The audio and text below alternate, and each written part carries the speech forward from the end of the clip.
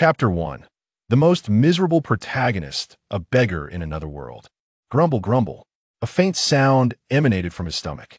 Yi Chunfeng felt as though he were on the brink of death. He had traversed to this Tianyuan continent for 3 days, yet throughout this time, he had not consumed a single grain of rice. Crouched in a dim corner, his tattered garments offered little protection against the biting chill. Hunger and cold gnawed at his body like 2 venomous serpents, relentlessly devouring him from within. God damn it, is this some kind of joke? Yi Chunfeng lamented, gazing at the empty bowl before him, his heart heavy with despair. Others who traverse to another world either become princes or prodigies. At the very least, they are wealthy heirs. Yet here I am, reduced to a beggar, on the verge of starvation. He sighed, feeling the weight of his misfortune. Not only had he crossed into another realm, but he had also assumed the identity of a destitute beggar, utterly devoid of resources, unable to even secure a morsel of food. With his current appearance, he was unlikely to find anyone willing to spare him a meal. To make matters worse, this beggar shared his name, Yi Chunfeng. What a disgraceful identity to possess in this foreign world. Well, it seems I'm destined for this fate. Perhaps it is a blessing to be liberated from this suffering soon. Yi Chunfeng chuckled bitterly, his mind wandering as he fantasized. Perhaps, after starving to death, I could traverse once more, reincarnating as the Supreme Celestial Emperor, surrounded by a harem of 3,000 celestial maidens, commanding 1,000,000 heavenly soldiers, and ruling over the world, omnipotent. At that time, I shall surely confront that wretched deity and demand an explanation for this cruel jest. Lost in thought, he suddenly spotted a noble woman ahead, cradling a child. The child held a steamed bun, which slipped from his grasp and fell with a thud, rolling a few paces before gathering a layer of dust. The child began to wail, and the noble woman glanced down, soothingly patting the child's head. "Don't worry, dear. That bun is dirty now. We'll buy you a new one shortly." With that, she turned and left without a second glance at the fallen bun. Yi Chunfeng's eyes widened at an untouched steamed bun. He scrambled forward, grabbing the bun without a thought for its cleanliness, ready to devour it. However, just as the bun was about to reach his lips, a sudden, sharp pain seized his wrist, as if it were clamped in a vice. "Ouch!"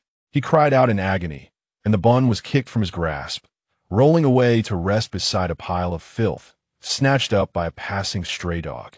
"Where did this filthy beggar come from, blocking my path?" boomed an arrogant voice from above. Yi Chunfeng winced in pain, managing to lift his head with great effort, only to find a burly, tattooed man looking down at him with disdain, flanked by several unruly youths who radiated malice. "Isn't that Zhang Long? Indeed, this fellow has quite the reputation for his ruthlessness. That beggar's in for a world of trouble. I heard he recently left a tofu vendor crippled. The poor soul is still bedridden." The surrounding onlookers murmured, casting sympathetic glances at Yi Chunfeng. Zhang Long, upon hearing their whispers, surveyed the crowd with satisfaction, silencing them with his mere presence.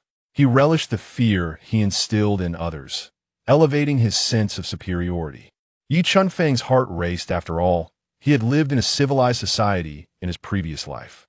While he had heard of such brutality, he had never experienced it firsthand. Suppressing the pain in his wrist, he cautiously attempted to crawl away, hoping to escape this perilous situation. Trying to flee? Not so fast. Zhang Long sneered, leading his entourage to encircle Yi Chunfeng, launching a barrage of punches and kicks. "Filthy beggar, you dare to obstruct my way. Ha! Look at him, cowering like a dog. Beat him to a pulp." As the thugs continued to assault him, their laughter echoed with contempt, reveling in their cruelty. Yi Chunfeng endured the onslaught, blood streaming from his wounds. Damn it! Yi Chunfeng, despite being a man of resilience, could hardly bear such humiliation and was poised to retaliate. Yet his frail beggar's body, weakened from days of starvation, faltered under the strain. As rage surged within him, he felt his consciousness fading before he could regain his footing. Darkness enveloped him, and he collapsed, succumbing to unconsciousness. "Is he really that weak? I barely even started." Zhang Long grumbled. "Yeah, I haven't even exerted myself yet. I was just warming up." His lackeys chimed in. "Bro Long, This filthy beggar seems to have lost all breath. What should we do? One of the lackeys probed, checking for a pulse before reporting back. Zhang Long frowned momentarily, then shrugged nonchalantly. It's no concern. A worthless beggar if he dies, so be it. Toss him into the nearby woods, no one will bat an eye. With that, he cast a disdainful glance at the onlookers, who had previously regarded Yi Chunfeng with pity. They now averted their gaze, hurrying about their business as if nothing had transpired. The lackeys swiftly hoisted Yi Chunfeng and discarded him like refuse into a secluded grove outside the town. Lying there in silence, the grass and dead leaves scattered over him, he appeared particularly forlorn. In his haze of unconsciousness, he faintly heard a cold, mechanical voice resonate in his mind. Detection of imminent death in the host. Activation of the combat power recovery system. Granting beginners gift pack. Restoration of physical condition. Yi Chunfeng's awareness gradually returned. System, you have finally arrived. He felt a surge of elation, akin to a drowning man grasping a lifeline. A warm current coursed through him, miraculously alleviating his pain and banishing the pangs of hunger that had tormented him for days. He tentatively moved his fingers, then formed a fist. His body moved with newfound ease, as if the prior afflictions had been nothing but a nightmare. Yet, amidst his joy, a flicker of confusion arose. A beginner's gift pack? Is this all? Others receive 10 draws or divine artifacts, or even become invincible upon their arrival. Yet I awaken just as am on the brink of death, and all I receive is a body restoration? How miserly! The system remains silent, offering no explanation. Ah, just another aloof system, Yi Chunfeng mused, dismissing his concerns. They were not of paramount importance. He quickly inquired, what functions do you possess? The system's cold voice echoed once more. 1. The host can view their quantified combat power. 2. Daily combat power increases by 1 cumulative compounded calculation. 3. Tasks can be issued, and completion yields additional rewards. Beginner reward period tasks will be revoked post-beginner period. 4. The host can observe others, quantifying their combat power and displaying it before them. 5. No cultivation allowed. For every 100 points of combat power, gain 1 year of lifespan. Chapter 2. Awakening the system and initiating tasks. Oh, Yi Chunfeng mused, feeling somewhat reassured after hearing the details, particularly with the second point. Though seemingly modest, the compounding effect could be formidable. As for the 5th point, now that I have a system, why bother with cultivation? He hastily checked his combat power. Host, Yi Chunfeng. Realm, mortal. Lifespan, 30 years. Combat power assessment, 5. What the hell? I only have 30 years to live. Just 5 points of combat power? Is this my fate? Yi Chunfeng couldn't help but scoff. Am I really destined to perish before I even reach my potential? However, upon reflection, it made sense. This frail body had barely consumed a few meals and was on the brink of collapse. Had it not been for the system restoring some of his damaged tissues, his lifespan and combat power would likely be even lower. At that moment, the system's voice chimed again. Ding. Task issued. Perform 100 push-ups and 100 squats. Reward, combat power 5. 100 push-ups and 100 squats. A reward of 5 combat power? Yi Chunfeng's eyes lit up. Incredible. With my current combat power at 5, this would effectively double it. Most importantly, combat power equates to lifespan. Without hesitation, he sprang into action. 1, 2, 3. Yi Chunfeng gritted his teeth, beads of sweat cascading down his forehead, splattering against the ground like shattered pearls. This body is incredibly feeble, he lamented inwardly. After just 3 push-ups, it felt as if he had run for miles. His arms trembled uncontrollably, and his legs felt as though they were leaden, each movement threatening to dislocate his joints. As he attempted the 4th push-up, he collapsed with a thud, face first into the dirt. Ugh, ugh, ugh. Yi Chunfeng spat out mouthfuls of soil, feeling utterly humiliated. Once upon a time, I was an athlete on Earth, training rigorously every day. 100 push-ups? I could do that in my sleep. And now, here I am, a once mighty dragon reduced to a mere dog, collapsing after just 3 push-ups.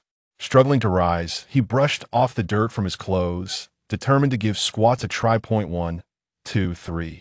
Although squats were somewhat less arduous than push-ups, After completing 10, Yi Chunfeng felt as though his legs had turned to noodles, soft and unsteady beneath him. Enough is enough. A wise man does not court immediate loss. I shall take a stroll first and explore the fourth function of the system. Yi Chunfeng mused to himself. After all, the system never insisted that I complete everything in one go. Slow and steady wins the race. As long as the green hills remain, there is no fear of firewood running out. With this thought in mind, Yi Chunfeng limped out of the woods, heading towards the town. He was eager to discover just how formidable the inhabitants of this world truly were, and what level his own 5 points of combat strength represented. Upon arriving in the town, he couldn't shake the memory of the ruffians who had previously knocked him unconscious. Just wait. Right now, I am a stranger in a foreign land, unfamiliar with this world. I'll bide my time and observe soon enough. You will reap the consequences of your actions. Deliberately, Yi Chunfeng avoided the street where he had been attacked before and took a different route. After all, having been beaten to a pulp previously, now appearing lively and unscathed would inevitably raise suspicions. A woman walked by, leading a child. Combat Strength Assessment 1. Combat Strength Assessment 4. Yi Chunfeng then turned his gaze to a burly man passing by. Combat Strength Assessment 8. An 8 that's somewhat impressive. Yi Chunfeng nodded, then glanced at a nearby woman selling vegetables. Combat Strength Assessment 6. What? I am actually weaker than a vegetable vendor? Yi Chunfeng felt as though he had been dealt a heavy blow. His 5 points of combat strength were truly pitiful. Next, he spotted a robust butcher, his presence exuding a sense of intimidation. Combat Strength Assessment 10. Goodness. This butcher possesses a combat strength of 10. This is the highest strength I have encountered thus far. Yi Chunfeng silently gasped, realizing just how feeble his own body was. However, he did not forget the system's task. As he observed the combat strength of passers-by, he seized every opportunity to perform push-ups and squats. 1, 2, 3. He completed 3 push-ups before collapsing back to the ground. Struggling to rise, he began his squats. 1, 2, 3. After 10, he felt his legs grow weak. This comical scene drew the attention of onlookers. What on earth is this beggar doing? Is he perhaps mad? Who knows? He probably starved himself silly. Haha, it's rather amusing. Naturally, Yi Chunfeng overheard their chatter, but he paid them no mind. He continued with his task while observing the combat strength of the crowd, gradually discerning a pattern. The average combat strength of adult men hovered around 68, while that of adult women ranged from 46. Those who appeared more robust tended to have higher strength, whereas children and the elderly generally exhibited lower levels, with none yet discovered exceeding 10. Thus, as Yi Chunfeng engaged in his tasks and observations, he unknowingly completed the assignment. Congratulations, host, for completing the task. Reward, Combat Strength 5.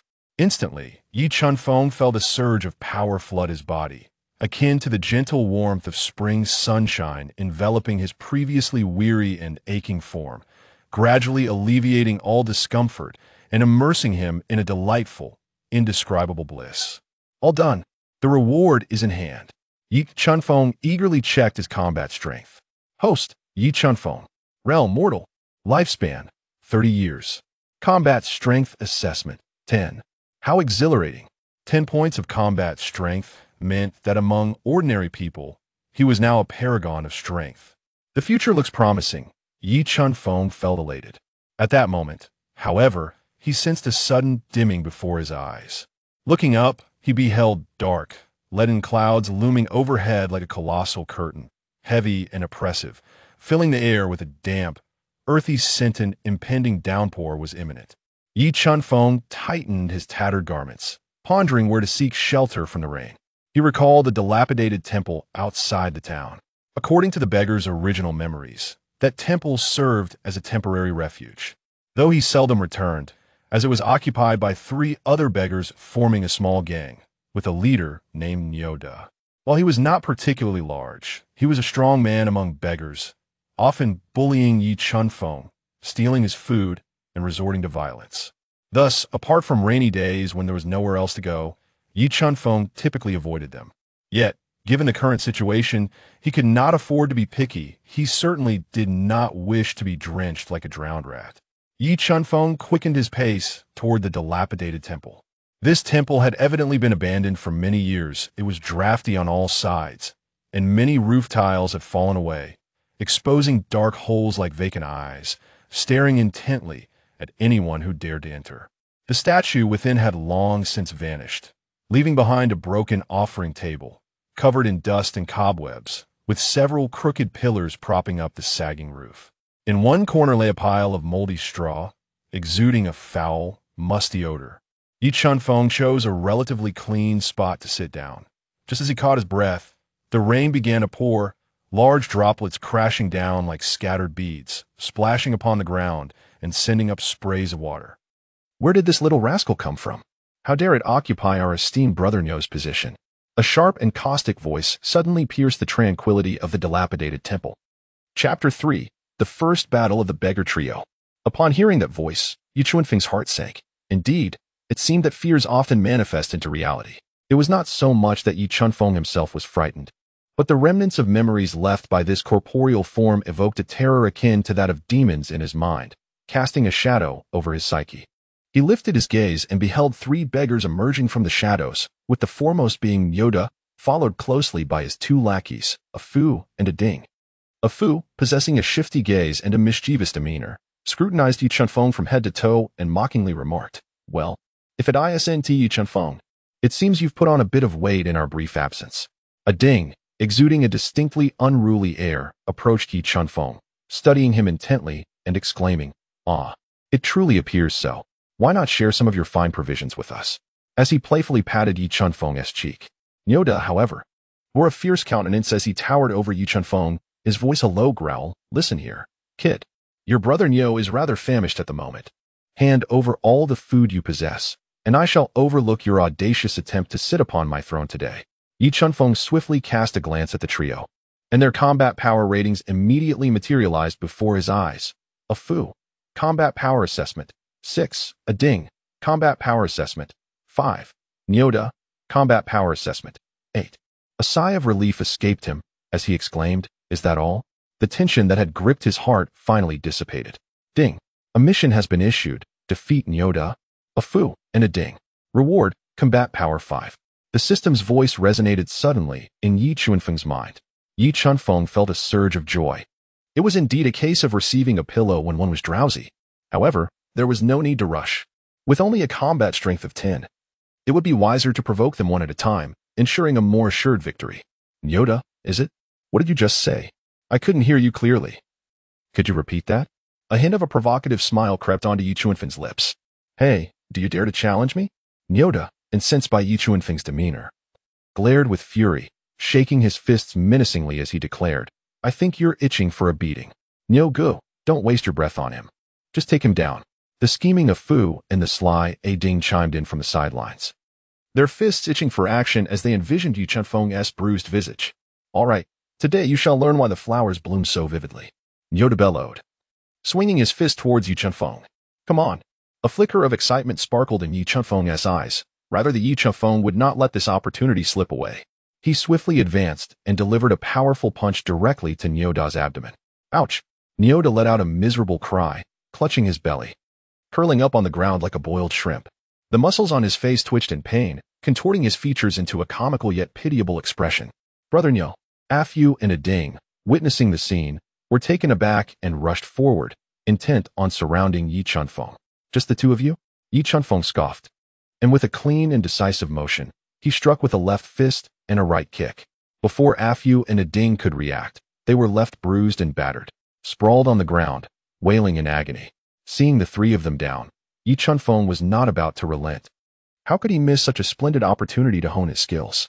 10 minutes later, the three lay on the ground, battered and helplessly moaning. Congratulations to the host for completing the task. Reward, combat power 5. The system's voice echoed once more. Yi Chunfeng felt a warm current surging throughout his body, instantly revitalizing his fatigued form with newfound strength. How delightful, Yi Chunfeng thought to himself as he hurriedly assessed his combat prowess. Host, Yi Chunfeng, realm, mortal, lifespan, 30 years. Combat power evaluation, 15. Alas, it hurts terribly. How did this lad suddenly become so formidable? Niu Gu, have we mistaken him for someone else? A Fu, a Ding. And Nyoda lay upon the ground, moaning in agony, their gazes towards Yi Chunfeng filled with dread. What happened? Just a moment ago, weren't you quite arrogant? Now, why are you all prostrate? Yi Chunfeng approached the trio, towering over them. Brother Yi, we were wrong. Please, show mercy and spare us this once. Nyoda, suppressing his pain, managed a feeble smile, attempting to placate him. Brother Yi, we shall never dare again. Just consider us as insignificant as a mere fart and let us go. A Fu and a Ding quickly joined in their pleas for mercy. Spare you? Certainly, but first, relinquish all the food you possess. I happen to be quite hungry. Yi Chunfeng rubbed his belly and spoke. What? Food? The three exchanged glances, their expressions betraying their discomfort. Brother Yi, we have nothing to eat. Nyoda lamented with a sorrowful face. Nothing to eat? Yi Chunfeng's eyes widened as he raised his hand, poised to strike. No, no, no. Brother Yi, please don't. Nyoda trembled in fear, hastily proclaiming, I just remembered, I have 2 buns. I will fetch them for you right away. With that, Nyoda struggled to his feet and made his way to a corner of the dilapidated temple, rummaging through a pile of debris until he retrieved a greasy paper bag. Upon opening it, 2 plump, white buns were revealed. Brother Yi, look. I pilfered these from the bun shop this morning while the owner was distracted. Nyoda eagerly presented the buns to Yi Chunfeng, his obsequiousness palpable. Yi Chunfeng took the steamed bun, slightly cooled yet still emanating an enticing aroma. Without hesitation, he took a generous bite. Delightful, he exclaimed, his words muffled as he chewed. What are you 2 dawdling for? Hurry and fetch me some water. Yes, yes, Brother Yi, we shall go at once. A Fu and a Ding, feeling as if they had been granted a reprieve, hastily scampered off to find water. Nyoda stood nearby, watching Yi Chunfeng devour the bun with great fervor, his heart aching, for this was the meager sustenance he had painstakingly pilfered. Before long, a Fu and a Ding returned, carefully balancing a cracked bowl that contained a small amount of rainwater. Brother Yi, here is your water, they said, cautiously extending the bowl towards him. Both of you should take a sip first, Yi Chunfeng instructed. Understanding his concern, the 2 quickly complied, taking a sip to assure him of its safety. Yi Chunfeng took the bowl, gulping down a few mouthfuls, and then passed it to Afu, saying, All right, I shall not hold today's matters against you. Thank you, Brother Yi. Thank you, Brother Yi. The 3 of them, feeling a wave of relief, hurried to the corner and huddled together. Yi Chunfeng, having feasted and quenched his thirst, felt an overwhelming sense of comfort enveloping him. He sought a cozy position and reclined on the ground, marveling at the beauty of life. Perhaps it was due to fatigue or the rare indulgence in such ease, but soon he drifted into slumber. In a nearby corner, Nyoda, a Fu, and a Ding concealed themselves. Brother Nyo, why does this fellow seem like a different person today? A Fu queried in a hushed tone. Indeed. He used to be so timid he wouldn't dare let out a sound, yet today he boldly engaged us, and remarkably so. A Ding concurred. How would I know? Nyoda replied curtly. Could it be he has consumed some miraculous elixir? A Ding speculated. Nonsense. Where would such an elixir come from? Nyoda shot a Ding a glare. I reckon this lad has merely stumbled upon a stroke of luck. Perhaps he has picked up a few tricks. Once he falls asleep, we shall take our chance, and I doubt he could turn the tides. Brother Nyo, is that really a good idea? What if he awakens? We could be in dire straits, a Fu hesitated. What is there to fear? He sleeps like a log, utterly defenseless. Nyoda declared fiercely, producing a stone in his hand. Yet I feel he appears even more robust than before, a Ding stammered. Upon closer inspection, Nyoda noticed indeed. Yi Chunfeng's physique was not overly bulky but exhibited a smooth definition, exuding strength. At this realization, Nyoda felt a fresh wave of discomfort, involuntarily dropping the stone he held. Brother Nyo, should you choose to confront him, we shall support you in spirit, believing in your capability. You can do it. A Fu and a Ding looked at Nyoda with unwavering eyes. I feel a bit drowsy. Perhaps I shall take a nap first. Nyoda abruptly changed the subject, turning to lay down. That night, the dilapidated temple was enveloped in silence, save for the sound of rain pattering against the roof and the gentle snores of the 3 men. Chapter 4. Encounter with Zhang Long's gang as dawn broke. The air was exceptionally fresh after the rain, and sunlight streamed through the cracks of the ruined temple, warming Yi Chunfeng's face. He stretched languidly, feeling invigorated, as every cell in his body brimmed with vitality. Ding.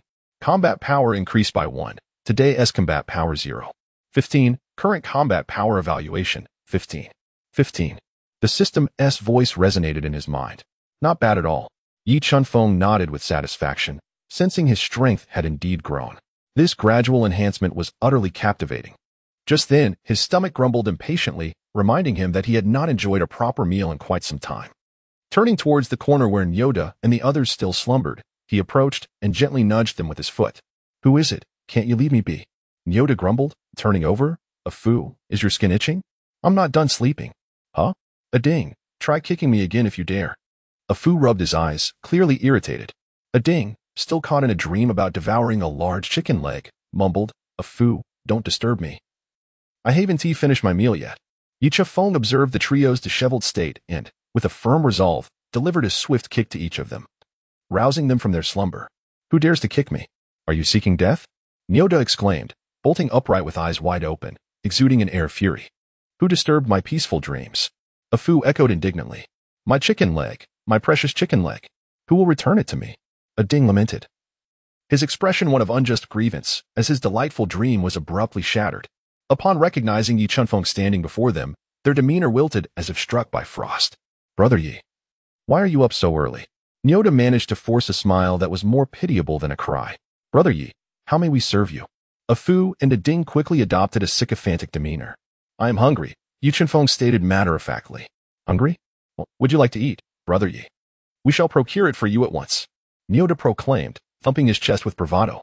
Yes, Brother Yi, just wait a moment. We will certainly find something delectable for you." A foo and a ding chimed in eagerly. "Then be swift, and do not keep me waiting too long." Yi Chunfeng waved his hand dismissively. The three, as if granted a reprieve, scrambled out of the dilapidated temple in a hasty retreat. "Yogo, do you think Yi Chunfeng has grown stronger since yesterday?" A foo whispered as they ran. "It seems so. I feel that his muscles have become even more pronounced." A ding concurred. Nyoda furrowed his brow, remaining silent. "Perhaps we should maintain our distance from him in the future. I do not wish to endure another beating." A foo confessed, still shaken by the memory. Indeed, that experience was far too unpleasant. A ding nodded vigorously in agreement. Yi Chunfeng's stomach grumbled in protest. Forget it. He might as well seek something to eat himself. Who knows if these three will return? He rose and exited the dilapidated temple, intending to find sustenance. As he stepped onto the street, the enticing aromas of various foods eagerly wafted into his nostrils.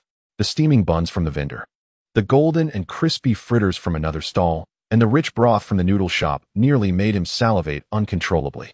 He patted his empty pockets and sighed, continuing onward. Suddenly, a cacophony of noise captured his attention. Yi Chunfeng turned her head and noticed that there was a crowd gathered, encircled in layers, as if something significant had occurred. Yi Chunfeng effortlessly squeezed into the crowd, for as a grimy beggar, he possessed an innate ability to elicit avoidance from others. It was none other than Zhang Long and his gang, seemingly tormenting another beggar. Ah, is that not Zhang Long's entourage?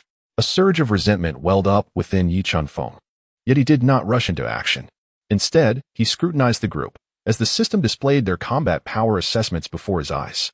Zhang Long's assessment stood at 10, while his four subordinates were rated at 8, 9, and 9, respectively. Goodness, Zhang Long indeed ranks among the elite of the crowd, which explains his brazen demeanor. Yi Chunfeng pondered. With their combined combat power nearing 50, he recognized the need for patience. He would teach them a lesson later, perhaps waiting until they were isolated to deal with them one by one. Yi Chunfeng silently observed the faces of several individuals, as the previous encounter had been too chaotic for him to recall clearly. However, amidst the throng, he recognized a familiar figure, Bai Shaoxing, the one who had been bullied.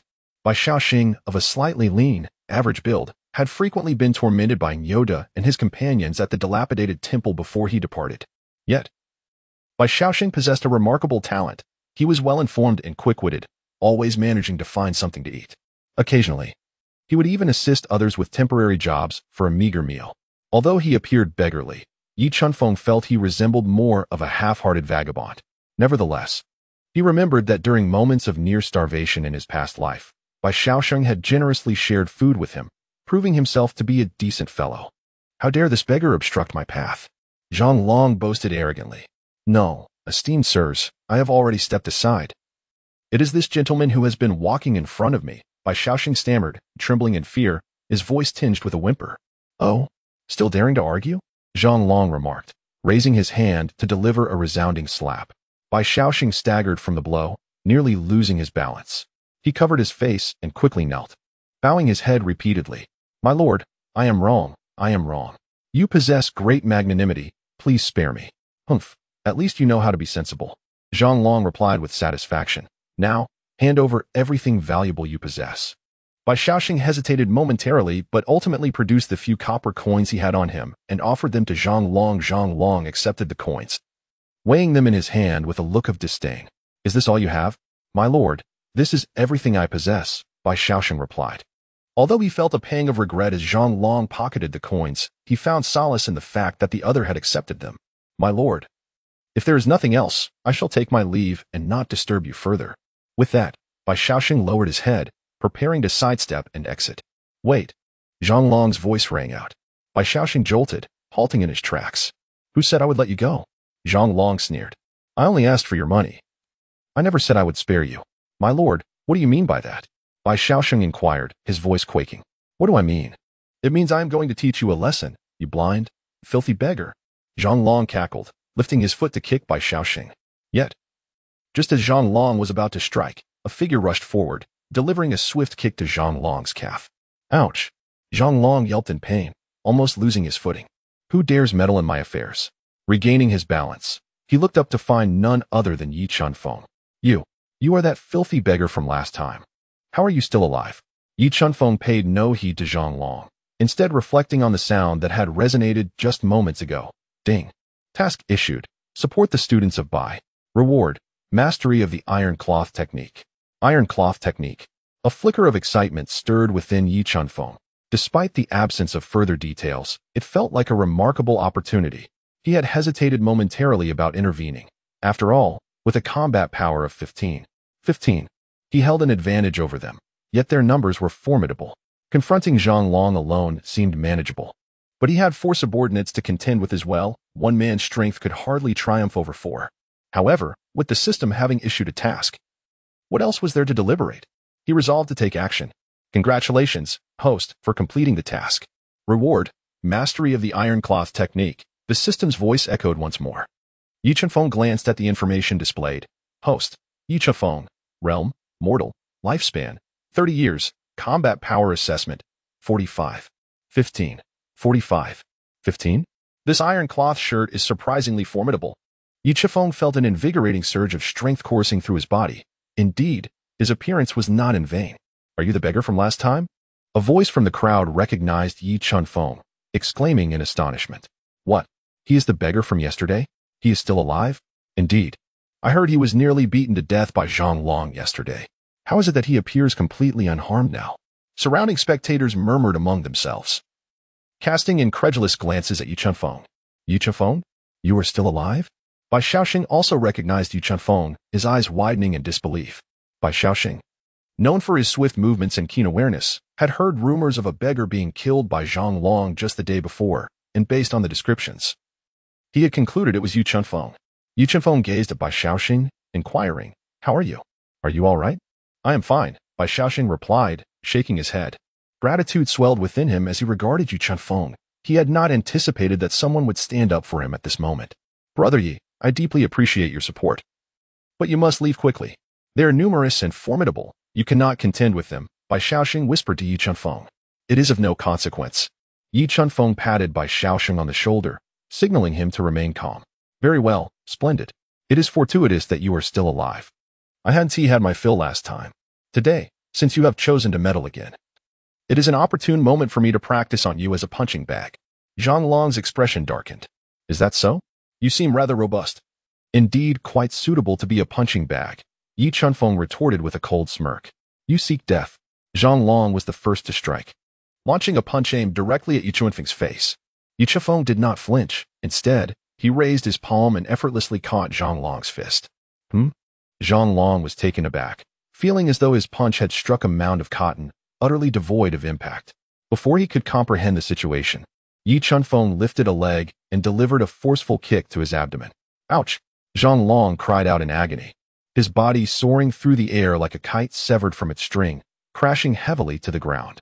He clutched his stomach, writhing in pain. Brother Long, the 4 subordinates, witnessing the scene, were taken aback and hastily lunged towards Yi Chunfeng. Yi Chefeng stood motionless, allowing the four assailants to rain blows upon him. How excruciating! Why is his body so impenetrable? What is happening? As they struck, the four men emitted anguished cries, their fists and feet swelling with pain. Yet Yi Chunfeng remained unfazed, standing there without even furrowing his brow. Is this the formidable power of the Iron Shirt? Truly impressive. A surge of delight filled Yi Chunfeng's heart, as he felt his body akin to steel, incredibly resilient. It is my turn now, Yi Chunfeng shouted, raising his fist to strike at the four. Thud, thud, thud, thud. After four resounding impacts, all four henchmen collapsed to the ground, clutching their heads and chests, wailing in agony. How is this possible? Zhang Long, lying on the ground, was utterly bewildered by the scene before him. How could the beggar he had pummeled mercilessly just yesterday now stand unscathed and suddenly so formidable? Who are you? Zhang Long gazed at Yi Chunfeng in terror. I am your grandfather, Yi Chunfeng replied with a slight smile. Zhang Long dared not retort, trembling all over. He scrambled to his feet and fled in haste. Brother Long, wait for us. His four subordinates scrambled after him in a panic. Bravo! Bravo! The gathered crowd began to cheer. They had never anticipated that Zhang Long would face such a downfall. He resembled a beaten dog. How amusing. This beggar is truly remarkable, managing to subdue Zhang Long and his gang. Indeed, Zhang Long appeared robust, and his subordinates were no slouches either, yet this beggar proved to be even more formidable. The onlookers had long endured Zhang Long's oppressive behavior, and witnessing his defeat brought them immense satisfaction. Hearing the commotion, Zhang Long's face twitched, his teeth clenched, as he dared not glance back to identify those who mocked him. He feared that turning around would result in Yi Chunfeng pursuing him relentlessly. As Zhang Long fled, he inadvertently dropped a small pouch of coins that slipped from his possession and fell to the ground. Yi Chunfeng was about to give chase when he suddenly heard a thud behind him. Turning around, he discovered Bai Xiaosheng had fallen to the ground. Chapter 6, Suspected Treasure. Zhang Long reports. Yi Chunfeng cautiously picked up the heavy purse that Zhang Long had dropped. He glanced at the departing figures, and then at the fallen Bai Xiaosheng behind him. Perhaps it was best to let them be for now. Acquiring a bit of money was not a loss. He then hoisted Bai Xiaosheng onto his back and made his way toward the dilapidated temple. Upon returning to the crumbling structure, he found that Nyoda and his companions had yet to return. Those three certainly had a knack for swift escape. Yi Chifeng pursed his lips and gently laid Bai Xiaosheng down on the ground. He scrutinized Bai Xiaosheng closely. After their earlier altercation, it seemed he had not sustained any significant injuries, so what could have caused him to suddenly faint? Moreover, given his adeptness at navigating the streets, it was unlikely that he had fainted from hunger. Yi Chifeng suddenly noticed blood seeping from the right side of Bai Xiaosheng's abdomen. He cautiously pulled aside Bai Xiaosheng's clothing, revealing a long, deep wound, which bore the marks of a hastily applied bandage. Yi Chunfeng meticulously examined the wound, noting that it did not appear to be inflicted by a blade, but rather seemed to be the result of a savage beast's attack.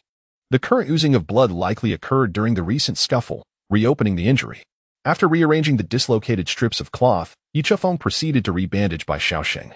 Once the bandaging was completed, a sudden growl emanated from his stomach, reminding him that he had not eaten a single grain of rice thus far. He reached into his money pouch, and a smile unconsciously crept upon his lips. What a reassuring sensation this was. Upon opening it, he found a surprising sum of 12 silver coins and 56 copper coins. My goodness, I've struck gold. Yi Chunfeng's eyes widened in disbelief. It is worth noting that in this world, 1 gold coin equals 100 silver coins, and 1 silver coin equals 100 copper coins. A single bun costs merely 1 copper coin, and a bowl of noodles is but 10 copper coins. This fortune was nothing short of astronomical for him. He could not help but curse the tyrant Zhang Long for his nefarious deeds, yet a thought crossed his mind. Ah, this fortuitous turn of events benefits me splendidly. It seems I shall have to extend my hospitality toward these ruffians and bandits in the future, for this is far more expedient than earning money through toil. Ahem, ahem. Let it be known that this is not laziness, nor is it mere opportunism. Rather, I am redistributing wealth for the greater good, acting on behalf of the people, and upholding justice. The more Yi Chunfeng pondered, the more he envisioned a radiant path to prosperity shimmering before him. Yi Chunfeng hummed a cheerful tune as he exited the dilapidated temple, making his way towards the most fragrant noodle shop he had just caught a whiff of along the road. Waiter, a large bowl of beef noodles, please, Yi Chunfeng declared boldly as he plopped down onto a stool. Certainly, esteemed guest. Please hold on for a moment. The waiter promptly replied, and before long, A steaming bowl of beef noodles was brought to his table. Yu Chunfeng, without uttering a word, seized the chopsticks and began to indulge in the meal.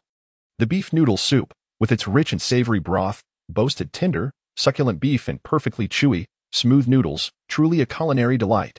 Yu Chunfeng consumed his meal with remarkable speed, leaving not a drop of soup behind. How delightful! After savoring his feast, he let out a contented burp, patting his round belly, utterly satisfied. The sensation of wealth is truly splendid. Yu Chunfeng sighed as he set out to purchase some food and healing medicine, intending to bring them back to Bai Shaoxing.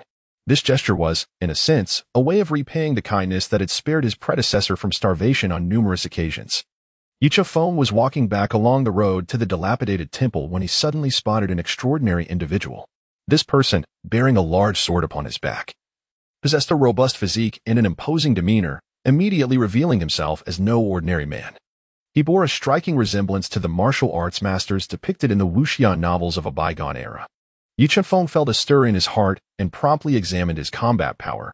Combat power assessment. 15. A remarkable 15 points of combat power. This is the first individual I have encountered, aside from myself, whose strength exceeds 10. Yu Chunfeng couldn't help but be astonished.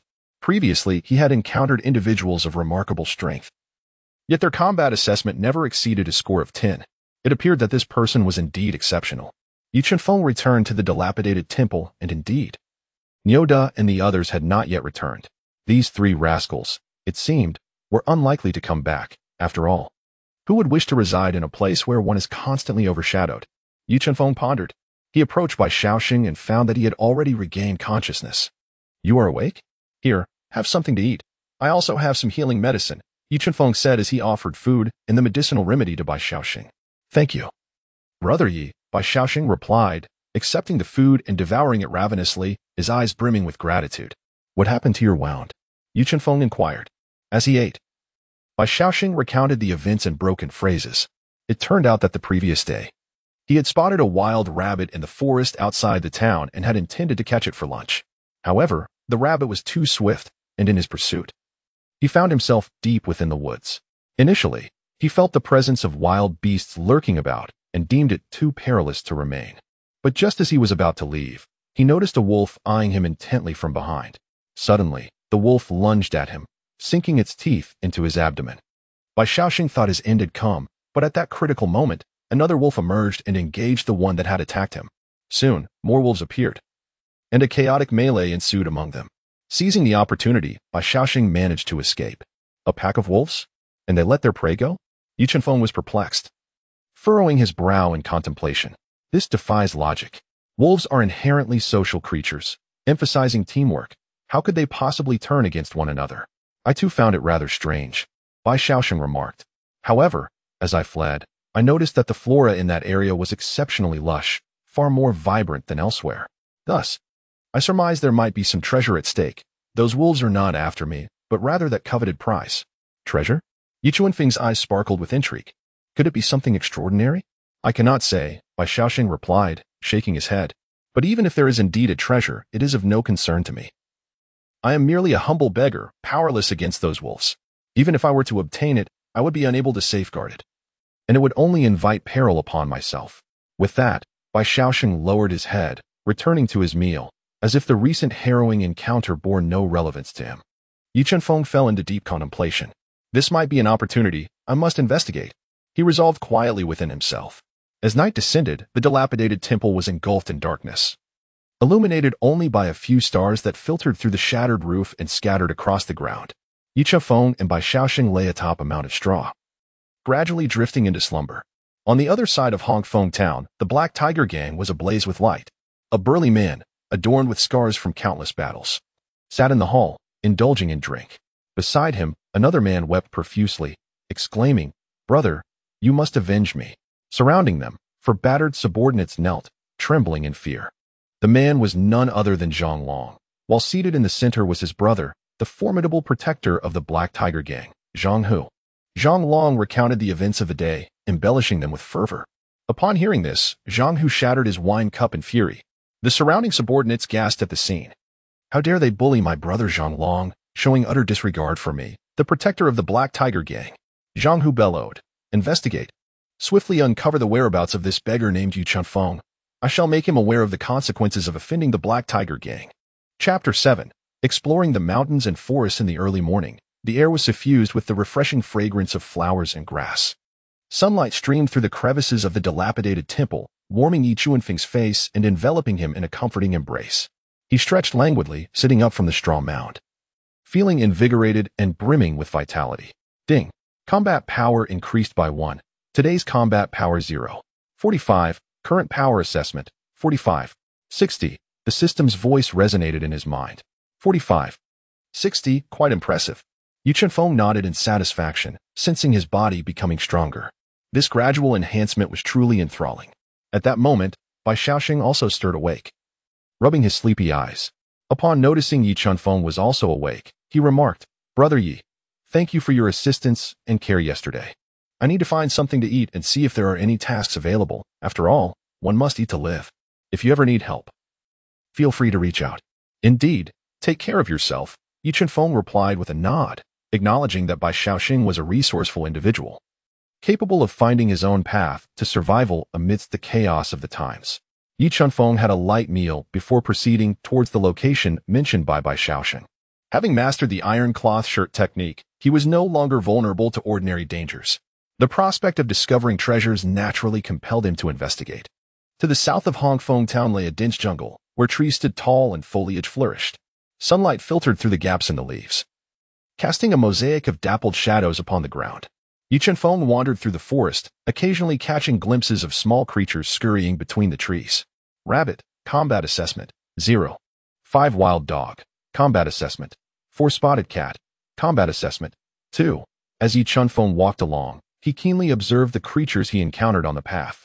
These small beings possessed little combat power. For many ordinary adults, they were merely targets for hunting or domestication, posing little threat to humanity. After traversing through dense woods, Yi Chuanfeng was finally met with a pungent scent of blood. Following the odor, he arrived at the foot of a small hill. Before him lay a gruesome scene, with the carcasses of numerous wolves strewn across the ground, their blood staining the earth, creating an exceedingly tragic tableau. At the base of the hill, before a cave, 3 wolves stood facing each other, baring their teeth and emitting low growls, the air thick with tension. To Yi Chuanfeng's astonishment, he noticed an egg nestled within the cave behind the trio of wolves. This egg was as large as a watermelon, radiating a vibrant red hue, its surface adorned with peculiar patterns that faintly glimmered with an ethereal light, unmistakably a treasure of extraordinary value. Just then, the system's voice resonated. Ding. Task issued. Obtain the beast egg. Reward. Storage space. A beast egg? This implied it contained the offspring of a mythical creature. Storage space? A means to store items at will. Such treasures were indeed remarkable. Yi Chuanfeng's eyes sparkled with excitement. This was an opportunity he could not afford to miss. Yi Chuanfeng stood behind the tree, gazing at the 3 wild wolves. The combat assessments of the wolves were vividly displayed before him. 23, 25, and 26. Quite good. Not excessively high, yet stronger than the average human. Any ordinary person ensnared in their midst would undoubtedly meet a grim fate. Yi Chuanfeng had secretly devised a plan in his mind. He quietly concealed himself behind a large tree, continuing his observation. The confrontation among the 3 wild wolves had escalated to a fever pitch, with one wolf launching a sudden attack, pouncing fiercely upon the other 2. Instantly, the 3 wolves were entangled in a savage melee, claws clashing, fur flying, and blood spilling, a scene of utter carnage. Minutes later, the wolves, panting heavily, paused to regard one another. One wolf, taking advantage of the brief lull, retreated slightly to catch its breath, preparing to re-engage in the standoff. At that moment, a figure suddenly leapt from behind the tree, swiftly overpowering the retreating wolf and pinning it to the ground, grasping its neck with an iron grip. The wolf struggled desperately, attempting to resist, but the assailant possessed astonishing strength, rendering the wolf unable to escape. It tried to snap its jaws, yet found its throat firmly constrained against the earth, leaving it helpless to bite. The assailant was none other than Yi Chuanfeng, his gaze icy and resolute, as he coiled his right fist, bringing it down with force upon the wolf's head. With a mournful howl, the wolf's head tilted and fell silent. The other 2 wolves, alerted by the commotion, turned to witness their erstwhile adversary now lifeless on the ground, and they emitted low, menacing growls filled with trepidation. Their eyes glinted with wariness as they fixated on Yi Chuanfeng, seemingly recognizing that this individual was formidable. After exchanging a glance, the two wolves subtly nodded, as if reaching a silent accord. Are they planning to join forces against me? Yi Chunfeng thought, a cold smile creeping across his face. Undaunted, he surged forward, targeting the wolf on the left, which was panting more rapidly and emitted a weaker sound, leading him to conclude that it would be the easier opponent to subdue. While neither wolf posed a significant threat to him, he understood that in the wild, anything could unfold. Hence, he adhered to his principle of employing the best strategy in combat, never underestimating any adversary. Yi Chunfeng, with a lithe physique and agile movements, propelled himself forward with a powerful push of his legs, seamlessly gliding along the grass. His right hand descended before he forcefully swung it forward. The wild wolf, sensing impending doom, attempted to evade, but Yi Chunfeng's speed was simply too formidable, and the wolf, weary from exertion, could only hear a resounding thud. His fist struck the wolf squarely in the abdomen, sending it hurtling through the air. A heart-wrenching howl escaped the wolf as it crashed to the ground, struggling briefly before falling silent. Meanwhile, another wolf had already lunged at Yi Chunfeng during the initial strike, as the first wolf was dispatched. It sank its teeth into Yi Chunfeng's arm. A sharp crack echoed as the wolf's teeth shattered upon contact. The creature's eyes widened in disbelief, pondering what it had bitten into. Was this truly a human arm? Yi Chunfeng turned his head, revealing a benevolent smile, which, to the wild wolf, appeared akin to a demon emerging from the abyss. It suddenly felt the urge to flee, yet its legs turned to jelly, rendering it immobile, and even its tail drooped, caught between its legs. Yi Chunfeng did not hesitate in the slightest. He stepped forward and delivered a decisive blow, ending the creature's life. He let out a sigh of relief, gazing down at the lifeless bodies of the three wolves, a surge of exhilaration coursing through him. Although it had required little effort, such a confrontation was an unfamiliar experience for Yi Chunfeng, causing his heart to race slightly. Yi Chunfeng wiped the non-existent sweat from his forehead and stepped into the cave. He held the beast egg in his hand, examining it meticulously. He tapped it lightly and listened attentively, yet no clarity emerged. What manner of beast's egg could this be? Yi Chunfeng pondered, dismissing his curiosity for the moment. He decided to store it away for later contemplation. With a mere thought, the beast egg vanished from his grasp and appeared within a storage space. Although the storage space was modest, approximately 10 cubic meters, it was more than sufficient to accommodate the beast egg. Yi Chunfeng gazed at it, choosing to set it aside for further study at a later time. Chapter 8. Wolf Skin for Silver. Under currents afloat in the depths of the mountains, the night was as dark as ink, illuminated only by a stubborn campfire crackling defiantly. The firelight danced across Yi Chunfeng's face, accentuating the oil-stained features with vividness. He did not rush back to the dilapidated temple. Instead, he indulged in a unique outdoor feast. Thick branches held skewers of freshly cut wolf meat, sizzling and spitting over the flames, golden fat dripping into the fire and sending sparks flying into the night. The enticing aroma wafted through the tranquil evening air. This was indeed fresh wolf meat. How often does one have the chance to savor such a delicacy? To pass up this opportunity would be a disservice. Yi Chunfeng turned the skewers of roasted meat, the wolf meat gradually transforming to a golden hue, crisp on the outside yet tender within, exuding a rich and savory aroma. Yi Chunfeng eagerly seized a skewer and took a hearty bite. The flavor was exquisite. The wolf meat was incredibly chewy, imbued with a hint of wildness. Although devoid of various seasonings, this pure and unadulterated taste possessed its own unique charm. A sprinkle of cumin and chili powder would have elevated it even further. As Yi Chunfeng savored the morsels, memories of barbecues from a past life flooded back, evoking a sense of nostalgia. Meanwhile, within the opulent residence of the Black Tiger Gang in Hongfeng Town, the atmosphere was thick with tension despite the bright lights. In the center of the hall sat a robust man, his body marred by numerous scars, occupying the Grand Master's chair. His countenance was grim, exuding an aura of intimidation that sent shivers down spines. He was none other than Zhang Hu, the chief protector of the Black Tiger Gang. Have you yet to ascertain Yi Chunfeng's whereabouts? He inquired in a low, gravelly voice, each word seeming to be forced through clenched teeth, resonating with an unassailable authority. Reporting to the chief protector, we have not yet located him. It is as though Yi Chunfeng has vanished into thin air. We have scoured every street and alley where he is usually seen, and we have inquired far and wide, yet there is no news of him, a subordinate replied, trembling with fear, beads of perspiration dotting his forehead and glistening under the illumination.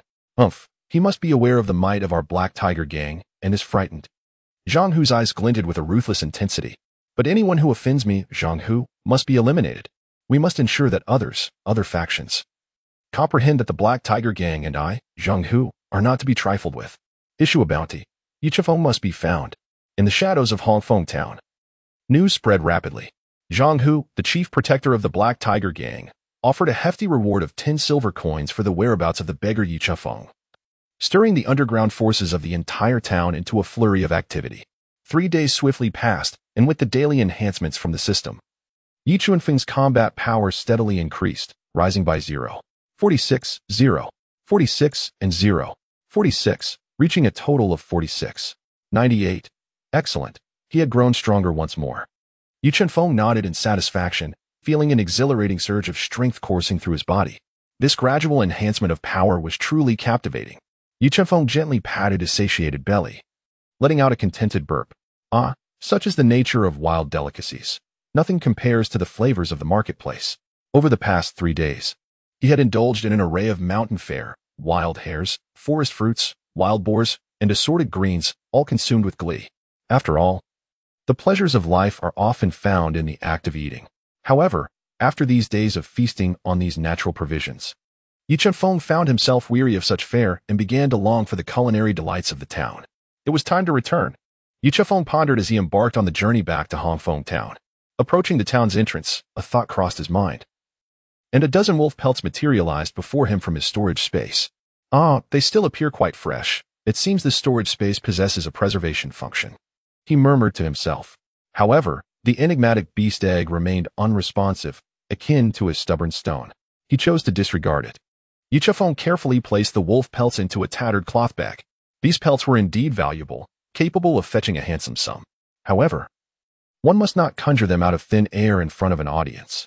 Who knows what individuals in this world possess treasures of spatial storage? Should such a rare item be revealed recklessly, it could invite calamity and covetousness. With a system at his disposal, survival was paramount. As for the ragged bag, it was merely an accessory typical of a beggar. Do you buy wolf pelts? Yi Chifeng inquired loudly as he halted before the largest leather goods shop in Hongfeng town. Indeed, replied the shopkeeper, engrossed in his work, his head bowed, merely casting a glance in Yi Chifeng's direction. Having worked in this trade for decades, he was acutely aware of the clientele and their wares. Though the man before him appeared robust, his shabby attire suggested he was not likely to possess anything of value. It seemed probable that he had merely chanced upon a dying wolf, or perhaps had even scavenged the remains of one long deceased. How much for these? Yi Chifeng asked, placing the tattered bag upon the counter. A dozen fresh wolf pelts were revealed before the shopkeeper. Initially indifferent, the shopkeeper's demeanor shifted dramatically upon a cursory glance at the pelts. His eyes widened in astonishment, as if he had encountered something extraordinary. The pelts lay pristine upon the counter, their fur glossy and the leather supple, unmistakably of superior quality. They appeared as if they had just been stripped from their source. Remarkably fresh. What is this? The shopkeeper's attitude underwent a complete transformation. He hurriedly set aside his work and stood, his face beaming with enthusiasm. Esteemed guest, the quality of these wolf pelts is simply exquisite. Come, let us discuss this further inside. The shopkeeper warmly ushered Yi Chifeng into the inner sanctum of the shop. Offering tea and engaging in polite conversation, his demeanor exceedingly respectful. After a round of haggling, Yi Chifeng ultimately sold the pelts for 50 silver coins. Esteemed guest, should you acquire more such fine goods in the future, do not hesitate to return to me, the shopkeeper remarked as he personally escorted Yi Chifeng to the door, his invitation laden with warmth. Certainly, certainly, Yi Chifeng replied amicably. Yi Chifeng responded with a smile and turned to leave the first shop. He ventured onto the street, purchasing some food before heading towards the dilapidated temple. However, Yi Chifeng remained oblivious to the fact that, as he exited the first shop, 3 shadowy figures stealthily trailed behind him. Upon confirming the direction in which Yi Chifeng had departed, the 3 exchanged glances. One of them revealed a sinister grin. Subsequently, they nodded in agreement and vanished into the bustling crowd. Chapter 9, Bloodshed at the Ruined Temple. As the sun dipped below the horizon, its fading light cast a warm glow upon the crumbling walls of the ruined temple, adorning the desolate structure with a gilded sheen. Yi Chifeng had just satisfied his hunger and was delightfully savoring the rare tranquility. The evening glow spread across the horizon like a magnificent tapestry, vibrant and resplendent. A gentle breeze stirred, causing a few withered yellow leaves to twirl and descend, further enhancing the melancholic ambience. If life could continue in this manner, It would indeed be splendid. Yi Chunfeng mused to himself, residing in this dilapidated temple in Hongfeng town, hunting and trading for a living, enduring for decades or even centuries, would surely lead to a rise in his strength, a most delightful prospect. However, a sudden flurry of footsteps shattered his reverie. "Brother Hu, right here," a familiar voice called out. At the entrance of the crumbling temple, a group of over a dozen individuals clad in dark coats strode in with an imposing presence. Leading them was a robust man whose aura instilled fear. Trailing behind him were more than 10 others, among whom Yi Chunfeng recognized 4. One of whom was the notorious street bully, Zhang Long. The other 3 appeared disheveled and shabby, standing in stark contrast to the rest, Nyoda, a Fu, and a Ding. "Here he is, Brother Hu." Nyoda bowed slightly, introducing Yi Chunfeng to Zhang Hu. "Brother, that's the one who attacked me that day," Zhang Long chimed in, pointing at Yi Chunfeng with a fierce glare. Instantly, the gazes of a dozen individuals fixated on Yi Chunfeng, making him feel somewhat uncomfortable under their scrutiny. Zhang Hu appraised Yi Chunfeng from head to toe, noting his ragged attire and destitute appearance, which offered little indication of any exceptional qualities. Yi Chunfeng scrutinized Zhang Hu. A man of considerable stature, his body marked by an array of scars, his gaze intense, embodying a formidable presence. Most notably, Yi Chunfeng noted that his combat power was assessed at a staggering 30, marking him as the most powerful adversary Yi had ever encountered. "So, you are indeed Yi Chunfeng." Zhang Hu initiated, his voice resonating with authority. "Gentlemen, what brings you here?" Yi Chunfeng responded with a smile. "In this world of martial arts, harmony is paramount. You are the one who injured my brother, aren't you? What do you propose we do about it?" Zhang Hu's tone remained deep and menacing. "I believe there must be some misunderstanding." Yi Chunfeng maintained his smile. After all, the martial world is not merely about violence. Who knows, having slain a Zhang Long, one might encounter a Zhang Hu next, and after Zhang Hu, could there be a Zhang Bao lurking? At this moment, the system's voice unexpectedly chimed. "Ding. Mission unlocked. Defeat Zhang Hu. Reward, combat power, 30. Indeed, it is I who shall strike," Yi Chunfeng proclaimed, standing tall and resolute. "You filthy beggar. Do you even know who my brother is?" Zhang Long leaped forward, hurling insults at Yi Chunfeng. "My elder brother is one of the 4 guardians of the Black Tiger Gang, a martial arts prodigy of unparalleled skill. You should swiftly kneel and beg for mercy. Serve me like a beast of burden, and perhaps I shall show some mercy, sparing you with merely the loss of an arm and a leg, leaving you a mere shadow of your former self." "Oh, your words inspire an idea of my own." Yi Chunfeng's lips curled into a slight smile. "If you come forward now to bow and admit your mistakes, I might consider allowing you to serve as a eunuch. Sparing your life is a mere dog to serve me. What do you say?" "You." Zhang Long was left speechless, choked by the audacity of the statement. "What gall!" Zhang Hu roared. "Seize him. Slay him." A dozen members of the Black Tiger Gang surged forward, armed with knives and clubs. Yi Chunfeng's figure flickered, weaving through the throngs like a wraith, employing fists, palms, and legs in a harmonious dance of combat, each strike imbued with tremendous force. A chorus of anguished cries reverberated as the henchmen were sent sprawling, crashing to the ground in a cacophony of lament. Quite intriguing indeed. Zhang Hu, witnessing this spectacle, felt a flicker of astonishment. It seemed he had underestimated his opponent. "Stand aside," Zhang Hu bellowed, drawing forth the formidable blade at his waist. As a gust of wind surged beneath his feet, propelling him forward with a fierce howl, charging at Yi Chunfeng with unbridled ferocity. Yi Chunfeng sidestepped, executing a swift sidekick aimed at Zhang Hu's waist. Zhang Hu raised his leg to defend, resulting in a resounding impact. A sharp pain surged through his leg, and he staggered backward a few steps. Such formidable strength. Zhang Hu marveled inwardly, realizing that this young man possessed genuine skill. It was time for him to experience my Gale Blade technique. With a thunderous roar, Zhang Hu brandished his large blade, which sliced through the air with ferocity. The shimmering blade illuminated the surroundings, and the fallen leaves on the ground were swept up as if caught in a whirlwind encircling the weapon. With a powerful sweep of his hand, the blade flashed past at an astonishing speed, leaving onlookers in awe. Yi Chunfeng was caught off guard and suffered a direct blow, his shoulder garment torn open by a blade. "Aha! Under my tempestuous blade technique, only the souls of the departed remain, not the living." Zhang Hu laughed triumphantly, exclaiming, "To perish beneath my ultimate skill is indeed a stroke of fortune for you." Zhang Long and Nyoda echoed his applause, as though they could already envision Yi Chunfeng's dismal fate. However, in the next moment, their smiles froze upon their faces. for Zhang Hu's formidable blade could not penetrate Yi Chuanfeng's skin even a fraction. Indeed, quite impressive. You managed to leave a white mark on me. And it even stings a bit, Yi Chuanfeng remarked with a serious expression as he turned to face Zhang Hu. The latter was nearly driven to the brink of fury, nearly spitting blood at the thought that his signature move had merely left a pale imprint on his opponent. Brother, what are you doing? Put some force into it. Split him in two, Zhang Long shouted from behind. Upon hearing this, Zhang Hu felt an overwhelming urge to rush over and slay this fool, thinking, do I not wish to strike? It is simply that I cannot. Well then, I've played enough. It is time to conclude this, Yi Chuanfeng declared suddenly. He grasped Zhang Hu's large blade firmly, and with a powerful grip, Zhang Hu felt an ominous sensation as he attempted to withdraw the weapon, only to find himself utterly immobilized. Seizing the opportunity, Yi Chuanfeng delivered a palm strike to Zhang Hu's chest, causing Zhang Hu to lose his grip on the hilt, sending him flying backward like a kite severed from its string, blood gushing from his mouth. Yi Chuanfeng turned the large blade he held, grasping the hilt firmly, and with a gentle flick, a glint of cold light flashed, piercing directly into Zhang Hu's chest. Zhang Hu fell lifeless. Zhang Long and Yoda, along with the others, stood in stunned silence, their eyes wide and mouths agape, frozen in disbelief. The gang members sprawled on the ground shared their incredulity, unable to fathom that the typically domineering and bloodthirsty Zhang, who could be so dramatically and effortlessly dispatched by Yi Chuanfeng. Zhang Long and Yoda were paralyzed with terror, their legs buckling beneath them as they knelt in supplication, pleading for mercy.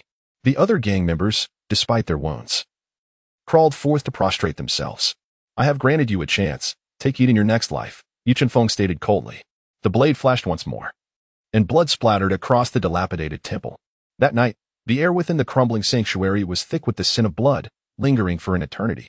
Chapter 10. The Black Tiger Gang. The following day, sunlight filtered through the crevices of the ruined temple, casting its glow upon Yi Chuanfeng's face. He stretched languidly.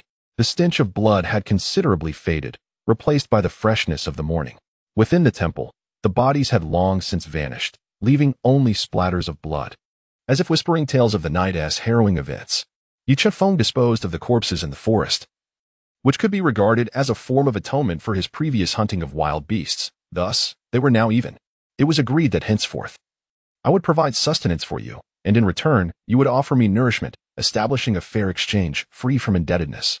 After mentally signing a treaty of mutual assistance and equality with the beasts, Yi Chuanfeng returned to the town, having successfully completed the task of defeating Zhang Hu yesterday. Yi Chuanfeng's combat strength increased by 30, reaching a total of 76. 98. Today, he gained an additional 77 in combat strength, bringing his total to 77. 75. In high spirits, he embarked on a new day. Yi Chuanfeng resolved to procure a new attire in town, for perpetually donning tattered garments was hardly befitting his status. Now, he could be regarded as a modestly wealthy individual, possessing a handful of silver coins, and he certainly did not wish to be looked down upon. Upon arriving at a clothing shop, Yi Chuanfeng adorned himself in a brand new azure robe. Gazing into the copper mirror, he found himself rather presentable, exuding an air of distinction. Madam, what do you think of my ensemble? He inquired. The shopkeeper appraised him from head to toe, her eyes sparkling with delight. Oh, young sir, you truly possess an eye for quality. Observe the upper garment. This robe complements your gentle demeanor splendidly. The intricate embroidery along the collar and cuffs enhances your graceful presence, making you appear as though you have stepped forth from a painting, a true gentleman of refinement. Now, regarding the trousers, the tailored fit accentuates your tall stature, allowing you to stride with an effortless charm, reminiscent of an ethereal being descending from the clouds. The overall impression is one of remarkable poise. You resemble a dashing figure from the realms of art. Her praises flowed freely for nearly half an hour. All right, that's enough. I prefer to keep a low profile. I aspire to be a quietly handsome man. Subsequently, Yi Chuanfeng purchased the attire for a total of 20 copper coins. With his new garments, he felt an invigorating handsomeness, prompting him to consider that residing in a dilapidated temple was no longer suitable. Instead, he contemplated acquiring a home to indulge in a life of modest luxury. With a heart full of hope, Yi Chuanfeng arrived at the real estate exchange. However, not long after, he emerged from the exchange, his earlier smile replaced by a look of dejection. To his astonishment, he discovered that a humble abode was priced at dozens of gold coins, amounting to thousands of silver coins. He had not anticipated that properties in this alternate world would be so exorbitantly priced.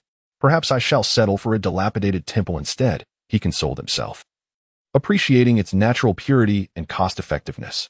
He then purchased a broom and tidied up both the interior and exterior of the temple, washing away any traces of blood. Now, this feels somewhat like home. 3 days later, in Hongfeng town, there stood a place imbued with an atmosphere of authority and menace. A magnificent structure loomed. Built from immense stones, its surface rugged, as if etched by the passage of time. The entrance towered over 2 zhong, crafted from robust ironwood, adorned with fearsome bronze rings shaped like beast heads, glinting coldly in the sunlight. The surrounding walls extended for several zhong, their sharp edges resembling the fangs of a ferocious beast, exuding an air of vigilance. This was the headquarters of the Black Tiger Gang. At that moment, within the grand hall of the headquarters, flames blazed brightly, illuminating the space as if it were daylight. The walls were adorned with an array of weapons, including swords and bows, their cold gleam revealing a palpable aura of intimidation. The gang leader, Li Heihu, sat regally at the head of the hall, towering at 8 feet with a robust physique. His face bore distinct, rugged features that radiated an innate ferocity and dominance. Thick eyebrows slanted into his temples, and his piercing eyes seemed capable of perceiving all truths. Flanking him were 2 maidens, their beauty striking and figures graceful, with long hair cascading down and clad in delicate garments. Yet, their expressions were inscrutable, leaving one to ponder whether they were content or distressed, whether they had come of their own volition or by coercion. At the foot of the hall stood the protectors, Zhou Kuang, the great protector Sun Ming, and the great protector Zhao Xiao, all present. Where is the great protector Zhang Hu? Li Heihu inquired, his brow furrowing with concern. Why has he not yet arrived? Reporting to the leader, Zhou Kuang stepped forward. Zhang Hu ventured out 3 nights ago with a dozen subordinates, and it appears he has yet to return. Oh, what could have delayed him for so long? Could he have encountered a skirmish with another gang? Li Heihu's frown deepened. No, Sun Ming interjected. It is said that a beggar had bullied his brother, Zhang Long, prompting Zhang Hu to pursue him. Perhaps the beggar is well hidden or has fled far away, necessitating time for the search. Hearing this, Li Heihu's expression softened slightly. A great protector was a vital asset to the gang. Losing such strength would be a significant blow. If the matter was merely to apprehend a beggar, it should entail little danger. He understood Zhang Hu's character well. He was fiercely protective of his own. Very well, let us proceed with the meeting and discuss recent matters. 3 days later, Li Heihu summoned another meeting of the gang. Leader, why are we convening again after only 3 days? One subordinate queried, puzzled. Zhang Hu may be in trouble. Li Heihu replied, his tone grave. This revelation sparked an uproar among the gathered members. What? Zhang Hu is in peril? That cannot be. He is one of the 4 great protectors. What exactly transpired? Li Heihu slammed his hand on the table, commanding attention. Silence. The hall fell instantly quiet. Zhou Kuang, Sun Ming, Zhao Xiao stepped forward. The 3 complied, at your command. You 3 shall lead the charge to ascertain Zhang Hu's whereabouts. I want him alive, or his corpse in sight. Yes.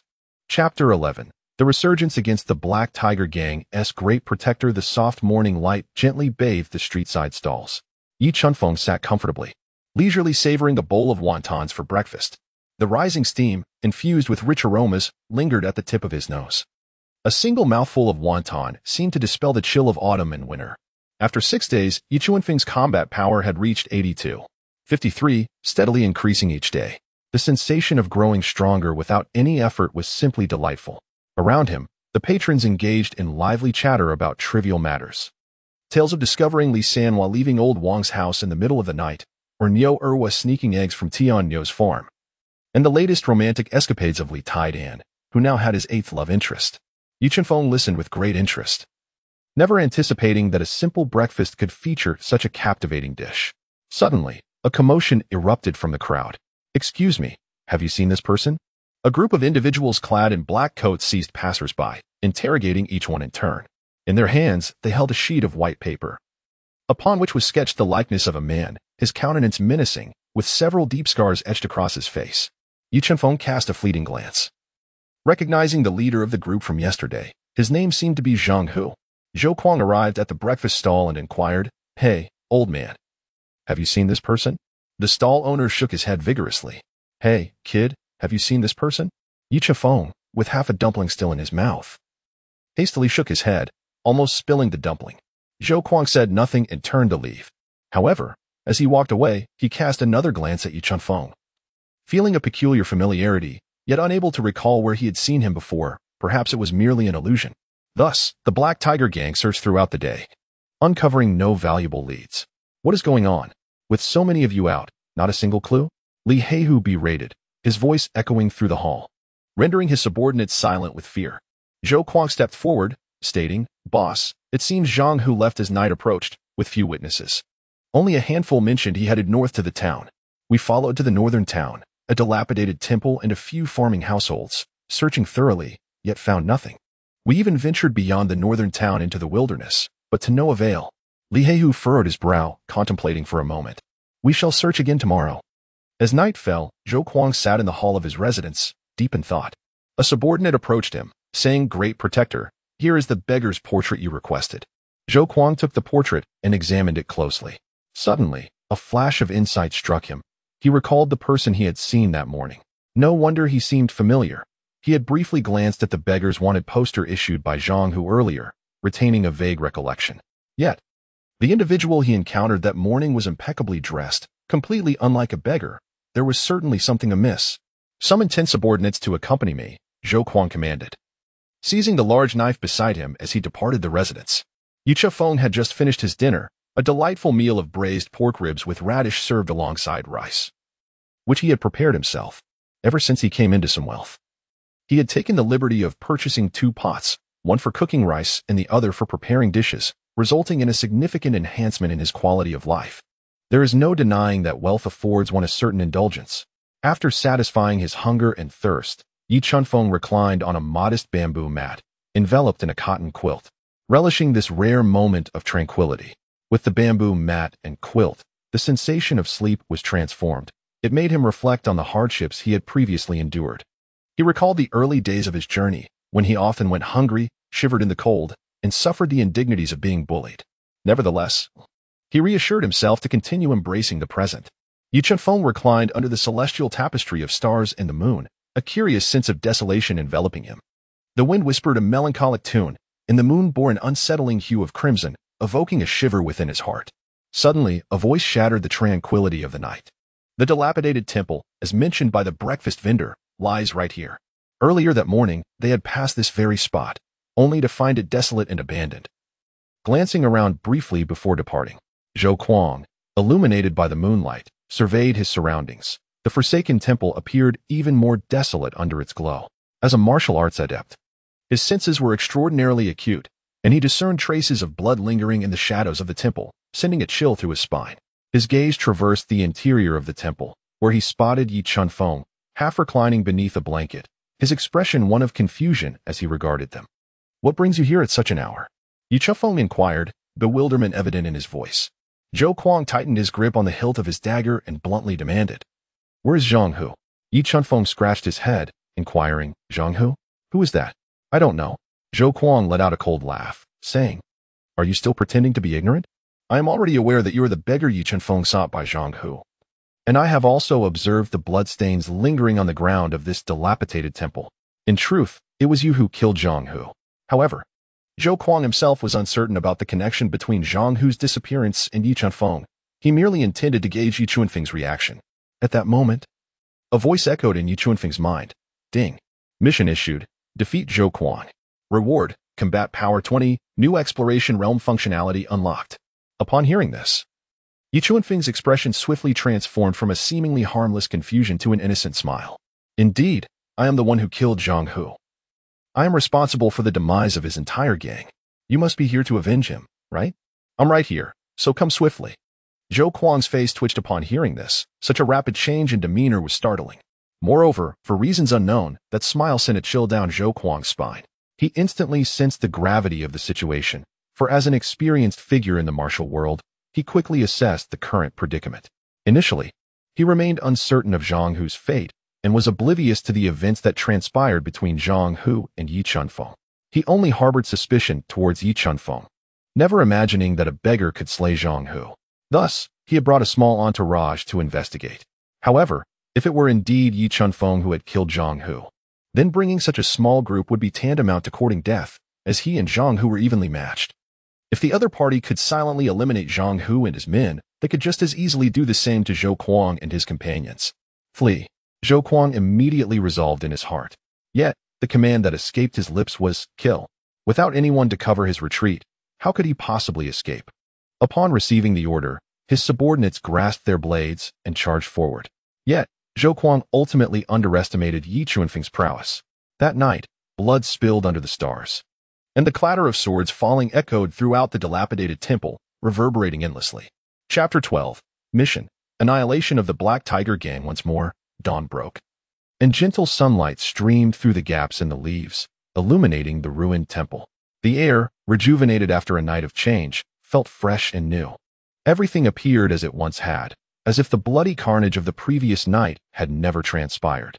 Yi Chunfeng stretched languidly, feeling invigorated. With his combat power having increased by 1.0, now reaching 103.5, it seemed that after surpassing the 100 mark, the decimal point had diminished by 1 place. Yi Chunfeng mused to himself. He then glanced at his attributes. Host, Yi Chunfeng. Realm, mortal, lifespan, 31 years, combat power assessment, 103.5, according to the system's 5th point. Every 100 points of combat power extends lifespan by 1 year. Although he was already aware of this capability, witnessing the actual increase in lifespan still stirred a twinge of excitement within him. He then felt his coin pouch, having amassed a considerable fortune last night. He now possessed over 500 silver coins. Fortunately, he had the foresight to acquire a larger pouch, otherwise, it would not have sufficed. To avoid a chaotic storage space, he decided to keep it in the pouch before tossing it into his storage space. At a more opportune moment, he could exchange all the silver coins for gold coins, which would be more convenient. Regrettably, it was likely that the members of the Black Tiger Gang carried only a small fraction of their wealth, with the majority remaining within their faction. Otherwise, he would have truly struck it rich, making the purchase of a residence a mere trifle. Yi Chunfeng hummed a little tune as he arrived at the familiar breakfast stall, casually observing the passers-by along the road. A man with a vegetable basket on his back was assessed with the following: Realm, mortal, battle power assessment, 7. An elderly woman carrying a hoe was rated higher. Realm, mortal, battle power assessment, 9. My goodness, this woman possesses formidable strength, Yi Chunfeng mused, delighting in the newfound abilities of his system as he continued to glance around. Spring Feng, would you like to eat today? The breakfast vendor, noticing Yi Chuanfeng's wandering gaze, warmly invited him to take a seat. After a short while, the vendor leaned in with a hint of mystery and inquired, Spring Feng, what happened yesterday? That menacing group from the Black Tiger Gang came looking for you, and it frightened me to death. It's nothing. They merely asked for directions and have already left for the outskirts of town, Yi Chunfeng replied nonchalantly, casually grabbing a bun and taking a bite. The vendor sighed in relief. That's good to hear, very good. He busied himself while chatting with Yi Chunfeng. You must be cautious, for those individuals are not to be trifled with. They belong to the Black Tiger Gang. Is the Black Tiger Gang that formidable? Yi Chunfeng mumbled through a mouthful of bun. Absolutely. The vendor lowered his voice. The Black Tiger Gang is the most powerful faction in our Hongfeng town, led by the notorious Li Heihu, a legendary cultivator. It is said that he once roamed the world, participating in battles among cultivators. But after sustaining injuries that crippled his foundation, he returned to Hongfeng town and established the Black Tiger Gang. This gang operates in a gray area, extorting protection fees from us, yet they turn a blind eye to scoundrels like Zhang Long, alas, who could stand against their might. Li Heihu is immensely powerful, and as humble commoners, who among us dares to utter a no? Spring Feng, you must never provoke them. One can offend anyone, but not the Black Tiger Gang. The vendor sighed again, his eyes suddenly lighting up. On another note, it has been several days since I last saw Zhang Long. It has indeed been much quieter. If only that scoundrel were to meet his end, I would gladly acknowledge his killer as my godfather. Yi Chunfeng nearly choked on the bun in his mouth and hastily gestured. No need, no need. The proprietor, unable to catch his words clearly, inquired, Chunfeng, what did you say? Oh, it's nothing. Yi Chunfeng thought to himself. This cultivator is exceedingly formidable. I must quickly relocate and escape from Maple Town. At that moment, a sudden voice resonated in his mind. Ding. Mission issued. Annihilate the Black Tiger Gang. Reward, combat power 200. Upon hearing the commotion, Yi Chunfeng declared, You petty villains dare to oppress the common folk. I shall surely bring you to justice. Inside the grand hall of the Black Tiger Gang, the atmosphere was so tense it felt as though it could drip with moisture. Li Heihu sat ominously in a tiger-skin chair, his countenance dark and foreboding. He slammed his hand upon the table and thundered, "Shou Kuang has vanished as well? What are you all doing?" His subordinates trembled in fear, scarcely daring to breathe.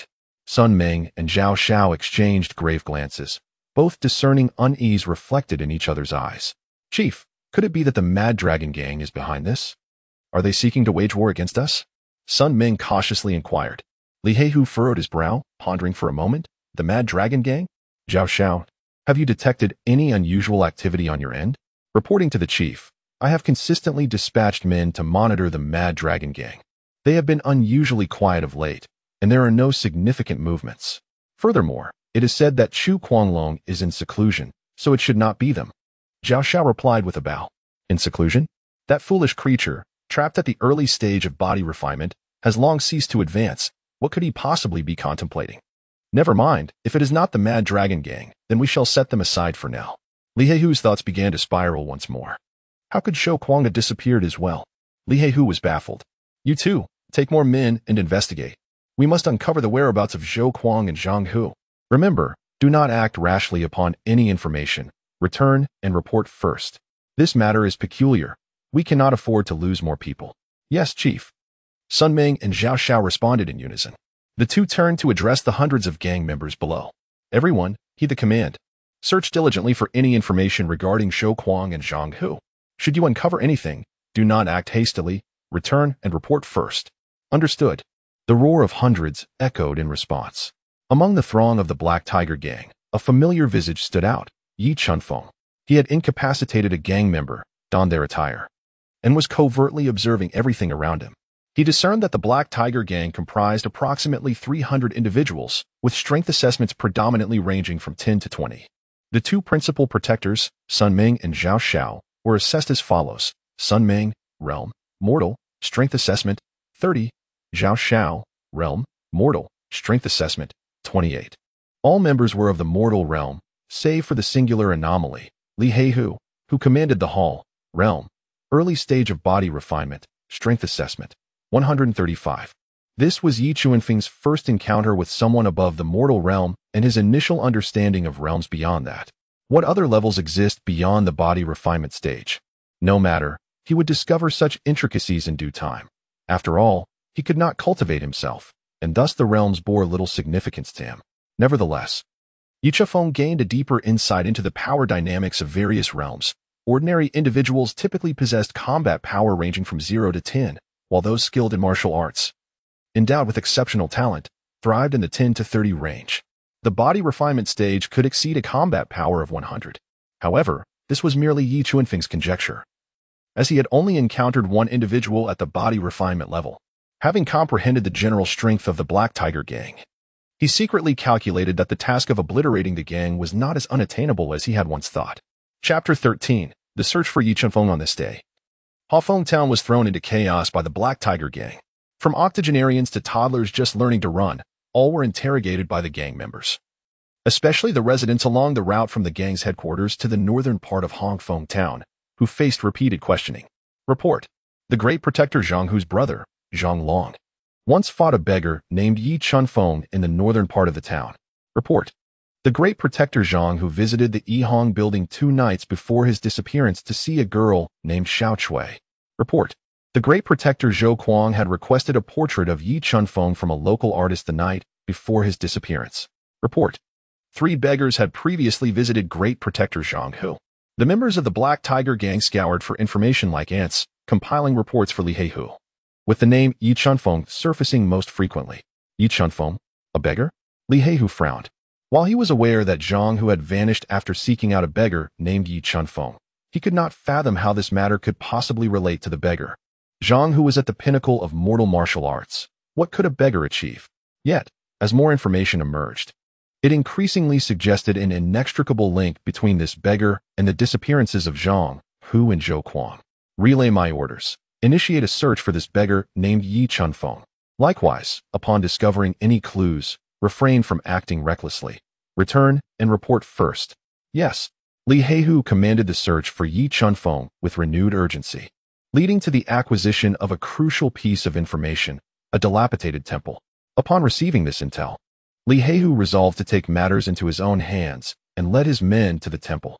As the sun dipped below the horizon, casting a golden-red hue across the sky, wisps of clouds were adorned with gilded edges, and a gentle breeze brought a refreshing chill. The northern part of Hongfeng town, typically desolate, buzzed with activity that day. Li Heihu and the members of the Black Tiger Gang arrived at the dilapidated temple only to find it eerily empty, devoid of even a ghostly figure. Sunlight streamed through the decaying roof, illuminating the dust-laden ground, while withered leaves blanketed the earth, crunching beneath their feet. Li Heihu scanned his surroundings, keenly noticing dried bloodstains in a corner.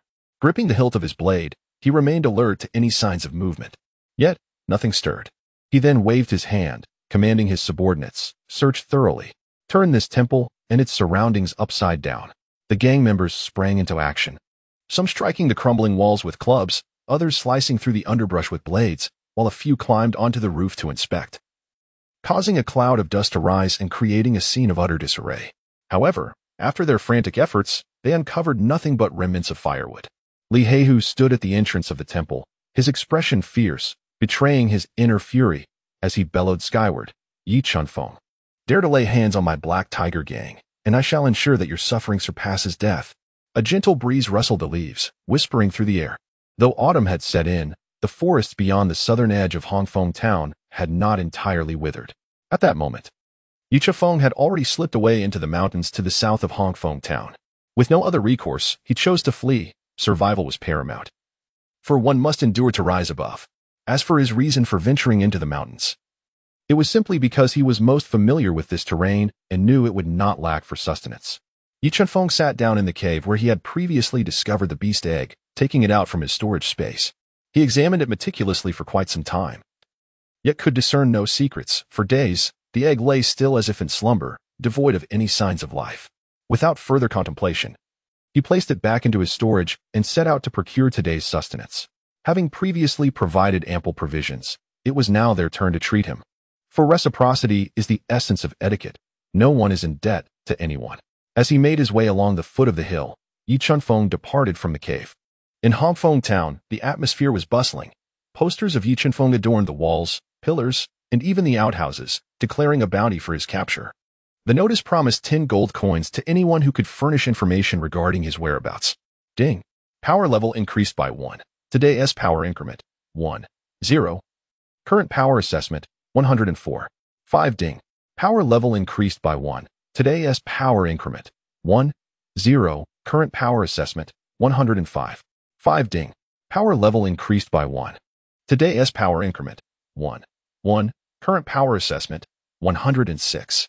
6. Thus, a week passed, and Yi Chunfeng led a primitive existence amidst the mountains and forests. However, on this particular day, he heard the faint rustling of footsteps, concealed at a distance. He peered out and discovered that members of the Black Tiger Gang had ventured into the woods in search of him. Yi Chunfeng refrained from taking action. For once he did, the Black Tiger Gang would soon discover that another group of individuals had vanished. By inquiring about the direction in which these individuals had disappeared, they could unearth new leads. This location was conveniently close to Maple Town, allowing him to observe the movements of the Black Tiger Gang, while also having access to sustenance. Yi Chunfeng had no desire to waste time searching for a new hideout, thus he quietly evaded detection. However, the members of the Black Tiger Gang roamed the woods, uncovering numerous skeletal remains which upon examination were identified as belonging to Zhang Hu, Zhou Kuang, and others. This revelation invigorated the Black Tiger Gang, prompting them to intensify their search efforts in the southern woods of the town. Yet, despite their relentless searching, they could not even catch a glimpse of Yi Chunfeng.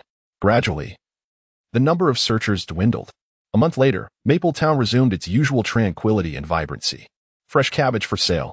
Just 2 copper coins per pound. Freshly unearthed. Simply splendid. Traditional ointment for bruises and pains. A mere dab works wonders, ensuring rapid relief.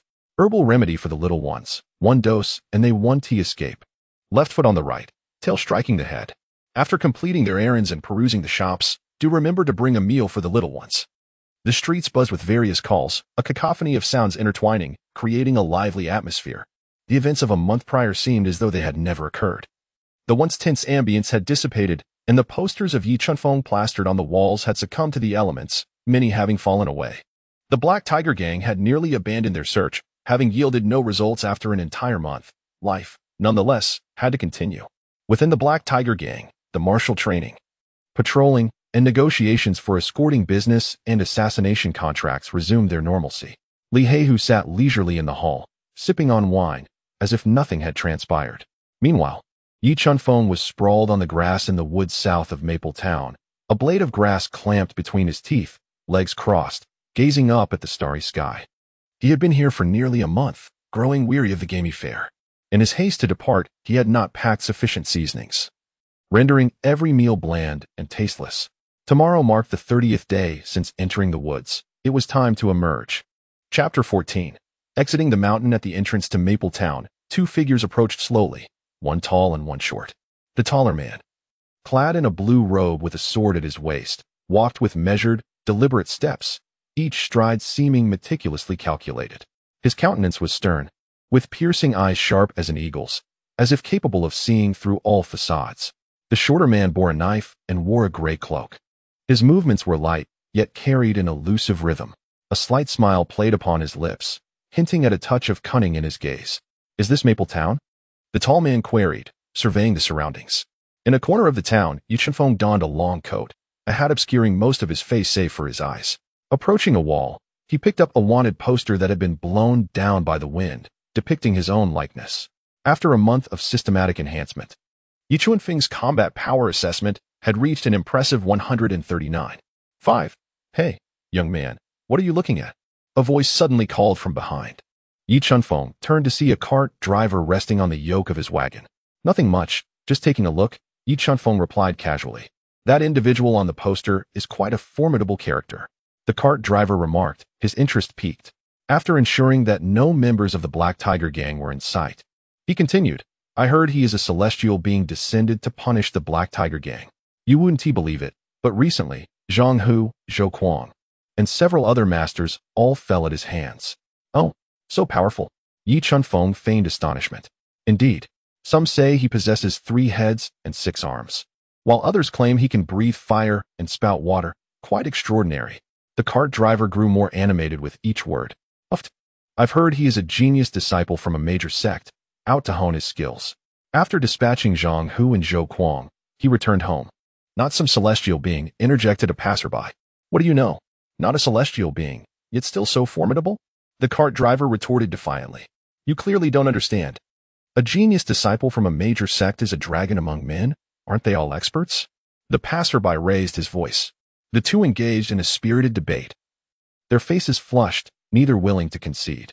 Yi Chunfeng listened with great interest, secretly amused by how absurd the rumors had become as they spread. Subsequently, he arrived at the largest tavern in town, the Drunken Immortal Pavilion. Upon entering, a rich aroma of food and wine enveloped him. Just inhaling the scent nearly filled his mouth with saliva. After all, it had been far too long since he had savored the delights of the mortal realm. Yi Chunfeng settled into a cozy corner and ordered several signature dishes: braised lion's head, steamed base, beggar's chicken, accompanied by a pot of exquisite daughter's red wine. Before long, the dishes arrived, steaming and fragrant. The braised lion's head gleamed with a rich crimson hue, exuding a robust meaty aroma. The steamed base was remarkably tender, melting effortlessly in the mouth, while the beggar's chicken boasted a crispy exterior and succulent interior, enveloped in a delightful scent. Yi Chunfeng gazed upon the table laden with delectable dishes, unable to suppress a gulp of saliva. After a month in the mountains, his palate had grown weary. He grasped his chopsticks and began to devour the food with the fervor of a tempest. Just then, a group clad in the attire of the Black Tiger Gang entered. Led by a burly figure, his countenance a tapestry of brutish features that bespoke trouble. "Owner, find us a prime spot," the leader bellowed in a coarse tone. "Oh, esteemed sirs, your timing is unfortunate. We are fully booked today," the owner responded, bowing and scraping with a servile demeanor. "Fully booked? Yet there seems to be an empty table," the leader retorted, pointing toward a table by the window. Upon inspection, the table appeared to be occupied, with patrons merrily indulging in their meals. The owner's expression turned troubled. Had that table not already been filled? Fully booked? If they vacate, won't it be empty? The leader impatiently interrupted. The patrons at the indicated table, upon realizing the tension, turned pale with fear and, without a word, hastily fled, forgetting to settle their bill. Yi Chunfeng observed everything quietly, engrossed in his meal, as if the surrounding events were of no concern to him. Soon, the tavern regained its lively atmosphere, with patrons indulging in their meals and engaging in conversations about the world. At that moment, two individuals, one tall and one short, entered the establishment. The taller wielded a sword while the shorter carried a knife. "Is there any seating available?" Lu Chafeng inquired. "Apologies, esteemed guest, but we are fully booked," the innkeeper replied, somewhat embarrassed. "Isn't there an empty table over there?" Ma Wubing pointed towards a table occupied by members of the Black Tiger Gang. Instantly, the tavern fell silent, all eyes turning towards Lu Chafeng and Ma Wubing. The members of the Black Tiger Gang were momentarily taken aback before erupting into laughter. "Who are these country bumpkins? Do they even know who we are?" The leader scoffed derisively. "We are the Black Tiger Gang.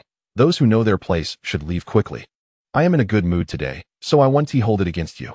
Lu Changfeng and Ma Wubing remained silent, resolutely walking towards the table. The Black Tiger Gang members, noticing their approach, prepared to draw their weapons. However, before they could act, a glint of cold steel flashed, and Lu Changfeng's sword was already poised at the neck of the gang leader. The man was instantly paralyzed with fear, his voice trembling. "Now, can we sit here?" Lu Changfeng asked calmly. The tavern was so silent that one could hear a pin drop, all present stunned by the sudden turn of events. "Who are you?" the leader stammered. Lu Chafeng and Ma Wubing exchanged glances before producing two tokens from their robes, displaying them prominently. "Guardians of the Black Tiger Gang?" The gang members, upon recognizing the tokens, faltered, their legs giving way as they collapsed to the ground. "We did not realize you were the newly appointed guardians. We humbly greet you. Esteemed guardians, I beg your forgiveness for my ignorance." "Rise." Lu Changfeng sheathed his sword, seemingly uninterested in the minions, and said coolly, "We will take this table. You may find another." "Yes, yes." The Black Tiger Gang members hastily got to their feet. "This table is the best. Please, esteemed guardians, take your seats." Subsequently, they ensured that Lu Changfeng and Ma Wubing were settled comfortably before seeking a new table. Their gaze fell upon Yi Chunfeng, and a group approached him. "You get out." The leader pointed menacingly at Yi Chunfeng.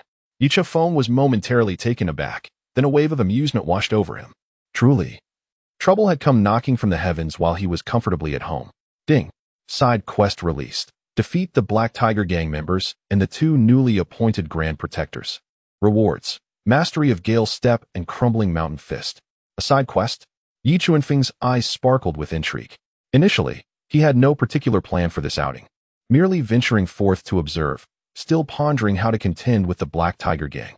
However, fortune smiled upon him as the system provided a strategy, presenting the task right at his doorstep. The members of the Black Tiger Gang, seeing Yi Chunfeng's lack of response, assumed he was rendered speechless with fear. One of them reached out to seize Yi Chunfeng's arm, intent on throwing him out. Yet, before his hand could even make contact, he was propelled backward, crashing violently against the wall. What? Everyone was taken aback, unable to comprehend how Yi Chunfeng had executed such a maneuver. The members of the Black Tiger Gang swiftly drew their blades, directing them menacingly at Yi Chunfeng. Even Lu Changfeng and Ma Wubing, who were nearby, instinctively grasped the weapons resting on the table. In that moment, the tavern fell into an eerie silence, as if time itself had frozen. All eyes fixated on the unfolding scene, save for the distinct sound of Yi Chunfeng savoring his meal. He delicately picked up a lion's head meatball, savoring it as though everything around him was inconsequential. "Who on earth are you to dare lay hands on our Black Tiger Gang?" Lu Changfeng finally broke the silence. Unable to contain his curiosity, Yi Chunfeng leisurely finished the last piece of beef, lifted his wine bowl, and slowly raised his head, intending to savor the final sip of wine. As he did so, his hat slipped off, revealing a handsome visage. Yi Chunfeng. The crowd gasped in unison. Chapter 15. The slaughter of the Black Tiger Gang's great protector Yi Chunfeng? It is indeed him. How can this be? Was he not wanted? Murmured the astonished onlookers. How did he show his face here? My heavens, he has killed so many from the Black Tiger Gang and vanished for a month, only to reappear now. Panic erupted within the tavern as patrons whispered frantically amongst themselves. Lu Changfeng and Ma Wubing exchanged glances, both recognizing the shock reflected in each other's eyes. "So, you are Yi Chunfeng," Lu Changfeng remarked, seemingly unfazed, a cold smirk gracing his lips. "It is no injustice that Zhang Hu and Zhou Kuang perished at your hands. But we are not of the same caliber," Ma Wubing added. "Indeed, though we lack the foundation of cultivation, we are martial prodigies. having reached the pinnacle of earthly martial arts, even transcending the mundane limits. How could those two inept fools compare to us? Yi Chunfeng, today you shall find no escape. After listening to the words of the two, Yi Chunfeng fell into contemplation as he had already observed their combat capabilities. Lu Changfeng, Realm, Mortal Combat Assessment, 52. Ma Wubing, Realm, Mortal Combat Assessment, 51. Typically, the highest combat assessment he had witnessed among mortals was that of Zhang Hu and other prominent members of the Black Tiger Gang, whose evaluation stood at 30. Following them was Li Heihu, who had attained the body refinement stage. It was surprising to discover that there were mortals who could surpass the 50 mark. However, from their discourse, one could infer that the pinnacle of the mortal realm was likely around a combat assessment of 30, suggesting that these two were exceptional talents, capable of defying the norm. As they noticed Yi Chunfeng's stillness, uncertainty crept upon them. Kill. Everyone, advance. Eliminate him.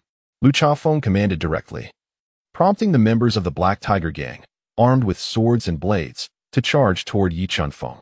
Lu Changfeng and Ma Wubing also mingled within the throng, rushing toward Yi Chunfeng. Yet Yi Chunfeng remained unperturbed, not even glancing back. Instead, he nonchalantly picked up a peanut, flicked it gently, and whoosh, the nut shot forth, striking the forehead of a member of the Black Tiger Gang. Thud.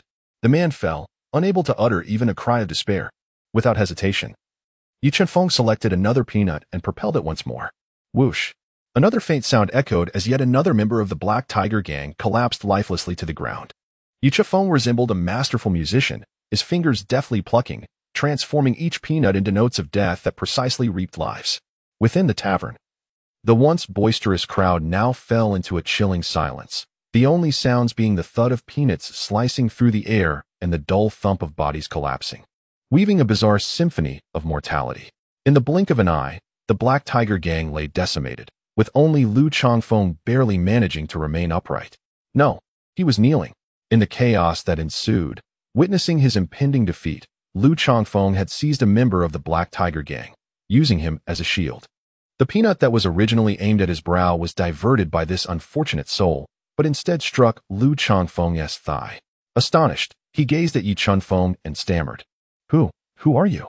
You possess no aura of cultivation. You are merely a mortal. How can you be so powerful? Me?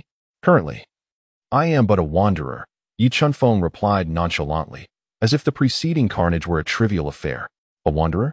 Lu Changfeng's eyes reflected shock and despair, soon followed by a flicker of hope. Then, could you possibly spare me? Yi Chunfeng offered no response. Instead, he deftly picked up the last peanut and flicked it gently. Whoosh. The peanut struck with precision, embedding itself in Lu Changfeng's forehead. Thud. Lu Changfeng's body collapsed heavily to the ground, his gaze vacant and devoid of life. No. Yi Chunfeng then slowly spoke, his voice as calm as if he were discussing the most mundane of matters.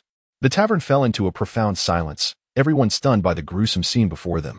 They widened their eyes and gaped, yet not a sound escaped their lips. Proprietor, the bill, please. Yi Chunfeng shattered the stillness, retrieving 2 silver coins from his pocket and placing them upon the table before turning to depart, leaving behind only the elegant silhouette of his figure. The news of Yi Chunfeng's slaying of the 2 newly appointed protectors of the Black Tiger Gang spread like wildfire throughout the town of Maple Red. Have you heard? Yi Chunfeng has once again eliminated a group from the Black Tiger Gang. This time, he even took down their 2 newly appointed protectors. Indeed, I heard that those protectors were exceptionally skilled in martial arts, yet they didn't manage to execute even a single move against Yi Chunfeng. A single move? I heard it was a decisive instant kill. Yi Chunfeng dispatched them all with just a peanut. A peanut? Are you certain it wasn't TA stone? How could it be otherwise? I witnessed it with my own eyes. Yi Chunfeng took out one with each peanut, leaving the members of the Black Tiger Gang in utter disarray. That's quite an exaggeration. Isn't it? Can a peanut really kill? Why not? Yi Chunfeng is akin to a deity descended to earth. Not only peanuts, but even a single hair strand could be lethal in his hands. Various versions of this tale circulated through the streets and alleys of Maple Red, growing increasingly absurd and grandiose as they spread. Yi Chunfeng stood in the corner, having completed his tasks and acquired the skills of the Gale Step and the Crumbling Mountain Fist. Now, his combat prowess had reached an impressive 199. 5. Upon gathering intel about the recent activities of the Black Tiger Gang, Yi Chunfeng began to formulate a comprehensive plan to annihilate them. At the headquarters of the Black Tiger Gang, Li Heihu sat upon a tiger-skin chair, his expression dark and foreboding. What did you say? Lu Chafeng and Ma Wobing are dead? Killed by Yu Chunfeng with peanuts? His voice was low and hoarse, tinged with an unmistakable hint of fear. Yes, gang leader. A trembling subordinate replied. Rumors are rampant outside, claiming that Yi Chunfeng is a deity sent to punish our Black Tiger gang. Li Heihu felt a surge of irritation. Ever since the deaths of Zhang Hu and Zhou Kuang, the position of the Grand Protector had remained vacant. He feared that the Kuanglong gang might seize this opportunity to strike, and he wished to appoint a new Grand Protector. However, he found no capable candidates among his subordinates. He had only managed to recruit Lu Chafeng and Ma Wobing after spending considerable resources, only to discover their utter inadequacy. In the end, mortals are merely mortals. This so-called prodigy may not be as formidable as feared. Or could it be that Yi Chunfeng truly possesses such extraordinary abilities? Is he perhaps a cultivator? No. If he were indeed a cultivator, why not confront me directly? Lacking strength? Unable to combat many with bare fists? The more Li Heihu pondered, the more vexed he became. Beads of sweat forming on his forehead. Bring them in. He suddenly slammed the table, issuing orders for Sun Ming and Zhao Xiao to return swiftly. Outside Hafeng town. Along a winding official road, Song Yidao rode a swift horse, urging it onward. Giddy up, giddy up. He incessantly cracked the whip, hastening the steed's pace. He was bound for Wuxiaozhen, the territory of the Kuanglong gang, where he believed Sun Ming and Zhao Xiao would be powerless against him. Once a member of the Black Tiger gang, Song Yidao had turned traitor, secretly an enemy lurking within their ranks. A month prior, the Black Tiger gang had faced a series of calamities, beginning with the murder of Zhang Hu, followed by Zhou Kuang's demise. Seizing the chaos, Song Yidao had begun covertly eliminating members of the Black Tiger gang, driven by a deep-seated vendetta. 10 years prior, Song Yidao had been but a 10-year-old child. That fateful day, he witnessed the Black Tiger gang invade his home, slaughtering his parents and sister. Father, mother, sister. Young Song Yidao had beneath the bed, peering through the cracks as his loved ones fell, one by one, into pools of blood.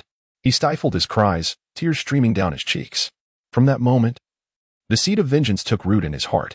He joined the Black Tiger gang, biding his time for a decade, awaiting the day he could avenge his family. Almost there, he murmured to himself. Once I reach Wuxiaozhen, I will be safe. Just then, the horse let out a sudden neigh, its front legs buckling, collapsing to the ground.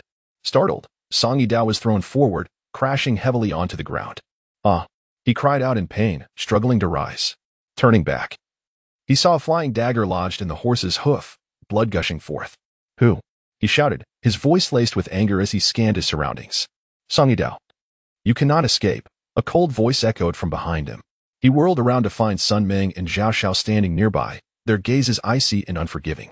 Chapter 16. Song Yidao. As the sun dipped below the horizon, the remnants of daylight bathed the official road in a golden hue. The tip of Sun Ming's sword glimmered in the dim light, aimed directly at the prostrate Song Yidao. Do you have any last words? Sun Ming's voice was as frigid as ice. Song Yidao tightly shut his eyes, but a slight smirk curled at the corners of his mouth. The Black Tiger gang has committed countless atrocities. Retribution will come in due time. I only regret my lack of strength to personally deliver justice upon you. You too will inevitably face divine retribution, vanishing alongside the Black Tiger gang. Stubborn to the end, Zhao Xiao spat, his eyes filled with disdain. Is that all you have to say? Let me send you on your way. Sun Ming ceased his idle chatter, flicking his wrist as the sword darted towards Song Yidao with a swift, menacing rush. As the blade flashed, illuminating the determination etched on Song Yidao's face. He resigned himself to his fate, yet the hatred within him remained an unquenchable fire. At that critical moment, a stone soared through the air, striking Sun Ming's wrist with precision. Clang! Sun Ming winced in pain, the sword slipping from his grasp and bouncing on the ground with a sharp clang. Who? Both Sun Ming and Zhao Xiao exclaimed in unison, their expressions shifting to one of alarm as they scanned the area. Song Yidao also opened his eyes wide, surveying his surroundings. A flock of birds took flight from the trees flanking the road, flapping their wings in a frenzy. A figure emerged slowly from the far end of the road, moving at a measured pace, yet emanating an indescribable aura of pressure. Yi Chunfeng. Sun Ming and Zhao Xiao gasped in astonishment, their faces reflecting shock. They could not have anticipated that the elusive Yi Chunfeng, who had vanished for a month, would appear here. Song Yidao recognized the newcomer as the one who had turned the Black Tiger gang upside down. His features matching those in the portrait, though his eyes were deeper, more enigmatic than depicted. What brings you here? Zhao Xiao attempted to feign calm. To kill you. Yi Chunfeng replied nonchalantly, his tone as serene as discussing the weather. Zhao Xiao and Sun Ming exchanged glances, seeing fear and anger mirrored in each other's eyes. Arrogant. Zhao Xiao gritted his teeth. Though I do not know what means you employed to kill Zhang Hu and Zhou Kuang. Your evasive tactics reveal you are not as formidable as you claim. Now, with both of us, the grand protectors of the Black Tiger Gang, we shall eliminate you. The enemy of the Black Tiger Gang. Yi Chunfeng remained silent and motionless, standing there as if awaiting something. Zhao Xiao and Sun Ming dared not act rashly. They intended to wait for Yi Chunfeng to make the first move, hoping to discern his true capabilities. Yet, Yi Chunfeng stood like a statue, unmoving, leading to an awkward stalemate between the two parties. It was not that Yi Chunfeng was unwilling to engage, but rather that he was anticipating a side quest from the system. Understanding that any additional combat power must be seized, as strength equated to longevity. However, the system seemed to be malfunctioning, offering no response. Finally unable to contain himself, Zhao Xiao exchanged a glance with Sun Ming, and together they lunged at Yi Chunfeng. With a flick of her wrist, Zhao Xiao launched a flying dagger towards Yi Chunfeng's face in a precise formation. The dagger sliced through the air with a cold gleam, as swift as lightning, dazzling to behold. Simultaneously, Sun Ming seized a sword from the ground, his figure flashing as he transformed into a blur, thrusting towards Yi Chunfeng. His swordplay was fierce and ruthless, clearly aiming for a fatal strike. The dagger and sword nearly reached Yi Chunfeng in unison, poised to pierce him. Zhao Zhao's heart surged with elation. She believed Yi Chunfeng to be merely a fade, a master of deception, and thought he was doomed. Yi, be careful. Song Yidao shouted impulsively. Well, it seemed there would be no side quest after all, Yi Chunfeng mused, with a gentle wave of his hand. He deftly deflected the flying dagger with the back of his hand. The dagger hurtled back, colliding with Sun Ming's sword. With a sharp clang, the longsword shattered along its blade, breaking into two pieces. The dagger continued its path, striking the hilt, and Sun Ming felt a tremendous force surge through him, numbing his grip as he was sent tumbling backward, crashing into a tree and spitting blood. All of this transpired in a heartbeat, leaving Zhao Xiao, Sun Ming, and Song Yidao stupefied. They could scarcely believe that Yi Chunfeng had not only deflected the dagger with his hand, but had also shattered the sword, a technique they had never encountered before. The sheer physical strength required to withstand a flying dagger was something that could only be achieved by mastering legendary martial arts. Such skills demanded exceptional talent and years of rigorous training, with few ever reaching such heights. Song Yidao stood agape, his eyes wide as saucers, utterly unable to comprehend what he had just witnessed. He had heard whispers of Yi Chunfeng's potential, but never anticipated such overwhelming prowess. Even Zhao Xiao and Sun Ming, who he deemed formidable, were no match for Yi Chunfeng's singular strike. At this moment, Zhao Xiao and Sun Ming finally regained their senses. Their minds consumed by a singular thought, flee. But it was already too late. Two pebbles sliced through the air, striking Zhao Xiao and Sun Ming on the back of their heads, causing them to collapse lifelessly to the ground. Song Yidao remained lost in shock, staring at Yi Chunfeng, his mind a blank slate. Yi Chunfeng turned to leave, only for Song Yidao to finally react. He struggled to rise, kneeling before Yi Chunfeng, and called out loudly, "Senior, please help me eradicate the Black Tiger Gang." "Oh, I am preparing to annihilate the Black Tiger Gang." Yi Chunfeng glanced back at Song Yidao. "Senior, may I accompany you? I have a deep-seated vendetta against the Black Tiger Gang." Song Yidao's eyes were filled with hatred and yearning. "I am accustomed to solitude. Having another person along is quite unfamiliar to me." Yi Chunfeng paused momentarily. "Tonight, I shall take action. You may come to the Black Tiger Gang then, and seek your own revenge." With that, Yi Chunfeng strode away, gradually making his way towards the Black Tiger Gang, his silhouette elongated by the setting sun. Chapter 17. The fall of the Black Tiger Gang. As night descended, it poured over Hongfeng town like ink, cloaking the headquarters of the Black Tiger Gang in an air of foreboding. The flickering lights within cast shadows upon Li Heihu's restless figure.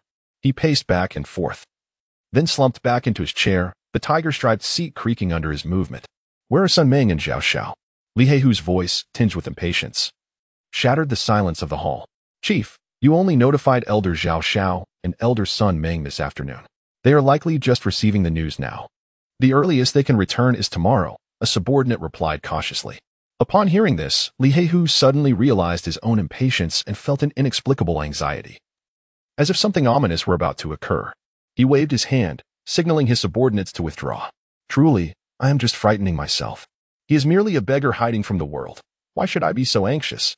Li Heihu chuckled self-deprecatingly, raising his cup to drink deeply. He then embraced the beautiful attendant beside him, exploring her form and inhaling her fragrance. Suddenly, a cacophony erupted from outside. Li Heihu set down his cup, furrowing his brow as he demanded, "What is happening outside?" No one answered. A sense of dread engulfed Li Heihu as he seized the large blade resting on the table and strode out of the hall. Inside the courtyard lay the gang members, sprawled haphazardly on the ground. Some clutched their throats, others their chests, groaning in agony, the earth stained crimson with blood. Li Heihu's gaze sharpened as he looked towards the entrance of the hall, where stood a tall figure, bathed in silver moonlight, clad in coarse linen. The individual emanated an imposing aura, with eyes as deep as a cold pond, evoking an instinctual fear. "Who are you?" Li Heihu asked in a low voice. "Yi Chunfeng." The figure replied calmly, devoid of any tremor in his tone. "So, you are Yi Chunfeng." A flicker of surprise passed through Li Heihu's eyes, quickly replaced by a cold smirk. "What brings you here?" "To annihilate the Black Tiger Gang." Yi Chunfeng's response was succinct, yet laced with an undeniable authority. Li Heihu was momentarily taken aback, then erupted into raucous laughter filled with disdain and mockery, a stark contrast to his previous tension. "I thought you were someone formidable. Turns out you were just a mere mortal without any cultivation. What a surprise. A fool like you I could slay with a single strike. I've lost count of how many I've dispatched. Wouldn't it be better to hide in your little den? I was about to forget you. And now you come seeking me out. Rest assured, I shall not end your life immediately. Instead, I will capture you and torment you thoroughly to quench my hatred." Before he could finish, Li Heihu lunged, wielding his blade with a fierce wind directed at Yi Chunfeng. The glint of the blade carried a chilling menace. Swish! Yi Chunfeng sidestepped, the blade narrowly missing him. "Quite skilled. Come again." A profound and rich energy surged from Li Heihu as he struck again, the moonlight reflecting off the blade with a newfound swiftness. Swish! The blade was past Yi Chunfeng once more, cleaving the air. How fortunate. I refuse to believe you can evade me again. Come." Li Heihu continued to swing his blade. However, Yi Chunfeng moved like a wraith, his figure elusive, the blade never once brushing against his clothing. Li Heihu's anxiety mounted with each failed strike. It was as if he were pursuing a mere shadow, unable to land a blow. "How is this possible? You are merely a mortal. Why are you so swift?" Li Heihu stared at Yi Chunfeng, disbelief flooding his eyes. "Villains perish due to their verbosity, but I am a hero." Yi Chunfeng's lips curled into a slight, derisive smile. As his words fell, Yi Chunfeng surged forward, delivering a powerful punch to Li Heihu's chest. Li Heihu let out a muffled grunt, his body flying backward like a kite severed from its string, crashing heavily to the ground, blood spilling from his mouth. "Refined body? Is that all there is?" Yi Chunfeng remarked coolly, a hint of scorn in his tone. Li Heihu, astonished, struggled to comprehend the reality before him. How could a mere mortal wield such power against him? If he recounted this to others, they would dismiss it as drunken nonsense. Yet, after the shock, Li Heihu suddenly erupted into laughter, propping himself up with a frenzied grin, his eyes gleaming with madness. "Ha ha ha, do you think it ends here?" Li Heihu laughed maniacally, producing a purple, umbrella-like object from his bosom, exuding a faint chill, crystalline like ice, with a deep purple canopy adorned with peculiar patterns. "This is the Snow Mountain Purple Mushroom." Li Heihu raised the purple object triumphantly, his tone laced with pride. "The Snow Mountain Purple Mushroom grows beneath eternal snow, harboring immense spiritual energy, often used in alchemy to temper its fierce primordial essence.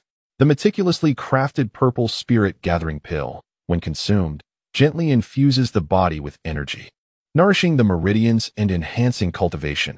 It is a coveted treasure for cultivators. Direct consumption may lead to overwhelming energy surges that harm the body. However, it can also provide a significant temporary boost in strength. I obtained this precious item through great toil in my sect." Upon beholding the Snow Mountain purple fungus, Yi Chunfeng furrowed his brow, for he discerned that the system indicated a rapid enhancement in Li Heihu's combat prowess. 135, 140, 160, 200, and it continued to escalate. Even before consuming the system's assessment, he had already surpassed him. This is disastrous. He had underestimated the situation. Yi Chunfeng thought to himself, indeed, as a cultivator, one would inevitably possess some hidden cards. Yi Chunfeng felt a pang of panic. Had he known he would have to endure another year and a half in seclusion, he would have braced himself with tears. Yet, what could he do now? Ha ha. Li Heihu, observing the distress etched on Yi Chunfeng's face, felt a sense of satisfaction. I have long since lost my vigor. And if you can offer me the Snow Mountain Purple Mushroom, You might as well have met your end honorably. With that, he raised the Snow Mountain purple mushroom to his lips, ready to consume it. However, at that moment, a red egg, the size of a watermelon, suddenly materialized before Yi Chunfeng. Its surface was adorned with peculiar patterns, radiating a blinding light. What is this?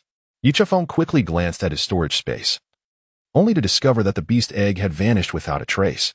In the next instant, the beast egg shot toward Li Heihu like a bolt of lightning, enveloping the Snow Mountain purple mushroom in a brilliant glow, which then vanished into thin air, leaving Li Heihu biting into nothingness. The beast egg then returned to rest at Yi Chunfeng's feet, the light dissipating as if nothing had occurred. Li Heihu stood frozen in place, bewildered. Where is my Snow Mountain purple mushroom? His gaze shifted between Yi Chunfeng and the beast egg, filled with confusion and disbelief. Yi Chunfeng was taken aback, bewildered by the unfolding situation. Yet, despite his confusion, he quickly realized that the most pressing matter was to confront Li Heihu. At that moment, Li Heihu's combat power assessment had reverted to 135. Stowing away the beast egg into his storage space, Yi Chunfeng sprang into action, charging once more at Li Heihu. His fists descended like a tempest, while Li Heihu, wielding his large blade, struggled to parry the blows. However, his movements grew increasingly sluggish, revealing more and more vulnerabilities. At last, Yi Chunfeng seized an opportunity and landed a powerful punch squarely on Li Heihu's chest. The blade slipped from Li Heihu's grasp as his body crashed to the ground, blood spewing forth once again. Yi Chunfeng picked up the fallen blade and swung it with vigor. The blade gleamed as it cut through the air, blood splattering. And Li Heihu's head tumbled to the ground, his eyes wide open, forever unable to close. Chapter 18. Spring Breeze Barbecue Restaurant that night. The sky over Hongfeng Town was painted a sinister crimson by the flames, with billowing smoke swirling like a monstrous beast, rampaging across the night sky. The once mighty headquarters of the Black Tiger Gang had been reduced to a mere ruin. Amidst the crumbling walls, charred corpses could be faintly discerned. While the air was thick with the acrid stench of charred remains and blood, the flames licked at the remnants of the structures, crackling ominously, echoing the sinister laughter of death. The following morning, Yi Chunfeng awoke on a bamboo mat atop a pile of hay in a dilapidated temple, stretching languidly. Sunlight streamed through the broken roof of the temple, bathing him in a warm glow. A system notification chimed in his mind. Ding. Combat power increased by 1. Today's combat power 4. 0. Current combat power 403.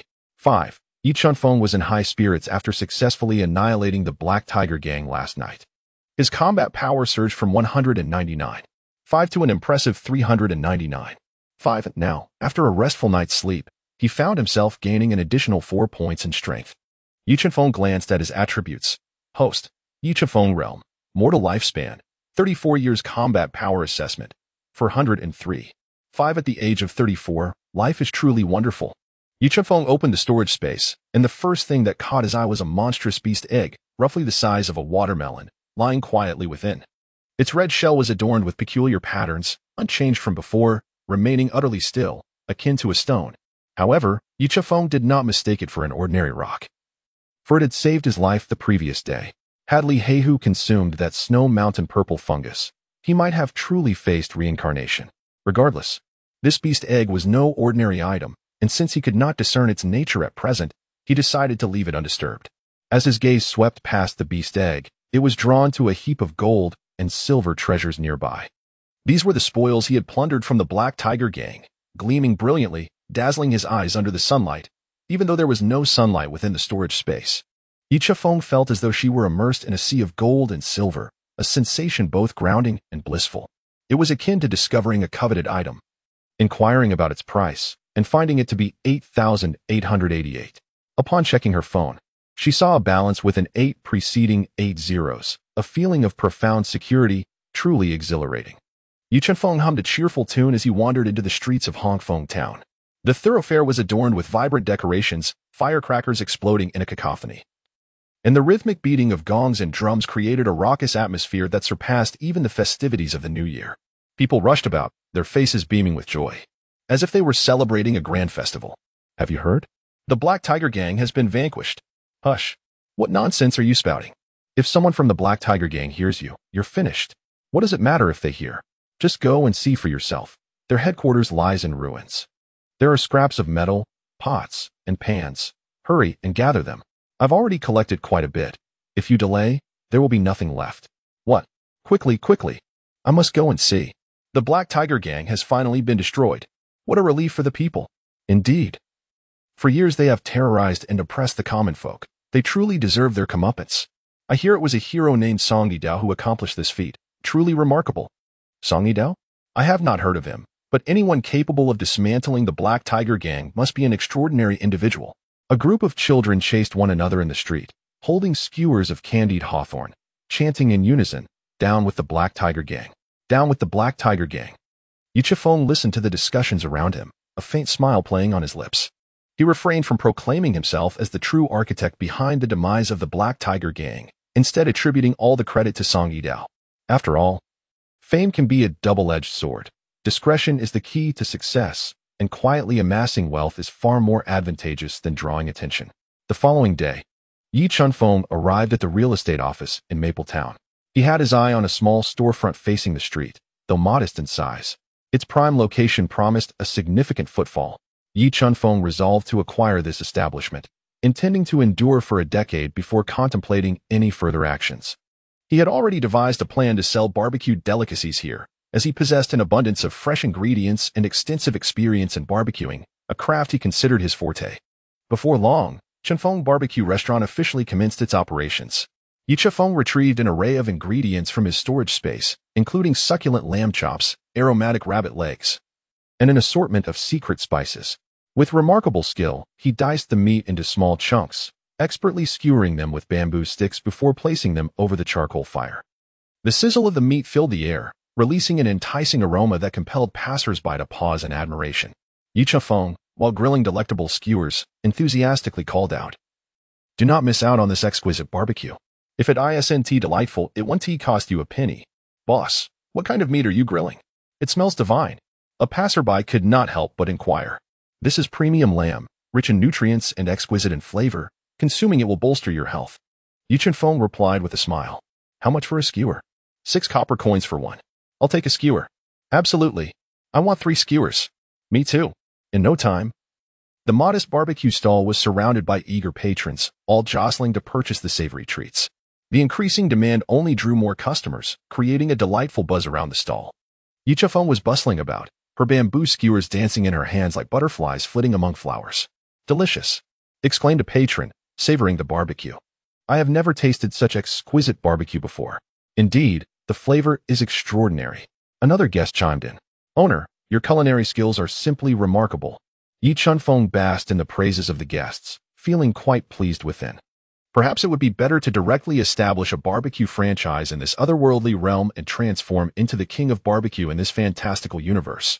Just then, outside Hongfeng town, a band of bandits galloped towards them. Leading the pack was a one-eyed brigand, his face marred by a long scar, exuding an air of menace. "Boss, I've heard that the Black Tiger Gang has been exterminated. Should we not seize the opportunity to make a fortune in Hongfeng town?" inquired one of the henchmen. The one-eyed leader sneered, "Of course. Those scoundrels of the Black Tiger Gang should have perished long ago. With them gone, merchants cannot be robbed, and supply caravans cannot be plundered. We're on the brink of starvation. Now that the Black Tiger Gang's protection is absent in Hongfeng town, it resembles a succulent piece of meat. If we do not take a bite, would we not be doing ourselves a disservice?" "Boss is wise." The henchmen echoed in unison. "Brothers, charge. Take all their money, seize their grain, and claim their women." The one-eyed leader brandished his large blade, shouting loudly, "Charge!" The bandits howled as they surged towards Hongfeng town. Chapter 19. The one-eyed dragon. The night was as dark as ink, and the crescent moon hung like a hook in the sky, casting a cold, silvery light. Hongfeng town had long shed the clamor of daylight, enveloped in tranquility, only occasionally disturbed by the distant barking of dogs, piercing the night stillness. Song Yidao was immersed in dreams, his taut nerves finally able to relax somewhat. Suddenly, a loud crash resounded as the door was forcefully kicked open, splintering wood flying everywhere. A pack of men, fierce as wolves, stormed in, led by the one-eyed brigand, whose scarred visage appeared particularly menacing under the moonlight. Startled, Song Yidao jolted awake, sitting up abruptly and demanding, "Who are you? Do not ask too many questions." The one-eyed leader sneered. "Hand over the Black Tiger Gang's assets, and I may spare your life." "What Black Tiger Gang's assets? I have none." Song Yidao's heart sank. "Humph. Do not play the fool with me. The world knows you, Song Yidao, have destroyed the Black Tiger Gang. If their riches are not in your possession, Could they have sprouted wings and flown away? The one-eyed leader retorted coldly. I truly do not know of any assets, and if I could vanquish the Black Tiger gang, I can certainly eliminate you. Song Yidao's tone turned grave. Ha ha ha, you may deceive others, but not me. I have seen your escort teams countless times on the official road from Hongfeng Town to Wuxiazhen. I am well aware of your capabilities, Song Yidao. Who knows what schemes you employ to eliminate Li Heihu? But that is of no importance to me. What intrigues me is the wealth the Black Tiger gang has amassed over decades. The one-eyed leader declared loudly. And you are? The one-eyed dragon? Ha ha, indeed. That is I. Song Yidao had heard of the one-eyed dragon, a notorious bandit leader in the vicinity of Hongfeng Town, following the Black Tiger gang's establishment of escort services. The one-eyed dragon's gang's income plummeted, harboring resentment towards the Black Tiger gang, yet feeling powerless, as the one-eyed dragon himself was merely of the Great Protector's caliber, lacking the courage to confront them. The Black Tiger gang had refrained from attacking the one-eyed dragon's group, for without him, their escort business would falter. I truly do not know of any assets, Song Yidao said, somewhat helpless. It seems you are determined to drink the bitter cup of punishment. Brothers, seize him. The one-eyed dragon's expression darkened. As soon as he finished speaking, several henchmen lunged at him like starving wolves. Song Yidao's gaze sharpened as he grabbed the long knife beside his bed and swung it fiercely. A flash of cold light passed, and the foremost henchman let out a scream, clutching his arm and stumbling back a few steps. A glimmer of ferocity flickered in the one-eyed dragon's eyes as he bellowed. Everyone, attack together. The crowd surged forward, blades glinting, the air thick with the scent of bloodlust. Song Yidao wielded his long knife, slashing left and right, momentarily fending off their advances. However, as the saying goes, 2 fists cannot contend with 4 hands. After several exchanges, Song Yidao gradually fell into a disadvantageous position. With a sickening sound, a knife struck Song Yidao's shoulder, blood gushing forth. He staggered from the pain, and the one-eyed dragon kicked him, sending him crashing into the bed frame, which splintered on impact. Struggling to rise, Song Yidao felt a wave of dizziness wash over him. He knew he was in grave peril. I must escape. This was the sole thought racing through his mind. Gritting his teeth, Song Yidao summoned every ounce of strength to dash towards the doorway. The one-eyed dragon let out a cold laugh, raising his blade to strike. Song Yidao barely evaded the blow, but his little finger was severed, blood gushing forth. He endured the excruciating pain and bolted outside without looking back. Chase him. Do not let him escape. The cries of the one-eyed dragon's gang grew ever closer, and Song Yidao's heart raced in his throat. Almost there, just a little further. He clenched his teeth, desperately propelling himself forward. Damn, he can run quite well. The one-eyed dragon's gang cursed, their eyes glinting with murderous intent as they closed the distance. At that moment, Song Yidao finally glimpsed hope. Not far ahead, the words Chunfeng Barbecue Restaurant shimmered under the moonlight. The one-eyed dragon and his gang also spotted the sign, erupting in laughter. I thought you were seeking reinforcements elsewhere. Turns out you fled to a barbecue restaurant. What? Do you wish to savor a skewer before you meet your demise, lest you become a starving ghost? Ignoring their taunts, Song Yidao shouted, Yi, senior, help me. The one-eyed dragon caught up, grinning maliciously as he raised his blade to deliver a fatal blow. With a mighty leap, Song Yidao narrowly evaded the strike. But the blade still grazed his calf, leaving a deep wound. He stumbled and fell to the ground. The cold wind howled, carrying a hint of blood's iron tang. In front of Chunfeng Barbecue Restaurant, a group of bandits clad in rough cloth stood at the entrance, each exuding a fearsome presence. Lying on the ground, Song Yidao bled profusely from his wounds, his complexion as pale as a ghost. The one-eyed dragon pointed his knife at Song Yidao, taunting, Run. Why do you not run anymore? Have you lost your wits, fleeing into a barbecue restaurant? He paused, then inquired, Speak. Where is the Black Tiger gang's money hidden? I possess no money, and I do not know where the Black Tiger gang's treasure lies. Song Yidao gritted his teeth defiantly. Humph. You will not shed tears until you see your coffin. One-eyed dragon's eyes gleamed with cruelty. I shall first remove one of your arms. With that, he raised his blade high, its edge glinting ominously, instilling fear in all who beheld it. Just as the situation reached a critical juncture, a barbecue skewer suddenly flew through the air, swift as lightning, precisely piercing the one-eyed dragon's wrist. The large blade clattered to the ground, and the one-eyed dragon howled in agony, clutching his wrist, his face contorted with pain and terror. My hand, he cried, rolling on the ground in anguish. Who ambushed me? In the dead of night, a cacophony erupted, disrupting the tranquility that one might expect at such an hour. A languid voice emanated from the second floor. The crowd looked up to see a young man clad in a flowing white robe, standing on the windowsill. He possessed an elongated frame and handsome features. With his right hand covering his mouth as he stifled a yawn, his eyes half open. Embodying the essence of someone who had yet to fully awaken, it was none other than Yi Chunfeng. Chapter 20. Slaying the One-Eyed Dragon and establishing the Maple Leaf Gang. Where did this insolent brat come from? How dare he obstruct our one-eyed leader's endeavors? Is he courting death? A henchman shouted menacingly at Yi Chunfeng, brandishing his knife with fervor, spittle flying in all directions.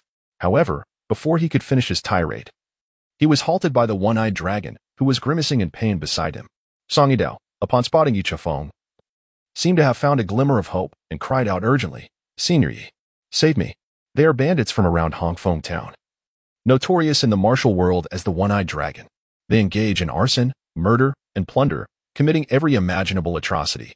With the Black Tiger Gang's demise, they seek to seize a share of the spoils, intruding into my home to steal our riches." Upon hearing this, Yi Chunfeng realized that the existence of the Black Tiger Gang was not entirely malevolent. Although it operated in the shadows, it possessed both dark and light aspects. The darker elements had been eradicated, and the lighter ones had similarly vanished. Now, with the tiger's downfall, the monkeys emerged to claim supremacy. However, the thought of bandits suddenly illuminated Yi Chunfeng's eyes, and a subtle smile graced his lips. Bandits? Are they not akin to a mobile treasury? The Cyclops, eyeing Yi Chunfeng with suspicion, noted his moments of contemplation punctuated by malevolent grins, causing his heart to race with apprehension. Moreover, the earlier display of the flying signature technique was no ordinary feat. This young man was undoubtedly formidable. Who exactly are you? What are you plotting? The Cyclops stammered, his voice betraying a hint of trepidation. Me? Yi Chunfeng innocently pointed at himself and replied, "I am merely a vendor of barbecued delicacies." He nimbly leaped down from the second floor, landing gracefully on the ground. Dusting off his clothes, he continued, "As for my intentions, they are quite simple. You have disturbed my slumber, and thus owe me recompense. Hand over all the money you possess, and we shall consider this matter settled." Upon hearing this, the Cyclops erupted in fury, thinking to himself, "I have navigated this underworld for many years. It is I who demands tribute from others, not the other way around. Nonsense. Why should I pay you? You may possess some skill, but you are but one man. I do not believe you can contend with us all." He bellowed, "Brothers, charge. Let us slay him." With a roar, he was the first to charge forward, followed closely by his henchmen. Blades flashed, and the air thickened with murderous intent. Some swung their weapons downwards, others swept horizontally, and still more targeted below, creating a veritable net of blades enveloping Yi Chunfeng. The street, under the cloak of night, swiftly transformed into a battlefield. The sounds of clashing swords, anguished cries, and wails of despair echoed through the air. Before long, the ground was strewn with fallen figures, each clutching their wounds and groaning in agony. The Cyclops lay prostrate on the ground, drenched in blood, and trembled as he pleaded, "Great hero, spare my life. My money is hidden in the grove, 5 miles east of the main road. It lies beneath the third crooked tree on the right of the large stone. I beseech you, grant me mercy." Yi Chunfeng picked up the large knife that had fallen from the One-Eyed Dragon, weighing it thoughtfully in his hand as he toyed with it with keen interest.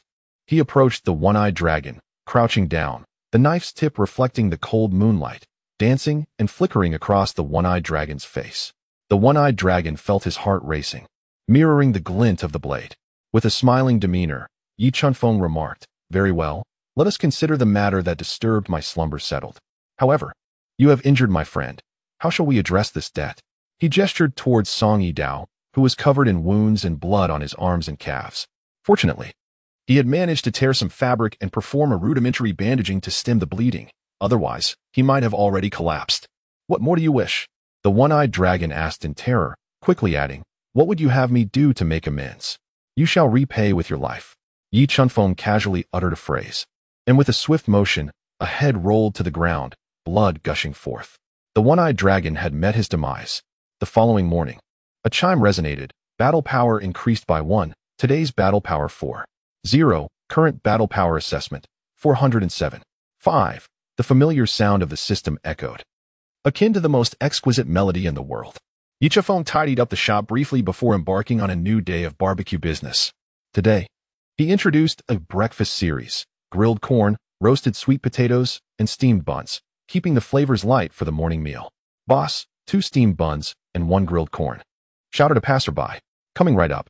Yi Chunfeng deftly handed over the grilled buns and corn to the customer, his movements smooth and practiced. That will be 5 coins. Here you go. Your skills are impressive. These steamed buns are even more fragrant than dumplings. The customer praised as he paid.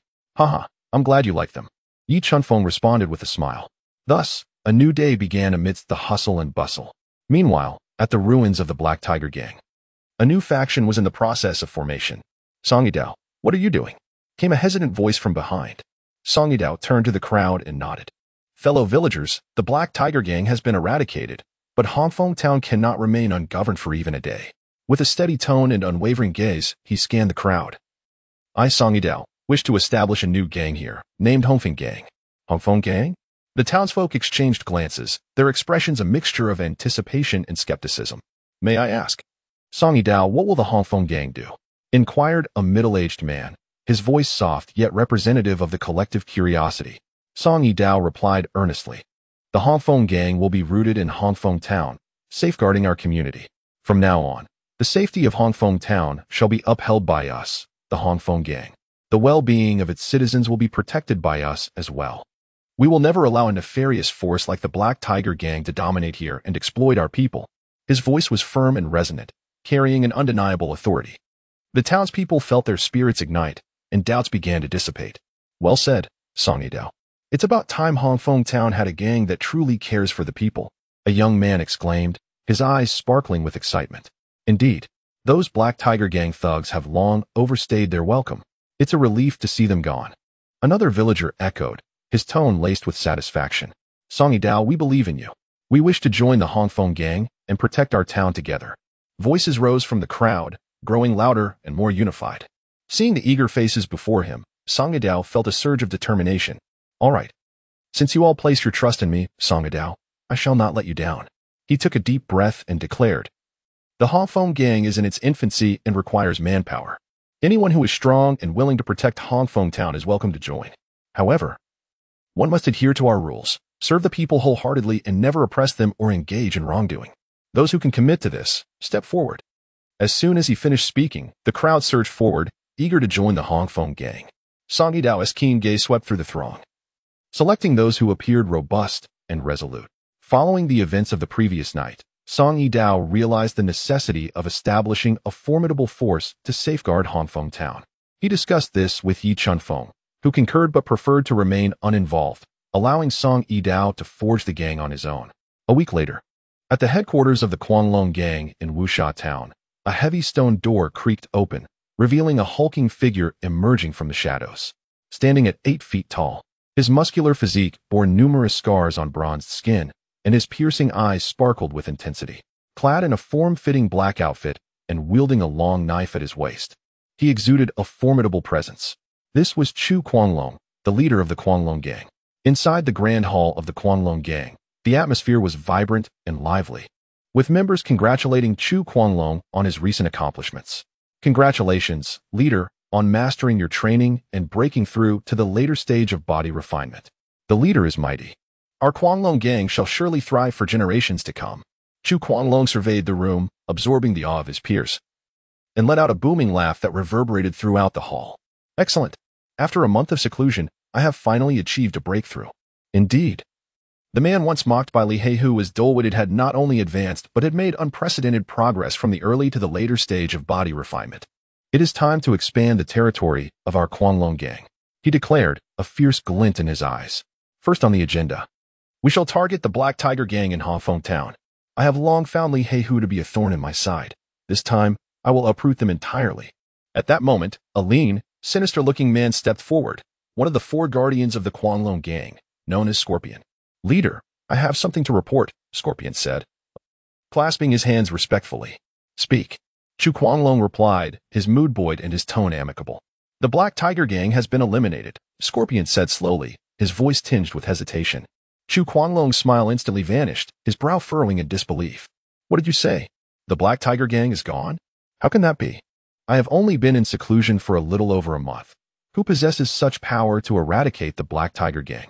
Scorpion quickly clarified. It is said that a man named Song Yidao was responsible for their downfall. He was once a member of the Black Tiger Gang but rebelled for unknown reasons, killing their leader, Li Heihu. Now, Hongfeng Town is under the control of a force called Hongfeng Gang, led by none other than Song Yidao. Chu Guanglong fell into deep contemplation. Although Li Heihu had been rendered powerless and stagnant in his cultivation, he was still experienced in body refinement. To have defeated him, Song Yidao was certainly no ordinary figure. Yet, such a person was previously unheard of.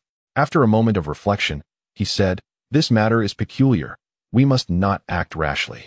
Scorpion, send someone to Hongfeng Town to gather intelligence before we decide on our course of action." Scorpion acknowledged and withdrew. Back in Hongfeng Town, at Chunfeng Barbecue, the fragrant smoke wafted through the air, and a long queue had already formed outside the shop. Yi Chunfeng held skewers in hand. His movements deft and fluid as he flipped, sprinkled seasoning, and brushed oil in one seamless motion. The meat skewers on the grill emitted a tantalizing sizzle, heightening one's appetite. "Boss, 2 skewers of grilled chicken wings and 1 skewer of grilled beef, please." "Coming right up," Yi Chunfeng replied while hastening his actions. His barbecue shop flourished, bustling with customers daily, yet he found joy amidst the chaos. Amidst the sprawling Red Maple town, where should one begin to gather information? A man clad in a gray short-sleeved shirt traversed the streets of Red Maple town. Despite his robust physique, he exhibited furtive behavior, glancing back every few steps, creating an intriguing contrast. He was none other than Wang Sangu, a spy sent by the Scorpion faction. "Ah, what a delightful aroma. Oh, they sell barbecue here as well. Perhaps I should fill my belly first to muster the energy for work. Hey, barbecue vendor, I'll have 10 skewers of grilled beef tendon."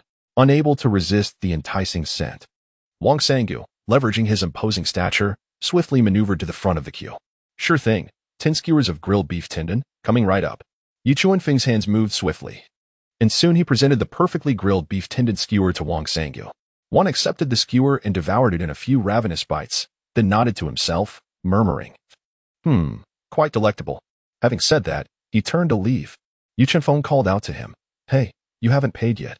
Wang Sangu turned back, a hint of disdain flickering across his face, and coldly replied, "Pay? I, Wang Sangu, never pay for my meals." Yi Chunfeng's eyes narrowed sharply. "So, you wish to dine and dash, do you?" In an instant, he rushed before the man and coldly declared, "Pay up, or do not blame me for my rudeness." Wang Sangu, upon seeing the approaching figure, raised his chin defiantly. "You, a mere barbecue vendor, what can you possibly do to me? I shall not pay today, and I am curious how you intend to proceed." Slap. Before he could finish his sentence, a resounding slap struck his face, igniting a fiery sensation on his cheek. Slap. Another blow landed, leaving his head ringing, as if something turbulent stirred within his mind. Instinctively, he reached for the knife at his waist, only to find his limbs unresponsive. Slap. Yet another slap followed, and he felt as if he had been rendered foolish, suddenly overwhelmed by an urge to pay. Slap. Another strike came. "My lord, here is your money." In the next moment, he found himself cradling a silver coin in both hands, bowing at a 90-degree angle, and respectfully offering it to Yi Chunfeng. Yi Chunfeng accepted the silver coin, nodding in satisfaction as he remarked, "Now that's more like it. You may leave."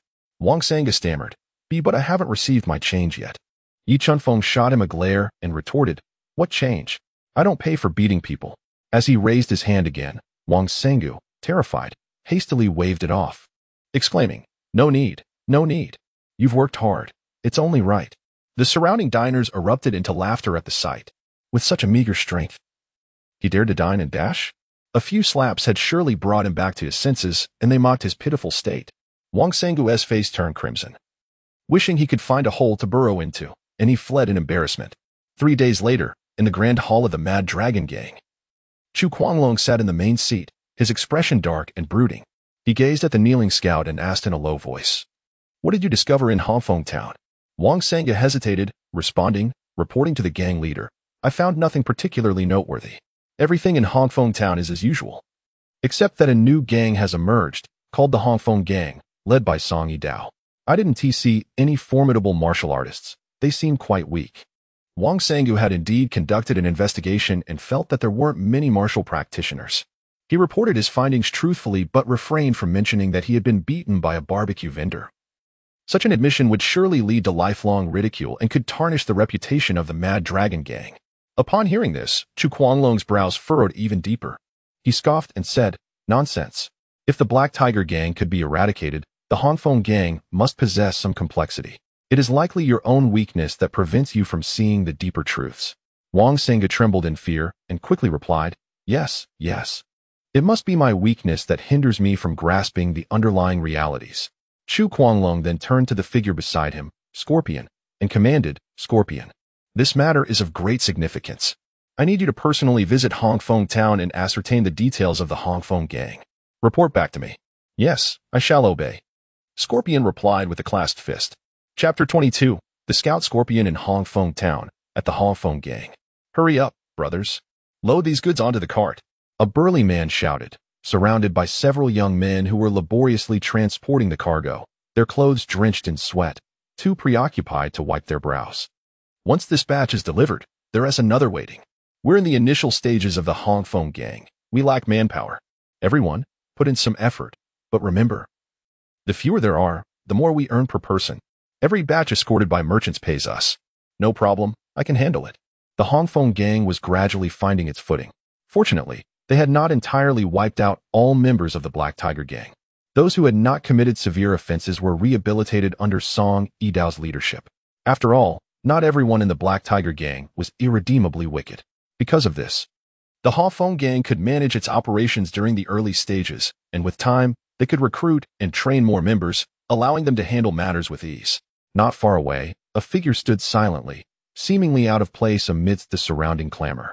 This person was Scorpion, one of the 4 protectors of the Mad Dragon gang.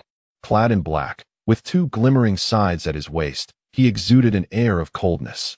With narrowed eyes, he observed everything before him. Pondering, the Hongfeng gang indeed seems unremarkable, just as Wang Sanga described. There are not many martial practitioners, and their strength pales in comparison to the past.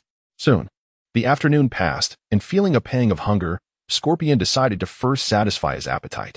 Strolling along the main street of Hongfeng town, he was suddenly enveloped by a rich aroma of roasted meat that stirred his appetite.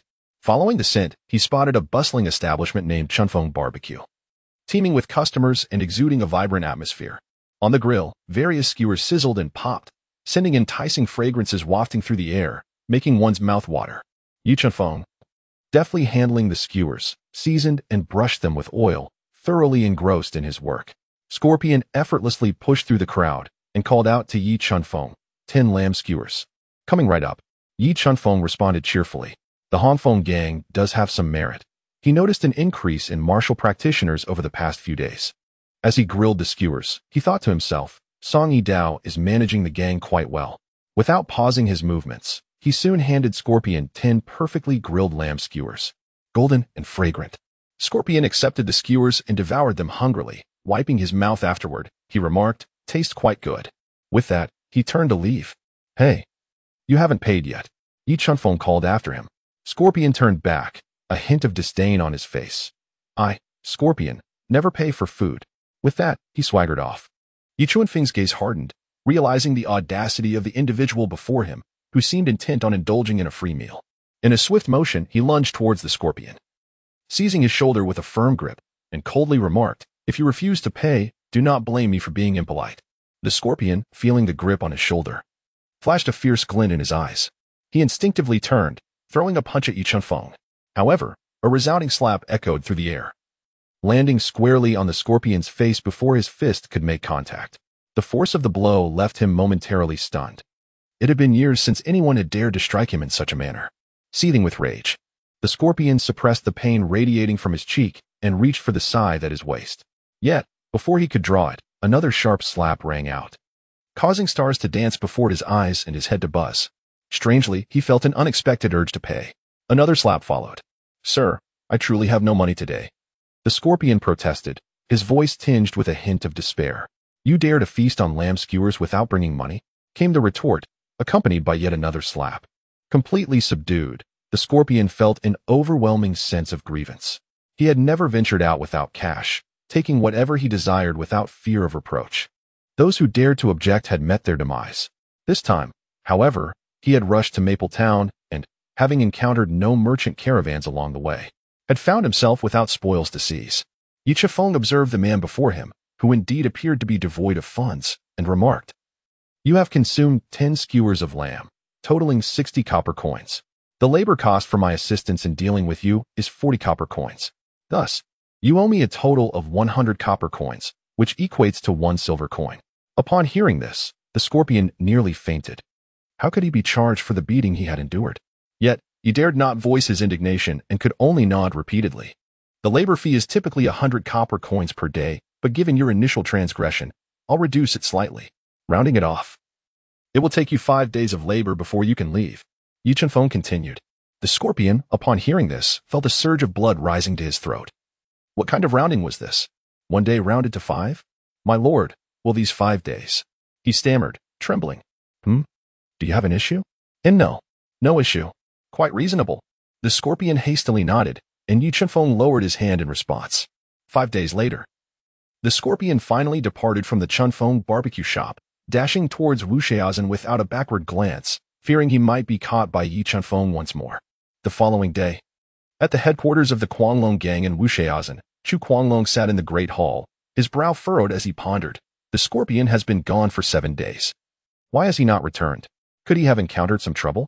Yet, upon reflection, 7 days suggested a thorough investigation, and the scorpion was indeed quite reliable in his work. Report. The scorpion has returned. A voice from a gang member interrupted his thoughts. The scorpion strode into the hall, and Chu Guanglong felt a surge of relief. Scorpion. How fares the situation in Hongfeng town? The scorpion reported. Gang leader, I have ascertained that the Hongfeng gang, as Wang San indicated, possesses few warriors and is rather weak. Their primary business is escorting merchants in Hongfeng town. He refrained from mentioning the humiliation of being beaten by a barbecue vendor and forced to work for 5 days. Such disgrace was to be buried with him. Chu Guanglong, upon hearing this, grew more perplexed. If that is the case, how was the Black Tiger gang eradicated? Could it be that Song Yidao possesses formidable strength? The scorpion hesitated, stating, I have only seen Song Yidao from a distance. He is not engaged in battle, so I am unaware of his true abilities. Noticing the scorpion's pale complexion, Chu Guanglong inquired, Scorpion, why do you appear so unwell? Reporting to the gang leader, it may be due to the strong winds on the road. It has left me feeling a bit chilly. The scorpion stuttered. In truth, he had only just discovered the red handprints on his face, perplexed as to why, despite Yi Chunfeng's moderate strength, it caused him such pain. And the marks refused to fade. To conceal it, he had applied rouge upon his return. This was the first time in his life he had used such cosmetics. Chu Guanglong, not suspecting anything amiss, contemplated for a moment before stating, it seems I must personally pay a visit. If Song Yidao is not particularly strong. Upon my return and issuing orders, we could directly seize Hongfeng town. Chapter 23. The scout Chu Guanglong in the early morning, a ray of sunlight filtered through the window, illuminating Yi Chunfeng's face. He slowly opened his eyes, stretching as a new day commenced. Opening the second-floor window, fresh air rushed in, mingled with the fragrance of earth and the distant chirping of birds in the woods. Downstairs, the early-rising townsfolk had already commenced their daily labor, with the sounds of vendors calling out and children playing, creating a vibrant market atmosphere. Ding. Combat power increased by 1. Today's combat power 4. 5. Current combat power assessment, 454. 6. The system's voice echoed in Yi Chunfeng's mind. 11 days had passed, and his combat power had surged from 407. 5 to 454. 6. An impressive increase of 47. 1. Indeed, the power of compound interest was formidable. Yi Chunfeng mused. He then donned casual attire, preparing to venture into the mountains outside the town to gather fresh ingredients. Meanwhile, at the Hongfeng gang in Hongfeng town, a rough voice resonated, Brothers, let us work hard. Today's shipment belongs to Boss Wang from the south of the town. It consists of exquisite porcelain. If we escort it successfully, each of us will earn a full 300 copper coins. Let us give it our all. Rest assured, boss, we will complete the task. 300 copper coins, working a year, is enough for me to marry a wife. Haha, you dreamer. The men bantered as they transported goods, their enthusiasm palpable. Not far off, a tall figure quietly observed the scene. Dressed in plain coarse cloth, he appeared to be an ordinary farmer. Yet his sharp eyes and the subtle aura he exuded commanded respect. This man was none other than Chu Guanglong, the leader of the Guanglong gang. Chu Guanglong, known for his arrogance and rarely acting discreetly, had become particularly vigilant following the death of Li Heihu. After all, he had clashed with Li Heihu for decades and was well aware of his capabilities. The sudden annihilation of Li Heihu and the entire Black Tiger gang signaled something unusual. He could not afford to act recklessly. He meticulously observed the movements of the Hong Feng gang, noting that they indeed lacked warriors and appeared weak overall. With his insight at the late stage of the body refinement realm, he caught sight of two individuals conversing within the Hong Feng gang. Our business has been improving lately, but we are somewhat short-staffed, Song Yidao remarked. Boss, should we recruit more people? A subordinate suggested. Yes, handle this as you see fit. Recruit individuals of good character, who can endure hardship. Song Yidao nodded. By the way, have the earnings from the last shipment been distributed to the brothers?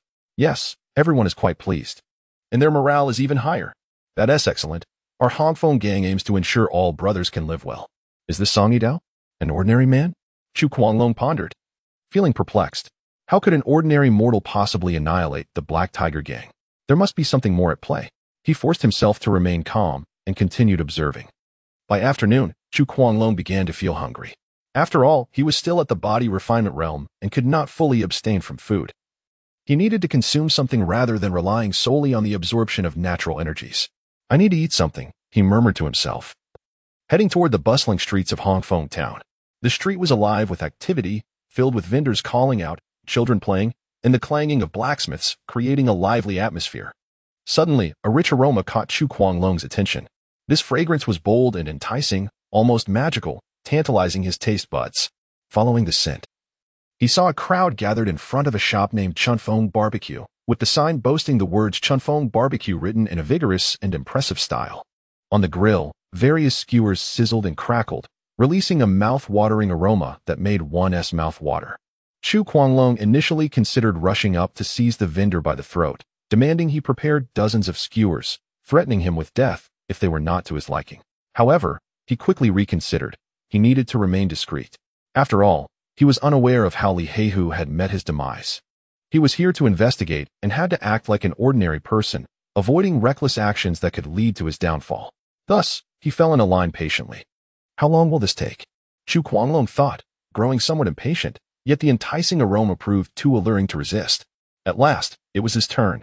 Stepping up to the grill, he addressed the busy Yi Chunfeng. I would like 10 skewers of lamb and 10 skewers of beef. Certainly, Yi Chunfeng replied cheerfully, his hands never pausing in their meticulous task. With practiced ease, he expertly flipped the skewers, sprinkled seasoning, and brushed on oil, all in one fluid motion. However, in a moment of distraction, his gaze lingered on Chu Guanglong for a brief instant before he resumed his work. Sensing the enticing aroma wafting through the air, Chu Guanglong inwardly marveled at the proprietor's impressive culinary skills. Before long, 20 skewers were perfectly cooked. Yi Chunfeng handed the skewers to Chu Guanglong, stating, "That will be 120 copper coins." Chu Guanglong accepted the skewers and devoured them with fervor. With each bite, the exterior crisp and the interior tender. Juices bursting forth, the harmonious blend of spices and the succulent meat created an exquisite delight, truly a heavenly flavor. This taste is unparalleled, Chu Guanglong exclaimed in admiration as he feasted. Once I conquer Hong Feng town, I must capture this proprietor to provide me with skewers daily. In no time, he had consumed every last skewer. Wiping his mouth, he prepared to depart, only to be halted by Yi Chunfeng's voice. Sir, you have yet to settle the payment. Chu Guanglong paused, momentarily taken aback. When have I ever paid for a meal? Yi Chunfeng surveyed him with a critical eye and remarked, with such attire, you resemble a pauper. Paupers should refrain from indulging in roasted skewers. He shifted his tone, becoming more vigilant as he added, if you cannot produce 120 copper coins, you shall work for me for 10 days. Upon hearing this, Chu Guanglong nearly choked with laughter. A pauper? I possess enough wealth to fill an entire mansion. Yet, he suppressed his fury, recalling the mysterious demise of Li Heihu, and resolved to bide his time. Thus, he retrieved 120 copper coins from his pocket and handed them to Yi Chunfeng. Humph, you demonstrate some sense. Yi Chunfeng accepted the coins, counted them, and only then allowed him to leave.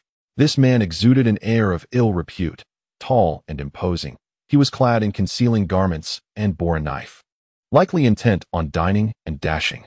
Indeed, the number of such individuals attempting to evade payment has been on the rise. Fortunately, our boss is formidable. Just last time, that diner and dasher was thoroughly dealt with by the boss. The surrounding crowd buzzed with gossip, and Chu Guanglong, overhearing them, felt a surge of anger. Once I seize Hong Feng town, I will make you all regret your words. And that barbecue owner, I shall have you roasting skewers for me daily until you can bear it no longer. Thus, Chu Guanglong lay in wait in Hongfeng town for 10 days. Each day, he observed the movements of the Hongfeng gang, growing increasingly uneasy. This town was a veritable haven for mortals, devoid of any cultivators. Why not simply take Hongfeng town by force? Yet, he quickly chastised himself. No, patience is key. I must return to gather my followers for a concerted assault. Who knows what hidden trump cards they may possess? Under the cover of darkness, with the moon obscured and the winds howling, Chu Guanglong stealthily departed Hongfeng town, preparing to assemble his forces for an all-out assault the following day. Unbeknownst to him, a shadow silently trailed behind him, as ethereal as a ghost. Chapter 24, Night Raid on the Guanglong Gang in Wuzhou Town, at the headquarters of the Guanglong Gang. Four figures stood in the dimly lit hall, the atmosphere heavy with tension. Why hasn't the gang leader returned yet? It has been 10 days. The enchanting wash broke the silence with a sultry tone. Who knows? Perhaps he encountered some trouble along the way, the burly Duzong replied, his deep voice resonating. Marred by a vicious scar on his face. Humph. Our leader is a late-stage cultivator. What trouble could befall him? Hongi scoffed, his short stature belied by the fierce glint in his eyes. We ought to remain cautious. I sense that this situation is more complex than it appears, Scorpion interjected. His brow furrowed in unease, a chill creeping into his heart as if something ominous loomed. Just then, a gust of wind swept through the hall, followed by the sound of hurried footsteps. The four turned to see a towering figure striding in, the gang leader, Chu Guanglong. Welcome back, leader, they chorused in unison, bowing respectfully. Chu Guanglong nodded, taking his seat in the grand tiger skin chair at the center of the hall. Leader, may I inquire about the situation in Hongfeng town? Hongi ventured, bowing slightly. After extensive reconnaissance, I can confirm that Hongfeng town is nothing but a den of mortals.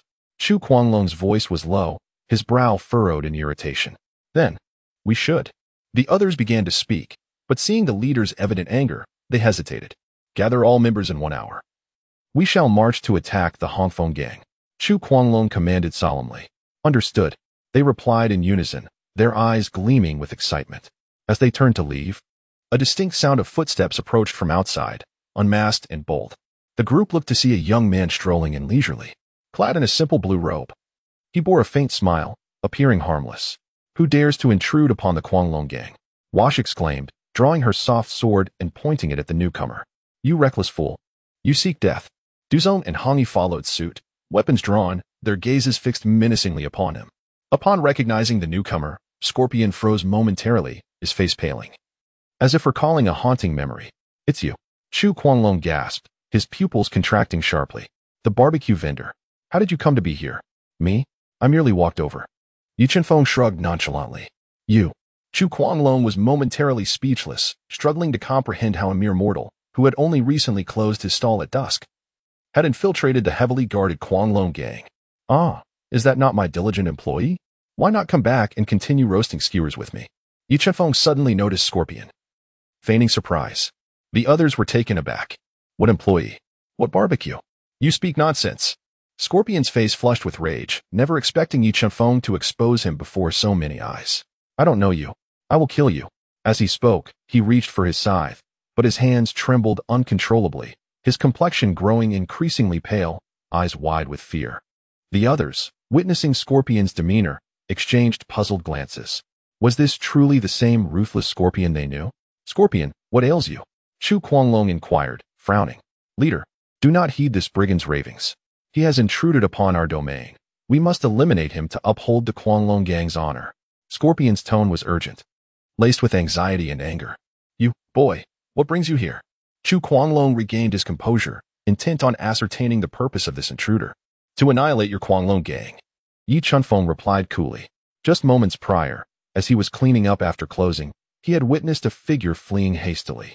At that moment, he received a system notification. Ding. Mission issued. Annihilate the Guanglong gang. Reward. Combat power 300. Thus, he had followed the figure, having noted Chu Guanglong's strength during their first encounter. Chu Guanglong. Realm. Late-stage body refinement. Combat power assessment. 300. Annihilate my Guanglong gang? Haha. Chu Guanglong erupted into laughter, as though he had heard the most ludicrous joke. You? A mere mortal? A barbecue vendor? Haha. Wash, Duzong, and Hongi joined in the laughter, regarding Yi Chenfeng as if he were a fool. Only Scorpion wore a bemused expression. Yi Chenfeng fell silent, his form suddenly vanishing from sight. A muffled thud echoed, abruptly silencing the laughter of the red ant. His eyes widened in disbelief as he glanced down at his chest, where a bloodied hand withdrew from his body. The red ant opened his mouth, intending to utter something, but ultimately collapsed to the ground, lifeless. Red ant. How could this be? The laughter within the grand hall ceased abruptly, leaving everyone stunned by this unforeseen spectacle. They could scarcely fathom that Yi Chunfeng had indeed taken action, and with such swiftness had slain the red ant. How could this be possible? Chu Guanglong's expression darkened considerably, his gaze fixed intently on Yi Chunfeng, filled with shock and incredulity. Before the crowd could regain their composure, Yi Chunfeng moved again, his figure appearing before the poison centipede like a wraith. Another muffled sound reverberated. The poison centipede had scarcely registered the danger before Yi Chunfeng's hand pierced through his chest, sending him crashing to the ground. Poison centipede. Yi Chunfeng did not relent. Instead, he charged towards the flower snake once more. Who are you? The flower snake stammered, retreating in fear, with Scorpion hastily following suit. They regarded Yi Chunfeng as though he were a demon. Chu Guanglong finally grasped the gravity of the situation, letting out a roar as he leapt from his tiger-skin chair, brandishing his long blade and rushing towards Yi Chunfeng. Die! Help me, boss! The flower snake fled towards Chu Guanglong, knowing that only he could save her. Humph, mere trifles. Chu Guanglong scoffed, swiftly positioning himself between Yi Chunfeng and the flower snake. Your opponent is me. Wonderful, the boss has arrived. I'm saved. The flower snake felt a surge of relief. With the boss in action, this brat was surely doomed. Scorpion also breathed a sigh of relief, confident that Chu Guanglong's prowess would be sufficient to vanquish Yi Chunfeng. However, in the next instant, they were left dumbfounded. A sharp slap echoed through the air as Chu Guanglong's body flew back like a kite with its string severed, crashing into the corner wall and spewing blood. Chapter 25. The Fall of the Guanglong Gang. How is this possible? Chu Guanglong's eyes widened in shock and disbelief. He never imagined he would be unable to withstand even a single move from Yi Chunfeng. Boss. The flower snake gasped, her gaze filled with terror as she looked at Yi Chunfeng. Upon hearing that resounding slap, Scorpion felt the pain in his previously healed face resurface. Who are you? The flower snake trembled, her voice quaking. Me? Just a vendor of barbecued skewers, Yi Chunfeng replied, advancing towards the flower snake with a faint smile. And no. Please don't kill me. The flower snake, pale and frightened, backed away, pleading, I will do anything. I can be your servant, your slave. As she spoke, she began to loosen her garment, revealing her fair skin. Yet, with a swift strike, her head fell. Beauty?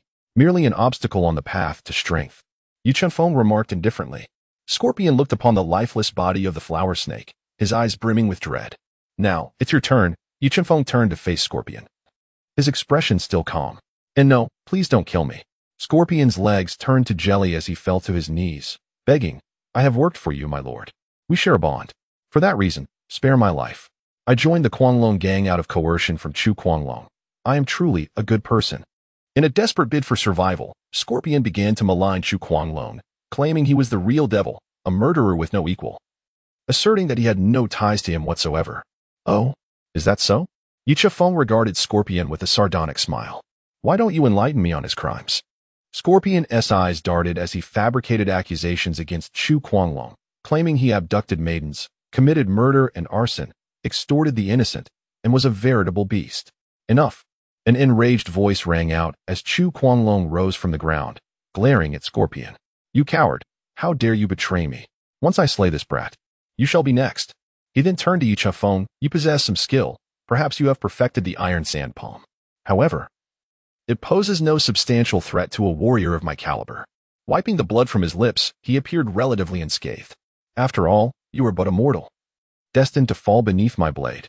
With that, he swung his long knife and lunged at Yi Chunfeng. Die? Oh, you still take this seriously?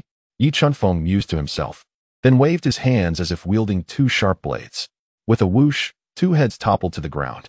The bodies of Chu Guanglong and Scorpion collapsed, lifeless. The hall fell into a profound silence. That night, the clouds obscured the moon, and visibility was reduced to nothing. A few crows shrieked mournfully as they flapped their wings and soared past. A cold wind swept through, causing several feathers to drift down. Congratulations, host, for completing the task. Reward, Power 300. Yi Chunfeng returned home and retrieved an ancient ring from his pocket, which he had surreptitiously acquired from Chu Guanglong. The ring was entirely ebony, intricately carved with a fierce dragon, its eyes embedded with a blood-red gemstone that flickered with an eerie glow in the darkness. To his surprise, it appeared that Chu Guanglong possessed a spatial ring, a luxury that Li Heihu lacked. A subtle smile graced Yi Chuanfeng's lips as he pricked his fingertip, allowing a drop of blood to fall upon the ring. The blood was swiftly absorbed, and Yi Chuanfeng felt a delicate connection forming between himself and the ring. With a mere thought, a vast expanse unfolded before him, filled to the brim with treasures of gold and silver, their brilliance dazzling to behold. Goodness, this is a fortune! Yi Chuanfeng exclaimed in astonishment. He estimated that the amassed wealth totaled tens of thousands of gold coins, equivalent to billions in his past life. Indeed, the wealth of the Guanglong gang surpasses that of the Heihu gang, he mused, stroking his chin, astonished that these two small towns, with their respective factions entrenched for decades, had managed to extract such riches.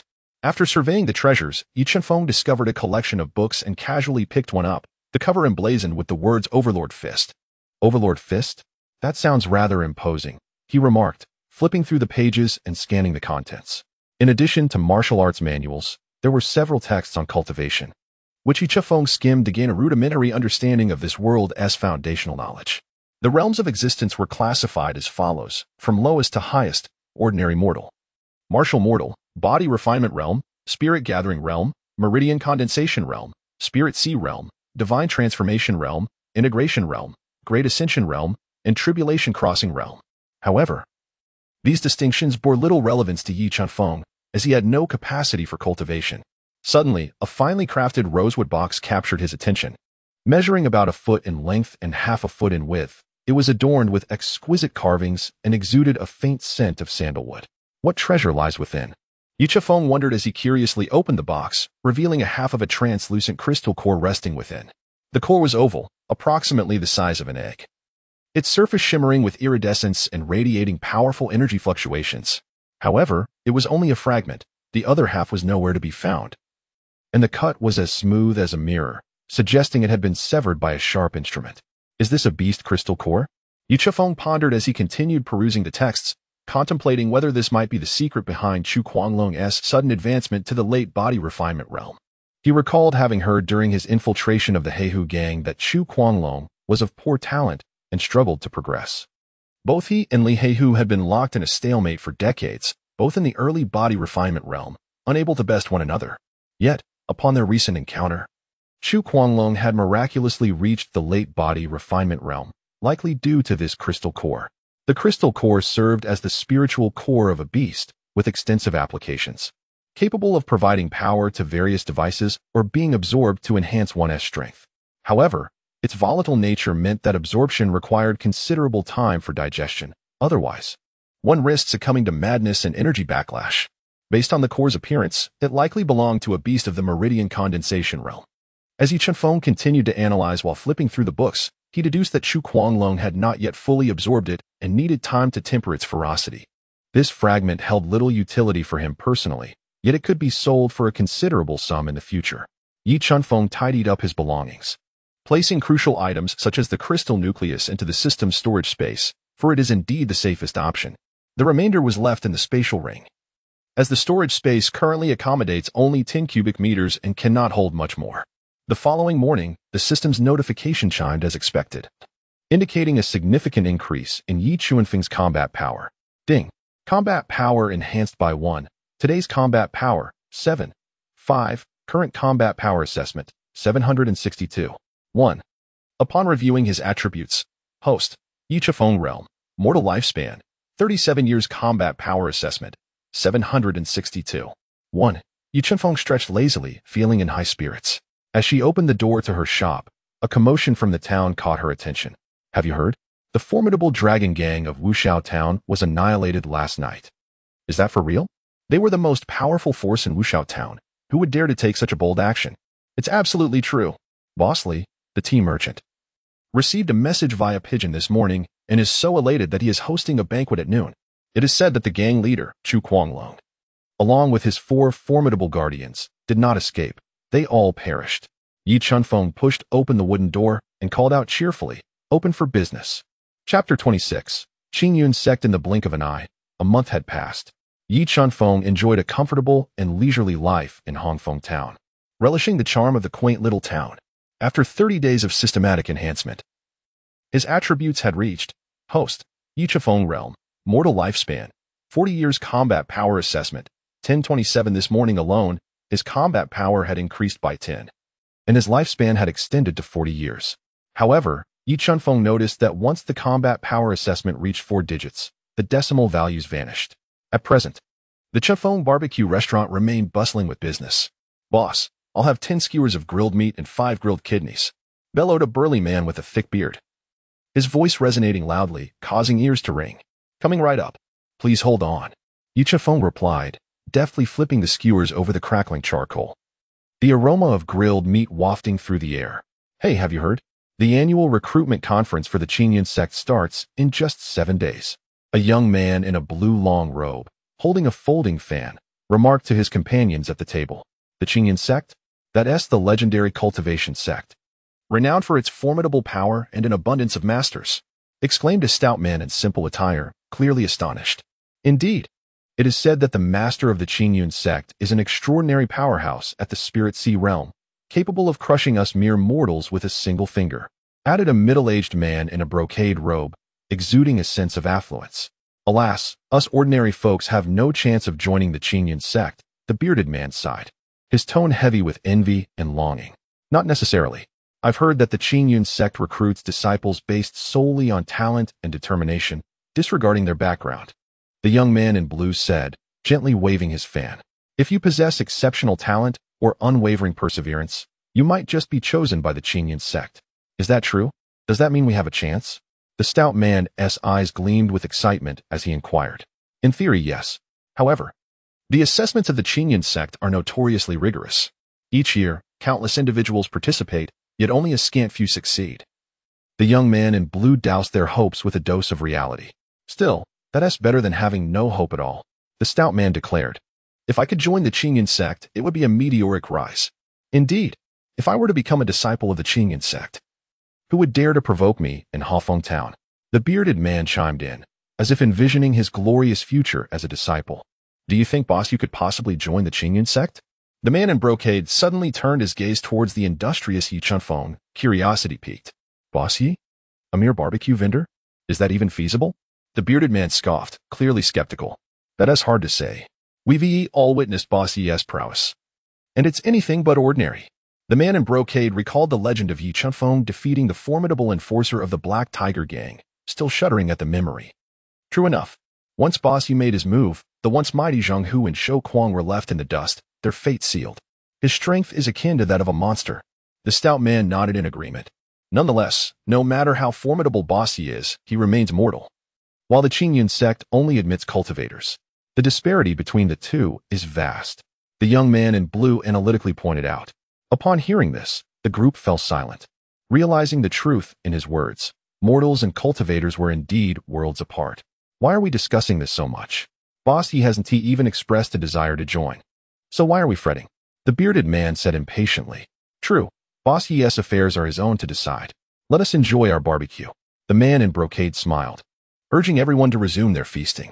What is so great about the Qingyun sect? I'd rather revel in selling barbecue here. The conversation of the group reached Yi Chunfeng's ears without missing a beat. That's true. If Boss Yi really went, we wouldn't see a barbecue to enjoy anymore. The bearded man chuckled. Ding. Task issued. Join the Qingyun sect. Reward. Combat power 300. At that moment, the system's notification echoed suddenly in Yi Chunfeng's mind. Join the Qingyun sect? A reward of 300 combat power? Yi Chunfeng was taken aback. A true man aspires to greater heights. How can I remain languishing in this trivial place?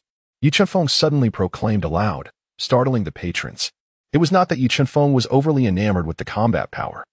He contemplated that if a powerful adversary were to assail Hafeng Town one day, his fate would be sealed. It would be wiser to proactively enhance his strength. Moreover, based on Yi Chunfeng's experience, if he failed to complete this task, the system would not issue new missions, at best offering only side quests. Most importantly, upon reflection, the system's tasks were always beneficial to him and would not lead to his detriment. Thus, Yi Chunfeng resolved to complete the system's tasks without fail. All right, let us venture to the Qingyun sect. Yi Chunfeng made his decision, a flicker of excitement gleaming in his eyes. However, this matter required careful consideration. He could not act hastily. Yi Chunfeng thought it would be prudent to gather more information about the Qingyun sect first. Excuse me, did you just mention that the recruitment conference for the Qingyun sect is starting in a month? Yi Chunfeng approached the table of patrons who had been conversing earlier. Indeed. Boss Yi, you're not actually interested in the Qingyun sect, are you? The man in brocade asked with a smile. Well, I'm somewhat intrigued and wish to learn more. Yi Chunfeng nodded. You've come to the right people. We know the ins and outs of the Qingyun sect. The bearded man patted his chest confidently.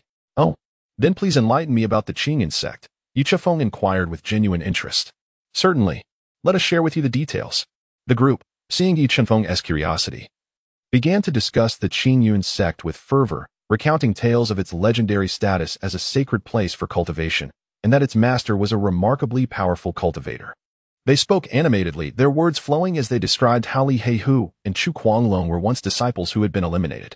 Yi Chunfeng listened intently, feeling that the Qingyun sect was indeed a remarkable place.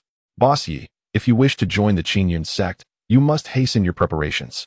The man in the brocade robe cautioned. The assessments of the Qingyun sect are notoriously rigorous, with countless individuals eliminated each year. Thank you for the reminder. I will give it careful consideration. Yi Chunfeng nodded in gratitude. Meanwhile, his hands were busy, expertly flipping and seasoning the meat. Esteemed guests, your grilled meat is ready. Please enjoy. Yi Chunfeng announced with a smile as he placed the barbecue on the table. Great. Thank you, Boss Yi. The patrons expressed their thanks before diving into their meal with gusto. Yi Chunfeng smiled faintly, turning back to the roasting oven, resuming his diligent work. Chapter 27. The Qingmen Sect Test. Worthless Qualifications? The mountain path was rugged and overgrown with thorns. Yi Chunfeng cautiously cleared the obstructing branches. With sunlight filtering through the trees and sweat soaking his garments, he traversed one peak after another, passing through dense forests. The wind rustled through the treetops, producing a soft whisper, while sunlight dappled the ground beneath the foliage, casting intricate shadows. Thus, several days elapsed. The towering gates of the Qingyun sect loomed majestically, resembling a sharp sword piercing the heavens. The grand archway bore the three powerful characters of Qingyun sect, exuding an ancient and mysterious aura. Before the mountain gate, a throng of people gathered, commoners from various regions, each harboring their own aspirations, seeking to apprentice and learn. In their gazes resided both hope for the future and a hint of trepidation towards the unknown. Yi Chunfeng mingled among the crowd, and after 7 days of systematic enhancement, his combat power had risen to an impressive 1101. 2 days prior, Yi Chunfeng had already arrived at this place, and today marked the annual recruitment conference of the Qingyun sect. In the center of the recruitment square, a towering platform rose majestically, upon which sat Jiang Lingxiao, a steward of the Qingyun sect. Clad in a flowing azure robe, with sword-like brows and starry eyes, his handsome visage radiated a compelling charisma.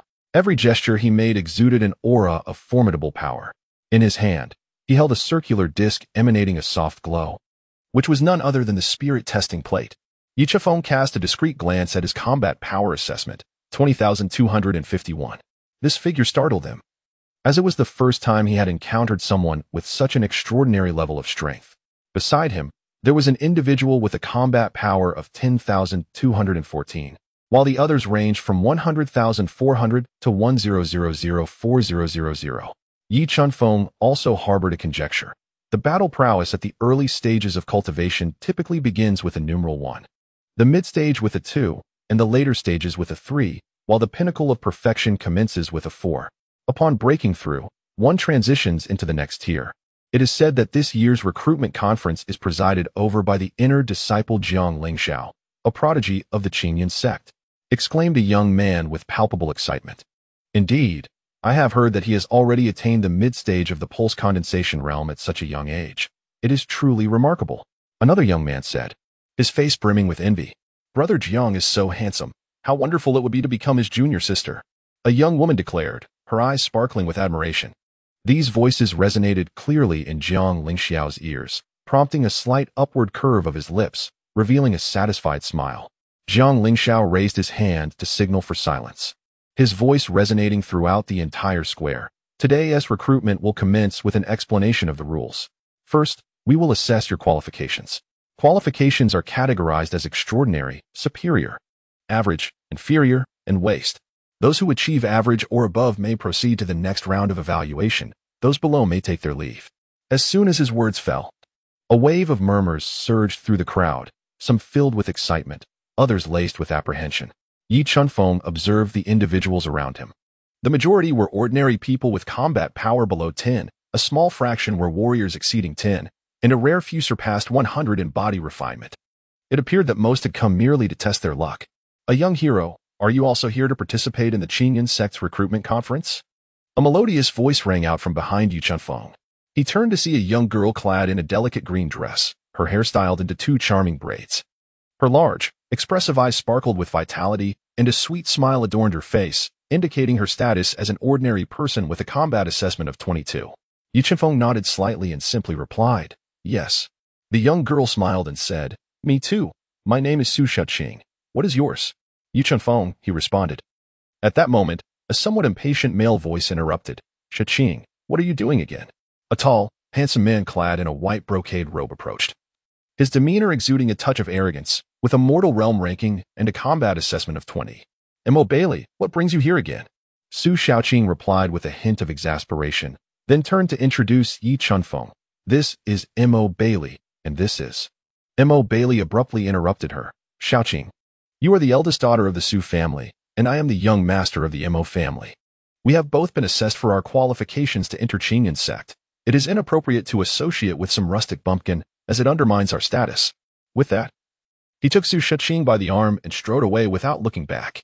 Yi Chunfeng gazed at their departing figures, shrugged his shoulders, and felt indifferent. What did it matter to him whether they were young ladies or young masters? His sole concern was to fulfill his mission. As the spirit assessment commenced, one by one, the youthful participants ascended the high platform and placed their hands upon the spirit assessment plate. Some were declared to possess medium-grade talent, joyfully joining the ranks of the candidates, while others were deemed to have inferior aptitude, leaving with heavy hearts. Yi Chunfeng mingled among the crowd, observing the process of spiritual assessment with a sense of curiosity. Although he lacked the ability to cultivate, he pondered what his own aptitude might be. Perhaps he possessed exceptional talent, or even unparalleled potential. M.O. Bailey ascended the platform, placing his hand upon the spiritual assessment plate, which emitted a soft glow. The personnel of Qingyan sect announced, medium-grade aptitude, qualified. A hint of pride illuminated M.O. Bailey's face as he stood tall among the reserve candidates. Next, Su Shaoqing approached the platform. As her hand touched the spiritual assessment plate, it shone with a dazzling brilliance. The Qingyan sect personnel exhibited a flicker of surprise before declaring, high-grade aptitude, qualified. They nodded slightly, their eyes reflecting a measure of admiration. Following her, numerous individuals were tested, the majority possessing low-grade aptitude, with only a handful qualifying for the reserve team with medium-grade results. Finally, it was Yi Chunfeng's turn. He stepped before the spiritual assessment plate, placing his hand upon it. However, the plate remained unresponsive, its glow dim, resembling an ordinary stone slab. The Qingyan sect personnel furrowed their brows and coldly announced, waste aptitude, disqualified. Next, laughter erupted from the surrounding crowd. Waste. Ha. Did I hear that correctly? Waste. Indeed a rarity. I thought my low-grade aptitude was dismal enough, yet here we have waste. Many individuals who had been eliminated chuckled, whispering amongst themselves, as if this comparison somehow mitigated their own failures. M.O. Bailey sneered disdainfully and remarked to Su Shaoqing, Shaoqing, I told you, we should avoid associating with such lowly individuals, lest they diminish our standing. Su Shaoqing, however, remained unresponsive, her expression inscrutable as she contemplated her thoughts. Yi Chunfeng was taken aback. It was not an extraordinary or supreme quality. At the very least, it was supposed to be of medium quality. To his astonishment, he discovered that he possessed no aptitude whatsoever. How was he to accomplish the task? He inwardly cursed the system, deeming this task utterly ridiculous. He resolved to move on. Next, Yi Chunfeng was driven off the stage by the guards, feeling a sense of unwillingness within. Is it truly impossible? If I were worthless? Why would the system allow me to join the Qingyan sect? Isn't this just a game at my expense? Suddenly, a thought crossed his mind, joining the Qingyan sect? It was explicitly stated that one must become a disciple. Could there be an alternative path? Yi Chunfeng's mind raced rapidly, and suddenly he clapped his hands as if he had conceived a brilliant idea. Chapter 28, Exploring Alternative Paths, Becoming a Servant. Yi Chunfeng did not depart immediately. Instead, he lingered, casting his gaze about in search of inspiration. My brothers, how much have you received in miscellaneous allowances this month? I plan to save enough to leave the Qingyan sect and return home to marry. Not much. The same as before. However, I envy you. I've only been here for a year and have barely saved anything, while you are already poised to indulge in life's pleasures. Yi Chunfeng possessed keen hearing, catching the distant murmur of conversation as it gradually faded away. A miscellaneous role? Perhaps that would suffice. Yi Chunfeng mused, stroking his chin while surveying the grim-faced, dust-covered youths in the square who had been eliminated. In his mind, he weighed his options. The chosen ones remained in line, awaiting further instructions from their sect, while he, in his quest to join the Qingyan sect, would have to seek an alternative path. Yi Chunfeng began to meander through the crowd, observing a few young individuals dressed in simple attire, their bodies still bearing traces of earth, huddled together in hushed whispers. Their combat assessments were all in single digits, suggesting they, like himself, were among those who had been eliminated or perhaps merely relegated to menial tasks. Yi Chunfeng stepped forward, a warm smile gracing his face. He gently patted one of the young man's shoulders and inquired, "My dear brothers, may I ask you something? Are you familiar with the menial disciples of the Qingyan sect?" The young man turned around, initially wary as he scrutinized Yi Chunfeng. However, upon noticing the amiable expression on his face, which suggested he bore no ill intentions, he relaxed and responded, "Menial disciples? You mean those who perform the mundane tasks? Who doesn't he know about them? In the Qingyan sect, someone must take care of cleaning, cooking, and laundry, after all." Yi Chunfeng's smile radiated even more brilliantly as he retrieved 3 silver coins from his pocket and handed them to the young man. "My dear brother, having just arrived, I am not well acquainted with the Qingyan sect. I wish to inquire about matters pertaining to the servant disciples. Allow this to be a small token of my appreciation." The young man gazed at the silver coins, his eyes widening in astonishment. This was no trifling sum, sufficient to sustain his entire family for quite a while. He swallowed nervously, hastily accepting the coins, a broad smile illuminating his face. "Esteemed young sir, you are exceedingly generous. Please, ask whatever you wish, and I shall share all that I know without reservation." "That is splendid," Yi Chunfeng responded with a smile. "I would like to know how one becomes a servant disciple, what their duties entail, and what processes I must follow should I wish to join their ranks." The young man, named Li Ergu, scratched his head and began to elaborate enthusiastically. "The servant disciples are those who lack the aptitude for cultivation yet wish to remain at the Qingyan sect. However, the slots are limited. Securing a position often depends on one's luck, though having wealth can also prove advantageous. Typically, they are responsible for tasks such as cleaning the sect, tending to gardens, cooking, washing clothes, and fetching water." Aspiring to be a servant disciple? It's quite simple. Just head to the back mountain and register with the overseer. In matters that can be resolved with money, nothing is insurmountable. After all, Yi Chunfeng possesses a fortune of tens of thousands of gold coins. He is akin to a walking treasury. Yi Chunfeng inquired about several details, such as the treatment of the miscellaneous disciples and their working hours, to which Li Ergu responded meticulously. Through their conversation, Yi Chunfeng learned that although the work of a miscellaneous disciple was arduous, the remuneration was quite satisfactory, encompassing meals and accommodations, along with a monthly stipend and discounted materials. Most importantly, becoming a miscellaneous disciple would allow him to remain at the Qingyan sect, thereby facilitating a deeper understanding of the environment and aiding in the accomplishment of his tasks. "Thank you, Brother Li," Yi Chunfeng said, clasping his hands in gratitude. "This information is invaluable to me." Li Ergu chuckled and waved his hand dismissively. "Oh, it was nothing. Just a small assistance. You are too kind, young hero." Yi Chunfeng bid farewell to Li Ergu and the others, making no further delay in the square as he proceeded directly towards the back mountain. In stark contrast to the lively clamor of the front mountain, the back mountain exuded an extraordinary tranquility. The miscellaneous disciples were diligently occupied. Some were fetching water. Others were tilling the soil, while still others were washing clothes, each bearing an expression of fatigue upon their faces.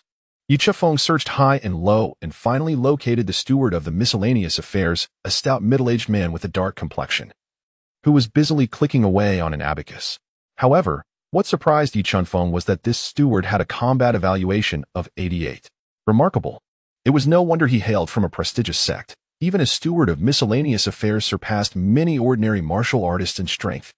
Little did Yi Chunfeng know that within the vast realm of the cultivation sect, even the scraps left behind from various spiritual herbs and elixirs were sufficient for those at the pinnacle of martial arts to elevate their levels further. Yi Chunfeng pondered internally, yet did not linger, stepping forward with a beaming smile. "Esteemed steward, I am Yi Chunfeng, and I wish to join as a servant disciple." The steward glanced up, casting a fleeting look at Yi Chunfeng before returning to his calculations on the abacus. A newcomer? Can you not see that I am occupied? Please, proceed to the side and queue for registration. Yi Chunfeng, unperturbed, approached the steward with a smile. Producing 3 gold coins from his pocket and placing them upon the steward's desk. The radiant gleam of the coins instantly captivated the steward's attention, causing him to cease his calculations and stare wide-eyed at the shining treasure before him. Goodness, what an astute individual. He lifted his gaze to meet Yi Chunfeng's, his eyes brimming with avarice, and his tone softened as he spoke. Ahem, young hero, so you wish to join the ranks of the auxiliary disciples? That is quite agreeable. I shall make the necessary arrangements for you forthwith. Yi Chunfeng silently scoffed, recognizing the manager as a person driven by avarice. It seemed he had indeed found the right individual this time. However, he maintained an impassive demeanor, a smile still gracing his face, and expressed his gratitude. I appreciate your assistance, esteemed manager. Not at all. It is my duty to recruit talent for the sect, the manager replied, deftly pocketing the gold coins. A motion so skillful it elicited admiration. He then opened the registration ledger, inscribing Yi Chunfeng's name while inquiring, have you previously served in a menial capacity, young sir? Not at all, Yi Chunfeng answered candidly. Then you shall commence from the most fundamental tasks, the manager declared. After completing the registration, he presented Yi Chunfeng with a set of attire designated for the menial disciples, saying, this shall be your uniform. Report to the kitchen at dawn tomorrow. Thank you. Esteemed manager, Yi Chunfeng responded, accepting the garments. The attire was unremarkable, a muted yellow, adorned with a white circle on the back, within which the character for menial was inscribed, symbolizing his new status. It appeared that his position as a menial disciple was secured. Now, all that remained was to gradually acclimatize to his surroundings while awaiting the tasks ahead. Upon donning the menial disciple's garb, Yi Chunfeng felt an unexpected lightness envelop him. Glancing around, he noted that the other menial disciples were engrossed in their duties, oblivious to his presence. He meandered through the vicinity, familiarizing himself with the environment, the living quarters, the kitchen, the wood shed, the laundry area. Everything was present and accounted for. As time slipped by, the sun began its descent, casting the fading rays of sunset across the mountains, enveloping Qingyun sect in a resplendent golden glow. Yi Chunfeng tightened his clothing and proceeded towards the quarters designated for the servant disciples. Chapter 29. Task completed. Combat power 300. As night descended, punctuated by twinkling stars, Yi Chunfeng lay down in the modest room allocated to the servant disciples. The room contained only a wooden plank bed and an old wooden cabinet, although simple. It was nonetheless clean. He turned over, feeling a profound sense of tranquility within. Congratulations, host, for completing the task. Reward, combat power 300. The system's notification chimed just as expected, bringing Yi Chunfeng's combat power to 1401. He exhaled deeply. The task had finally been accomplished. Observing the natural surroundings and the unpretentious layout, he felt quite content and decided to stay for a while before drifting into slumber. The following morning, ding. Combat power increased by 1. Today's combat power 14. Current combat power assessment 1415. As dawn broke, Yi Chunfeng was stirred awake by a cacophony of sounds. He opened his door to find that the other servant disciples had already risen and were hurriedly making their way to the kitchen. Yi Chunfeng quickened his pace and arrived at the kitchen. Inside, the kitchen was filled with steam, with a roaring fire crackling on the stove, and the aroma of food wafting through the air. Several servant disciples were bustling about, some chopping vegetables, others tending to the fire, and still others washing rice, creating a scene of lively activity. Yi Chunfeng immediately spotted a short and stout young man who was wielding a massive iron spatula and stirring something in the pot. He approached with a smile and inquired, "My dear brother, I have just arrived. May I ask what I should do?" The young man cast a sidelong glance at Yi Chunfeng, his spatula continuing its rhythmic motion, and replied, "You? A newcomer, I presume? First, go over there and wash the rice, then come back to tend to the fire." Yi Chunfeng nodded slightly and moved aside to commence rinsing the rice. As he engaged in this task, he observed his surroundings and noted that the servant disciples toiled diligently, perpetually immersed in their labor. Shortly thereafter, Yi Chunfeng was assigned the task of tending to the fires at several stoves, leaving him somewhat flustered in his efforts. At that moment, a tall and slender young man approached him, carrying a plate of freshly stir-fried dishes, a friendly smile adorning his face. "You must be new here. What is your name?" "I am Zhao Danio. Your technique at the stove appears quite adept." Yi Chufeng responded with a smile. My name is Yi Chufeng. This is my first time doing such tasks, so I must learn a great deal from all of you. Zhao Daniu chuckled heartily and placed the dishes on a nearby table, saying, no need for pleasantries. We are all here to do the same work, and from now on, we are brothers. A voice interjected, you seem quite strong. Yi Chufeng turned to see a robust young man with a dark complexion approaching, carrying a bundle of firewood. I am Wang Dali. I look forward to your guidance in the future. Yi Chufeng nodded slightly at the two individuals, acknowledging their presence. By the way, Brother Yi, how long have you been at Qingyun sect? Where were you employed before? Zhao Daniu inquired with curiosity. Yi Chufeng smiled and replied, I have just arrived at Qingyun sect. Previously, I was selling barbecue. Selling barbecue? Zhao Daniu and Wang Dali were taken aback, then burst into hearty laughter. Wang Dali set down the firewood and clapped Yi Chufeng on the shoulder, saying, did you also participate in the Qingyun sect recruitment meeting and end up being eliminated? Yes. Could it be? Yi Chufeng speculated. Indeed. Ha ha ha. We were also eliminated, but we came last year and have been here for a whole year. Hey. What about you? Both of us have inferior talent. Discarded talent. Discarded talent? You haven't even reached inferior talent. What a rarity. Ha ha ha. The few soon became acquainted. Wang Dali sighed. With our inferior talent, it is nearly impossible for us to cultivate to a higher realm. Being able to scrape by is already a blessing. Zhao Daniu chimed in. Who can deny that? We can only cook for those with better aptitude. While they effortlessly soar through the skies, it truly is incomparable. Listening to their conversation, Yi Chufeng comprehended the underlying sentiments. It appeared that these miscellaneous disciples were merely pitiable souls, harboring aspirations for cultivation but ultimately vanquished by the harshness of reality. Yet, what concern was it of mine, Yi Chufeng? What are you all chatting about? Get back to work. A frail voice interrupted, belonging to the elderly overseer who stood at the door, sternly observing them. Zhao Daniu and Wang Dali stuck out their tongues, hesitating to engage further in idle chatter, and promptly resumed their tasks. Yi Chufeng quietly joined their ranks, beginning to chop vegetables and kindle the fire.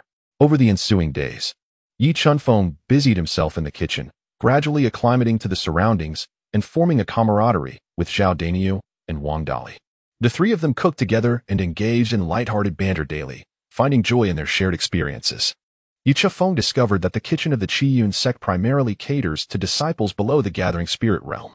Upon reaching the Gathering Spirit realm, one can absorb the ethereal energy of heaven and earth and no longer require sustenance except for occasional indulgences. The kitchen's fare is quite commendable, featuring meat and vegetables daily, with the occasional serving of spirit rice and spirit grains, which can strengthen the body over time. For instance, both Zhao Daniu and Wang Dali have combat assessments of 15. Brother Yi, your culinary skills are truly unparalleled, Zhao Daniu exclaimed, praising a dish of stir-fried pork with green peppers. I feel as though I have been feasting on swine fodder before this. Wang Dali nodded in agreement, adding, indeed, Brother Yi, your culinary artistry would surely earn you the title of master chef in the realm of mortals. Yi Chufeng chuckled softly and shook his head, remarking, these are merely menial tasks, hardly worthy of prominence. As the trio engaged in conversation, a disciple clad in a cerulean robe entered the room. He cast a disdainful glance at the three and coldly inquired, why is today's meal not yet prepared? Do you intend to starve us? The two immediately lowered their heads, refraining from further comment. Zhao Daniu hastily replied, Senior brother, it will be ready momentarily. Just a moment. It better be swift. The disciple in the blue robe retorted with a snort before turning to leave. Ah, these cultivators are truly insufferably arrogant, Wang Dali murmured. Lower your voice. Do not let them hear, Zhao Daniu quickly cautioned. Yi Chufeng gazed at the silhouette of the disciple clad in azure robes, his mind awash with contemplation. The hierarchical structure of the Qingyun sect was indeed formidable. Alas, Brother Yi, Zhao Daniu suddenly inquired, a hint of melancholy lacing his tone. Do you think we shall ever have the opportunity to cultivate in this lifetime? Yi Chufeng gazed into their hopeful eyes and mused, who says one cannot cultivate? As long as there exists a dream, one can cultivate within it. Oh, come off it. I thought you were about to say something substantial. Zhao Daniu and Wang Dali exchanged glances, momentarily taken aback. All right, enough of that. Let's get back to work, Yi Chufeng urged, clapping his hands with a smile. The trio resumed their tasks, filling the kitchen once more with the clatter of pots and pans. Once they finished, they collectively delivered the meals to the outer disciples' dining hall. Subsequently, another batch was dispatched to the servants' dining area, and only then did they return to the kitchen, finally ready to enjoy their own meal. How was today's fare? Yi Chunfeng inquired. Zhao Daniu and Wang Dali picked up their chopsticks to sample the dishes, and after a moment, they exchanged satisfied smiles, replying, "Quite good, indeed." Yi Chunfeng smiled gently, and after finishing the meal, proceeded to tidy up the dishes as per usual, without uttering a single word. Chapter 30. The Missing Half of the Crystal Core. During his time in the Qing Insect's kitchen, Yi Chunfeng led a life as tranquil as still water. 5 days swiftly passed, and his combat prowess steadily increased. Each day, he watched as the numbers increment, bringing him a sense of reassurance. Currently, his attributes were as follows. Host, Yi Chunfeng. Realm, mortal. Lifespan, 44 years. Combat power assessment, 1487. The tasks in the kitchen were tedious: chopping wood, kindling fires, washing vegetables, and preparing meals in a continuous cycle. Crack. 3 individuals picked up a piece of wood from the side, positioned it upright, raised their axes high, and with a resounding chop, the wood was cleaved in two.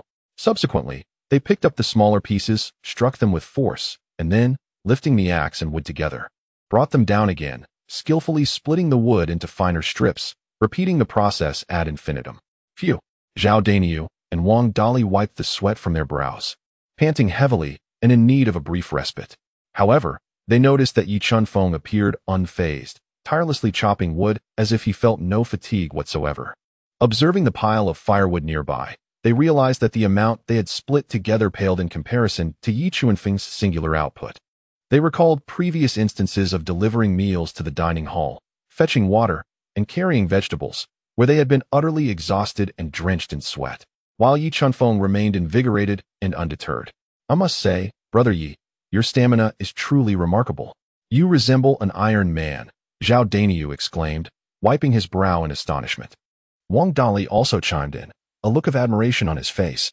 "Indeed, Brother Yi, your physique seems comparable to ours. Yet how do you possess such strength and endurance?" Yi Chunfeng smiled, thinking it would be imprudent to reveal that he was bolstered by a system, his combat prowess ascending daily. Perhaps it was a skill honed during his days selling barbecued delicacies. He concocted a casual explanation. "Selling barbecue could cultivate such strength? Then I might as well take up that trade," Wang Dali jested. "Do spare us. With your culinary skills, what you produce would hardly be edible." Zhao Daniu retorted without mercy. However, for them, the competitive job market of their past lives was a distant memory. The tasks at hand were finite, and the sooner they completed them, the sooner they could rest. Thus, they appreciated colleagues who worked efficiently. As the trio indulged in light banter, they nearly finished their day's labor. During their break, Yi Chunfeng's mind flickered, and he entered the storage space of his system. Suddenly, he recollected the half-crystal core of a condensing vein realm beast he had stored there, an invaluable treasure, the status of which he was eager to ascertain. However, upon locating the spot where he had placed the rosewood box, he was met with dismay. The box had vanished without a trace. How peculiar. I distinctly remember it being right here. Where could it have gone? Yi Chunfeng was startled, promptly beginning to search through the storage space. He recalled vividly that during his last inspection, the rosewood box had occupied that very corner, alongside a hodgepodge of assorted items. Yet now, the spot lay bare, devoid of any semblance of its former contents. Yi Chunfeng, undeterred, meticulously searched the storage space once more. At last, amidst a pile of treasures beside the beast egg, he discovered the familiar rosewood box. He hastily opened it, and a gentle aura of spiritual energy wafted towards him. However, the sight within the box left him dumbfounded. The half-crystal core that had been quietly resting inside had inexplicably vanished. What on earth was happening? Yi Chunfeng's eyes widened in disbelief, his expression a portrait of incredulity. He turned the storage space upside down again, yet not a trace of the crystal core could be found. Yi Chunfeng's brows furrowed tightly as he came to the realization that the crystal core could not have vanished into thin air, nor could it have escaped the confines of the storage space. The system was infallible, which indicated that the crystal core must still reside within the storage space. Alternatively, there existed another possibility. At this thought, Yi Chunfeng's gaze fell upon the beast egg nearby. Ever since he had retrieved it, the egg had remained quietly nestled within the storage space, devoid of any movement. Except for that one time, during his fierce battle with Li Heihu, when Li Heihu had produced the Snow Mountain purple fungus to consume for an increase in power. It had unexpectedly emerged from the storage space to devour Li Heihu's Snow Mountain purple fungus, inadvertently saving his life. Could it be that this time it had consumed the crystal core as well? Moreover, How was it capable of freely entering and exiting the storage space? Yi Chunfeng began to formulate a hypothesis. The beast egg likely belonged to a semi-living entity, shifting towards a living state when active, thus being ejected from the storage space since it could not contain living beings. Conversely, when at rest, it assumed a non-living state, allowing it to be stored within the confines of the storage space. Yi Chunfeng leaned closer to the beast egg, scrutinizing it with great care. At first glance, the egg appeared no different from before. It remained the size of a watermelon, a vibrant red hue enveloping its surface, which was adorned with peculiar patterns. However, upon closer inspection, he discerned that the patterns on the shell seemed to be more pronounced than previously, as if something within was in motion. Could it be that this very egg had absorbed the crystal core? Yi Chunfeng pondered. On that fateful night when he battled Li Heihu, this beast egg had already absorbed the rare treasure, the Xueshan Ziji. Thus, it was quite plausible that this half-crystal core from a mid-level beast had been absorbed by the egg once more. What exactly was the origin of this egg? What transformations would occur after the absorption of the crystal core? Would it hasten the hatching process? And if it were to hatch, what kind of beast would emerge from within? Yi Chunfeng's heart brimmed with curiosity and anticipation. He resolved to quietly observe the movements of this mysterious beast egg. Brother Yi, what troubles you? You seem as if you've lost your soul. Zhao Dania's voice interrupted Yi Chunfeng's contemplation. Yi Chunfeng regained his senses and noticed that Zhao Daniu and Wang Dali were gazing at him with expressions of confusion. Oh, it's nothing. Nothing at all. I seem to have misplaced 3 copper coins and have searched for them in vain. Yi Chunfeng casually fabricated an excuse. It's merely 3 copper coins, if they are lost. So be it. Your stillness and furrowed brows led me to believe something grave had occurred, Wang Dali remarked dismissively. Indeed, Brother Yi, you are being rather frugal. Zhao Daniu concurred. Yi Chunfeng smiled lightly and chose to remain silent. His consciousness had withdrawn from the storage space, now resting upon the pots and pans of the Qingyun sect's kitchen. Unbeknownst to him, at the very moment his awareness departed from the storage space, the beast egg trembled slightly, and a minute fissure appeared upon its shell, as if something was on the verge of breaking free. Chapter 31. The Beast Egg Hatches. Named Little White. As Yi Chunfeng had just returned to the kitchen, he had yet to immerse his consciousness back into the storage space when a muffled thud resonated in his mind.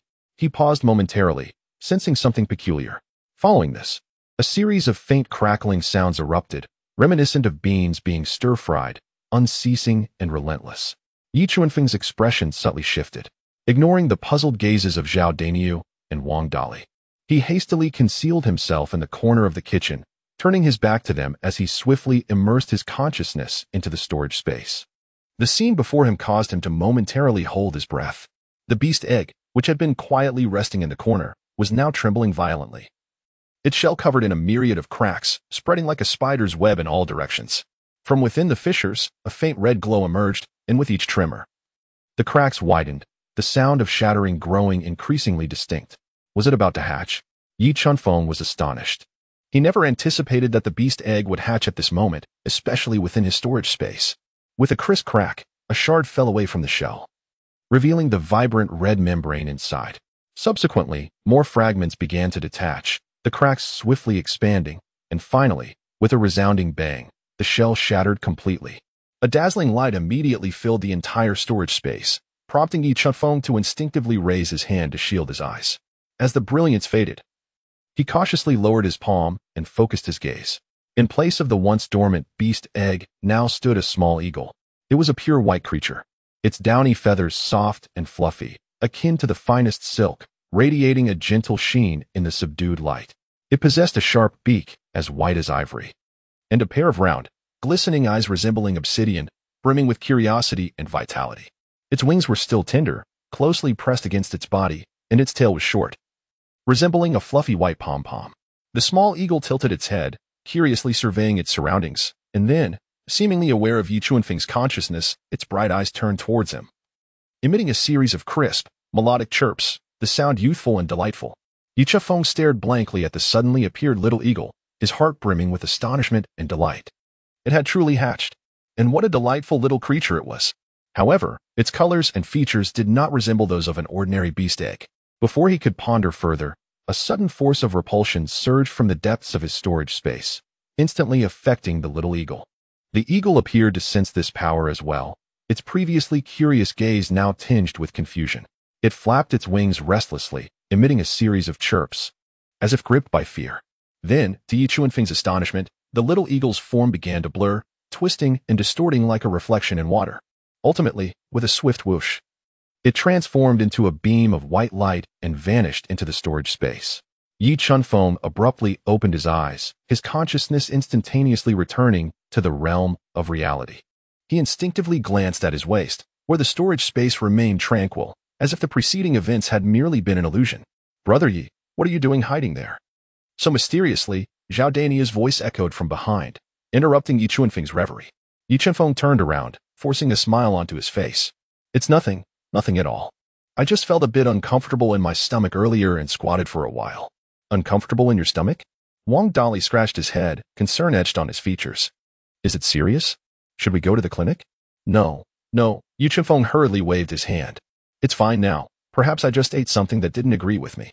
As he spoke, he silently thanked his luck for having hidden quickly. Otherwise, if Zhao Daniu and the others had witnessed the hatching of the beast egg, he truly would not have known how to explain it. At that moment, a soft rustling sound interrupted the air, and a white figure suddenly emerged from Yi Chuanfeng's collar. Landing on the stove before him, Zhao Daniu and Wang Dali's eyes widened in astonishment, their mouths agape, as though they had encountered something utterly extraordinary. What is this?" Wang Dali stammered, his gaze fixated on the small, white creature perched on the stove. Yi Chunfeng was momentarily taken aback. He lowered his gaze to discover a pristine white hawk curiously observing them from the stove, its round, innocent eyes brimming with naivety and bewilderment. It was indeed the very creature that had just emerged from the storage space. Realm, Ordinary Beast Combat Power Assessment. Yi Chunfeng found himself at a loss for words, his mind racing to formulate an explanation for the sudden appearance of this small hawk. He was aware that the storage space could not harbor living beings. However, he had not anticipated that the beast's egg would hatch and the creature would be ejected from the storage space. "Is this a bird?" Zhao Daniu inched closer, cautiously voicing his uncertainty. "Of course it's a bird." Wang Dali rolled his eyes. "I'm not blind. What I mean is, where did this bird come from? How could a bird suddenly appear in the kitchen?" "Indeed, Brother Yi, is this bird yours?" Zhao Daniu queried, casting a puzzled glance at Yi Chunfeng. Yi Chunfeng took a deep breath, realizing he could no longer conceal the truth. He feigned an air of mystery and chuckled, saying, "Hee, to be honest, this is my new pet, which I found while hiking yesterday." "Pet?" Zhao Daniu and Wang Dali exchanged incredulous glances, their faces reflecting disbelief. They had never anticipated that Yi Chunfeng would adopt a pet, especially one as peculiar as a small white bird. "Indeed, a pet," Yi Chunfeng insisted, steeling himself. "What do you think? Isn't it adorable?" As he spoke, he extended his hand to gently stroke the soft down of the little eagle. The creature seemed to relish Yi Chuanfeng's touch, contentedly narrowing its eyes and emitting cheerful chirps, even nuzzling against his fingers. "It's quite charming," Wang Dali admitted awkwardly, feeling a sense of novelty as he experienced such close proximity to a bird for the first time in his life. "See? I told you so," Yi Chunfeng replied with a satisfied smile, secretly relieved that he had managed to divert their suspicion. However, the sudden appearance of the little eagle posed a dilemma for him. How was he to care for it? "Brother Yi, what is the name of this bird?" Zhao Daniu inquired with curiosity. "A name?" Yi Chunfeng paused, realizing he had not considered naming the little eagle. He glanced down at its snowy feathers, inspiration struck, and he blurted out, "Let's call it Little White." "Little White?" Zhao Daniu and Wang Dali exchanged looks, finding the name rather casual. Yet, since it was Yi Chunfeng who had chosen it, they refrained from voicing their opinions. The little eagle seemed to delight in its name. Upon hearing Yi Chunfeng call it Little White, it excitedly flapped its wings, producing a bright, crisp call, and bounced around the stove with lively exuberance. Yi Chunfeng gazed at the lively and adorable little white creature before him, his heart brimming with a myriad of complex emotions. This beast egg had truly brought him an abundance of surprises. First, it had consumed the rare snow mountain purple mushroom, then absorbed the crystal nucleus, and now it had hatched into such an extraordinary little eagle. What could the origins of this little white creature be? Yi Chunfeng was filled with curiosity and anticipation. He extended his hand, gently caressing the soft feathers of the little white creature once more. The little one nuzzled against his hand comfortably, emitting a contented chirp. Yi Chunfeng smiled gently, his eyes brimming with tenderness. Well, since it has come to this, he would embrace the circumstances. With Little White now by his side, he resolved to care for it diligently. As for what the future may hold, he would take it one step at a time. Chapter 32. The disputatious steward Li Fugui. In recent days, Yi Chufeng had fashioned a cozy nest for Little White, placing it within his modest abode. Zhao Daniu and Wang Dali were both quite intrigued by the white bird that Yi Chufeng had taken under his wing, frequently teasing and playing with it. Little White, unfazed by their presence, reveled in their company. Brother Yi, may I inquire what breed this Little White is? I have never encountered such a bird before. Zhao Daniu asked while feeding the little creature. Yi Chufeng shook his head, expressing uncertainty. I don't know. Perhaps it is a rare breed. He could hardly admit that this was an egg hatched from a mythical beast, could he? Regardless of its breed, it was undeniably adorable. Wang Dali remarked as he reached out to pat Little Bai's head, only to have the creature nimbly evade his grasp. Haha, with those clumsy hands of yours. Don't frighten Little Bai, Zhao Daniu chuckled. As days turned into weeks, Yi Chufeng found himself immersed in his duties in the kitchen and caring for Little Bai. The creature was quite well behaved, displaying a bit of mischief now and then, but for the most part, it remained tranquil. One day, while Yi Chufeng was busy cooking, a sudden ruckus outside caught his attention. Stepping out, he discovered that Li Fugui, the steward of the treasury, had arrived. Li Fugui was responsible for distributing wages and supplies to the miscellaneous workers, visiting once a month. He was short and stout, with a round belly reminiscent of a Maitreya Buddha, yet his face perpetually bore a scornful expression. Line up properly, everyone. Come forward one at a time to collect your items. Li Fugui bellowed, his voice sharp and grating. The workers promptly formed a line, approaching one by one to receive their wages and supplies. Yi Chufeng stood at the back of the queue, observing as each person received 12 silver coins and a low-grade strengthening bone pill. The strengthening bone pill was a rare and valuable elixir that could enhance one's physique, a coveted treasure for those in their ranks. Before long, it was Yi Chufeng's turn. He stepped up to Li Fugui and extended his hand. Name? Li Fugui asked without looking up. Yi Chufeng, he replied. Yi Chufeng? That useless fellow? Li Fugui finally lifted his gaze, sizing him up with disdain evident on his face. Yi Chufeng furrowed his brows, taken aback by the harshness of the man's words. How could he possibly claim to discern the worthlessness of others amidst such a crowd? What? Are you dissatisfied? Li Fugui, noticing Yi Chufeng's silence, grew more arrogant. With your pitiful status, you lack even the qualifications to cultivate. Yet you dare to covet the strengthening bone pill? Dream on. As he spoke, he retrieved 12 silver coins from his storage pouch and tossed them to Yi Chufeng, deliberately withholding the strengthening bone pill. Why am I not receiving the strengthening bone pill? Yi Chufeng inquired coldly. Why? Simply because you are a worthless waste. Li Fugui sneered. The strengthening bone pill is reserved for those with potential among the subordinates. For a failure like you, consuming it would be a waste. What do you mean by that? A failure is still a subordinate, performing the same tasks, and thus deserves the medicinal pill. If I have no use for it, I could sell it. Yi Chufeng's frustration mounted. This man was being excessively oppressive. A failure is but a failure. Do you dare to compare yourself to others? Li Fugui retorted disdainfully. Quickly move aside, lest you hinder me from distributing to others. This cannot stand. You must give me the strengthening bone pill today, Yi Chufeng stated calmly. He had surmised that Li Fugui was intentionally attempting to withhold something, as it was rather convenient for him to remember the worthless subordinates amongst so many. Was he deliberately seeking out the weak to oppress? What, do you intend to resort to violence? Li Fugui, noticing Yi Chufeng's displeasure, became even more triumphant. With your pitiful qualifications, you aren't even worth a single finger of mine. Li Steward, please calm down, Zhao Daniu interjected, rushing forward to mediate. Brother Yi has just arrived and is unfamiliar with the rules. Do not stoop to his level. Indeed, Li Steward, you possess a magnanimous spirit. Do not quibble with a failure, Wang Dali chimed in. In light of your two faces, I shall spare him this once, Li Fugui scoffed, dismissing Yi Chufeng and preparing to continue his distribution. Yet, Yi Chufeng boldly stepped in front of Li Fugui, blocking his path.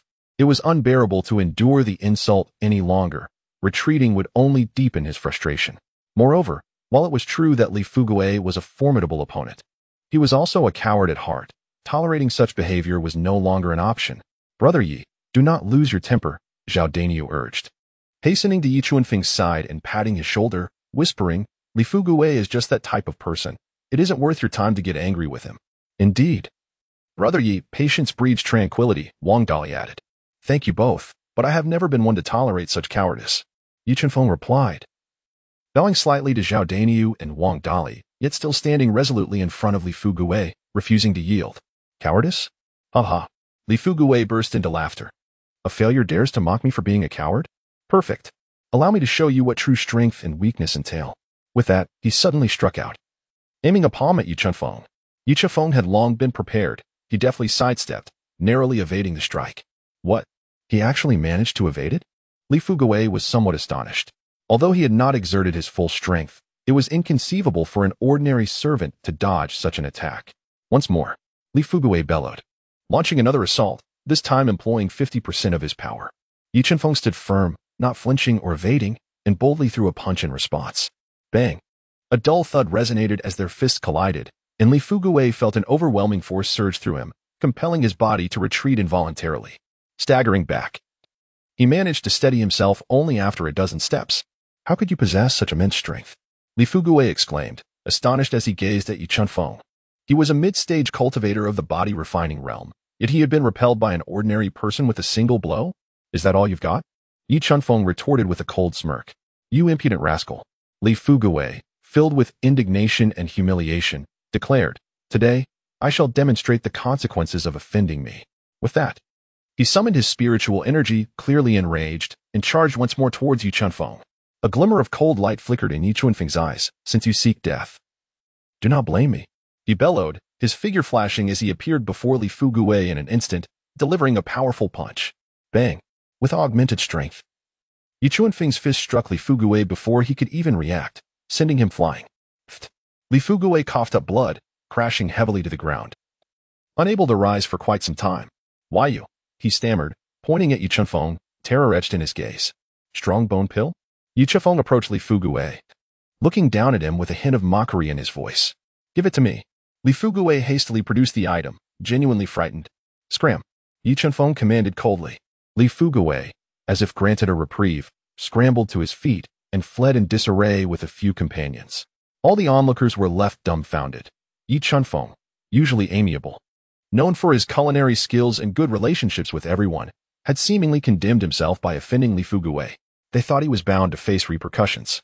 Yet, in the blink of an eye, this typically unassuming colleague had felled the arrogant Li Fugui with a single punch, leaving them questioning their own reality, as if still caught in a dream. Wow, Brother Yi, you're surprisingly strong, Zhao Dainyu exclaimed, rushing forward. That felt exhilarating. Li Fugui has always been so arrogant. Had he not been stronger, I would have loved to teach him a lesson myself, Wang Dali chimed in. It's nothing, just beating a dog, Yu Chunfeng replied nonchalantly. The crowd gasped at his words, reveling in the satisfaction of his triumph. However, Brother Yi, you may have stirred up great trouble this time, Wang Dali expressed concern. Certain that Li Fugui would not let this go easily. Let the soldiers come, I shall meet them. Let the waters rise, I shall counter, Yu Chunfeng stated calmly. Turning back to his work. Chapter 33, Outer Sect Disciple Lu Xianchen the following morning. Ding. Battle power increased by 1. Today's battle power 15. Current battle power assessment, 1562. The system's notification brought satisfaction to Yu Chunfeng's heart. After several days, his battle power had risen considerably, and his lifespan had now reached 45 years. Yu Chunfeng arrived at the kitchen as usual, commencing another day of diligent work. Washing rice, cleaning vegetables, and tending to the fire, everything proceeded in an orderly fashion. However, unlike before, Xiaobai seemed to have grown a bit more. Its fur appeared fuller, and its cries were notably louder. Remarkably, Xiaobai's combat prowess had also increased. Realm, Ordinary Beast, Combat Power Assessment. 2. This indicated that Xiaobai could now engage in a tussle with an ordinary toddler. In the afternoon, the kitchen became somewhat more tranquil. As Yu Chunfeng was preparing to take a brief respite, he suddenly heard a commotion emanating from outside. He stepped out of the kitchen, only to see a familiar figure approaching, accompanied by a group of people. It was none other than Li Fugui, the financial steward from the day before. Following Li Fugui was a young man clad in a blue robe, whose stature was tall and whose features were strikingly handsome, though his expression bore an air of arrogance, indicating he was no ordinary individual. Realm, Early Stage of Spirit Gathering Combat Power Assessment, 1386. Behind them trailed several disciples of the Qingyan sect, among whom were 2 familiar faces, Imo Bailey and Su Shaoqing. Yu Chunfeng, come out here. Li Fugui bellowed as he entered the kitchen. Yu Chunfeng stepped out from the crowd, gazing at Li Fugui without a trace of fear on his face. Oh, is that you, the esteemed steward? What brings you here? What brings me here? How dare you question me? Li Fugui retorted, pointing an accusing finger at Yu Chunfeng, his voice trembling with rage. You struck me yesterday, and I shall not let this matter rest. Yesterday? Yu Chunfeng feigned confusion. What transpired yesterday? I seem to have no recollection. Do not play the fool with me. Li Fugui seethed, shaking with fury. Today, you shall experience the consequences of your actions. With that, Li Fugui turned to the man in the blue robe behind him and clasped his hands. Brother Lu, this is the scoundrel who assaulted me yesterday. You must stand up for me. Li Fugui was, in fact, also an outer disciple, a steward in a modest role, tasked with minor duties in the allocation of resources. As it was impractical to burden the elders with trivial matters, the man referred to as Brother Lu stepped forward, scrutinizing Yi Chunfeng with a cold gaze. So, it was you who struck Li Fugui?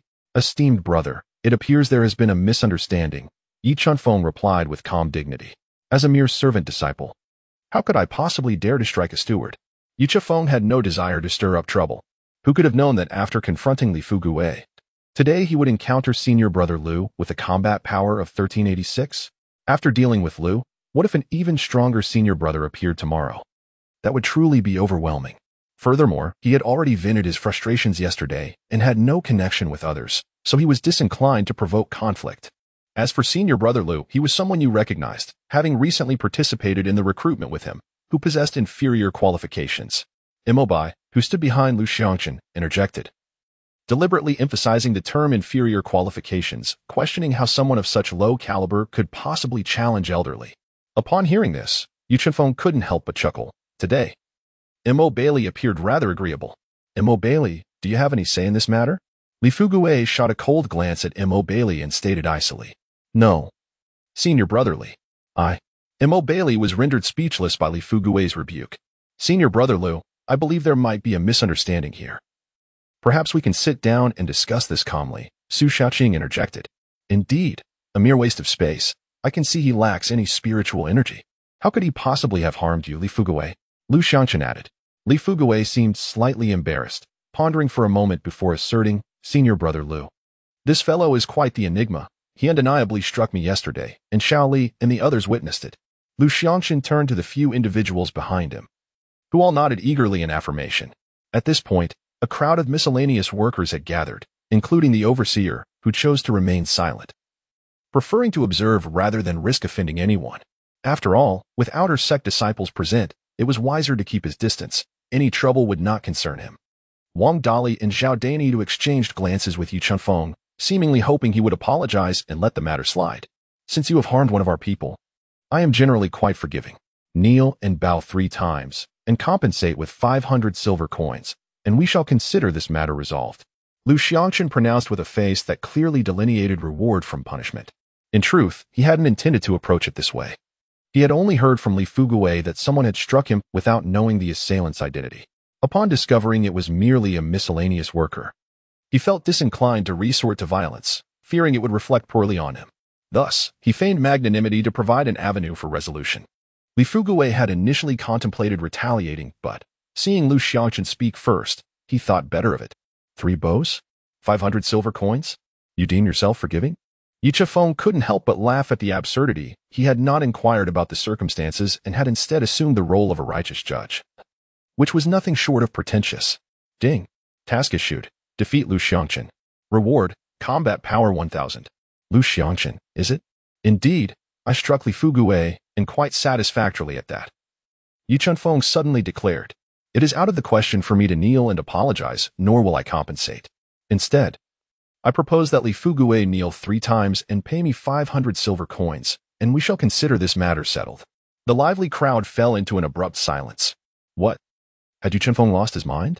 To demand that Li Fugui kneel and pay in front of Lu Xiangchen? Was he not slapping Lu Xiangchen in the face?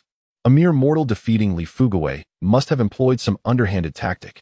But Lu Xiangchen was a genuine master of the gathering spirit realm. No trickery would suffice against such absolute power.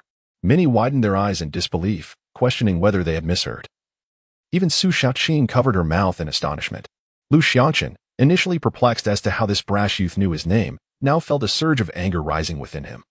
Utterly disregarding his authority, you seek death, Lu Xiangchen bellowed, his form shifting as he struck a palm towards Yi Chunfeng. Yi Chunfeng stood resolute, extending his palm in readiness to meet the challenge. Wang Dali and Zhao Dainiu were left utterly speechless, incredulous at the audacity of their companion. It seemed as though everyone could envision the moment Yi Chunfeng would be sent sprawling, bloodied, and defeated, prompting even some girls to close their eyes in anticipation. Bang! The two palms collided, producing a muffled thud. Lu Xiangxin felt an overwhelming force surge through him, compelling his body to involuntarily retreat several steps. How could this be? Lu Xiangxin was taken aback. As a mere servant disciple, how could he possess such formidable strength? Chapter 34. Defeating Lu Xiangxin, Li Fugui kneels and compensates once more. Lu Xiangxin, defiant and unwilling to accept defeat, launched another attack at Yi Chunfeng. This time, he unleashed his full might, each strike imbued with a fierce, cutting wind. Yi Chunfeng remained unruffled, skillfully countering every strike from Lu Xiangxin. The two engaged in a fierce exchange, trading blows for over a dozen rounds, yet neither emerged victorious. Onlookers were left utterly astonished, unable to fathom how an ordinary disciple like Yi Chunfeng could hold his own against Lu Xiangxin, who was in the early stages of the spirit-gathering realm. This fellow is truly remarkable, Zhao Dainiu exclaimed in disbelief. Man, what's going on with you? Wang Dali leaned forward, intrigued. Go, Yi Chunfeng. Su Shaoqing cheered him on from the sidelines.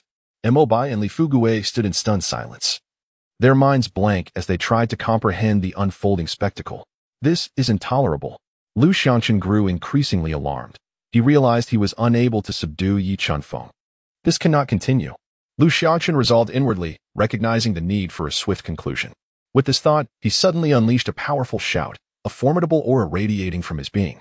This is the energy fluctuation of the spirit-gathering realm. Someone exclaimed in awe. Lu Xiangxin is about to get serious.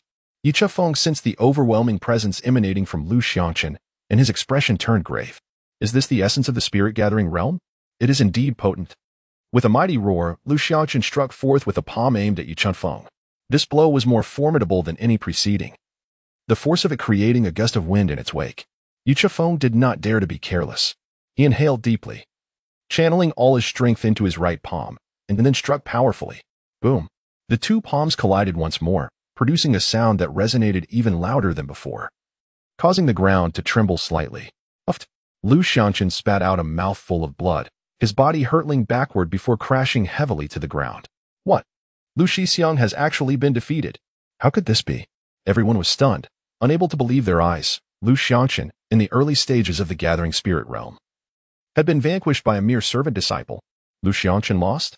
Lu Shixiang, Li Fugui exclaimed, rushing over to assist Lu Xiangxin. Lu Xiangxin's face was ashen, blood still lingering at the corner of his mouth, as he fixed an incredulous gaze upon Yi Chunfeng. Who on earth are you? Lu Xiangxin's voice trembled slightly. Me? I am but an ordinary servant disciple, Yi Chunfeng replied with an innocent expression. Impossible.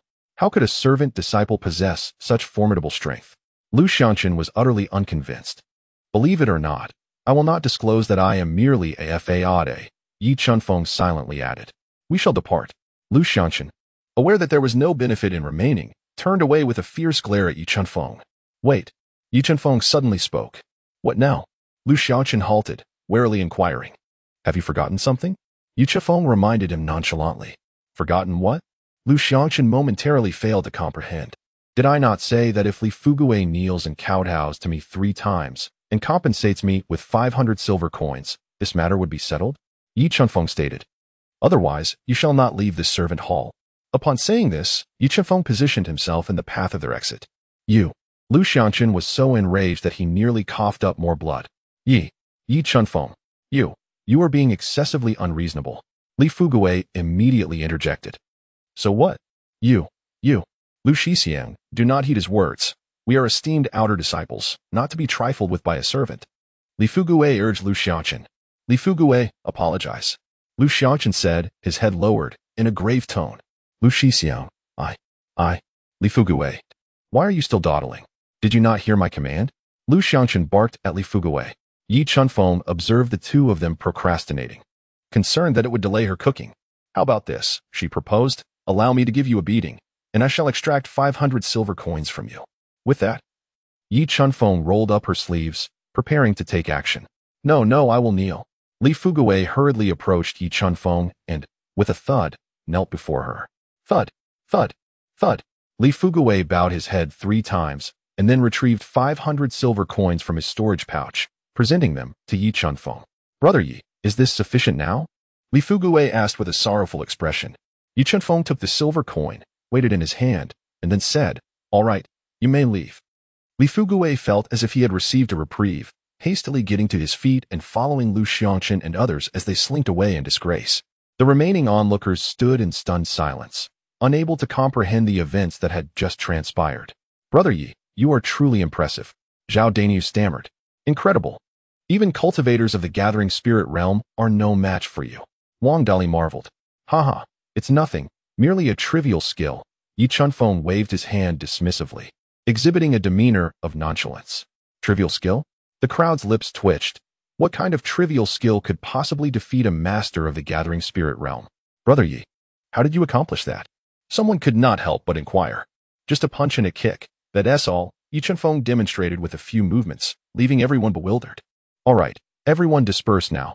Return to your tasks," Yi Chunfeng declared. The crowd finally snapped back to reality and began to scatter. Yet the way they looked at Yi Chunfeng had transformed entirely. "Brother Yi, you have truly made quite a name for yourself this time," Zhao Daniu remarked. "Indeed. I suspect the entire Qingyun sect will soon hear of your exploits," Wang Dali added. "And so what? I am still merely an ordinary servant disciple," Yi Chunfeng replied. Wang Dali was momentarily rendered speechless. "Enough of this. Let us not dwell on such thoughts. We should get back to work," Yi Chunfeng said. "All right," Zhao Daniu and Wang Dali replied in unison, resuming their duties. Yi Chunfeng continued with his duties, as if nothing had transpired moments before. Unbeknownst to him, his recent exploits had stirred a significant uproar within the Qingyun sect. "Have you heard? That useless worker Yi Chunfeng defeated Lu Xiangqun. Is that true? Lu Xiangqun is a practitioner at the early stage of the spirit gathering realm. How could he possibly lose to a mere servant disciple?" "Absolutely true. I witnessed it myself." And Li Fugui even bowed to Yi Chunfeng and compensated him. "Who is this Yi Chunfeng? How could he possess such strength? I have no idea. But we must be cautious from now on and avoid provoking him. It's astonishing that a mere servant could wield such formidable power." Such discussions reverberated through every corner of the Qingyun sect, and Yi Chunfeng's name quickly spread throughout the entire sect. Chapter 35, System Task. Become an outer sect disciple deep within the Qingyun sect, in a tranquil courtyard surrounded by lush bamboo, rugged rock formations, and a crystal-clear stream bubbling through the garden. An elderly man sat in a rustic pavilion, eyes closed in meditation, clad in a long, azure robe. With silver hair framing a youthful visage, his gaunt face emanated an aura of authority without him needing to utter a word. "Chenin, what brings you here?" The elder's voice was calm. "Esteemed elder, an unusual duel has taken place within the sect today. A duel among disciples is not uncommon. What makes it unusual?" "Esteemed elder, a servant disciple named Yi Chunfeng, deemed a waste in terms of aptitude, has defeated Lu Xiangqun, an outer sect disciple of the spirit gathering realm." "Oh?" The elder's interest piqued.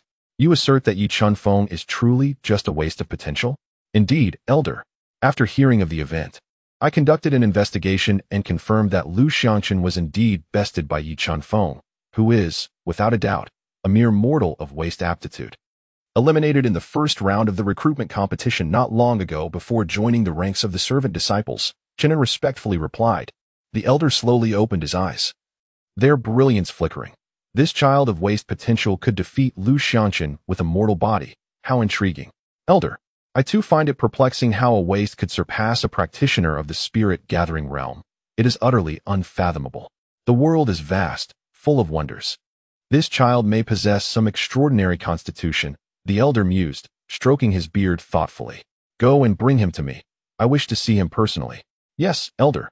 At that moment, Yi Chunfeng was bustling about in the kitchen, expertly wielding a spatula, the flames in the stove roaring, illuminating his focused face. Ding. Task assigned. Participate in the outer sect competition. Reward, combat power 1000. The sudden sound of the system notification startled Yi Chunfeng, almost causing him to burn the food.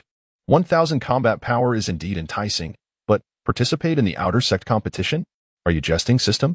As a mere servant disciple with waste aptitude, I am not even qualified to compete. Yi Chunfeng complained inwardly. Ding. Side task assigned. Become an outer sect disciple. Reward, combat power 500. Another 500. That adds up to 1500 already, equivalent to 15 years of lifespan. Yi Chunfeng thought, realizing he must find a way to become an outer sect disciple. But how could he achieve that? Just as he pondered this, a commotion erupted outside the kitchen. Is Yu Chenfeng here? A clear voice rang out. Who seeks me? Yu Chenfeng set down the spatula and stepped out of the kitchen. There stood a young man clad in the attire of an outer sect disciple, tall and fair, exuding a spirited charm. Realm, early stage of the Pulse Condensation Realm Combat Power Assessment, 12,406 goodness.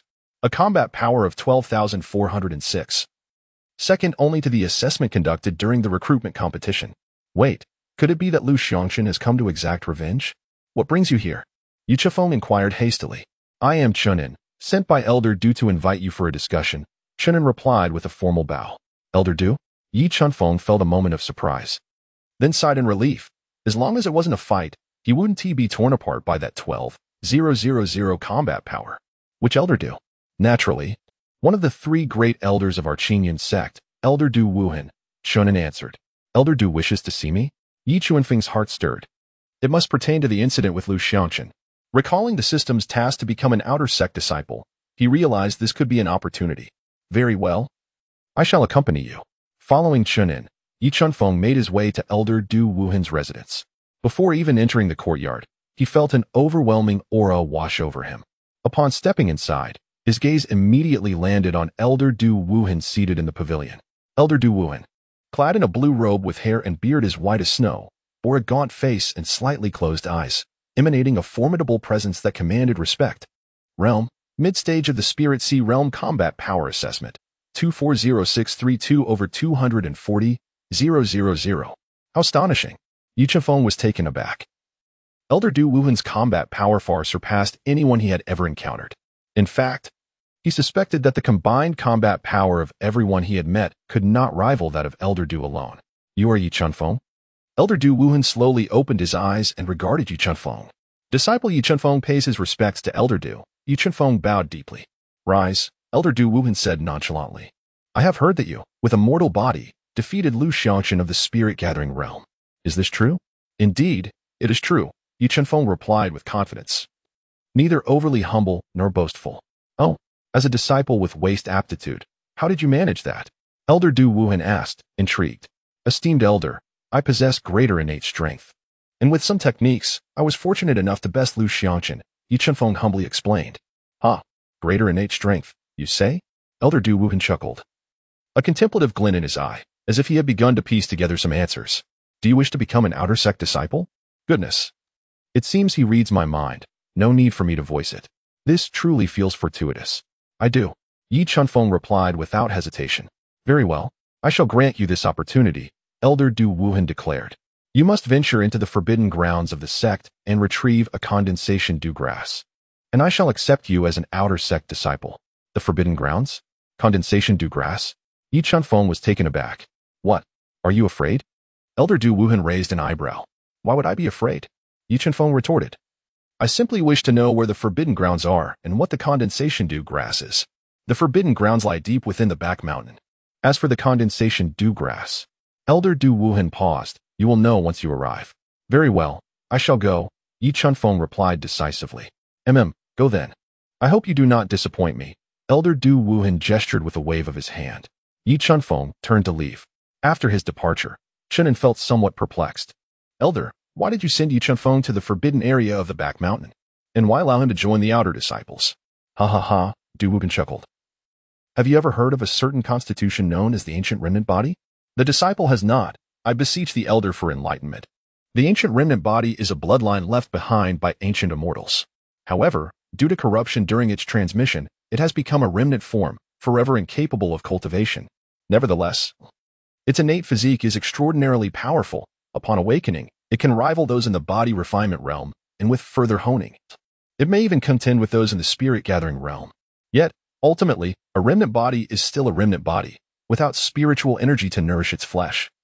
It will inevitably reach a limit. Thus, the ancient remnant body can only match the pinnacle of the spirit-gathering realm, with no further advancement possible, Du Wuhan sighed. Do you mean to say that Yi Chenfeng is an ancient remnant body? Precisely. I sent him to the forbidden area of the back mountain to ascertain the truth. If he indeed defeated Lu Xiangshan through his own strength, it would confirm that he is an ancient remnant body. Consequently, he would be able to obtain the dew grass. Should he succeed, it would demonstrate that he possesses the true strength of the spirit-gathering realm, thus allowing him to join the outer disciples. Chapter 36. Entering the forbidden area of the back mountain. Yi Chifeng bid farewell to Du Wuhan and turned back to the servants' hall. As soon as he entered, Zhao Daniyu and Wang Dali surrounded him. Brother Yi, what did Elder Du want with you? Zhao Daniyu asked eagerly. Indeed, Brother Yi. Elder Du is one of the 3 esteemed elders of our Qingyan sect, a figure of great authority. His summons is indeed a momentous occasion. Wang Dali echoed. It's nothing much, really. Elder Du has offered me an opportunity to become an outer disciple. Yi Chunfeng replied nonchalantly. What? An outer disciple? Zhao Daniyu and Wang Dali exclaimed, while the surrounding servants turned their attention toward them in astonishment. Is that true? Brother Yi, you must be joking. Zhao Daniyu still found it hard to believe. Of course it's true. Elder Du himself said it. How could it be anything but? Yi Chunfeng asserted. My goodness, Brother Yi, you are truly remarkable. Once you become an outer disciple, do not forget your old friends. Wang Dali said excitedly. Yes, Brother Yi, when you achieve success, be sure to look after us. The other servants chimed in. Haha, everyone rest assured. I, Yi Chunfeng, am not one to forget my roots. If I truly become an outer disciple, I will certainly remember all of you, Yi Chunfeng said with a smile. Brother Yi, you are incredibly generous. Brother Yi, we will follow you from now on.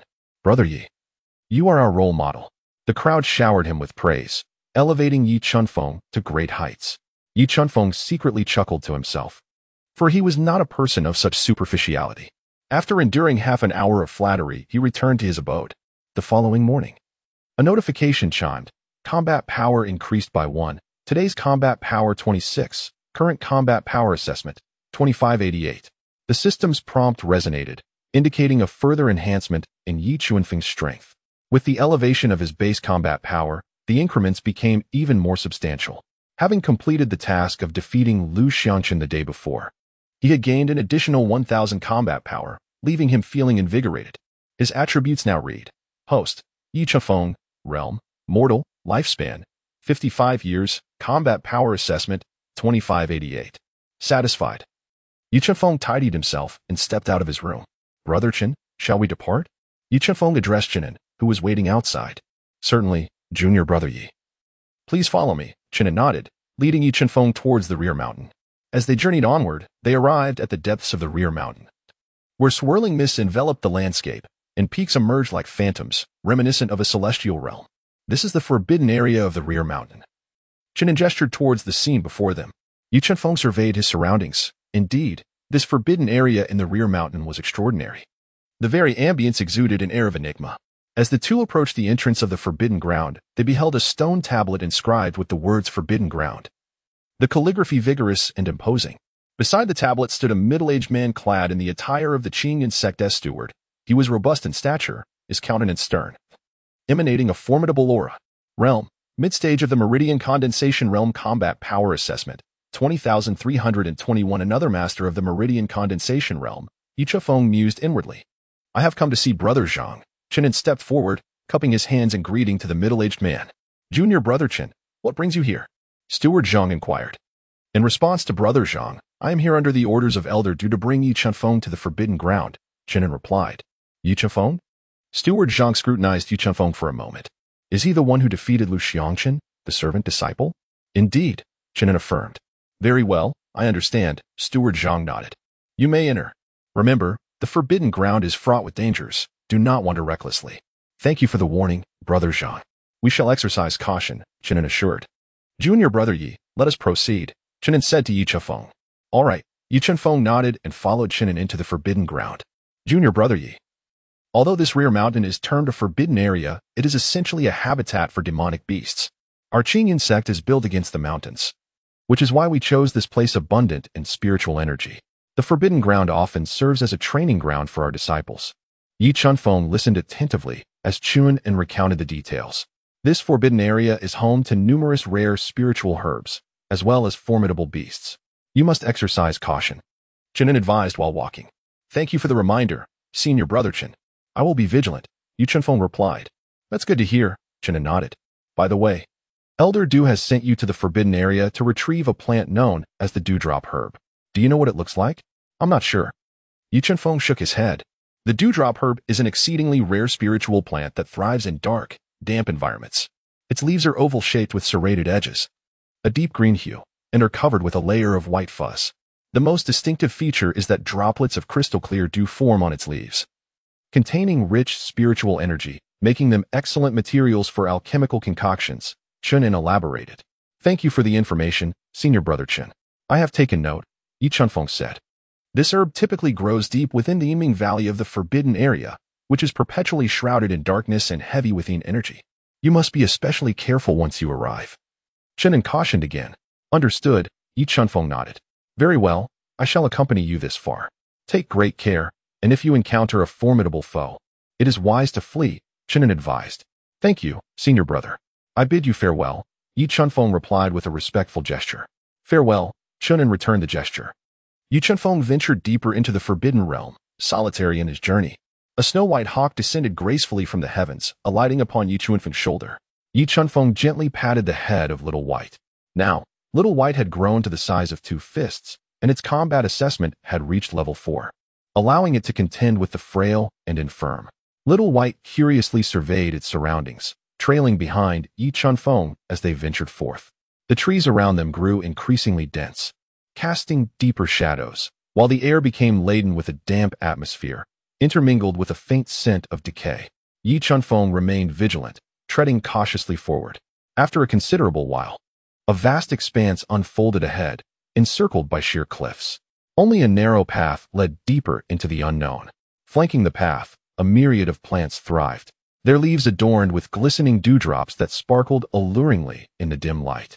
A long, mournful howl echoed from the distance. Yi Chunfeng heightened his alertness and continued his slow advance. Chapter 37. The Devouring of the Beast's Crystal Core. The wailing wind intensified the chill within the valley. Yi Chunfeng walked slowly into the depths of the shadowy valley, accompanied by the gentle presence of a small white bird perched upon his shoulder. The valley was shrouded in thick mist, obscuring the light of day, while the jagged rocks surrounding him added an air of foreboding. Chirp! The little bird inquired softly, seemingly questioning their direction. Fear not, the dewy grass will surely guide us, Yi Chunfeng replied in a soothing tone, offering comfort to the little creature while his vigilant gaze swept across the surroundings, remaining ever cautious. Though they were merely on the outskirts, Yi Chunfeng was determined to avoid any foolish mistakes. Within this forbidden realm, ferocious beasts roamed freely, and one could not afford to be careless. The air was eerily silent, occasionally punctuated by the whispers of the wind rustling through the leaves, which, despite their sound, only served to amplify the stillness. Aside from the wind, the only sounds were the footsteps of Yi Chunfeng and the soft rustle of the little bird's wings.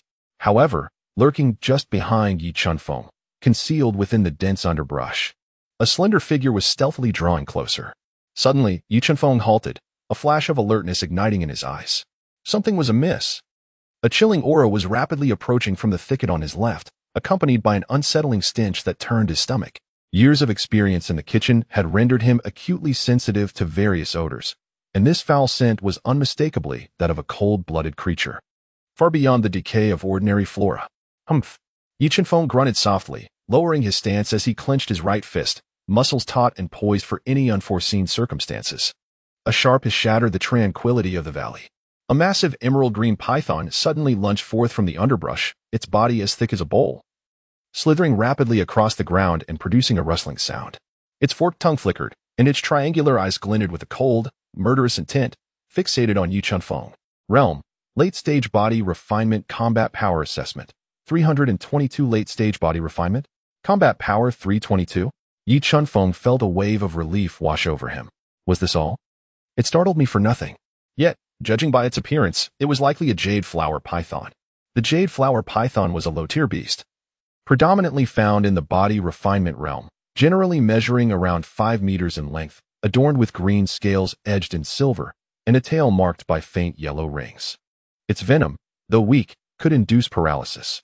These creatures typically inhabited damp jungles, camouflaging themselves among ancient trees or rocky crevices, known for their swiftness and ambush tactics. Their scales and venom were often utilized in the crafting of low-tier elixirs. This information flickered through Yi Chunfeng's mind as he recalled what he had learned in recent days. The jade flower python was incredibly swift, and in the blink of an eye, it closed in on Yi Chunfeng, opening its gaping maw to reveal sharp fangs as it lunged for his neck. In that split second, Yi Chunfeng deftly sidestepped, narrowly evading the python's bite, while simultaneously launching a powerful right hook aimed precisely at the creature's vital spot. Boom! A resounding thud echoed in the air, unmistakably audible. Yi Chuanfeng's fist, as unyielding as a hammer, harbored tremendous strength. The body of the emerald flower python, upon the instant of contact with his fist, was propelled backward like a kite severed from its string, crashing heavily to the ground. After a few convulsions, it fell silent. A single strike was all it took. The battle concluded with a swift finality, almost too rapid, reminiscent of swatting a mere fly. Yi Chuanfeng withdrew his fist, casting a calm gaze upon the lifeless form of the emerald flower python, his expression devoid of any turbulence. A mere late-stage body-refining realm beast stood no chance against his formidable combat prowess, exceeding 2,000. Chirp! Xiaobai tilted its head, seemingly perplexed. Was the fight truly over? Yi Chuanfeng retrieved a knife from his spatial ring and swiftly struck the head of the emerald flower python, severing a vibrant green crystal core that pulsated with waves of spiritual energy, accompanied by a faint hint of a metallic scent. Indeed, this was a valuable treasure. Though it could not be utilized by him, it held great potential for monetary gain. With a graceful sweep of his hand, Yi Chuanfeng stored the crystal nucleus in his spatial storage. Just as he was about to depart and continue his search for the dew grass, he was startled by the sudden chirping of Xiaobai perched on his shoulder. "What troubles you, Xiaobai?" Yi Chuanfeng instinctively inquired. "Chirp, chirp," Xiaobai responded, flapping its wings animatedly while calling out to Yi Chuanfeng. Yi Chuanfeng was utterly perplexed. Xiaobai flew over to the corpse of the green flower python, gesturing towards its dissected head and then pointing at its own mouth. "What? Do you wish to consume the snake? This creature is venomous." Xiaobai shook its head. After a brief exchange of human language and bird chirps, Yi Chuanfeng seemed to grasp Xiaobai's intent and retrieved a verdant crystal core from his storage space. "Is this what you seek?" Yi Chuanfeng inquired. With fervent nods, Xiaobai affirmed. Yi Chuanfeng handed the crystal nucleus to Xiaobai, reasoning that he had more than enough money, and that low-grade crystal nuclei held little value. He was curious to see what this little creature intended to do. To his surprise, Xiaobai took the crystal nucleus, tossed it into the air, and, tilting its head back, opened its mouth and swallowed the nucleus whole. This is not something one should consume directly. When Yi Chuanfeng came to his senses, Xiaobai had already consumed the crystal nucleus. The violent spiritual energy contained within the nucleus was gentle for the beast itself but exclusive and ferocious for others. The disparity in power was immense. Humans typically required the refinement of this energy into medicinal pills or the assistance of various tools, such as magical artifacts or formations, to gradually assimilate it into their own cultivation. Even for magical beasts, the absorption process had to be gradual, little by little each day. Consuming too quickly could lead to demonic deviation or a violent eruption of spiritual energy, rupturing the meridians and resulting in a crippled body or even death. Moreover, given the significant gap in strength between Xiaobai and the emerald python, Xiaobai's own power was insufficient to contain the other's energy. Such a direct consumption could potentially lead to an explosive demise. Yet, in the next moment, Yi Chuanfeng was left bewildered as the crystal nucleus flickered within Xiaobai's body, and its brilliance gradually dimmed until it vanished completely. At that moment, Xiaobai's physique began to visibly expand, and to Yi Chuanfeng's astonishment, Xiaobai's combat power assessment started to rise continuously. Combat power assessment, 5 combat power assessment, 10 combat power assessment, 18. Yi Chuanfeng furrowed his brows, a peculiar sensation stirring within him. The behavior of Xiaobai appeared to transcend his understanding. After a brief moment, Xiaobai's size transformed from that of 2 fists to that of 3.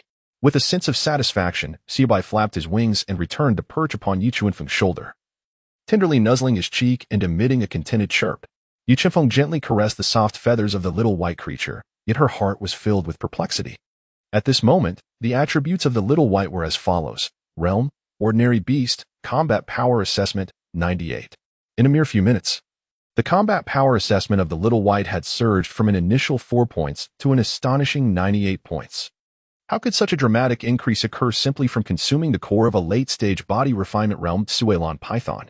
This was utterly inconceivable.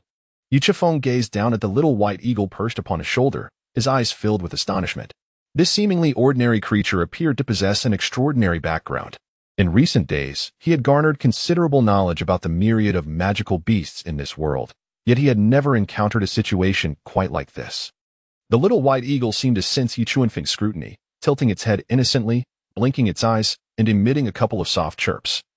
As if inquiring why he was so taken aback, Yi Chunfeng took a deep breath, suppressing the doubts within his heart, and a subtle smile of intrigue graced his lips. It seems that raising such a little creature has indeed proven to be a treasure. Regardless of the circumstances, Little White's growth is undoubtedly beneficial for him. Having said that, Yi Chunfeng did not linger any longer and continued to stride deeper into the depths of the Nether Valley. Little White obediently perched on his shoulder, and the pair gradually vanished into the dense mist. Chapter 38. Entering the Nether Valley, the duo, one man and one bird, continued to explore the enigmatic Nether Valley. This ghostly place, aptly named the Nether Valley, truly resembled the underworld, as they searched for quite some time without discovering a suitable location. Yi Chunfeng could not help but grumble, "Xiaobai, where on earth is this dew grass? If we can't find it soon, I might start to suspect that Elder Dew is playing tricks on me." Chirp, chirp. Xiaobai called out twice, seemingly in response to Yi Chunfeng's complaints. Suddenly, Yi Chunfeng slapped his forehead in realization. How could I be so foolish? Dewgrass thrives in dark and damp places. We simply need to search near sources of water. He looked up at Xiaobai and said, "Xiaobai, ascend into the sky and scout for any water sources." Xiaobai nodded and took to the skies. Now possessing a combat strength of 98, it was still a mere beast, but had acquired a certain degree of self-preservation skills. Moreover, they had not ventured too deep into the forbidden area of the back mountain, so soaring into the air for reconnaissance was certainly within its capabilities. Yi Chunfeng continued to stroll through the valley, perfectly in sync with his avian companion. Occasionally, they encountered a few oblivious demonic beasts, which Yi Chunfeng effortlessly dispatched with a flurry of punches and kicks. Following this, Xiaobai would jubilantly rush forward to excavate the carcasses, voraciously devouring the crystal cores as if insatiable.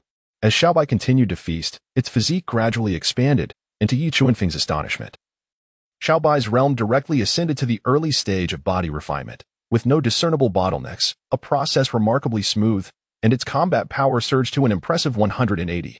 This astonishing rate of growth elicited feelings of envy and resentment in Yi Chunfeng. Truly, the avian is superior to man. My arduous efforts to enhance combat prowess pale in comparison to your swift feasting. Chirp. Xiaobai emitted a clear and melodious call, as if it had discovered something intriguing. With a surge of spirit, Yi Chunfeng promptly followed the guidance of Xiaobai, moving in a specific direction. After traversing a dense thicket, the surroundings suddenly opened up before him. A deep valley materialized, with a meandering stream flowing at its base, the sound of water gently murmuring. The steep cliffs on either side were adorned with lush green moss, damp and shrouded in mist. Encircled by the valley, with the stream cascading through, this must be the Yumming Valley, Yi Chunfeng pondered. He and the bird meticulously searched along the stream, but found no trace of the dew grass. It was perplexing, given the humidity of the environment. One would expect the dew grass to thrive here. Yi Chunfeng was at a loss. Suddenly, Xiaobai chirped twice, flapping its wings, signaling Yi Chunfeng to follow. Yi Chunfeng followed Xiaobai to a stone wall, where he discovered a concealed cave beneath it, its entrance obscured by dense vines that made it nearly undetectable at first glance. The interior was dim and profound, and a damp, chilling atmosphere assailed his senses. Should he venture inside? Yi Chunfeng hesitated, sensing that this cave harbored ominous secrets. However, Xiaobai plunged in without a moment's hesitation, leaving Yi Chunfeng with no choice but to muster his courage and follow. The cave proved to be even more humid than he had anticipated, with droplets of water clinging to the walls and the ground beneath his feet a quagmire of mud. Yi Chunfeng ambled forward, alternating between cautious steps and eager strides, when suddenly a radiant sight caught her eye. Not far ahead, several plants shimmered with glistening points of light in the dim atmosphere. As she approached, she discerned that the leaves of these plants were oval-shaped, serrated at the edges, and a deep green, adorned with a layer of white fuzz. Each leaf was adorned with glistening droplets of dew, revealing the prized dewdrop grass. Elated, Yi Chunfeng carefully uprooted several specimens of the dewdrop grass and stored them away. Just as she finished harvesting the dewdrop grass and was about to depart, a deep growl echoed behind her. A whoa. Yi Chunfeng suddenly turned around, only to find a colossal gray wolf at the cave's entrance, its gaze fixed intently upon him. This formidable creature measured nearly 2 meters in length, its fur a striking blend of gray and white, with robust limbs and razor-sharp claws. Its fierce eyes revealed an unmistakable menace, indicating it was not to be trifled with. What sent a shiver down Yi Chunfeng's spine was the sight of a pack of wolves, large and small, trailing behind the alpha. effectively blocking the cave's mouth with no escape in sight. He cursed inwardly, realizing the gravity of the situation, a tempestuous wind wolf, and he had inadvertently disturbed its den. The leading wolf, a king among its kind, was assessed to be in the mid-stage of the gathering spirit realm, boasting a battle power of 2,200. The remaining wolves, with battle powers around 1,000, were in the early stage of the body refinement realm. Confronted with a mid-stage gathering spirit wolf and a dozen or so in the body refinement stage, he found himself in quite a predicament. Yi Chunfeng felt a pang of anxiety within, although his combat prowess surpassed that of his adversaries. He knew that a solitary fist could hardly contend against a multitude of hands, especially when they could coordinate their efforts. Alas, the Gale Wolf let out a piercing howl, launching the initial assault. Its powerful limbs propelled it forward, its massive form akin to a bolt released from a bow, hurtling towards Yi Chunfeng with astonishing speed. Xiaobai, take cover, Yi Chunfeng shouted, channeling his strength into his legs, advancing rather than retreating, and charging towards the Gale Wolf. The pack of wolves followed closely behind, converging on Yi Chunfeng from all directions. Yi Chunfeng, refusing to be complacent, unleashed his full might and engaged in a fierce battle with the pack of wolves. With a combination of fists and feet, each strike was imbued with immense power, sending the attacking wolves sprawling. His strategy quickly crystallized, prioritized the weakest among them. He targeted the more vulnerable wolves at the rear. With a single punch, a swift wolf was grievously wounded and sent flying, yet simultaneously, several others lunged to sink their fangs into him.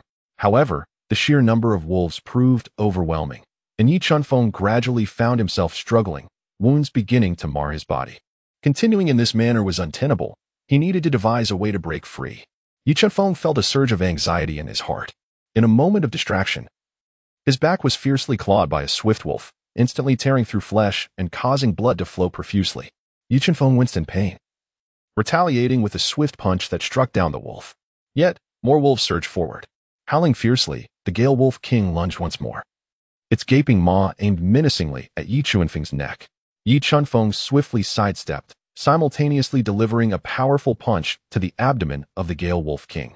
The Gale Wolf, in agony, was sent hurtling through the air, crashing against the stone wall and emitting a mournful howl. Taking advantage of the moment, Yi Chunfeng broke free from the encirclement of the wolf pack and sprinted towards the cave's entrance.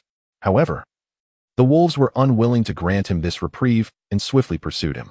With a piercing cry, Xiaobai soared through the air, observing Yi Chunfeng's predicament. It immediately dove down, employing its sharp claws and beak to strike at the wolves. Yet, with a mere combat strength of 180, it was utterly ineffective against the formidable wolves boasting strengths exceeding 1,000. Fortunately, being a creature of the sky, Xiaobai possessed remarkable agility. And as the wolves focused solely on Yi Chunfeng, it remained unharmed. Upon witnessing the situation, Yi Chunfeng realized there was no escape. Today he must fight with all his might. Gritting his teeth, he concentrated all his strength into his fists, striking down one wolf after another that pursued him. Yet, as if the pack were endless, more wolves continued to surge forward from behind. The wounds on Yi Chunfeng's body multiplied, his garments stained crimson with blood. Chapter 39, Mission Accomplished, Combat Power 500. Die. Yi Chunfeng bellowed, swinging his fist towards the oncoming Gale Wolf. Despite the escalating injuries he endured, the number of wolves in the pack continued to dwindle. Howl. The Gale Wolf King, observing the situation, lunged once more, though it too bore numerous scars. Yi Chunfeng's gaze sharpened as he concentrated all his strength into his limbs. Just as the Wolf King lunged towards him, Yi Chunfeng deftly sidestepped and delivered a powerful punch. Thud. His fist struck the head of the Gale Wolf King, causing blood to spatter. The Wolf King let out a dreadful howl, its massive form crashing to the ground, convulsing a few times before falling silent. With the number of disruptive wolves dwindling, Yi Chunfeng exhaled deeply, seeing their leader slain. The remaining wolves instantly lost their will to fight and scattered in all directions. Yi Chunfeng did not pursue, for his injuries were too severe, leaving him devoid of the strength to continue the fight. He collapsed onto the ground, gasping for breath, his body drenched in a mixture of sweat and blood. Xiaobai fluttered to Yi Chunfeng's side, gently nudging his cheek with its head, emitting a sound of concern. "I am fine, Xiaobai." Yi Chunfeng managed a faint smile. "Just let me rest for a moment, and then I shall return." Subsequently, he retrieved some healing salves, applying them to his wounds, while also consuming several medicinal pills, which brought him considerable relief. During this time, Xiaobai was busily tearing into the corpse of the swift wind wolf with its claws and jaws. having devoured the wolf's crystal core. At this moment, the attributes were as follows: Realm, early stage of spirit gathering, combat power assessment, 1082. Yi Chunfeng was taken aback, even beginning to doubt whether it was you who was the true protagonist. Shaking his head, he mused that perhaps it was indeed Xiaobai who was the chosen one. However, despite consuming numerous crystal cores, the gains were less than anticipated. It seemed that only by devouring the cores of significantly stronger beasts could one obtain substantial increases. Yi Chunfeng also observed that initially, when Xiaobai consumed cores, its combat power surged rapidly, but as its strength incrementally rose, the increases became increasingly sluggish. Let us depart, Xiaobai. It is time for us to return. Yi Chunfeng rose to his feet and, accompanied by Xiaobai, gradually made his way out of the Nether Valley. The setting sun cast a golden hue upon the exit of the valley. Dragging his somewhat weary form, Yi Chunfeng emerged step by step from the forbidden grounds. His tattered garments bore the scars of battle, with numerous rips inflicted by the fangs and claws of the fierce windwolf, revealing traces of blood beneath, rendering him a sorry sight. In contrast, Xiaobai perched on his shoulder appeared exuberant. Having indulged in a feast of beast crystal cores, it radiated excitement, occasionally emitting crisp chirps. Very well, Xiaobai, you should return and rest now. I shall return shortly. Yi Chunfeng spoke softly, gently caressing the feathers of the little white creature. Now a spirit-gathering realm beast, it was prudent for the little one to remain out of sight. Seemingly understanding Yi Chunfeng's words, the little white nuzzled against his cheek, then spread its wings and soared into the air, transforming into a streak of white lightning as it hastened towards the direction of the miscellaneous hall. Yi Chunfeng watched as Xiaobai departed before turning around and proceeding towards the entrance of the forbidden area. At the entrance, Steward Brother Zhang remained steadfastly on duty, his posture upright, akin to a towering mountain. Noticing Yi Chunfeng approach, the stern expression on his face softened slightly. Junior Brother Yi, you have returned, Steward Zhang remarked, his voice still steady, laced with a hint of subtle concern. Yi Chunfeng clasped his hands in greetings, Senior Brother Zhang. Zhang, the steward, caught a glimpse of Yi Chunfeng's tattered garments and the faint traces of blood, slightly furrowing his brow. It appeared that the expedition to the forbidden area had not been entirely smooth. Encountered some minor troubles, yet they have all been resolved, Yi Chunfeng replied nonchalantly, unwilling to delve into the perils of the forbidden realm. Indeed, the forbidden area is teeming with ferocious beasts. It is commendable that you have returned safely, junior brother.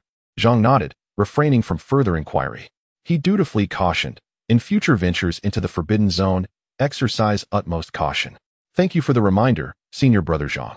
I shall bear it in mind, Yi Chunfeng responded, again clasping his hands in a gesture of respect before taking his leave. Zhang slightly inclined his head, watching as Yi Chunfeng departed with a somewhat unsteady gait. Intrigued, he pondered how one could exhibit such strength without a trace of spiritual energy. The remnants of the ancient body are indeed quite fascinating. Yi Chunfeng did not proceed directly to the servants' hall. Instead, he took a detour to the elders' hall to pay his respects to Du Wuwen. Within the elders' hall, tranquility and profundity reigned as ever. Du Wuwen sat gracefully upon a mat, his eyes closed in serene meditation, exuding a steady and lingering aura. Yi Chunfeng took a few steps forward, bowing respectfully. Disciple Yi Chunfeng pays respects to Elder Du Wuwen slowly opened his eyes, his profound gaze seemingly harboring an infinite expanse of stars and oceans. He cast a fleeting glance at Yi Chunfeng and spoke. It appears your endeavor was not entirely smooth. Did you manage to retrieve the Linglu grass? Some minor setbacks, but nothing of consequence. I successfully acquired the Linglu grass, Yi Chunfeng replied as he retrieved a wooden box from his storage space, presenting it with both hands. Du Wuwen slightly raised his hand, and an invisible force gently lifted the wooden box, floating gracefully into his grasp. He opened the box and scrutinized the Linglu grass within. And after a moment, a subtle expression of satisfaction graced his features. Indeed, it is the Linglu grass. His voice remained calm and devoid of any discernible emotion. It seems you possess considerable strength. The place where the Linglu grass is born is often rich in spiritual energy, attracting various ferocious beasts. The fact that you were able to procure the Linglu grass from the forbidden area on the back mountain indicates that you are indeed an ancient remnant body. Ancient remnant body? Yi Chunfeng pondered, somewhat perplexed. Du Wuwen proceeded to elucidate the concept of the ancient remnant body in detail to Yi Chunfeng. Upon hearing this, Yi Chunfeng realized that he had been mistaken for an ancient remnant. This revelation was fortuitous, as it spared him the trouble of concocting bizarre justifications. Now he could legitimately showcase his prowess. Du Wuhan stowed away the wooden box and then retrieved a token and a porcelain vial from his side, presenting them to Yi Chunfeng. This is the identity token of an outer sect disciple. The Elders Hall will arrange your accommodations. This vial contains a healing elixir known as Revitalizing Pill. Take it and use it as you see fit. Yi Chunfeng graciously accepted the token and elixir with both hands, bowing deeply in gratitude for the Elder's benevolence.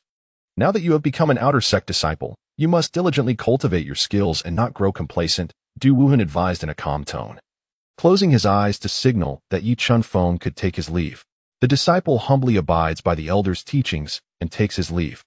Yi Chunfeng performed another respectful bow before turning to exit the Elder's Hall. Upon stepping outside, Yi Chunfeng glanced down at the outer sect disciple token in his hand.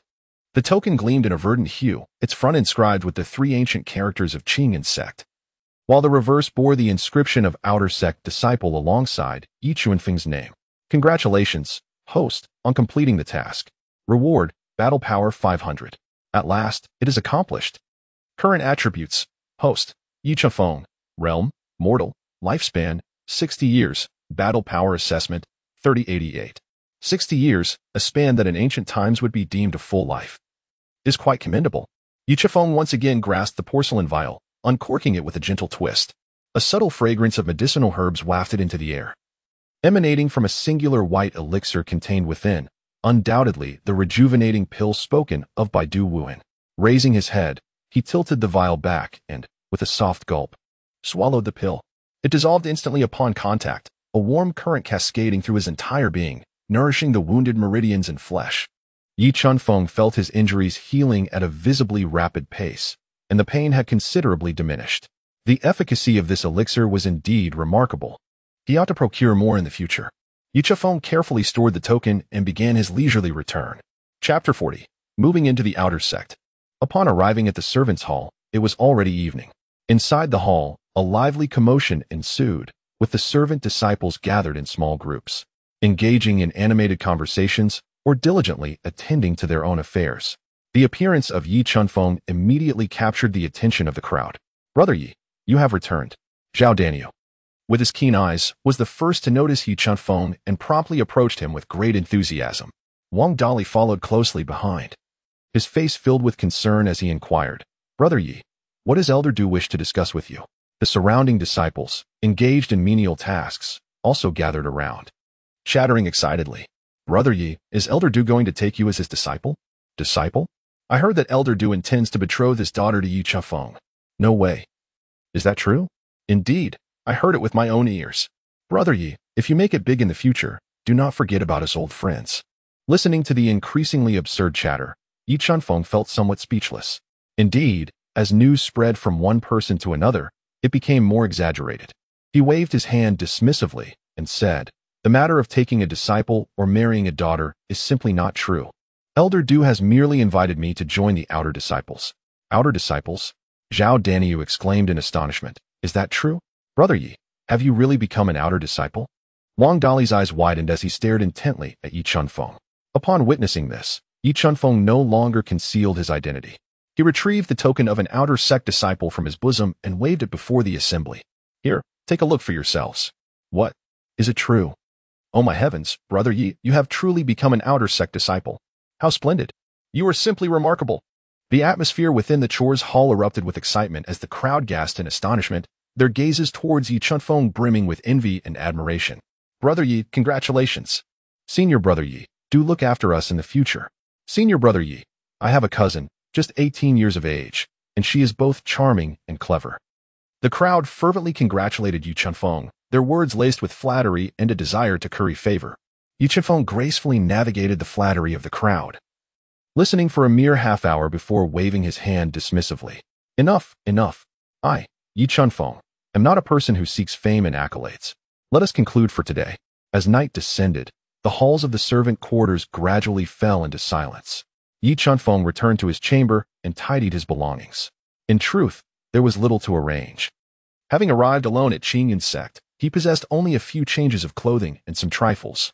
Outside the window, the moonlight poured in, illuminating the quiet servant quarters. creating an atmosphere of tranquility and serenity. Yi Chunfeng slowly closed his eyes, with Little White lying beside him. The night passed without a word. At dawn, the first rays of sunlight streamed through the window, casting light into the room. Yi Chunfeng gradually opened his eyes, a glimmer of brilliance flashing within. Ding! Combat power increased by 1. Today's combat power 30. Current combat power assessment, 3118.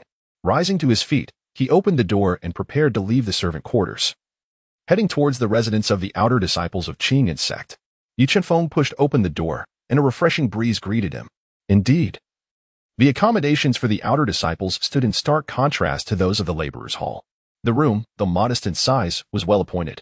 A wooden bed, a set of tables and chairs, and a simple bookshelf leaned against the wall. Small as it was, it exuded a sense of elegance and order. The sunlight streamed in through the window, illuminating the tiny particles of dust in the air and creating a radiant beam of light. Yi Chunfeng nodded with satisfaction. Setting down his travel bag, the so-called bag contained merely a few changes of clothing and the identity token of an outer sect disciple. He seated himself by the bed, appreciating the firmness and comfort of the wooden frame, a sense of tranquility welling up within him. After tidying the room and dusting away the remnants of neglect, Yi Chunfeng prepared a cup of hot tea. With a creak, the door swung open, and a somewhat youthful boy peeked in, regarding Yi Chunfeng with curiosity. Clad in the standard attire of an outer disciple of the Qingyan sect, the boy bore a hint of shyness as he clasped his fists and inquired, "Esteemed senior, have you just moved in?" Realm. Late stage of body refinement combat power assessment. 352. Yi Chunfeng rose to return the greeting and smiled as he spoke. Indeed, I am Yi Chunfeng, recently transferred from the servants' hall. The youth's eyes sparkled with excitement, and he quickly approached with enthusiasm. Ah, so you are Brother Yi. I am Qin Xiaohu, residing next door. I have long heard of your remarkable deeds, and I truly admire you. Within the Qingyan sect, the strong were regarded as brothers and sisters, while the weak were seen as younger disciples, a notion Yi Chunfeng was already familiar with. Oh, my deeds? Yi Chunfeng raised an eyebrow, intrigued. Qin Xiaohu scratched his head and replied with an innocent grin. Yes, Brother Yi, it is said that you, with the body of a mere mortal, defeated Brother Lu Xiangshan of the Gathering Spirit Realm. This tale has spread throughout the outer sect. Everyone claims that you possess extraordinary depth. Yi Chunfeng chuckled softly, surprised that his momentary display of prowess had made him a prominent figure among the outer disciples. He waved his hand humbly, saying it was merely a stroke of luck, nothing to take seriously. Brother Yi is too modest. Qin Xiaohu replied earnestly. Since you are new here, please do not hesitate to ask if you need any assistance. Thank you, Brother Qin, Yi Chunfeng said, clasping his hands in gratitude, feeling a sense of goodwill towards his neighbor. In the following days, Yi Chunfeng settled into the outer disciples' quarters. As Qin Xiaohu had mentioned, the treatment for outer disciples was indeed far superior to that of the servant disciples. The living conditions were comfortable, and there was a daily supply of spirit rice, cultivated in lands rich with spiritual energy. Although the inherent spiritual essence was sparse, prolonged consumption could gradually enhance the cultivation speed. However, for Yi Chunfeng, it held little significance. He also learned that in the Qingyan sect, mortals in the body refinement and spirit gathering stages were categorized as outer disciples, while those who broke through to the meridian condensation stage naturally transitioned to inner disciples. During his days, Yi Chunfeng familiarized himself with the outer environment and continued his daily training to increase his combat prowess. The daily compounding growth allowed his combat value to rise steadily, akin to a snowball effect. Now, 2 days had passed, marking the 3rd day of his time in the outer sect. Host, Yi Chunfeng Realm, mortal lifespan, 61 years combat assessment, 3180. That morning, as Yi Chunfeng stretched and warmed up in his room, he suddenly heard a commotion outside. He opened his door to find many outer disciples rushing towards a common direction, their faces alight with excitement. Brother Qin, what is happening? Yi Chunfeng inquired, stopping Qin Xiaohu as he passed by. Brother Yi, are you not aware? The outer sect competition is about to begin. Today is the first day for registration. Qin Xiaohu exclaimed, bubbling with enthusiasm. This is a fantastic opportunity for outer disciples to showcase their skills and earn rewards. I intend to register as well. Outer sect competition? Registration today? I thought the competition was in 10 days. The competition is indeed in 10 days, but registration starts today and ends in 3 days. I see. You go ahead. I will follow shortly. Little Bai, you can go play by yourself. I need to step out for a while. Now, Little Bai was the size of a toddler and would often venture out to hunt. However, due to its high combat power, consuming the cores of beasts weaker than itself had little effect. Its current combat value stood at 1085. Upon hearing this, Little Bai flew out eagerly. Chapter 41. Registering for the competition, encountering Lu Xiangqun again in the center of the square, a high platform was erected, where several disciples of the Qingyan sect in official attire were seated, responsible for the registration process. The square was teeming with people, alive with chatter and excitement. I heard that the top 10 in this competition will receive substantial rewards. In the first place will even receive a meridian condensation pill. A meridian condensation pill. That is indeed a precious item, capable of enhancing one's chances of breaking through to the meridian condensation stage. I wonder who will emerge victorious this time. I have high hopes for Brother Wang, who has garnered the most support. Listening to the discussions around him, Yi Chifeng found himself increasingly intrigued by the outer sect competition. He glanced towards the registration area, where a long line of disciples eagerly awaited their turn, all eager to showcase their talents in this grand contest. After a considerable wait, it was finally Yi Chunfeng's turn. The steward in charge of registration glanced up at him and, with a routine formality, inquired, "Name and cultivation level?" "Yi Chunfeng, mortal." Yi Chunfeng replied calmly. The pin in the steward's hand paused momentarily as he looked up, a hint of surprise crossing his face. "Mortal? You are Yi Chunfeng?" Indeed. To his astonishment, Yi Chunfeng realized he had gained some notoriety. He presented his outer sect disciple token to confirm his identity. The disciples in line nearby began to cast curious glances in his direction. "Is this the Yi Chunfeng who defeated Lu Xiangqun?" One whispered. "Indeed. I sense no trace of spiritual energy emanating from him. Is it true he possesses an ancient remnant body? Do you think he could be a dark horse in this year's competition?" "A dark horse? Unlikely. Lu Xiangqun was merely mediocre. There are many in the outer sect at the late stage of spirit gathering. It is said that an ancient remnant body can at most reach spirit gathering strength." "True. The future is constrained. What a pity." Yi Chunfeng remained impervious to the discussions surrounding him, his demeanor tranquil as he reaffirmed, "Let us proceed with the registration." Upon witnessing the outer sect token, the steward exhibited no hesitation, casually inscribing a note in the register. Their duty was simple: to record any outer sect disciple who expressed a desire to enroll. Congratulations to the host for completing the task, with a reward of 1,000 battle power. Presently, the battle power had reached 4180, just as Yi Chunfeng completed his registration and prepared to depart. A voice laced with mockery echoed from behind him. "Oh, isn't this our illustrious disciple Yi Chunfeng? What is this? Eager to make a name for yourself in the upcoming grand competition right after joining the outer sect?" Yi Chunfeng turned around and found Lu Xiangqun, accompanied by several other outer disciples, observing him with a mocking expression. Lu Xiangqun was clad in pristine outer disciple robes, a hint of smugness gracing his countenance, evidently indicating that the lesson from their previous encounter had not imparted any wisdom upon him. "Brother Lu, what a coincidence," Yi Chunfeng remarked with a faint smile, his tone serene, completely unmoved by Lu Xiangqun's derision. "Coincidence? Indeed, it is," Lu Xiangqun sneered, scrutinizing Yi Chunfeng with disdain. "An archaic remnant? You can barely rival the gathering spirit realm? How utterly laughable. A defeated foe has no need for further words." Yi Chunfeng retorted lightly, striking a nerve with Lu Xiangqun. Instantly, Lu Xiangqun's expression darkened, a flicker of fury igniting in his eyes as he gritted his teeth and declared, "Yi Chunfeng, do not revel in your triumph. My previous defeat was merely due to my oversight, allowing your luck to prevail. Let me inform you, I have recently broken through to the latter stage of the gathering spirit realm. My prowess surpasses that of the past. In this upcoming outer sect competition, I shall ensure you regret your arrogance." The latter stage of the gathering spirit realm? The surrounding disciples gasped in astonishment. Brother Lu has actually broken through?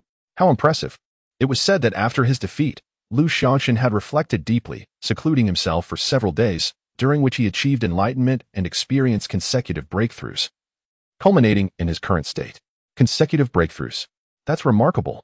Brother Lu increasingly embodies the essence of a protagonist from a novel. It seems this competition will be quite the spectacle. Lu Xiangqun reveled in their admiration, save for the mention of his prior defeat, which was now inconsequential. He had regained his strength and could reclaim his dignity at any moment. He gazed at Yi Chunfeng with a sense of triumph, eager to witness a flicker of panic or dread upon his face. However, Yi Chunfeng remained as composed as ever, as if Lu Xiangqun's threats bore no weight upon him. From the very beginning, he had discerned Lu Xiangqun's attributes: realm, Late Gathering Spirit Realm Combat Power Assessment. 3012, is that so? I shall await your performance. Yi Chunfeng replied with a subtle smile, before turning away and departing from the square, leaving Lu Xiangchen to simmer in his own hubris. Yi Chunfeng's figure vanished into the throng, leaving Lu Xiangchen standing alone, his fists clenched tightly as he emitted a cold snort before departing as well. No one would dare to make a move before the grand competition, for should one sustain even a minor injury that could not be promptly healed, it would be akin to gaining a sesame seed while losing a watermelon. As dusk descended, the afterglow of the setting sun painted the sky of Qingyun sect in a splendid hue of orange-red, akin to the palette of an artist. The distant mountains, shrouded in a veil of mist, appeared particularly tranquil and far-reaching. The residences of the outer disciples were undeniably more serene compared to the bustling servant hall. The absence of clamor and noise allowed for a tranquility more suited to cultivation. At this moment, numerous disciples seized the twilight hours, practicing diligently in their respective courtyards. Some wielded their swords with fervor, the glimmering blades slicing through the air, producing a series of melodious whistles. Others sat cross-legged, engaged in breath control and energy cultivation, their surrounding spiritual energy swirling into visible white mist, while yet others unleashed their fists and feet with vigor, every movement infused with a subtle rhythm.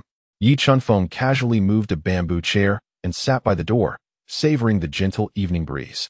Since he could not cultivate, he could only watch others engage in their pursuits. It had been quite some time since he had enjoyed a proper barbecue meal. He rubbed his stomach and thought about the external gate, where the food had improved significantly. The ingredients for the outer gate were different from those for the servants. And although the servants prepared the meals, they were not allowed to consume the outer gate's provisions. However, after a few days of this, he found himself longing for something more delectable. The thought of sizzling, oil-dripping skewers made his mouth water. With this thought, Yi Chunfeng's interest was piqued. With a flicker of his spatial ring, a collection of simple grilling tools and ingredients materialized in the courtyard. These were items he had brought along when he departed from Maple Town. As for the ingredients, during his time as a servant, he had purchased some communal supplies and a few personal items from the town. He swiftly set up a makeshift barbecue grill, igniting the charcoal and sending up tendrils of smoke. He then retrieved marinated meat skewers, chicken wings, vegetables, and more from his storage space. A delightful array that filled the air with enticing aromas. Suddenly, a clear, sharp cry echoed as Xiaobai swooped down from the rooftop, landing deftly on Yi Chunfeng's shoulder. With curious, glistening eyes, it gazed intently at the ingredients below, nuzzling against Yi Chunfeng's cheek in an affectionate manner. "You little rascal, your nose is quite keen." Yi Chunfeng chuckled, gently patting Xiaobai's head. He picked up a chicken wing from the grill and offered it to Xiaobai. "Craving some barbecue, are we?" Without hesitation, Xiaobai seized the chicken wing, relishing it with gusto, leaving greasy traces all over its beak while emitting satisfied chirps. "Take your time. No one is competing with you." Yi Chunfeng laughed softly at the sight of Xiaobai devouring the food. Ever since Xiaobai had consumed the demon beast's core, not only had its strength soared, but its appetite had also increased remarkably. "By the way, Xiaobai, remember to suppress your aura so no one discovers you are a demon beast." Yi Chunfeng suddenly recalled something and cautioned. At present, Little Bai has already attained the realm of a spirit-gathering beast. If it does not consciously restrain its aura, it is likely to attract unwanted attention. As a remnant of ancient times, possessing a spirit-gathering beast could inevitably lead to unnecessary complications regarding the possibility of being discovered. Yi Chunfeng was unperturbed, for he had meticulously perused the relevant texts in the Qingyun sect's library and found not a single clue. Little Bai's species is certainly not an ordinary beast. Little Bai, as if grasping the essence of his words, nodded slightly and with a gentle flap of its wings. The ethereal aura that had subtly radiated from its form vanished entirely, rendering it indistinguishable from an ordinary white bird, adorable and docile. Yi Chunfeng smiled contentedly and began to focus on grilling the skewers. The charcoal blazed fiercely, the meat sizzled as it cooked over the flames. Fat dripped and caused the fire to flare up momentarily, filling the air with an increasingly rich aroma that permeated the entire courtyard. Before long, another batch of skewers was ready. Golden and glistening, their enticing fragrance ignited an irresistible appetite. Yi Chunfeng picked up a skewer of grilled chicken wings and handed it to Xiaobai, while he himself grabbed a skewer of grilled meat, indulging in it with delight. Oh, truly aromatic. The grilled meat was crisp on the outside and tender within, infused with a spicy and savory essence. The familiar flavor instantly awakened Yi Chunfeng's taste buds, eliciting a satisfied sigh. Xiaobai was equally engrossed, its tiny beak buried in the grilled chicken wings, pecking vigorously. In no time, one skewer of wings had disappeared into its belly, and it chirped twice at Yi Chuanfeng, signaling for more. As the sun set, the duo, a man and a bird, savored the exquisite barbecue in the cozy atmosphere of the courtyard. Just then, the door of the neighboring yard creaked open, revealing Chen Xiaohu, who poked his head out. His nose twitched as a look of astonishment spread across his face. He had been diligently meditating, aiming to refine his skills further before the upcoming outer sect competition, striving for a higher ranking and more rewards. After all, in the path of cultivation, the competition for resources was indispensable. A step ahead could lead to a continual advantage. However, as he sat in meditation, an inexplicable fragrance wafted in from outside. No, a true man must not be swayed by external temptations. Yet, a minute later, Chen Xiaohu found himself unable to resist, though it was not yet late. The aroma was simply too enticing. Yu Shixiang, what delightful feast are you preparing? It smells amazing. Chen Xiaohu inquired, his eyes fixated on the barbecue grill before Yi Chuanfeng, saliva nearly spilling from his mouth. Yi Chuanfeng looked up and smiled. Greeting, Junior Brother Chen. You have arrived just in time. I have just grilled some skewers of meat. Would you care to join me in tasting them? Grilled meat skewers. Chen Xiaohu's eyes lit up. How could one cultivate properly without savoring delicious food? He exclaimed in delight. Really? That is absolutely fantastic. I have never tried grilled meat skewers before. As he spoke, Chen Xiaohu hurried over, his gaze fixated on the skewers sizzling on the grill, instantly captivated by their enticing aroma and vibrant colors. Brother Yi, these grilled meat skewers look truly splendid. How did you prepare them? Chen Xiaohu inquired with curiosity. It is quite simple, Yi Chuanfeng explained with a smile. You merely marinate the meat with some seasonings, and then roast it over charcoal until it is cooked through. He casually picked up a few well-grilled skewers and offered them to Chen Xiaohu, saying, give them a try and see how they taste. Chen Xiaohu eagerly accepted the skewers, bringing one to his lips and taking a gentle bite.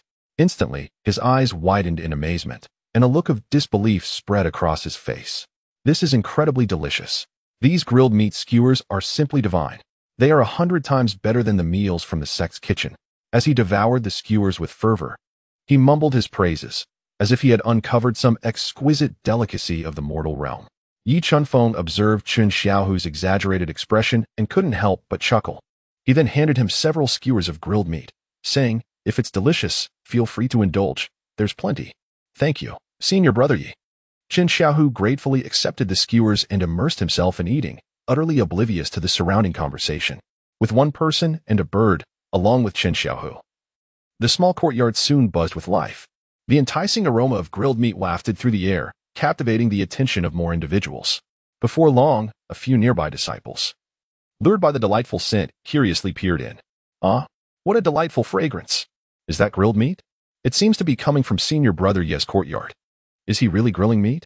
The disciples murmured among themselves, ultimately unable to resist the allure of the barbecued delicacies, and cautiously ventured into Yi Chuanfeng's small courtyard. Senior Brother Yi, we followed the delicious scent here. I hope it's not too much trouble, one bolder disciple inquired, somewhat shyly. Yi Chuanfeng looked up and noticed that the newcomers were unfamiliar outer disciples. He smiled gently and welcomed them warmly, saying, of course, it's quite convenient. I happen to have prepared in abundance. Let us all enjoy a lively gathering together. Really? That is absolutely wonderful. Thank you, Brother Yi. The disciples were instantly overjoyed and eagerly surrounded him.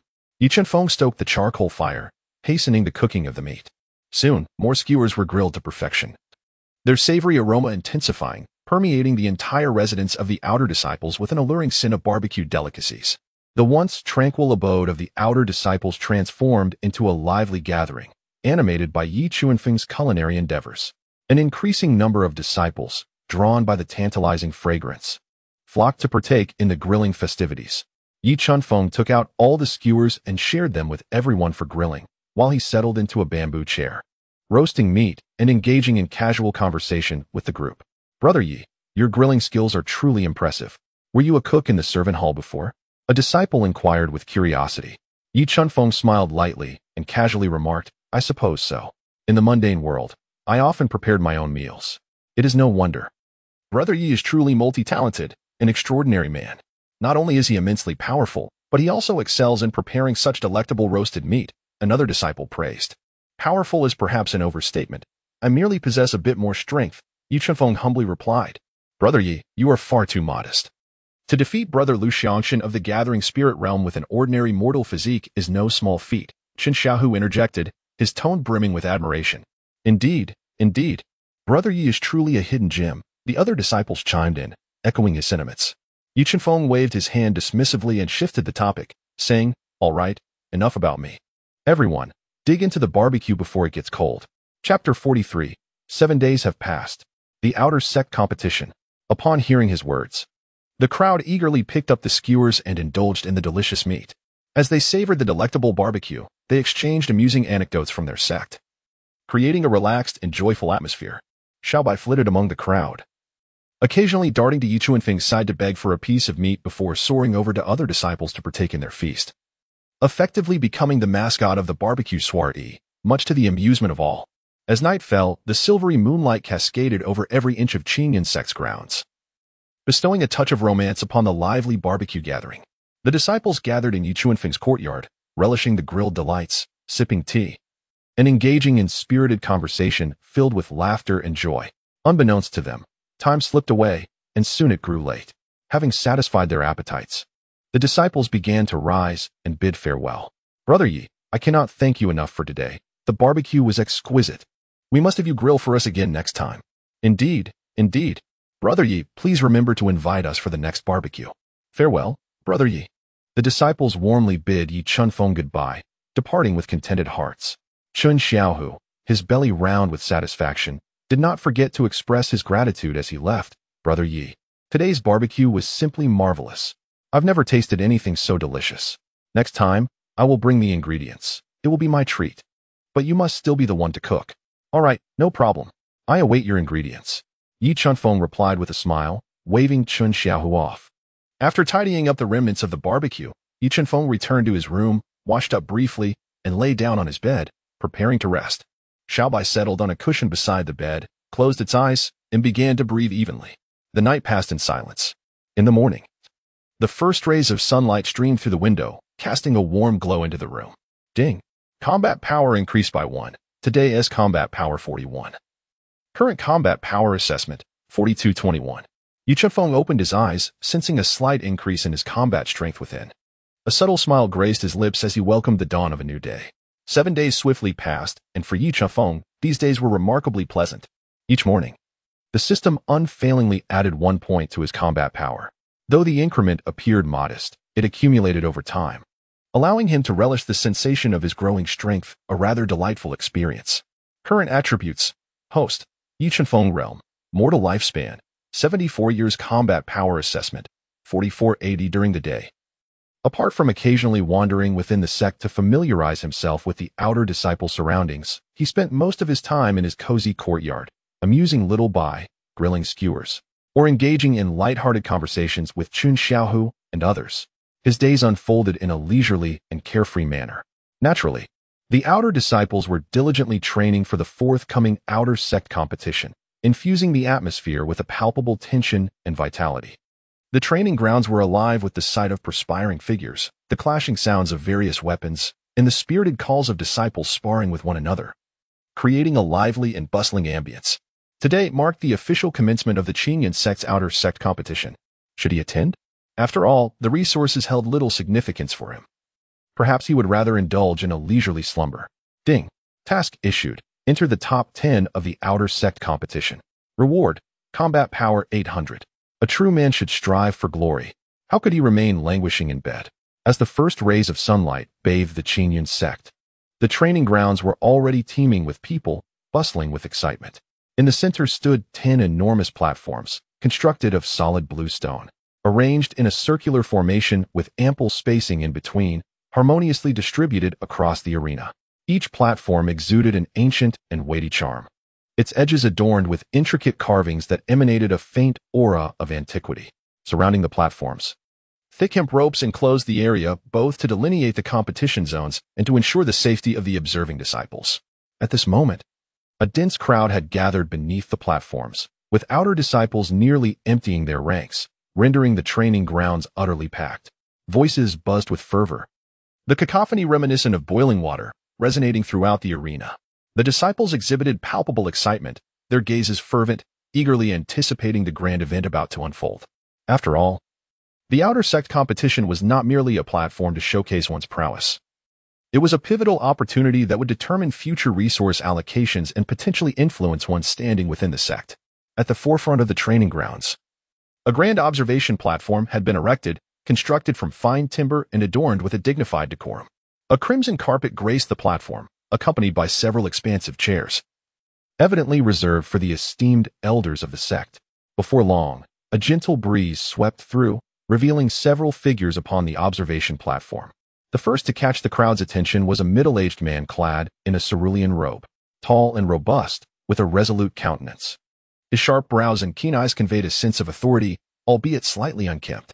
The worn cerulean robe and the half-broken sword casually dangling at his waist only enhanced his nonchalant demeanor. He was none other than Ling Yuxiao, the sect leader of Qingyun. His gaze was both warm and piercing, sweeping over the multitude of disciples below, imbued with a subtle yet discernible expectation. Realm, Late Spirit Sea Realm Combat Power Assessment. 325206 Yu Chunfeng observed from a distance, astonished by the 320,000 battle prowess. Following closely behind were three elders. At the forefront walked a woman clad in a white palace gown, her beauty unparalleled, skin as pure as snow. A hint of aloofness lingered in her gaze, reminiscent of the winter plum blossom, standing proud amidst the snow. Time seemed to have paused for her. She appeared to be in her early 20s. Yet her every gesture exuded a mature charm that commanded respect. She was none other than Su Qinghe, one of the three great elders of the Qingyun sect. Realm, Early Spirit Sea Realm, Battle Power Assessment, 165-203. Yu Chunfeng was taken aback. Indeed, Elder Su was strikingly beautiful. However, Yu Chunfeng was not naive enough to assume she was merely in her 20s. According to the gossip shared among his fellow disciples, Elder Su Qinghe's age was believed to be in the triple digits. The other elder was a robust giant, his physique exuding an undeniable sense of explosive strength. Clad in a form-fitting black outfit, his muscles were pronounced, and he bore a massive broad sword on his back, its blade thick and antiquated, radiating an immense pressure at a mere glance. This was Elder Tai Kanglin, renowned for his might and possessing a temperament as steady as a mountain. Realm, Mid-Spirit Sea Realm Combat Power Assessment, 242596. The final elder, also an old acquaintance of Yu Chunfeng, was Du Wuhan. Realm, Mid-Spirit Sea Realm Combat Power Assessment, 240632. He remained draped in a long azure robe, his hair white, yet youthful, his countenance gaunt, and his eyes tightly shut, as if enmeshed in slumber. Nevertheless, even in his stillness, he emanated an aura of profound depth, reminiscent of a dormant volcano, poised to unleash its fury at any moment. Chapter 44. The Grand Competition commences. The appearance of the sect master and the three elders silenced the previously boisterous crowd instantaneously, drawing the gaze of all disciples to the viewing platform, filled with reverence and admiration. Yu Chunfeng and Chen Xiaohu occupied a prominent position in the stands, affording them an unobstructed view of the competition. Wow, Senior Yi, the sect master and the elders have all arrived. How impressive! Chen Xiaohu exclaimed in a hushed tone, his eyes brimming with excitement as he gazed at the figures on the observation platform. Especially Elder Su. She is truly stunning. She resembles a celestial being descended to earth. Yu Chunfeng smiled, recognizing the formidable strength of the sect leader Ling Yuxiao and the three elders. It was evident that Qingyun sect's dominance stemmed from its profound heritage. Indeed, it was impressive. As Yu Chunfeng casually remarked, his gaze swept across the spectators on the platform, ultimately settling on Elder Du Wuhan. He couldn't shake the feeling that Elder Du had been observing him from the shadows, though he was uncertain if it was merely a figment of his imagination. At that moment, a disciple dressed in the attire of a steward stepped onto a slightly lower platform at the center of the martial arts arena. Clearing his throat, he channeled his spiritual energy, projecting his voice powerfully throughout the venue, ensuring that every individual could hear him clearly. Silence. The Qingyun sect's Outer Gate Grand Competition officially commences. This competition aims to assess the cultivation achievements of the outer disciples, inspiring them to strive for greater heights. The format will be a series of duels on the ring, with pairs competing against each other. The victor advances, while the defeated are eliminated. Ultimately, the top 10 contestants will be determined, rewarded generously. The first prize will be a Spirit Pulse pill. The steward's voice rang with vigor, igniting the atmosphere in the arena. The mention of the Spirit Pulse pill only fueled the disciples' enthusiasm, causing them to eagerly prepare for the competition. Next, the steward announced the first round of combatants. After a brief pause, he unfurled a scroll and began to read the names. First group, first ring, Li Ming versus Wang Hu. Second group, second ring, Zhang Cheng against Zhao Gang. Third group, third ring. The steward continued to read out 10 matchups, each corresponding to a specific ring. The disciples whose names were called immediately sprang from the crowd, heading toward their designated rings, their expressions a mix of excitement, anxiety, and seriousness. Thus, the Outer Gate Grand Competition officially began. On the rings, shadows flitted about, the sounds of clashing blades and the explosive resonance of spiritual energy filled the air. Soon, 10 matches concluded. First round, fifth ring, victor, Wang Matzi. First round, sixth ring, victor, Li Guden. The steward's voice remained robust and devoid of emotion, resembling that of an impassive broadcasting machine. Injured participants may head to the resting area to collect spiritual liquid for accelerated recovery and preparation for subsequent matches. Now, I shall announce the second round of matchups. The steward continued to list the participants, and when he announced the seventh ring, second round, seventh ring, Chen Xiaohu versus Zhao Taizhu. Upon hearing his name, Chen Xiaohu abruptly stood up, his somewhat bashful face betraying a mix of tension and excitement. It's my turn. Chen Xiaohu felt a surge of exhilaration and scratched his head sheepishly. Go on. Be careful, Yi Chunfeng encouraged with a smile, patting Chen Xiaohu on the shoulder. Chen Xiaohu nodded earnestly, taking a deep breath as he made his way to the seventh ring. His opponent, Zhao Taizhu, was a robust figure. Clearly a disciple who had excelled in body refinement, though he was only at the mid-stage of that realm. Once on the ring, the two stood firm and exchanged respectful gestures. Outer disciple of Qinyan sect, Chen Xiaohu, please guide me. Chen Xiaohu's voice carried a hint of nervousness, yet held a serious tone. Outer disciple of Qinyan sect, Zhao Taizhu, please guide me. Zhao Tieju's voice boomed, filled with confidence, making him appear even more imposing than Chen Xiaohu. As soon as the 10 groups were ready, the steward announced, commence the match. No sooner had the words left his mouth than Zhao Taizhu launched his attack, his footfall shaking the ground as he swung his massive fist toward Chen Xiaohu, creating a gust of wind. Chen Xiaohu, unwilling to meet the blow head-on, nimbly retreated, evading Zhao Tieju's punch while channeling his own spiritual energy into his fist, striking towards Zhao Tieju's lower body. Zhao Taizhu quickly regained his stance, grounding himself to absorb Chen Xiaohu's punch. The dull thud of impact resonated as Zhao Taizhu staggered slightly, his expression shifting, clearly caught off guard. Seizing the moment, Chen Xiaohu darted around Zhao Taizhu like a nimble cat, constantly searching for openings, his punches striking like lightning, targeting Zhao Tieju's lower body. Zhao Taizhu found himself unable to retaliate, forced into a defensive position.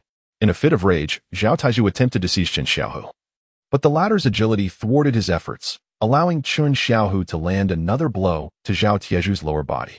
After several exchanges, Zhao Taizhu finally faltered, letting out a muffled grunt as he stumbled, exposing a gap in his defense. Chen Xiaohu seized the opportunity, his eyes narrowing as he unleashed his full spiritual energy, concentrating it into his right fist, and struck decisively at Zhao Tieju's chest.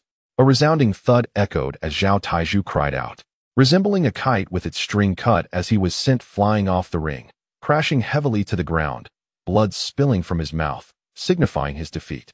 Second round. Seventh ring, victor, Chen Xiaohu. The steward's voice rang out, announcing the result of the match. Chen Xiaohu exhaled deeply, his taut body relaxing as a broad, innocent smile spread across his face. He bowed to the audience below before descending the ring with an excited gait. I won easily. Chen Xiaohu returned to the stance, his expression a mix of exhilaration and pride. Well done, a splendid victory. Yi Chunfeng praised. He, just luck, Chen Xiaohu replied, scratching his head with a goofy grin, though his smile only broadened. Before long, the steward's voice resonated again. Injured participants may head to the resting area to collect spiritual liquid for accelerated recovery in preparation for subsequent matches. Now, I shall announce the third round of matchups. Third round, first ring. Third round, eighth ring, Lu Xianchen versus Li Si. Upon hearing Lu Xianchen's name, a wave of excitement surged through the audience, many disciples casting eager glances toward the eighth ring, filled with anticipation and a sense of thrill. After all, Lu Xiaoqun had garnered quite a reputation among the outer disciples, especially after recently breaking through to the late stage of the spirit-gathering realm. A feat that left many in awe. Dressed in a flowing azure robe, Lu Xiaoqun approached the 8th ring with a calm demeanor. His gaze scanned the surroundings before subtly glancing in Yi Chuanfeng's direction, a knowing smile playing at the corners of his lips. His opponent, Li Si, appeared frail and sallow, possessing only the late stage of body refinement. Upon realizing he was facing Lu Xiaoqun, his countenance drained of color, his legs trembling slightly. With a quivering voice, Li Si ascended the ring and bowed respectfully to Lu Xiaoqun. "Brother Lu, I concede." 3rd round, 8th ring, Victor, Lu Xiaoqun. The declaration sent shockwaves through the audience. Was he conceding outright? Such timidity was indeed surprising. Upon careful consideration, it becomes rather understandable, for the opponent is none other than Lu Xiaoqun, a formidable presence at the late stage of the gathering spirit realm. The disparity in their strengths is stark. Engaging in combat would be nothing short of self-deprecation. Thus, conceding seems a more prudent choice, sparing oneself from injury. Lu Xiaoqun appeared to have anticipated this outcome, displaying no trace of surprise upon his countenance. He merely cast a fleeting glance at Li Si before turning to descend from the arena. As he made his way towards the spectator stands, his gaze lingered momentarily on Yi Chuanfeng, imbued with a hint of provocation and a touch of disdain. Yi Chuanfeng's expression remained tranquil, seemingly oblivious to Lu Xiaoqun's gaze. She merely offered a faint smile, as if observing a jester's performance. Noticing this, Lu Xiaoqun furrowed his brows slightly, his irritation deepening. With a cold snort, he moved to the opposite side of the viewing platform, found a seat, and closed his eyes to recuperate, disregarding Yi Chuanfeng further. Soon, the 2nd round of the competition concluded, revealing the same outcome, with injured contestants retreating to the lounge to retrieve elixirs for recovery. Following this, the participants for the 4th round were announced. In the 1st arena of the 4th round, in the 5th arena of the 4th round, M.O. Bailey faced off against Wang Wu. Another familiar name, M.O. Bailey. Yi Chuanfeng raised an eyebrow with keen interest as he gazed towards the 9th arena. M.O. Bailey, adorned in a white brocade robe, exuded an air of handsomeness and arrogance, advancing gracefully onto the 9th platform, each gesture radiating a sense of superiority. Realm, Mortal Combat Power Assessment. 30. Is he still merely a mortal? Yi Chuanfeng recalled that during his own assessment, his aptitude was only of moderate quality. It was only natural that after a brief period in the sect, he had yet to achieve a breakthrough. However, a combat power of 30 was indeed a commendable improvement. His opponent, Wang Wu, was a stocky disciple with dark skin, situated in the early stages of body refinement, with a combat power assessment of 102. Upon realizing he was facing M.O. Bailey, his expression shifted from shock to excitement, ultimately settling into a look of disdain. Having just advanced to the early stages of body refinement himself, he had merely come to familiarize himself with the competition in preparation for the upcoming Outer Sect Grand Tournament, planning to concede against any formidable adversaries. To his surprise, he found himself facing an opponent who had yet to reach the body refinement stage, a mere mortal who could not even sense spiritual energy. Daring to compete in the Outer Sect Tournament, such audacity was nothing short of self-humiliation. Wang Wu scoffed internally, his gaze towards M.O. Bailey filled with contempt and mockery. M.O. Bailey, seemingly oblivious to Wang Wu's disdain, held on to the pride of being the jewel of his family. Now, having joined the Qingyun sect and made noticeable advancements, he was merely a step away from the body refinement stage. It was not uncommon for legendary geniuses to eliminate opponents across 1 or 2 stages. Especially after witnessing Yi Chuanfeng, a mortal of inferior aptitude, defeat Lu Xiaoqun, he believed it was not unreasonable to overcome a minor hurdle himself.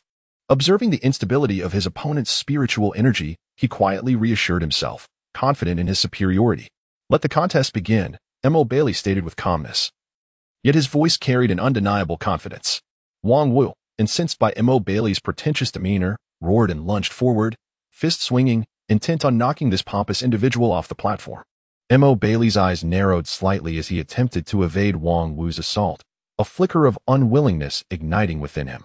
As a distinguished scion of the M.O. family, he could not afford to lose face before an ant at the early body refinement stage. He yearned to prove himself, to demonstrate that as a genius, he could triumph over cultivators even in a mortal body. Yet, ideals often clash with harsh realities. Despite his agility, M.O. Bailey remained merely a mortal, lacking the power and speed of a body refinement practitioner. Wang Wu's fists descended like a tempest, and while M.O. Bailey narrowly dodged a few blows, he soon found himself unable to evade a decisive strike to his chest. The sound of impact rang out, and M.O. Bailey let out a muffled groan. His complexion paling as his body flew backward like a straw doll, crashing heavily onto the ground below the arena, blood trickling from the corner of his mouth, utterly humiliated. The victor of the 4th round on the 5th platform is Wang Wu. The elder's voice echoed, proclaiming M.O. Bailey's dismal defeat. Laughter erupted throughout the martial arts arena. Disciples pointing and whispering, their gazes filled with derision and scorn. M.O. Bailey's face flushed with indignation as he struggled to rise. But the searing pain in his chest rendered him immobile, leaving him sprawled on the ground like a defeated dog. On the spectators' platform, Yi Chufeng observed M.O. Bailey's plight. A smirk curling at the corners of his lips, amusement dancing in his eyes. This M.O. Bailey was indeed arrogant, a mere mortal with a combat power of only 30. Yet he chose to present himself with such haughtiness, utterly unaware of his own limitations. However, one could not deny the commendable courage of M.O. Bailey, who, despite knowing he was outmatched, dared to challenge his limits. Such bravery was not commonplace. Yet, courage without strength ultimately proved futile. Soon, the 4th round concluded, and the 5th and 6th rounds commenced. The number of disciples participating was indeed overwhelming, but Yi Chufeng remained unperturbed, as his time could not be spent on cultivation. He would simply enjoy the spectacle. Finally, the announcement for the 8th round of competitors arrived. 8th round, 1st platform. 8th round, 2nd platform. 8th round, 3rd platform, Yi Chufeng versus. The elder's voice resonated once more, finally uttering Yi Chunfeng's name. Chapter 46. Yi Chunfeng's debut in the 8th round. On the 3rd platform, Yi Chunfeng faced Su Gaoshan. The elder's booming voice echoed like thunder, igniting the atmosphere in the martial arts arena. Yi Chunfeng? Is it really him? That mortal Yi Chunfeng? The crowd buzzed with excitement, eager to witness the spectacle. Many questioned the veracity of his previous victory over Lu Xiangqin, speculating it must have been a fluke. How could a mere mortal possibly defeat a practitioner at the late stage of spirit gathering? Surely, Lu Xiangqin had underestimated him. Yet, the mere fact that Yi Chunfeng dared to register for the Outer Sect tournament spoke to his courage. But courage alone was insufficient. True strength was paramount. The spectators eagerly anticipated the inevitable downfall of Yi Chunfeng. The crowd erupted, discussion swirling like a tide, their gazes fixated on Yi Chunfeng in the stands, filled with curiosity, skepticism, disdain, and a hint of anticipation. On the platform, Lu Xiangqin, upon hearing Yi Chunfeng's name, abruptly opened his eyes, his expression darkening with anger and resentment. He glared at Yi Chunfeng, filled with a desire for retribution. Yi Chunfeng, you have humiliated me, and I shall reclaim my honor. Lu Xiangqin's heart seethed. His fists clenched tightly, knuckles turning white. On the observation platform, the sect leader Ling Yunxiao, upon hearing Yi Chunfeng's name, revealed a glimmer of interest in his eyes. Yi Chunfeng? Is he the one Elder Du spoke of, the remnant of the ancient body? Ling Yunxiao inquired, glancing at Du Wuhan beside him. Du Wuhan nodded slightly, stroking his beard, and replied calmly, indeed, this is the one. Though he cannot cultivate, his physique is extraordinary, and he possesses wisdom and decisiveness, along with considerable courage. Courage and decisiveness? Elder Du holds him in high regard, Su Qinghe mused, her beautiful eyes glancing towards Yi Chunfeng as he gradually rose from the ground. Curiosity flickering in her gaze. Iron Kanglin, with his imposing physique, leaned slightly forward, sighing, what a pity. The rumors say that the ancient remnant body can at most match those at the spirit gathering stage, likely only rivaling the skilled practitioners of the mortal realm. Du Wuhan shook his head in agreement. Indeed, limitations are apparent. Perhaps this will merely serve to inject some novelty into the sect. Under the watchful eyes of the crowd, Yi Chunfeng rose, walking leisurely towards the 3rd platform where his opponent, Su Gaoshan, awaited. Su Gaoshan, towering and muscular, exuded an aura of formidable strength, unmistakably a practitioner of the perfected body refinement realm, with a combat assessment reaching an impressive 401 points. Among the outer disciples, he was indeed a pillar of strength. Upon overhearing the surrounding discussions, Su Gaoshan realized that his opponent was none other than the much-talked-about mortal, Yi Chunfeng. Known for his so-called ancient remnant body, a flicker of disdain and contempt crossed his gaze as a mocking smile curled at the corners of his lips. Mortal? What ancient remnant body? I find that utterly implausible. Su Gaoshan silently derided Yi Chunfeng, regarding him with utter disregard. Although he had heard the rumors of Yi Chunfeng's victory over Lu Xiangqin, He could not fathom how a mere mortal could triumph over a practitioner of the gathering spirit realm. To him, such tales were undoubtedly fabrications. It was not just Su Gaoshan who held this skepticism. Many other disciples shared his doubts, as they had not witnessed the events firsthand.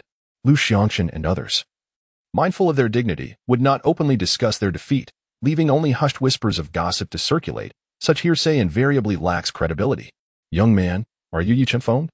Su Gaoshan inquired condescendingly, looking down upon Yi Chunfeng as he ascended the arena, his tone dripping with arrogance and his eyes brimming with disdain. Yi Chunfeng maintained a calm demeanor as he cast a fleeting glance at Su Gaoshan, offering no response to the inquiry posed. Instead, he merely nodded to the steward, signaling his readiness. Observing this, the steward wasted no time and announced, "On the third platform, Yi Chunfeng faces Su Gaoshan. The contest begins." No sooner had the steward's words echoed than Su Gaoshan, brimming with impatience, launched his assault. To him, dealing with a mere mortal required no strategy. He intended to crush his opponent outright. "Get down," Su Gaoshan bellowed, his foot striking the ground with such force that it trembled beneath him, akin to a ferocious tiger descending a mountain. He lunged at Yi Chunfeng, his fist, the size of a large cooking pot, whistling through the air as it aimed directly for Yi Chunfeng's face.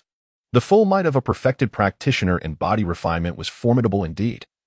Any ordinary cultivator would likely be unable to react in time and would be sent sprawling off the platform by such a blow. Yet, in the face of Su Gaoshan's powerful strike, Yi Chunfeng remained unfazed, not even attempting to evade the incoming attack.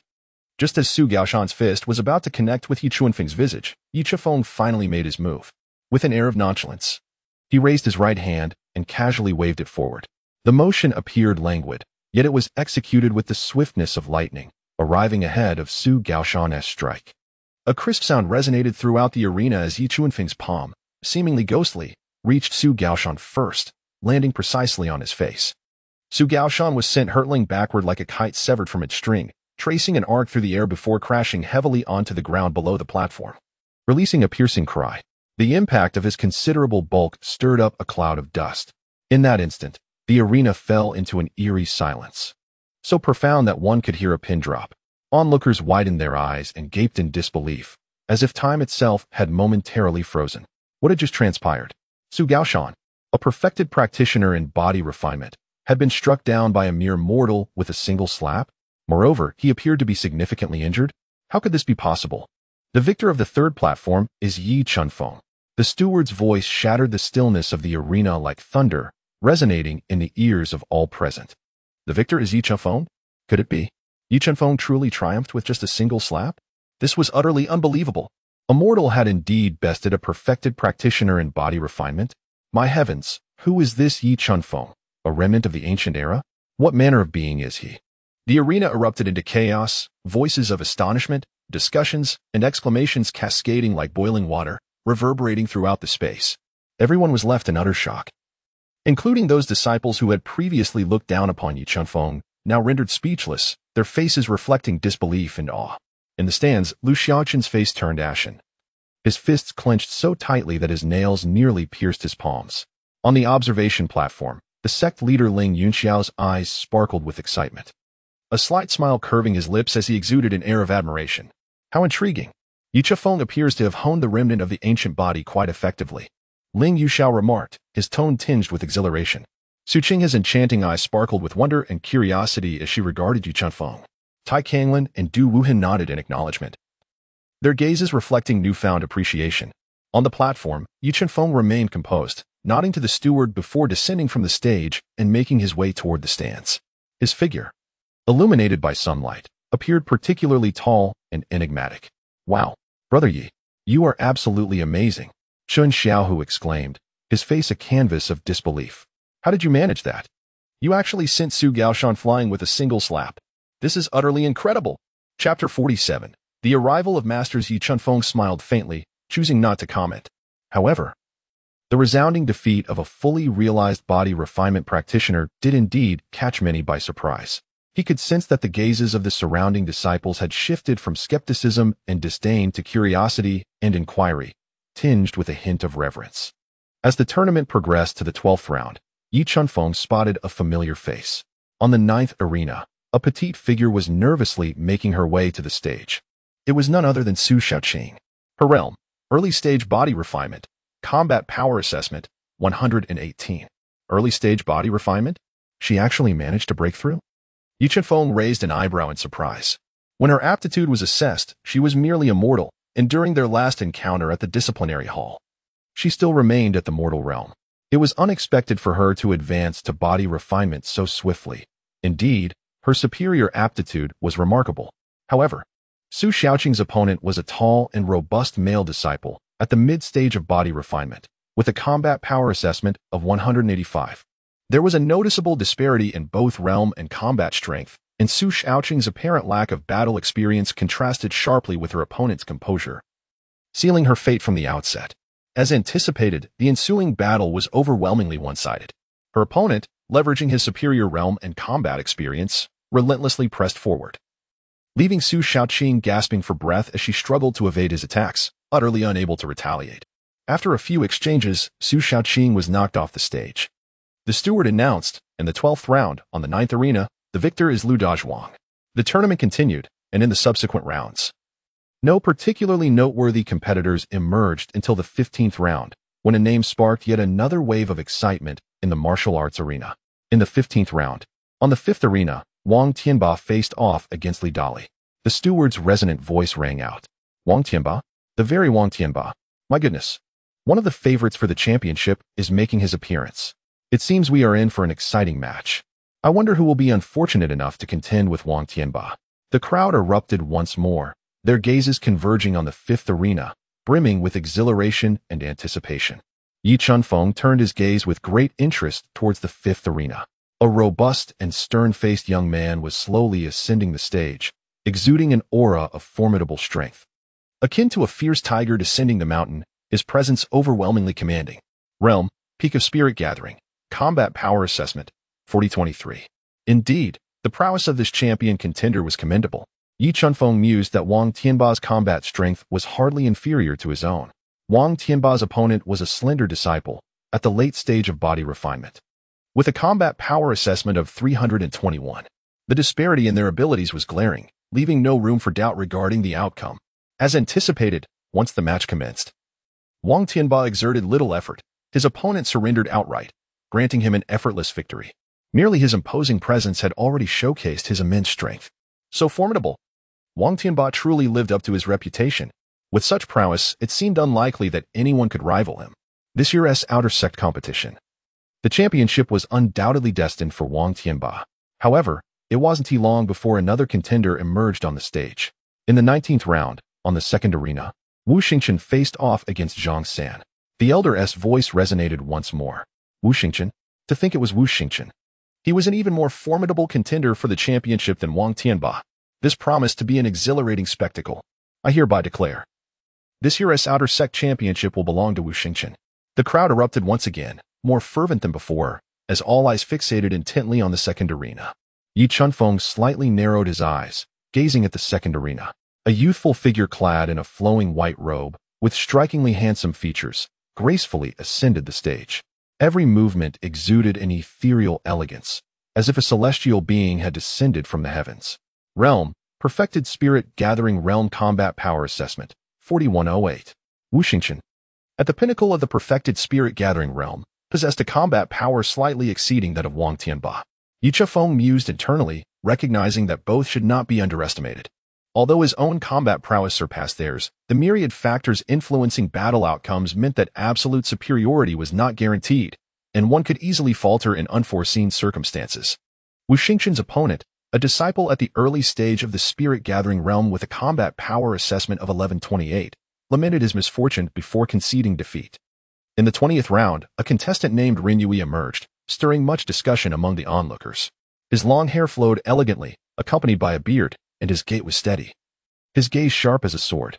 Most notably, his combat power had surpassed that of Yi Chunfeng.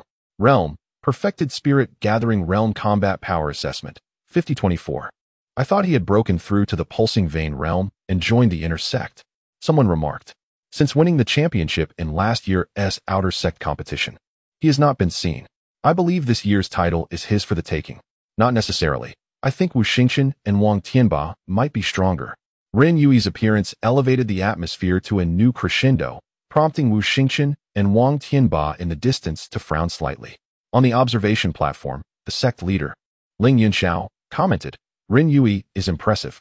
He has not rushed to break through, but has instead focused on solidifying his foundation. His composure marks him as a promising talent. His aura seems more profound than that of Wu Xingqian and Wang Tianba. This year's champion will undoubtedly be him, Iron Kanglin stated confidently. Su Qinghe chuckled. Let us not draw conclusions too early. Sometimes, the strong can unexpectedly fall to the weak. Du Wuhan observed the tournament arena silently, refraining from comment. As anticipated, Ren Yui's opponent surrendered without contest, granting him a victory without a fight.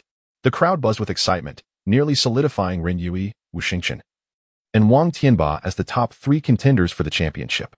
Time flew by, with the tournament continuing until afternoon, encompassing 52 rounds.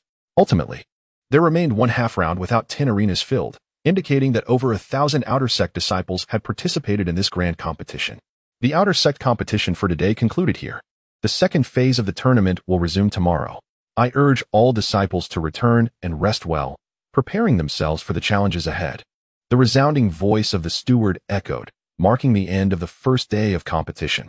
The cacophony of the training grounds gradually subsided as disciples dispersed in small groups. Returning to their quarters to recuperate, Yu Chifeng departed the training ground alongside Chen Xiaohu, making their way toward the quarters of the outer disciples. Brother Yi, today was truly spectacular. I even witnessed masters like Ren Yui, Wang Tianba, and Wu Xingqian. When will I be able to attain such strength as theirs? Chen Xiaohu exclaimed, his face radiating with excitement and a hint of yearning. Yi Chunfeng offered a faint smile, choosing silence as he reflected on the competition, which had indeed provided him with a more vivid comprehension of the capabilities possessed by the outer disciples of the Qingyan sect. Upon returning to his residence, he tidied up briefly before reclining on his bed. As night descended, the moonlight cascaded over the quarters of the outer disciples, enveloping everything in a serene and tranquil ambience. Chapter 48. The commencement of the second round of competition with the dawn of the following day, as the eastern horizon began to blush with the earliest light of day. Yi Chunfeng rose from his slumber. A notification chimed. Combat power increased by 1. Today as combat power 44, current combat power assessment, 4524. After a quick refreshment, he opened his door to greet the crisp air, imbued with a hint of the fragrance of grass and trees. In the vicinity of the outer disciples' quarters, several early risers had already begun their activities, some practicing their martial arts in the courtyard, while others hurriedly made their way to the training grounds. Yi Chunfeng ambled leisurely towards the training ground. Upon his arrival at the venue, he found it already bustling with an exuberant crowd. The stands were nearly filled to capacity, teeming with spectators. Many disciples were animatedly discussing the previous day's competition, speculating on the outcomes of today's events. Yi Chunfeng casually chose a prominent seat and surveyed the surroundings. The atmosphere of the arena today seemed even more tense and exhilarating than it had been the previous day. After a day of fierce eliminations, the remaining disciples possessed relatively stronger abilities and were increasingly eager to achieve commendable results in the grand competition. Before long, the steward responsible for overseeing the tournament ascended the high platform once again. Clearing his throat, his resonant voice swiftly drowned out the clamor of the crowd. Good morning, esteemed outer disciples. Welcome to the competition site for the second round of the Qingyan sect's outer disciples tournament. The steward's voice, imbued with a hint of fervor, echoed throughout the arena. Following a day of intense contests, we have selected 524 outstanding participants from over 1,000 competitors. Today, we shall engage in an even more rigorous elimination round, from which we will determine the final 100 from these 524 disciples. As soon as the steward's words fell, a wave of astonished gasps swept through the arena. The prospect of advancing from 524 to 100 promised a thrilling spectacle. The rules for today's competition will largely mirror those of yesterday, albeit with slight adjustments and arrangements. The steward continued. To expedite the competition and better assess each disciple's strength and tactical application, today's matches will adopt a continuous battle format.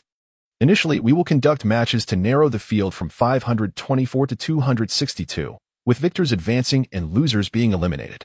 Subsequently, we will progress from 262 to 131, again with victors advancing. Finally, since the number of advancing participants will be odd, we will draw lots to create 31 matchups, with victors continuing on and 31 being eliminated, ultimately identifying the top 100. The steward elaborated on today's competition rules, ensuring that all disciples comprehended the forthcoming schedule. To secure a place among the top 100, each contestant must endure at least 2 matches today, with the possibility of 3. This poses elevated demands on the disciples' strength, endurance, and tactical execution. Now, without further ado, I declare the commencement of the second round of the Qingyun sect's Outer Disciples Tournament. With a grand gesture, the steward's voice resonated like thunder. As his words echoed, the atmosphere of the arena ignited. All disciples held their breath, their eyes fixed intently upon the high platform.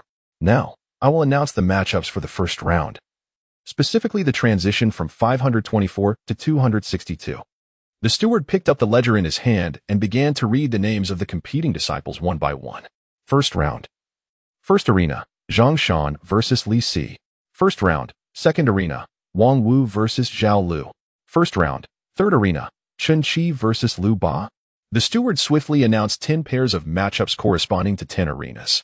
The disciples whose names were called rose, each displaying a distinct expression as they approached their respective arenas.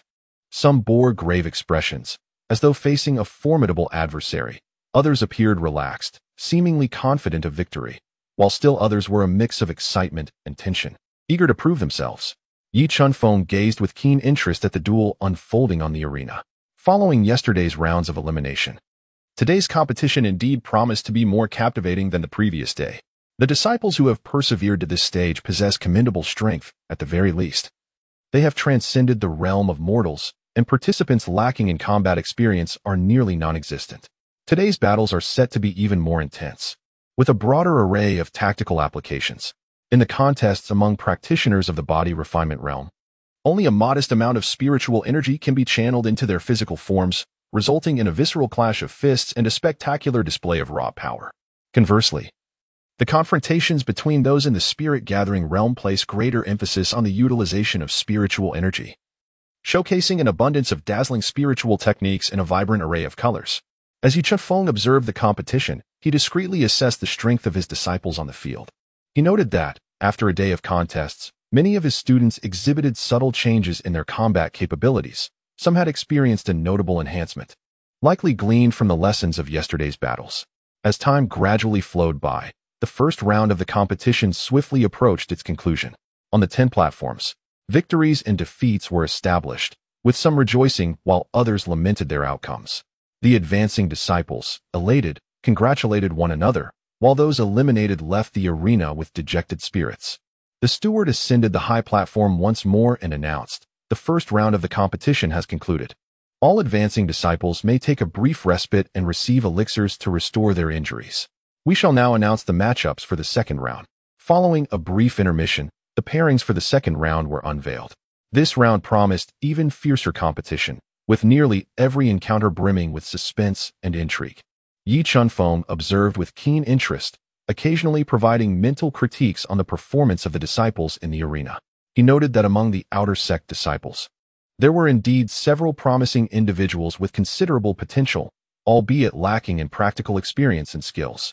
With proper guidance, they could undoubtedly become the backbone of the Qingyun sect in the future. Unbeknownst to him, time had slipped into the latter half of the morning. The matches in the martial arts arena had progressed to the third round. The third round of competition is about to commence on the 8th platform.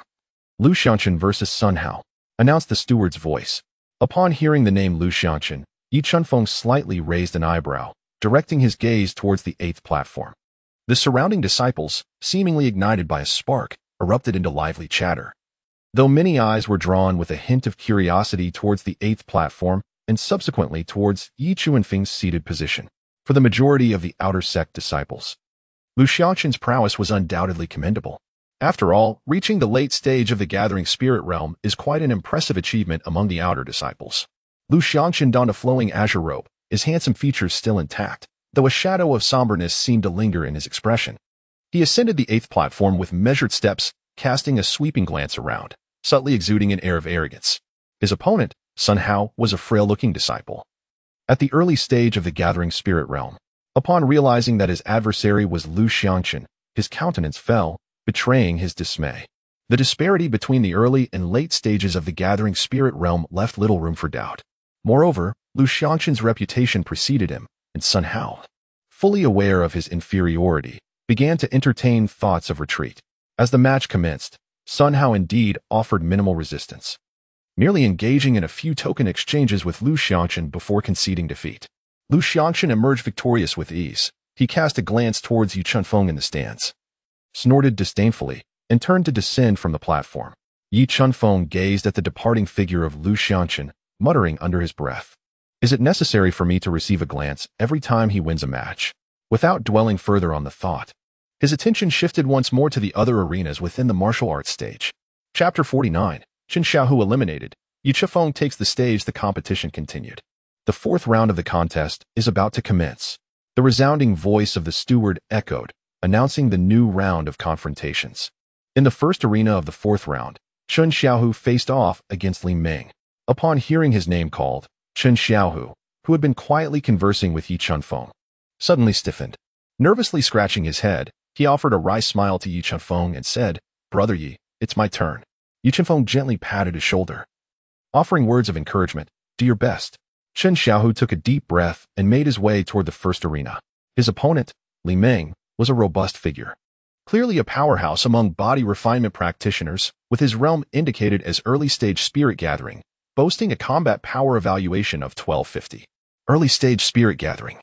Chen Xiaohu murmured under his breath, feeling the unrestrained aura emanating from Li Ming, a hint of bitterness creeping onto his face.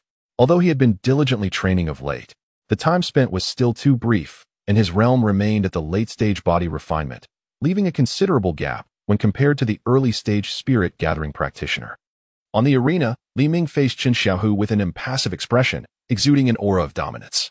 Chen Xiaohu said nothing, silently assuming his stance. The sound of the gong signaled the commencement of the match. Li Ming showed no signs of courtesy. With a fierce roar, he charged at Chen Xiaohu like a raging bull, delivering a punch that sliced through the air towards Chen Xiaohu's face. Chen Xiaohu, agile in his movements, sidestepped the blow, his light footwork allowing him to create some distance.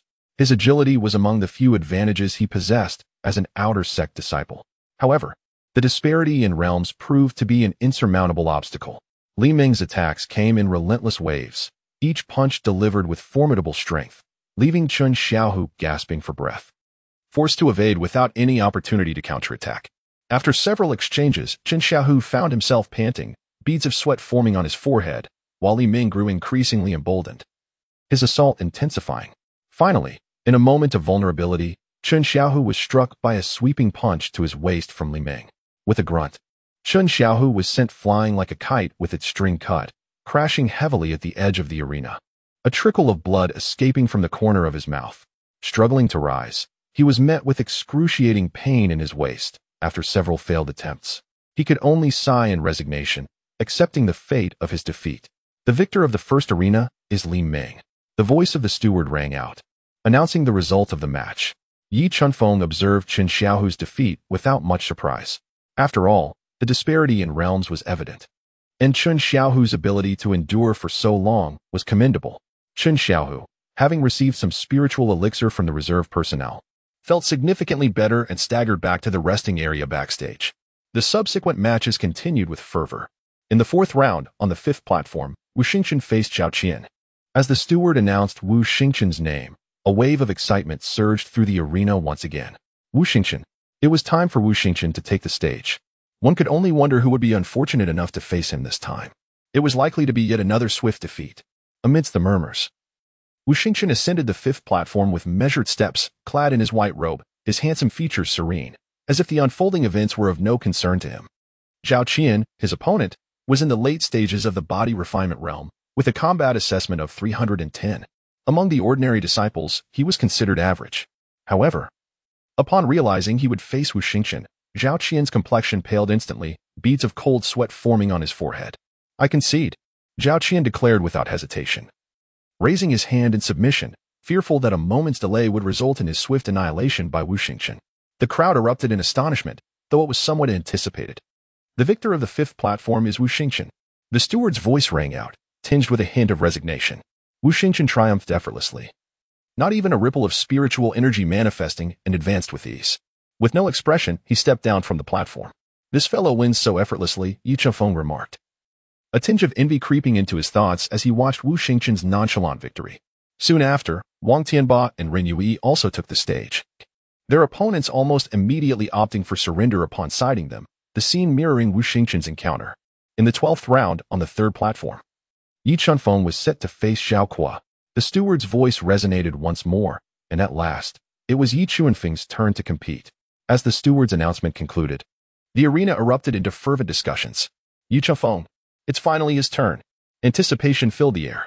I wonder who his opponent is, and whether they can compel him to unleash his true strength. I doubt it. Yi Chunfeng sent Su Gaoshan flying with a single slap yesterday and has defeated Lu Xiangqun before. Although the details of that victory are unclear, he must have reached the Gathering Spirit realm. Not necessarily. This time, Yi Chunfeng's opponent, Zhao Kuo, is no weakling either. I recall him being quite formidable in the early stages of the Gathering Spirit realm. Rumor has it he even triumphed over Lu Xiangqun in a duel. Is that so? I hadn't heard of that. There are many things you haven't heard of. This time, we are in for an exciting showdown. As the crowd buzzed with speculation, all eyes converged on the third platform, eagerly anticipating the impending confrontation. Yi Chunfeng's expression remained tranquil as he slowly rose and made his way towards the third arena. His opponent, Zhao Kuo, had long been awaiting him atop the stage. Zhao Kuo, of average build and unremarkable appearance, donned a somewhat worn azure robe and held a standard longsword in hand, exuding an air of composure. Realm. Early stage of Spirit Gathering Combat Power Assessment. 1618, with a combat power exceeding 1600, Yi Chunfeng mused that this was quite respectable among the outer disciples, placing Zhao Kuo at a commendable level. As Yi Chunfeng ascended the platform, Zhao Kuo regarded him with a gaze that bore a hint of gravity. Yet it was predominantly filled with an inexplicable excitement and eagerness to engage. Are you Yi Chunfeng? Zhao Kuo inquired first, his voice resonant and laced with confidence. Yi Chunfeng smiled faintly, remaining noncommittal. Zhao Kuo, noticing Yi Chunfeng's lack of denial, continued, I am aware of your formidable strength. Having defeated Lu Xiangqun in the early stage of the Gathering Spirit realm, your prowess is undoubtedly exceptional. However, I am not a weakling either. I, Zhao Kuo, have also triumphed over Lu Xiangqun during that same phase. Although I may not stand a chance against the current Lu Xiangqun, I hold no fear when facing you. Yi Chunfeng. Chapter 50. Yi Chunfeng versus Zhao Kuo. Zhao Kuo's voice resonated powerfully, as if bolstering his own courage. Yi Chunfeng listened to Zhao Kuo's words with a mere smile, offering no further commentary. On the observation platform, the sect leader, Ling Yunxiao, was equally intrigued. Who do you believe will emerge victorious between Yi Chunfeng and Zhao Kuo? Although it is said that an ancient remnant body at its pinnacle could rival the perfection of the Gathering Spirit realm, that is merely the strongest among them. The majority likely hover around the realm of physical refinement. I recall that several decades ago, our sect had an ancient remnant body whose strength barely reached the early stages of physical refinement. Eventually, he retired to live out his days in seclusion, and I wonder if he has since passed away. Yi Chunfeng's ability to reach the early stages of the Gathering Spirit realm is indeed commendable. However, Zhao Kuo is a genuine practitioner in this realm and one of the stronger contenders. I believe Zhao Kuo will emerge victorious, Iron Kanglin thoughtfully analyzed. Although I wish Yi Chunfeng could surprise us, I still maintain that Zhao Kuo will win, Su Qinghe added, glancing at Du Wuhan. Old Du, speak up. Don't just stand there in silence. I believe Yi Chunfeng will prevail, Du Wuhan replied succinctly. Oh, why? Intuition. The match commenced. With the officiant's command, the competition officially began. Zhao Kuo assumed his stance, fixating on Yi Chunfeng, contemplating how to exploit an opening as he awaited the opponent's initial move to deliver a decisive blow and secure victory. Yet, Yi Chunfeng merely stood there, his posture relaxed and fraught with apparent vulnerabilities, making no move. He appeared almost like someone who had never practiced at all. No, this individual is attempting to bait me. Or is there some hidden trap? Zhao Kuo paced around the arena, his gaze locked on Yi Chunfeng. The scene was momentarily frozen. While the other 9 arenas were bustling with intense activity, this particular platform seemed almost dormant, yet the attention of nearly everyone was riveted on this serene stage. What are you doing, drawing circles? Hurry up and make your move, or you might miss your chance, Yi Chunfeng spoke calmly, his tone imbued with an undeniable confidence. Zhao Kuo's expression darkened slightly. He did not anticipate Yi Chunfeng's blatant disregard for him, igniting a flicker of anger within. Fine. Since you are so confident, allow me to witness what you are truly capable of. Zhao Kuo bellowed, his long sword vibrating sharply, producing a crisp ringing sound. Almost simultaneously, Zhao Kuo launched his attack. He propelled himself forward, as swift as an arrow, brandishing his sword in a dazzling arc aimed directly at Yi Chunfeng's throat. Zhao Kuo's swordsmanship, regarded as quite exceptional among the outer disciples, was fierce, with sharp angles and considerable threat. However, in the face of Zhao Kuo's onslaught, Yi Chunfeng remained utterly unmoved. A faint smile gracing his lips as if he dismissed Zhao Kuo's attack entirely. This scene caused the observing disciples, along with the sect leader and elders on the platform, to furrow their brows in concern. What is happening with Yi Chunfeng? Why is he not evading Zhao Kuo's attack? Iron Kanglin remarked, his brow knitted in confusion. Perhaps he is confident he can effortlessly withstand Zhao Kuo's assault, or could it be that he simply cannot evade it? Su Qing has speculated, her eyes glimmering with curiosity. Ling Yunxiao gazed intently at Yi Chunfeng on the stage, silent, seemingly lost in thought. Just as the crowd's bewilderment peaked, Zhao Kuo's sword was perilously close to Yi Chunfeng's throat. As the sword tip was about to graze Yi Chunfeng's skin, he finally made his move. He abruptly lifted his right foot, appearing slow yet executing it with astonishing speed, intercepting Zhao Kuo's swift advance with precision. Thud. A muffled impact resonated as Yi Chunfeng's foot struck Zhao Kuo's abdomen, and the once formidable figure now resembled a kite severed from its string, soaring backward and crashing heavily outside the arena. The entire sequence unfolded in the blink of an eye, swiftly determining the victor. Yi Chunfeng remained steadfast in his original position, his attire impeccably neat, as if he had merely nonchalantly kicked, expending no effort whatsoever. The arena was enveloped in an eerie silence, so profound that one could hear a pin drop. All eyes were wide open, gazing in disbelief at Yi Chunfeng on the stage, and at Zhao Kuo, who lay outside the ring, blood spilling from his mouth. Just one kick, merely one kick. Yi Chunfeng effortlessly defeated Zhao Kuo, a prominent figure in the early stages of the Gathering Spirit realm. This is truly astounding. On the third arena, the victor is Yi Chunfeng. The voice of the steward shattered the silence of the martial arts arena, tinged with an unmistakable astonishment. After a brief moment of silence, the arena erupted into a cacophony of cheers more fervent than ever before, even accompanied by a few gasps. Could it be? Did I not see wrongly? Yi Chunfeng actually eliminated Zhao Kuo in a single strike. This is terrifying. Just how formidable is Yi Chunfeng's prowess?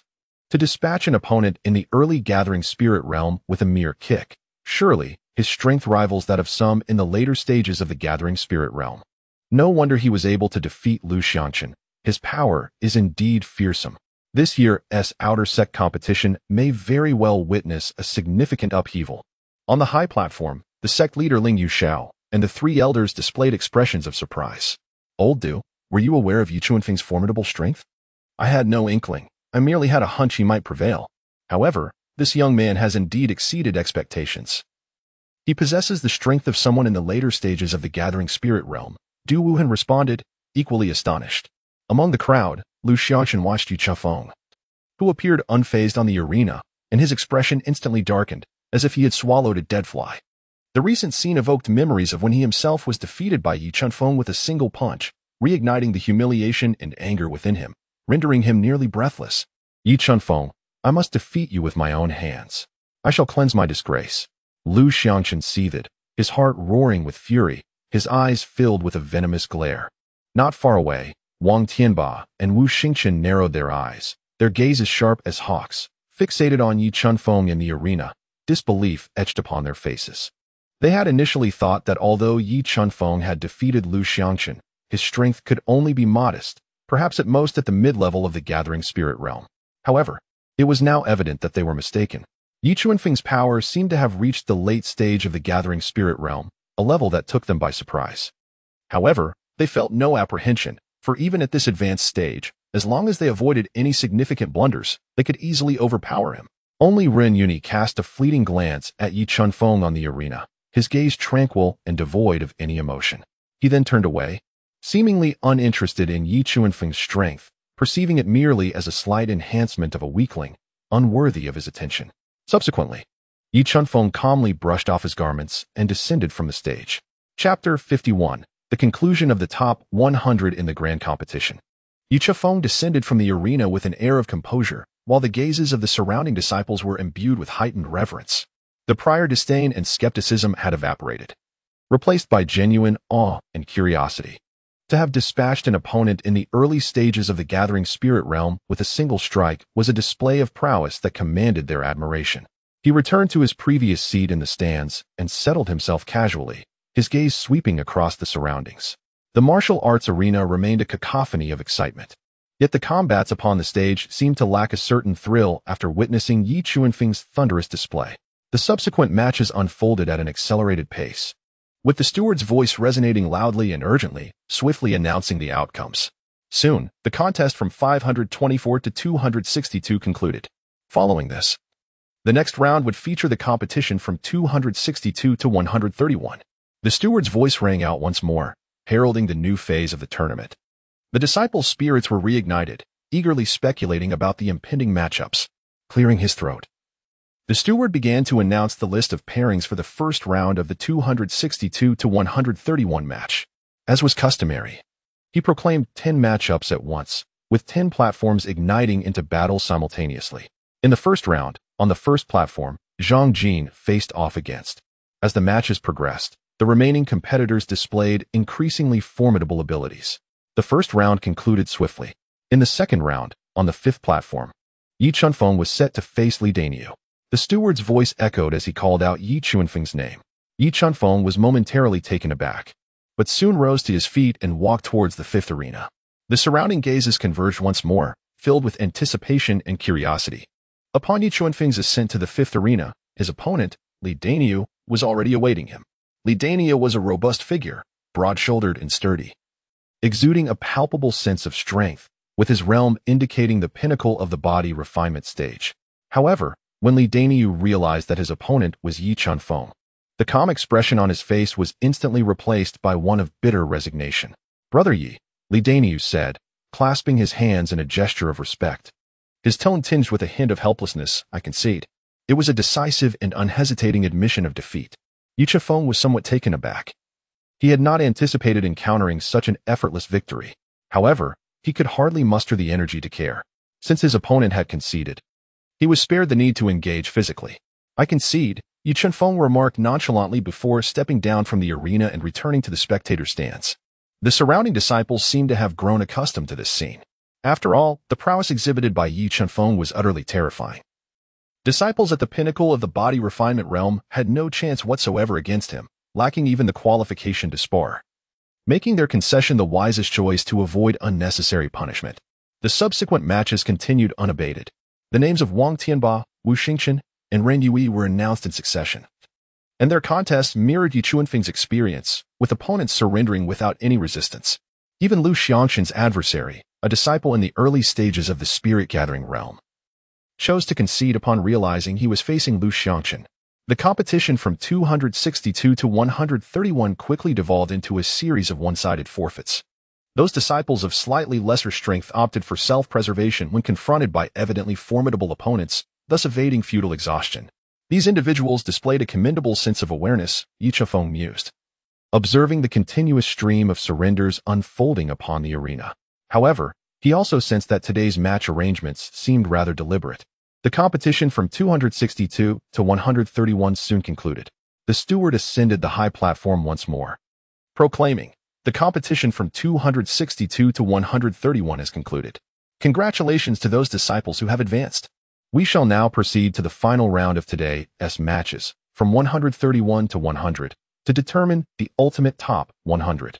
At this announcement, the martial arts arena erupted once more. The final top 100 was indeed the true highlight of the outer sect competition. Securing a place among the top 100 not only signified recognition of one's strength by the sect, but also promised bountiful rewards and superior developmental opportunities. The steward wasted no time and began outlining the rules for the transition from 131 to 100. The final segment of today's events would consist of 31 matchups, with winners advancing and losers being eliminated. Those not listed in the matchups would automatically qualify for the top 100. The steward elaborated on the final competition rules, ensuring that all disciples comprehended the forthcoming format. He then commenced announcing the matchups. First group, first arena, Zhang Tian versus Li Di. Second group, second arena, Wang Shan versus Zhao Hai. Third group, third arena, Chun Jiang versus Lu Ha. The steward continued to read through the 10 matchups, each corresponding to a respective arena. Disciples whose names were called rose in unison. making their way to their designated arenas, their expressions ranging from excitement to anxiety and solemnity. As the steward declared the commencement of the matches, the atmosphere in the martial arts arena ignited once again. Shadows flitted across the platforms, the scene becoming increasingly fervent and the competition more intense. After all, this was the last opportunity to vie for a place among the top 100. No one would relinquish it easily. The arenas were alive with an array of spiritual techniques, a flurry of strikes, dazzling blades, and surging spiritual energy, rendering the spectacle truly captivating. The matches progressed swiftly, and soon the announcement for the 31st group of matchups was completed. Yi Chunfeng discovered that Wang Tianba, Wu Xingchen, Ren Yui, Lu Xianchen, along with himself and several other outstanding competitors from previous matches, had not been drawn for direct confrontations, but had instead advanced directly into the top 100. It was indeed a deliberate arrangement. Yi Chunfeng felt increasingly assured of his suspicions. The sect appeared to intentionally avoid early clashes among the formidable, in order to prevent the elimination of a strong contender, thus reserving such encounters for the final stages of the tournament. However, this was to Yi Chunfeng's delight. He held little interest in the competition, participating solely to fulfill the system's tasks and augment his combat prowess, and an effortless advancement was, naturally, most desirable. The disciples expressed no grievances, as the strength of their competitors was undeniably formidable, leaving only their own inadequacies to blame. As the final duel concluded, the steward ascended the high platform once more, his resonant voice reverberating throughout the arena. Esteemed outer disciples, the second phase of the Qingyan sect's outer competition has now concluded. Congratulations to those who have successfully advanced into the top 100. We also extend our gratitude to all participating disciples for their splendid performances. As the steward's proclamation echoed, thunderous applause and cheers erupted from the audience. The high-stakes second phase of the outer competition had finally drawn to a close. Today's matches conclude here. Disciples who have made it into the top 100, please gather at the center of the martial arena at dawn tomorrow for the third phase of the competition. With that announcement, the steward turned and descended from the platform. The disciples in the arena began to disperse gradually, some animatedly discussing the day's events, while others left in despondence, their heads bowed in silence. Yi Chunfeng rose to his feet, stretching leisurely as he prepared to return to his abode for some much-needed rest. The setting sun cast a resplendent crimson hue across the sky. The once bustling outer sect of Qingyun sect gradually returned to a state of tranquility after a day of activity. Yi Chunfeng's figure melded seamlessly into this serenity, vanishing into the dusk. Yi Chunfeng returned to his quaint courtyard and gently pushed open the gate. At that moment, Xiaobai swooped down from under the eaves, affectionately perching on his shoulder while emitting a melodious chirp. Xiaobai's growth in combat prowess had evidently slowed, now standing at 1088. A mere increase of 3 points compared to a few days prior. It seems that in the future, he might need to procure some more formidable beast crystals for Xiaobai to consume. Yi Chunfeng smiled as he gently patted the head of Xiaobai, feeling quite elated. As night fell, the stars twinkled in the sky, while many other disciples were engaged in meditation and cultivation. However, Yi Chunfeng, being of mortal flesh, had succumbed to slumber. Chapter 52, From 100 to 10, A Grand Battle Amongst the 100. The following morning, the dawn cast its golden rays, dispelling the thin mist over the training grounds. Ding. Combat power increased by 1. Today's combat power 45. Current combat power assessment 4569. Yi Chunfeng arrived at the arena as scheduled. The place that had been adorned with 10 platforms just yesterday had now undergone a remarkable transformation. All the platforms had vanished without a trace. In their stead stood a colossal circular arena, reminiscent of an immense coliseum, exuding an air of solemnity and tension. Chen Xiaohu had already been waiting eagerly in the stands, his spirits visibly uplifted, suggesting that the healing properties of the elixir were indeed effective. Upon spotting Yi Chunfeng, he excitedly waved and called out, "Senior brother Yi, over here." Yi Chunfeng approached with a smile and sat beside him. "You seem to be recovering quite well," he remarked. Chen Xiaohu chuckled awkwardly, scratching his head. "It's all thanks to the sect's spiritual liquid. Its effects are remarkable. It's a pity I missed the subsequent matches in the lounge yesterday. What is there to lament?" "The later matches were rather unremarkable," Yi Chunfeng replied casually, his gaze sweeping across the surroundings. He noticed that a considerable number of disciples had gathered in the stands, creating an even more lively atmosphere than the previous day, with discussions buzzing all around. "How could there be nothing special? I heard them say that, brother Yi, you defeated Zhao Kuo with a single kick yesterday. That is simply incredible." I can hardly believe it. How did you manage that? Qin Xiaohu's face radiated curiosity and admiration, clearly astonished by Yi Chunfeng's prowess. Yi Chunfeng smiled gently, offering little explanation, merely stating, "It is simply good fortune." Good fortune? Can luck truly manifest as lethal power? Through diligent practice, one shall invariably grow stronger, Yi Chunfeng encouraged. Then deftly shifted the conversation, inquiring, "Have you heard about today's competition rules?" "I have," Qin Xiaohu replied, his eyes sparkling with anticipation. It seems to be a chaotic battle where 100 advance to compete for the top 10. How exhilarating. Although he had already been eliminated, the prospect of witnessing such a thrilling contest filled him with excitement. As the two conversed, the figure of the attendant reappeared on the elevated platform, his resonant voice echoing throughout the venue. Silence. Today marks the third stage of the Outer Sect Grand Competition and also the second day of contests. Following yesterday's fierce rounds, 100 disciples have successfully advanced. Today, we shall engage in the ultimate battle for the top 10. After a brief pause, the attendant surveyed the audience and continued. The rules for today's competition are exceedingly straightforward and direct. All 100 advancing disciples will enter the arena to engage in a free-for-all. Ultimately, the 10 who remain standing upon the platform shall be declared the top 10 of this Outer Sect competition. Upon hearing this, the martial arts arena erupted with exclamations, more fervent than at any previous moment. 100-person melee. This was undoubtedly one of the most spectacular scenes of the Outer Sect competition, exhilarating just to contemplate. 100-person melee. This is absolutely thrilling. Indeed, just imagining the chaos makes one wonder who will endure until the end. The top 10. I wonder who will seize a place in the top 10 this time, or even claim the first position. I have high hopes for Ren Yuni. His strength is unparalleled, and he is sure to secure first place. Wu Xingqian and Wang Tianba are formidable as well. They certainly could rival Ren Yuni. Yi Chunfeng is powerful too. He dispatched Zhao Kuo with a single kick yesterday. His capabilities are unfathomable. Lu Xiaoqian is no slouch either. I've heard that after his seclusion, his strength has significantly increased, and he surely aims to contend for a top 10 spot. The murmurs flowed like a tide. A multitude of speculations and discussions filling the entire martial arts arena, with everyone brimming with anticipation for the impending competition. The attendant raised his hand to signal for silence. Continuing, all 100 advancing disciples, please take your positions on the arena. As the attendant's voice faded, the 100 advancing disciples rose in unison, making their way toward the expansive circular platform. Yi Chunfeng also stood, following the throng toward the arena. Upon reaching the edge of the platform, he gazed around, observing the ambitious young disciples surrounding him, each exuding a potent aura and sharp focus. After the preceding intense confrontations, the weakest among them now possessed at least the early stage of spirit gathering, each radiating intense combat spirit.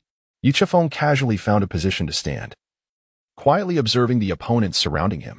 Soon, all 100 disciples were in place, filling the vast circular arena with youthful silhouettes, resembling 100 beasts vying for supremacy, exuding an overwhelming aura.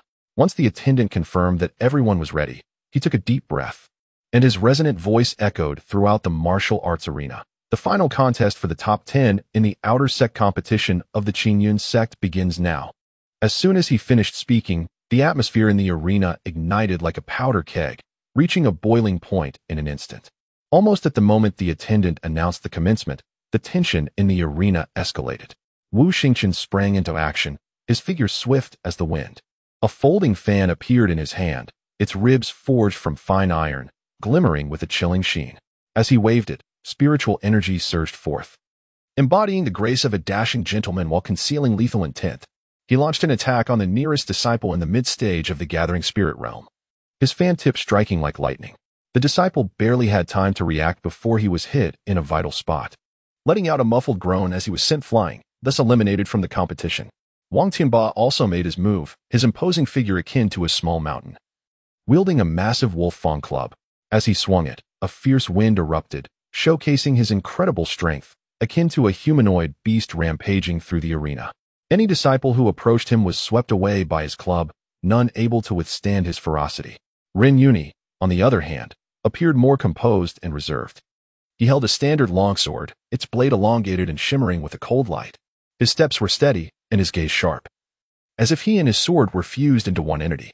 With a single thrust, he felled an opponent, his swordsmanship exquisite and decisive. This was Yi Chuanfeng's first genuine glimpse of these prominent contenders in action, and they indeed lived up to their reputation, displaying formidable prowess far surpassing that of their previous rivals. Lu Xianxun also took action, his target not Yi Chunfeng but a disciple in the early stage of the Gathering Spirit realm. It seemed that all the strong contenders prioritized eliminating the weaker opponents first. Consequently, those of lesser strength began to adjust their positions, clustering in groups of 3 or 5, seemingly adopting a strategy forming alliances.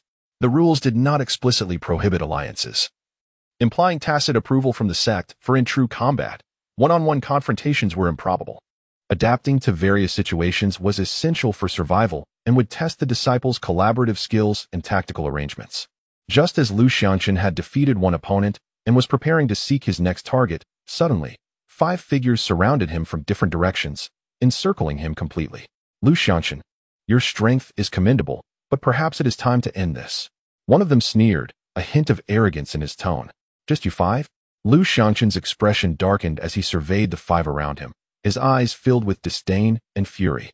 Among them, 4 were in the mid-stage of the Gathering Spirit realm, and 1 was in the early stage, not weak by any means, but to think they could join forces against him was sheer folly. Humph, we know you are strong, but with our combined efforts, we might still pose a threat. If you are wise, you will surrender to avoid unnecessary pain. Another threatened. Lu Xianxun, enraged to the point of laughter, retorted, a bunch of rabble dares to be so brazen before me? Very well. Let me show you the true extent of Lu Xianxun's power. Before he could finish speaking, he sprang into action, unleashing a torrent of spiritual energy as he hurled a punch at the nearest opponent. Simultaneously, on another side, Yi Chunfeng found himself in a similar predicament. 5 figures approached from various directions, encircling him at the center. Yi Chunfeng, your strength is commendable, but unfortunately, today, it ends here. The leader of the group sneered, his eyes filled with contempt and disdain. Yi Chunfeng surveyed the 5 individuals encircling him, a faint, playful smile curling at the corners of his lips. Chapter 53. The Alliance of 5 versus Yi Chunfeng. Do you truly believe that you can eliminate me with just the 5 of you? Yi Chunfeng spoke casually, his tone laced with disdain and a hint of lethargy. Cultivation level, Mid-Stage Spirit Gathering Realm Combat Power Assessment, 2120. Cultivation level, Mid-Stage Spirit Gathering Realm Combat Power Assessment, 2038. Cultivation level, Mid-Stage Spirit Gathering Realm Combat Power Assessment, 2235. Cultivation level, Mid-Stage Spirit Gathering Realm Combat Power Assessment, 2168. Cultivation level, Early Stage Spirit Gathering Realm Combat Power Assessment, 1329. The leader among them was a tall, lean youth, a scar etched across his face enhancing his fierce demeanor. At Yi Chuanfeng's words, he let out a menacing laugh, brandishing a long knife that glimmered ominously. Yi Chunfeng, I acknowledge your strength. Your ability to defeat Zhao Kuo in a single strike was indeed surprising. Yet, do you truly think that this will allow you to dismiss our united front? Such arrogance is unwarranted, the scarred youth declared coldly, his voice thick with menace. Arrogance. Yi Chunfeng chuckled softly, shaking his head. It is not arrogance, it is merely the truth. Humph. Even when faced with death, you remain defiant. Brothers, let us strike together and incapacitate him. The scarred youth bellowed, initiating the assault. His knife sliced through the air with a sharp whistle, aimed directly at Yi Chuanfeng's face. The other 4 sprang into action simultaneously, wielding various weapons and employing an array of spiritual techniques, all converging upon Yi Chunfeng. In an instant, the arena was alive with swirling spiritual energy and an atmosphere thick with murderous intent. However, in the face of their combined onslaught, Yi Chunfeng remained unfazed, his demeanor as tranquil as a still lake. With a slight shift, he vanished as if he were a wraith. Where is he? The scarred youth gasped, his knife striking nothing but air, an unsettling premonition creeping into his mind. In that moment, a figure materialized behind him, a hand lightly resting on his shoulder. I'm right behind you, Yi Chuanfeng's voice whispered eerily in his ear. The scarred youth's body stiffened, a chill coursing through him, and without a second thought, he swung his knife backward. Yet, to Yi Chunfeng, the youth's movements appeared as sluggish as a snail's crawl.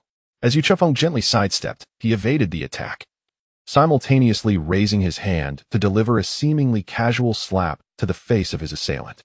The sharp crack resonated as the scarred youth was sent flying like a kite severed from its string, crashing heavily at the edge of the arena. Blood spurting from his mouth.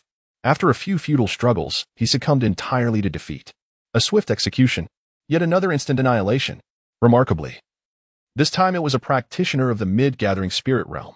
The disciples spectating from the stands were once again awestruck by Yi Chuanfeng's prowess, their eyes wide and mouths agape, as if witnessing something utterly surreal. Could it be? Scarred Lu was vanquished in such a manner? How terrifying! Just how formidable is Yi Chuanfeng? To eliminate a mid-gathering spirit realm opponent with a single strike, could he even be deemed human?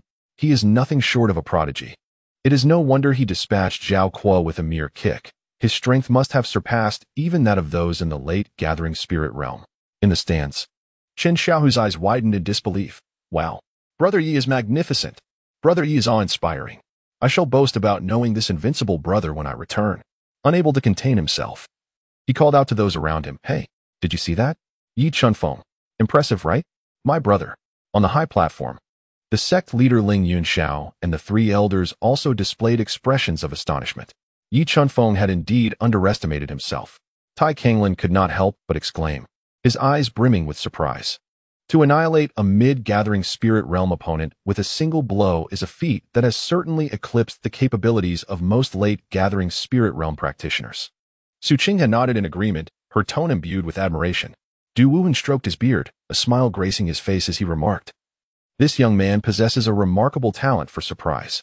Ling Yunxiao gazed deeply at Yi Chuanfeng on the arena, his eyes shimmering with delight. After sending the scarred youth flying, Yi Chuanfeng's gaze swept over the remaining four. They were now utterly terrified, their faces drained of color, trembling in fear. One slap each. Who would dare to continue fighting? Flee!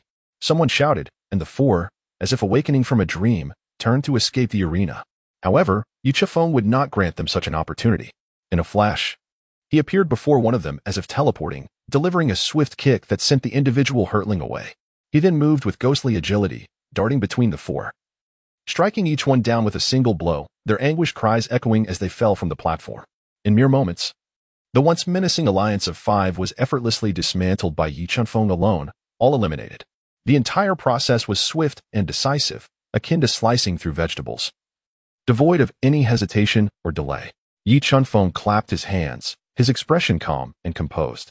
The surrounding disciples, witnessing Yi Chuanfeng on the arena like a deity of war, began to retreat as if they had seen a ghost. One step closer? What a joke. We must flee quickly, lest we attract his attention. At this moment, in their eyes, Yi Chuanfeng transcended the ordinary realm of the late-gathering spirit stage, exuding an aura that subtly challenged the three esteemed champions, Wu, Wang, and Run. Consequently, no one dared to provoke Yi Chuanfeng. It was as if a vacuum had formed around him, with everyone instinctively steering clear, fearful of drawing near. None wished to become the next scarred Lu, sent flying by Yi Chuanfeng's hand. On the other side, the battle involving Lu Xiangqun was remarkably fierce.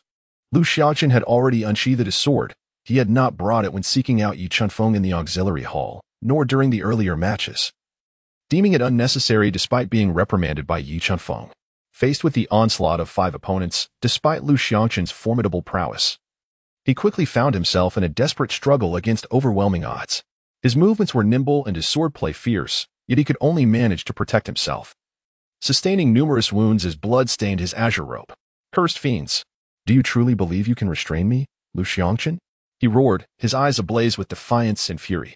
Suddenly, he erupted with energy, his spiritual force surging wildly, and his sword emitted a brilliant light, forcing the five adversaries back.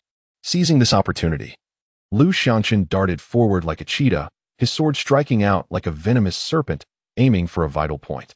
The individual was caught off guard, pierced by Lu Xiangqun's blade, and fell to the ground, incapacitated, promptly removed by an attendant using spiritual power.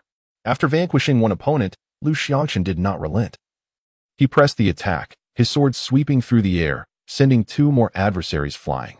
The remaining two, witnessing this, were instantly filled with terror and turned to flee. However, Lu Xiangqun would not allow their escape. With a swift motion, he pursued like a specter, his sword light flashing, an unstoppable warrior. In mere moments, the alliance of five was defeated by Lu Xiangqun alone. Standing proudly with his bloodied sword, he remained resolute, his breath slightly ragged, yet his gaze remained sharp, his fighting spirit undiminished. He had triumphed over the five, albeit at a considerable cost, with multiple injuries and significant depletion of his spiritual energy.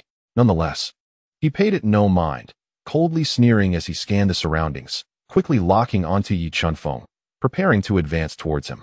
Just then, another group set their sights on him. It was an alliance of 6, equally formidable, led by Zhao Tian of the Gathering Spirit stage.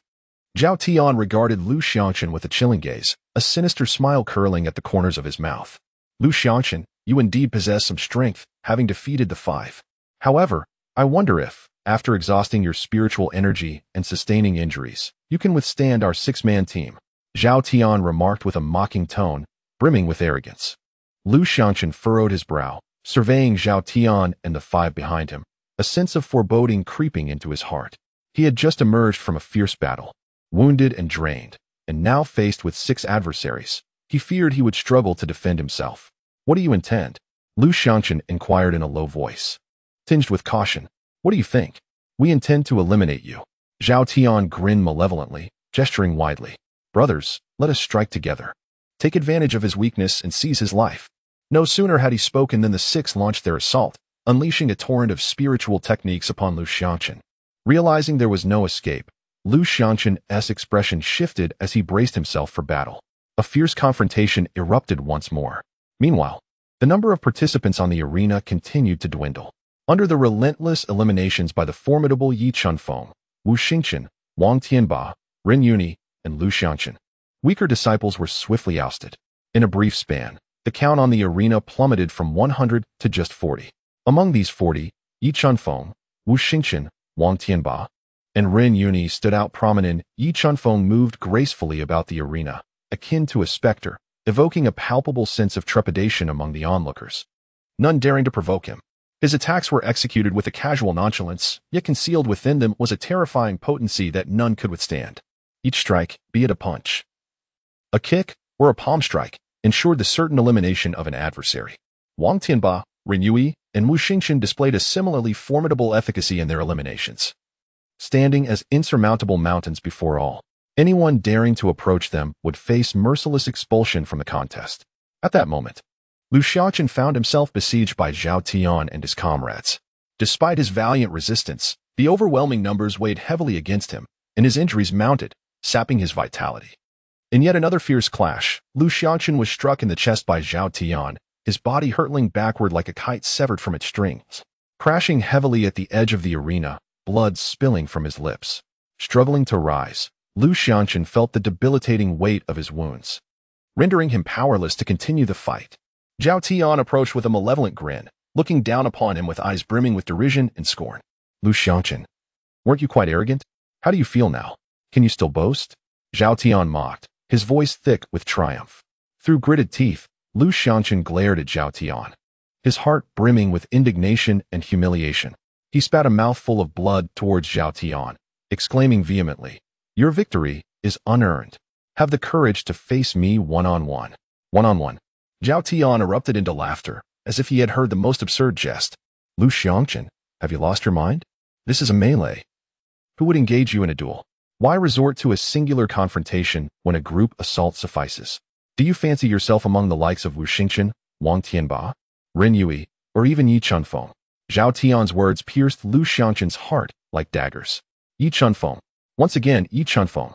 This name has seemingly transformed into his relentless nightmare. An inescapable shadow. Since his last defeat, he has devoted himself to fervent training, striving to enhance his strength solely to vanquish Yi Chunfeng and redeem his honor. At last, his power has surged, and Yi Chunfeng stands before him. If only he could defeat him publicly, all past humiliations would vanish in an instant. Yet, he is thwarted by others. Unyielding, despair fills Lu Xiangqun's heart, and the sword in his grip emits a mournful resonance. Zhao Tian, witnessing this, flashes a ruthless glint in his eyes, raising his foot to deliver a fierce kick to Lu Xiangqun's chest, intent on eliminating him. At that moment, Lu Xiangqun's hands clenching the sword hilt suddenly radiate an imposing aura. The bronze sword seems to resonate with its master's unwillingness and humiliation, producing a deep hum. Its body quivering as if it weeps softly. What is this? He feels as though he has been reborn, emanating a sharp energy akin to a sword unsheathed. Its brilliance undeniable. Sword intent. At this moment, the number of competitors remaining on the arena has dwindled to fewer than 20. Chapter 55. The emergence of sword intent. in the quest for the top 10. Time appears to freeze. Zhao Tian's foot, poised to strike Lu Xiangqun's chest, hangs suspended in midair as all eyes are drawn to the sudden surge of energy erupting from Lu Xiangqun. This is a distinctly different aura.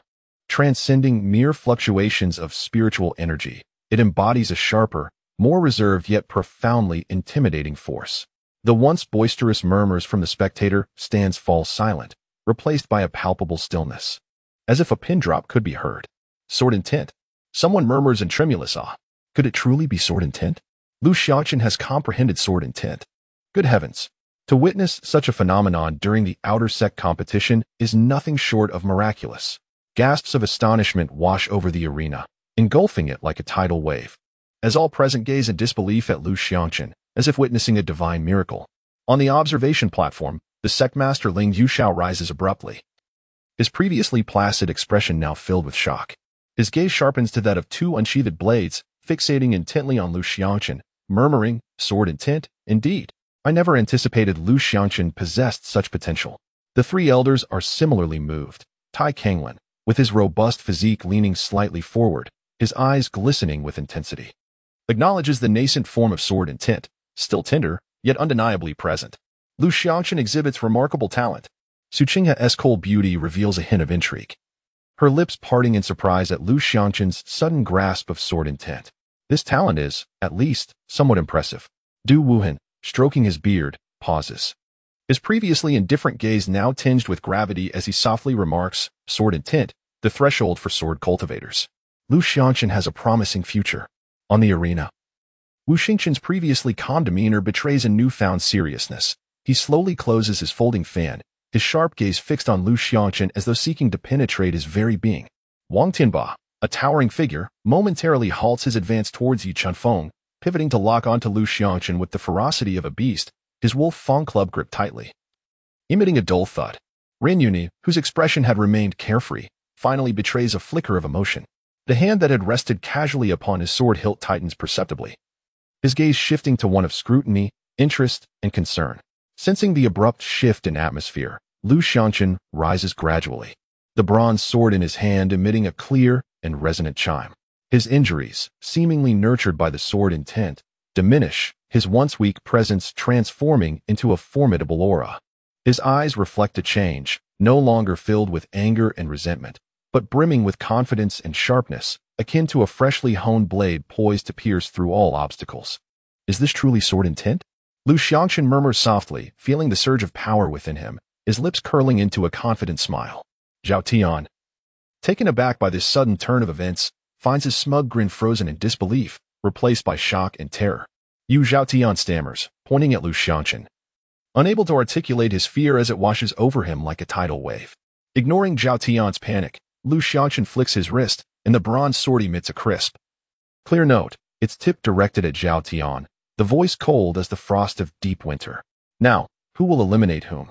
Before the words can fully escape him, Lu Xiangqun moves like an arrow released from a bow, the long sword in his hand slicing through the air with lethal intent, aimed straight at Zhao Tian. Sensing imminent danger, Zhao Tian, overcome by dread, can only hastily wield his weapon in defense, yet all his efforts appear futile against Lu Xiangqun, who has grasped sword intent. The sword light flashes like a dragon breaking through the waves, unstoppable. A sickening sound follows as blood splatters. Zhao Tian cries out in agony, his weapon slipping from his grasp, the sword piercing his abdomen, leaving him rigid and motionless. Lu Xiangqun's wrist twists, withdrawing the sword with a flourish, blood spraying forth as Zhao Tian calls out congratulations to the following 10 disciples who have successfully advanced to the top 10 of the outer sect competition. The steward's voice paused momentarily, sweeping across the crowd, his gaze settling on the 10 individuals remaining on the stage, as he slowly pronounced their names. Ren Yuni, Wu Xnchn, Wang Tianbi, Lu Xianchn, Yu Chn, Li Qingyin, Zhang Tshn, Zhao Lingar, Sun Bfn, Zhou Zhru. Chapter 56. The Draw, Yi Chnf Ing versus Lu Xianchn. With each name announced, an enthusiastic cheer erupted from the audience, especially upon the mention of popular competitors like Yi Chnf Ing, Wu Xnchn, Ren Yuni, Wang Tianbi, and Lu Xianchn. The cheers roared like a tidal wave, deafening in their intensity. Wu XNCHN, Wu XNCHN, Wu XNCHN, Ren Uni, Ren Uni, Ren Uni, Wang Tianbi, Wang Tianbi, Wang Tianbi, Lu Shi NGCHN, Lu Shi NGCHN, Lu Shi NGCHN, Yi CH and Fing, Yi CH and Fing, Yi CH and Fing. The clamor of cheers and shouts converged into a colossal wave of sound, resonating through the heavens and persisting endlessly. At this moment, ECH NFing also received a system notification. Congratulations to the host for completing the task. Reward, Battle Power 800. Current attributes, Host, ECH NFing, Realm, Mortal. Lifespan, 83 years, Battle Power Assessment, 5369. The steward raised his hand to signal for silence and continued. Tomorrow, the final championship of the Outer Sect competition will take place. I urge the top 10 disciples to prepare themselves, giving their utmost effort to seize the ultimate glory of the Outer Sect competition. Injured disciples, please proceed to the rest area to receive the sect's spiritual liquid and recover your injuries promptly. With that, the steward announced the conclusion of the event. The disciples in the martial arena departed with lingering excitement, engaging in animated discussions about the day's matches, particularly the stunning performances of Yi Ch and Fing, Lu Shi NGCHN, and others, which became the talk of the day. Yi Chunfeng calmly descended from the arena, where Qin Xiaohu had been eagerly awaiting below. Upon spotting Yi Chunfeng, he rushed forward in excitement, exuberantly exclaiming, "Senior Brother Yi! Senior Brother Yi! You were absolutely phenomenal. Simply extraordinary. One slap for each. One kick for each. Those fellows before you were akin to mere paper. If I had a match like that, I would boast about it for a lifetime." Nearby, several fellow disciples gathered around, offering their congratulations to Yi Chunfeng, their words brimming with admiration and envy. "Senior Brother Yi, you truly are remarkable. Your performance today was nothing short of breathtaking." Indeed, indeed. "Senior Brother Yi, how do you cultivate? How have you become so formidable?" "Senior Brother Yi, you must surely claim victory in tomorrow's finals, right?" In the face of such praise, Yi Chunfeng merely smiled, waved his hand, and humbly replied, "Let us keep it low-key. It was merely good fortune." "Good fortune? Senior Brother Yi, you are far too modest. This is not luck. It is clearly a testament to your strength." A junior sister nearby also praised him, noting that although she had entered the sect before Yi Chunfeng, his prowess had elevated him to the status of senior brother. Yi Chunfeng helplessly shook his head and shifted the topic, saying, "All right, enough of that. Let's head back. We have all had a long day." As they walked along the way, the group continued to boast and chatter. Yi Chunfeng listened quietly, a faint smile gracing her lips, while her heart remained as tranquil as still water. 10 minutes later. "All right, I tend to be rather low-key. Let us conclude for today. Now, go back and have a good rest." Upon returning to her abode, the day had grown late, and the afterglow of the setting sun bathed the room in a warm golden hue. Yi Chunfeng briefly refreshed himself before lying down on the bed, closing his eyes and drifting into slumber. The following morning, sunlight streamed through the window, casting a gentle warmth upon Yi Chunfeng's face. Ding! Combat power increased by 1. Today's combat power 53, current combat power assessment, 5422. The sound of the system was the most delightful melody. Just then, the system's notification chimed again. Ding!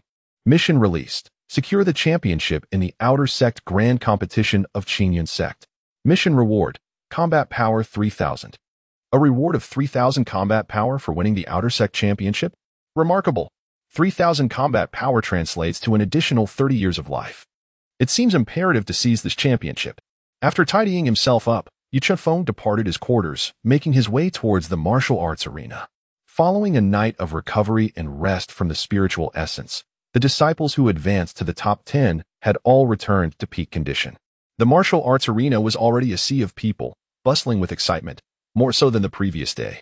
After all, today marked the final showdown, determining the strongest among the Outer Sect disciples, naturally drawing everyone's attention. As Yi Chunfeng arrived at the training arena, the other 9 advancing contestants had already gathered. Wu Xingchen still held his folding fan, a smile gracing his face, exuding an air of nonchalance. Wang Tianba, wielding a wolf-toothed club, stood imposing, his robust physique emanating an overwhelming presence. Ren Uni maintained his casual demeanor, a strand of long hair cascading loosely, his gaze profound. Lu Xianchen, with a long sword in hand, concealed his sword intent, yet his entire being radiated sharpness, a stark contrast to yesterday's appearance. sensing the sword intent emanating from Lu Xianqun. Yi Chunfeng felt a flicker of surprise. He had not anticipated this individual could achieve consecutive breakthroughs, leading him to question whether he might indeed be the protagonist. Currently, Lu Xianqun's combat power was assessed at 3,918 points, nearing the pinnacle of the spirit-gathering realm. Silence. With the resounding voice of the steward, the training arena fell instantly quiet. I will first announce the rules for today's competition. The format will involve drawing lots for duels in pairs, progressing from 10 to 5, then from 5 to 3, and finally from 3 to 2, culminating in a showdown to determine the champion of this outer sect competition. During the transitions from 5 to 3 and from 3 to 2, one individual will have a bye, automatically advancing to the next level. As fortune is also a facet of strength. The outer sect competition's final match begins now. The steward waved his hand, and a large lottery box was brought forth. 10 lots lay quietly within, determining the fates that awaited. All eyes were fixated on the lottery box, breaths held in anticipation of the results. The first pair, Ren Yuni versus Li Qingyun. The second pair, Wu Xingchen versus Zhao Ling. The third pair, Wang Tianba versus Sun Bufan. The steward's voice rang out, clear and powerful, each name resonating with the hearts of all present. When he reached the fourth pair, the steward's voice momentarily faltered. The fourth pair, Yi Chunfeng versus Lu Xianqun. Boom. Like a stone cast into a tranquil lake, the entire training arena erupted. Yi Chunfeng against Lu Xianqun. It was indeed them. Oh heavens, fate has conspired against them. A spectacular showdown was imminent. One was an almost perfected ancient remnant body, while the other was a genius who had grasped sword intent. This was undoubtedly a clash of titans. Who would emerge victorious? Who would triumph? My excitement knows no bounds. The crowd erupted into a frenzy, their discussions, gasps, and shouts converging into a colossal wave of sound, nearly threatening to lift the roof off the training arena. The confrontation between Yi Chunfeng and Lu Xianqun is undoubtedly the most captivating duel of the day. Their relationship is steeped in past grievances, as Lu Xianqun has long harbored resentment over his defeat at the hands of Yi Chunfeng, whom he perceives as a profound humiliation. Now, as they face each other in the finals, it is certain to evolve into a battle to the bitter end. In Chapter 57, the top 10 confrontations reveal each participant's unique abilities. Upon the high platform, the sect leader Ling Yuxiao and 3 elders are intently observing the results of the draw. The match between Yi Chunfeng and Lu Xianqun holds a certain intrigue. Ling Yuxiao muses, stroking his beard with a hint of amusement at the corners of his mouth. Lu Xianqun has comprehended the essence of the sword, significantly enhancing his strength. This battle could be quite unpredictable, Iron Kanglin remarks gravely, a trace of concern evident in his tone. While Yi Chunfeng's power is indeed formidable, his ancient remnant form is only comparable to that of a perfected spirit-gathering realm practitioner, whereas Lu Xianqun's strength has likely reached the pinnacle of that realm. I find myself inclined to favor Lu Xianqun, Su Qinghe observes, her beautiful eyes fixed on the 2 contenders below the stage. Du Wuhan offers a faint smile, casually stating, "Let us await the outcome." As the crowd buzzes with speculation, the results of the draw are fully revealed. In the 5th group, Zhou Zhirua faces off against Zhang Taizan. With the conclusion of the drawing ceremony, the list of matchups is officially confirmed. The steward clears his throat and announces, "The draw results have been disclosed. Now, we shall commence the first round of duels." In the first group, Ren Yuni will compete against Li Qingyun. I invite both contestants to ascend the stage. As the steward's voice fades, Ren Yuni and Li Qingyun step onto the arena simultaneously. Yi Chunfeng returned to the viewing platform, observing the impending duel. Li Qingyun, at the pinnacle of the spirit-gathering realm, bore a combat assessment of 3,452, marking him as one of the most formidable disciples among the outer sect. Yet, his adversary was Ren Yuni, hailed as the strongest contender in the outer sect competition, with an astonishing combat assessment of 5,024. Without the need for confrontation, Yi Chunfeng could already foresee the outcome. The disparity in strength was so vast that no strategy, timing, or terrain could alter it. Among the 10 competitors today, all but Yi Chunfeng were at the late stages of the spirit-gathering realm or beyond, including 3 who had achieved the pinnacle of that realm.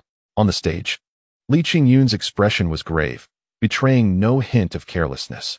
He inhaled deeply, unsheathing the long sword from his back and assuming a defensive stance. "Brother Ren, please," he intoned solemnly, his voice laden with reverence.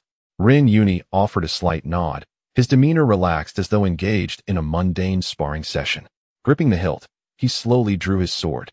In an instant, a flash of light surged forth, akin to a fleeting glimpse of a startled swan, reaching an unparalleled velocity. Spectators barely registered the blurred sword shadow before a sharp clang echoed. Li Qingyun's long sword shattered into two pieces.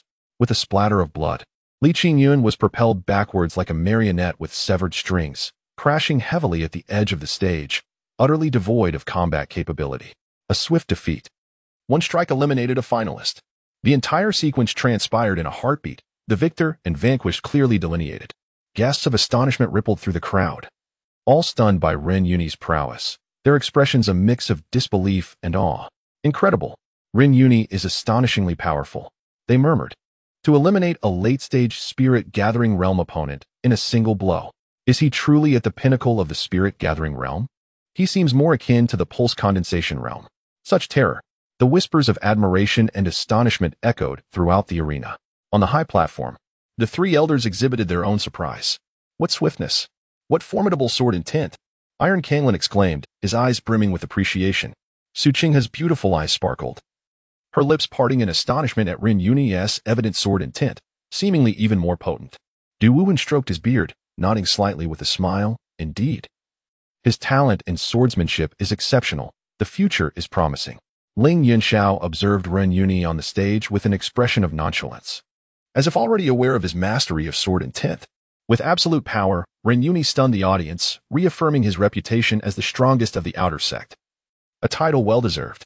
Amidst the astonishment, Wang Tianba and Wu Xingchen were the most conflicted, having initially believed they could contend with Ren Yuni, yet now found their hopes dimmed. As the next match commenced, in the second group, Wu Xingchen faces Zhao Linger. Contestants, please ascend the stage. The attendant's voice broke the thrall of Ren Yuni's triumph. Wu Xingchen gracefully approached the stage, twirling a folding fan. His opponent, Zhao Linger, appeared quite elegant, also at the late stage of the spirit-gathering realm. With a combat assessment of 3,386, unfortunately, she was pitted against Wu Xingchen, who boasted a combat assessment of 4,108. The battle unfolded with little suspense. Zhao Lingo launched a series of attacks, yet Wu Xingchen effortlessly deflected her every move with a few casual sweeps of his fan. He then countered with powerful strikes that forced Zhao Linger into retreat, ultimately delivering a decisive blow that rendered her incapable of further combat, all executed with remarkable ease. Second group, Wu Xingchen wins.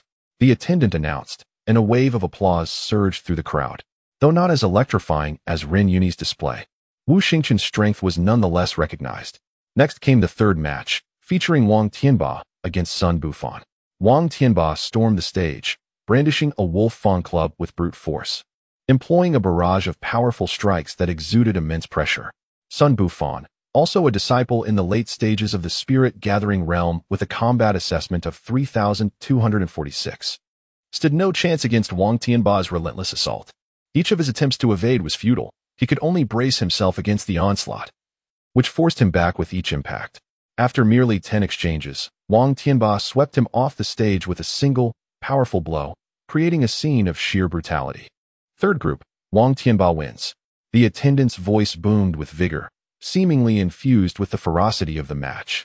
With 3 swift confrontations concluded, the pace was exhilarating, igniting the audience's fervor as they eagerly anticipated the forthcoming highlight. In the fourth group, Yi Chenfeng faces Lu Xiangchen.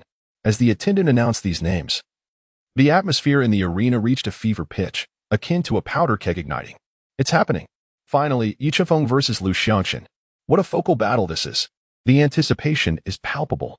One, a mysterious remnant of ancient times. The other, a genius swordsman who has grasped sword intent. And with a history of rivalry, this clash promised to be electrifying. Who would emerge victorious? It seemed Lu Xiangchen's mastery of sword intent had significantly elevated his prowess. Yet, Yi Chenfeng was known for his unpredictable brilliance. The arena buzzed with discussions, cheers, and whistles, a cacophony of excitement, all eyes riveted to the stage. Yi Chenfeng's demeanor remained composed as he stepped onto the arena. Opposite him stood Lu Xiangchen, clad in azure attire, wielding a long sword. His expression was austere, and his gaze bore a complex mixture of anticipation, tension, and an unmistakable thrill. The two faced each other on the stage, and the surrounding clamor seemed to fade away. With all eyes fixated upon them, awaiting the commencement of this highly anticipated duel. At long last, the moment had arrived. Lu Xianqun spoke first. His voice tinged with restrained excitement, his eyes sharp as blades, locked onto Yi Chunfeng. Yi Chunfeng, the humiliation from the last time at the servants' hall. Today, I shall reclaim it all. Chapter 58. Yi Chunfeng versus Lu Xianqun. Yi Chunfeng casually dug at his ear and remarked indifferently, last time? Oh, I was almost forgetting it. Merely a defeated foe. Why bother remembering so well? You. Lu Xianqun's expression darkened instantaneously, his voice rising in anger. Yi Chunfeng, do not be so smug. Last time was merely due to my carelessness and underestimation of you, as I did not wield my sword. But now, I am no longer the same. I have comprehended the essence of swordsmanship. Do you believe you can easily defeat me as you did before? The essence of swordsmanship? Yi Chunfeng scoffed, a hint of skepticism in his tone. Is it truly that remarkable? Humph. Arrogance. Lu Xianqun, thoroughly incensed by Yi Chunfeng's dismissive demeanor, his eyes glinted with a fierce intensity. Yi Chunfeng, I acknowledge your abilities. It is indeed surprising that you have come this far with your ancient remnants. Yet, this is where your journey ends. A remnant is ultimately just that. No matter how formidable you may be, your potential is finite. I, on the other hand, possess boundless possibilities. Today, I shall make you understand what true genius is, what the might of swordsmanship entails.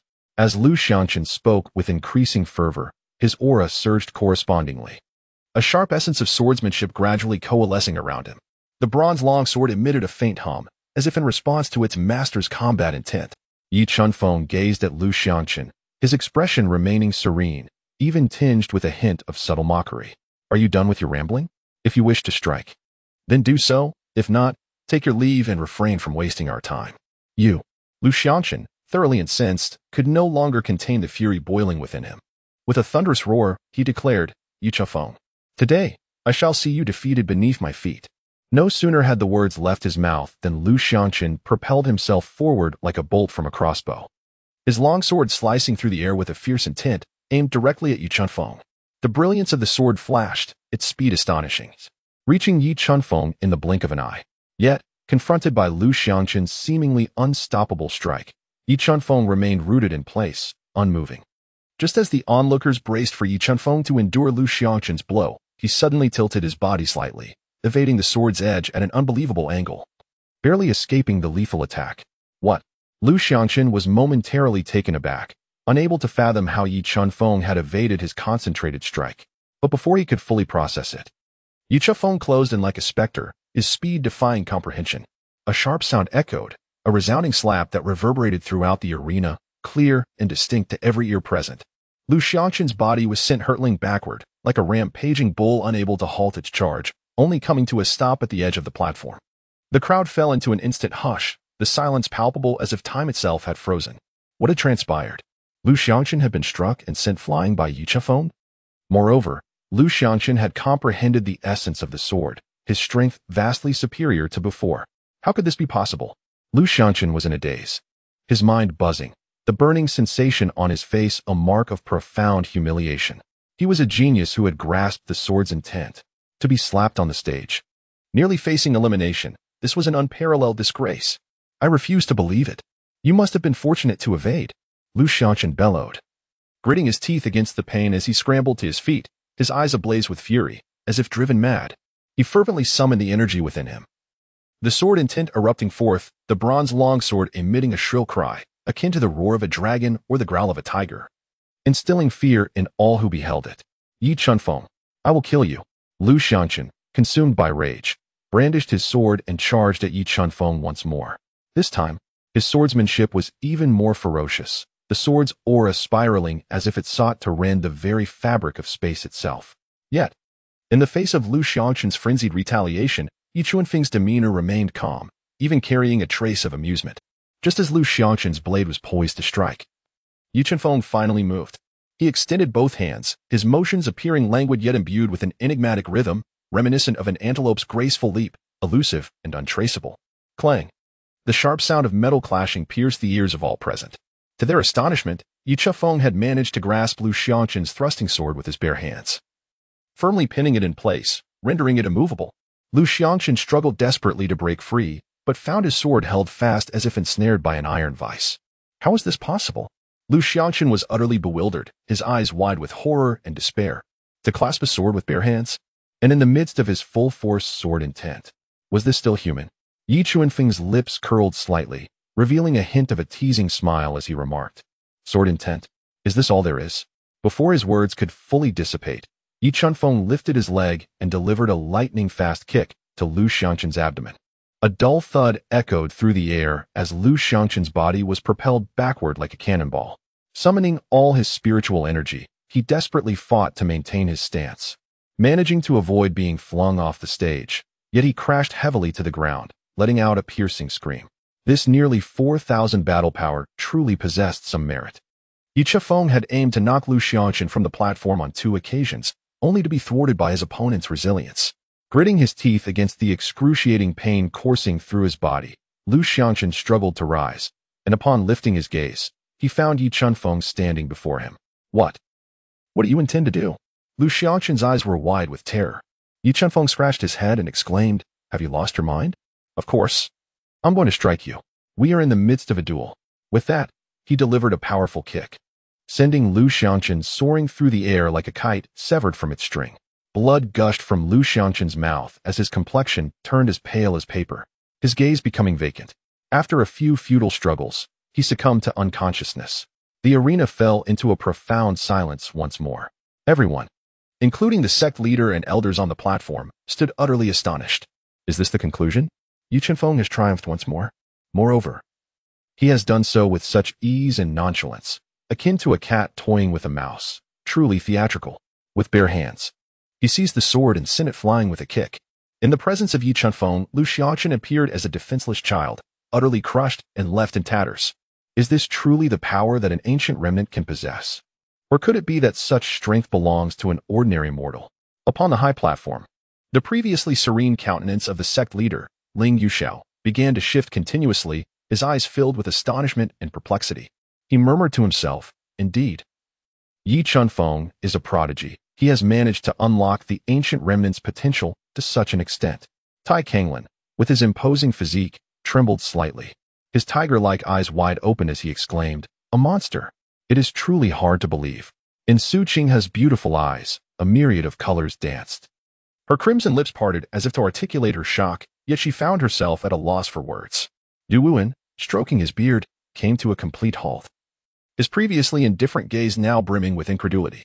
Beneath the arena, Wu Xingchen had unknowingly closed the folding fan in his hand, his gaze, sharp as a blade, fixated intently on Yi Chuanfeng, revealing for the first time a grave expression on his previously tranquil face.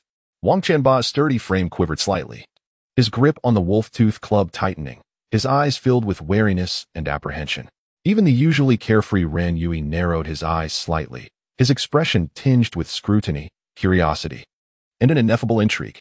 On the stage, Yi Chuanfeng clapped his hands and turned to descend. Group 4, Yi Chuanfeng wins. The voice of the attendant finally shattered the silence enveloping the arena, though it trembled with barely concealed excitement. Yi Chuanfeng, Yi Chuanfeng, Yi Chuanfeng, Yi Chuanfeng. The entire venue erupted into a fervent cheer. Chapter 59. The top 5 emerge. Yi Chuanfeng versus Zhou Zhirua. Zhou Zhirua and Zhang Taizan ascended the arena. Zhou Zhirua wielded a flexible sword, her figure lithe and graceful, exuding an ethereal charm. In contrast, Zhang Taizan was a robust young man, brandishing a hefty broadsword, his muscles bulging with raw power. Both were at the same cultivation level, late-stage gathering spirit realm. However, Yi Chuanfeng noted that Zhou Zhirua had a slight edge in combat evaluation, scoring 34-12, while Zhang Taizan stood at 32-16.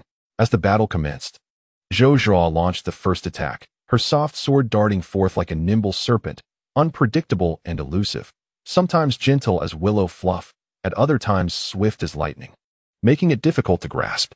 Zhang Taizan swung his broadsword with forceful might, each strike accompanied by a whistling wind, as if he aimed to cleave the very air. The two engaged in a fierce exchange, neither side willing to yield. Zhou Zhirua's swordplay was light and airy, excelling in using softness to conquer hardness, while Zhang Qiushan's sword techniques were domineering and fierce, striving to overwhelm with sheer strength. On the arena, the light of swords and shadows of blades intertwined, spiritual energy roiling, creating an intensely dramatic scene. Yi Chuanfeng stood at the edge of the arena, observing the duel between the two combatants with keen interest. Zhou Jiruo's prowess was indeed commendable, her swordplay possessing a certain aesthetic appeal. However, when compared to Lu Xiangqun, she still fell short in certain aspects. Zhang Tieshan's strength and brute force in his blade technique were formidable, yet his lack of agility rendered him vulnerable. As time passed, the flaws in Zhang Tieshan's approach gradually became apparent, just as Yi Chunfeng had anticipated. Seizing the opportunity, Zhou Zhiruo deftly flicked her soft sword, striking towards Zhang Tieshan's chest with the swiftness of a striking serpent. Caught off guard, Zhang Taizan felt the sting of the blade as it tore through his clothing, leaving a faint scarlet mark upon his chest. Though merely a superficial wound, it sent a shiver of realization through Zhang Taizan, compelling him to abandon his aggressive strategy. He shifted his tactics to a defensive posture, striving to regain his composure and search for a chance to counterattack. However, Zhou Zhiruo relentlessly pressed the assault, her strikes flowing like water, suffocating Zhang Tieshan's ability to breathe.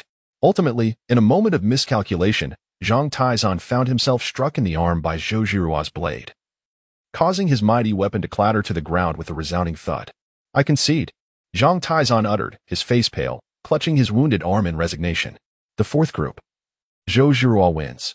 The voice of the steward rang out, declaring the outcome of the match. Zhou Zhiruo sheathed her sword and stood poised, offering a slight nod to Zhang Taizan in a gesture of respect before gracefully descending from the stage. Thus, the list of the top 5 contenders was officially unveiled. Ren Yuni, Yi Chunfeng, Wu Xingchen, Wang Tianba, and Zhou Zhiruo. After a brief intermission, the steward ascended the platform once more, clearing his throat before announcing, "Next, we shall proceed with the draw for the top 5 advancing to 3. The rules remain unchanged. Those who draw the same number will face each other, while one will advance without contest." The enormous draw box was once again brought forth, 5 slips of paper lying in wait for their destined fates. All eyes were fixed upon the box, the atmosphere thick with anticipation. The steward approached, stirring the slips within before inviting the 5 participants to draw. Ren Yuni stepped forward first, nonchalantly selecting a slip, glancing at it with a slight smirk before regaining his composure. Next was Wu Xingchen, who, fanning himself leisurely, drew a slip with an enigmatic glimmer in his eyes. Wang Tianba, wielding his wolf-tooth club, brusquely snatched a slip, inspecting it with an impassive expression. Zhou Zhiruo remained tranquil as she approached, drawing a slip and nodding slightly, her emotions inscrutable. Finally, it was Yu Chunfeng's turn. He strolled to the draw box, plucked a slip at random, and upon revealing it, discovered the number 1 inscribed upon it. The steward opened his own slip and proclaimed loudly, "The results of the draw for the top 5 advancing to 3 are as follows. First match, Yi Chunfeng versus Zhou Zhiruo. Second match, Wu Xingchen versus Wang Tianba. Ren Yuni advances without contest." With the draw results announced, the arena erupted into a flurry of conversation. Yi Chunfeng facing Zhou Zhiruo seemed devoid of suspense, as many believed Yi Chunfeng would emerge victorious with ease. However, the matchup between Wu Xingchen and Wang Tianba promised to be a thrilling spectacle. With both being popular contenders of comparable strength, surely a clash of titans. Ren Yuni's unchallenged advance was a stroke of fortune indeed, propelling him directly into the top 3. Yet, opinions varied. Some argued that Ren Yuni could triumph over any opponent. Nevertheless, countered another, this is a series of battles, and the exertion will undoubtedly deplete one's energy and may even lead to injuries, affecting subsequent confrontations. That is a valid point, conceded the first. But luck is also a facet of strength. It appears that Ren Yuni possesses not only formidable ability, but also exceptional fortune, truly a child of destiny. Yi Chunfeng was not particularly surprised by the results of the draw. It was the same for everyone. However, he found that Zhou Zhiruo was the weakest of them all, and thus posed little challenge for him. As for the duel between Wu Xingchen and Wang Tianba, he felt a sense of anticipation. The disparity in their combat powers was merely a matter of a few dozen points, which was negligible in the context of their 4,000 power levels. Any slight disturbance could sway the outcome, and he was eager to witness who would emerge victorious between the two. The first match, Yi Chunfeng versus Zhou Zhiruo, is about to commence, the steward announced. Yi Chunfeng and Zhou Zhiruo ascended the stage once more. Zhou Zhiruo wielded a flexible sword, her expression grave, clearly aware of the disparity between herself and Yi Chunfeng. "Senior brother Yi, please enlighten me," Zhou Zhiruo said, cupping her hands in respect, her tone reverent.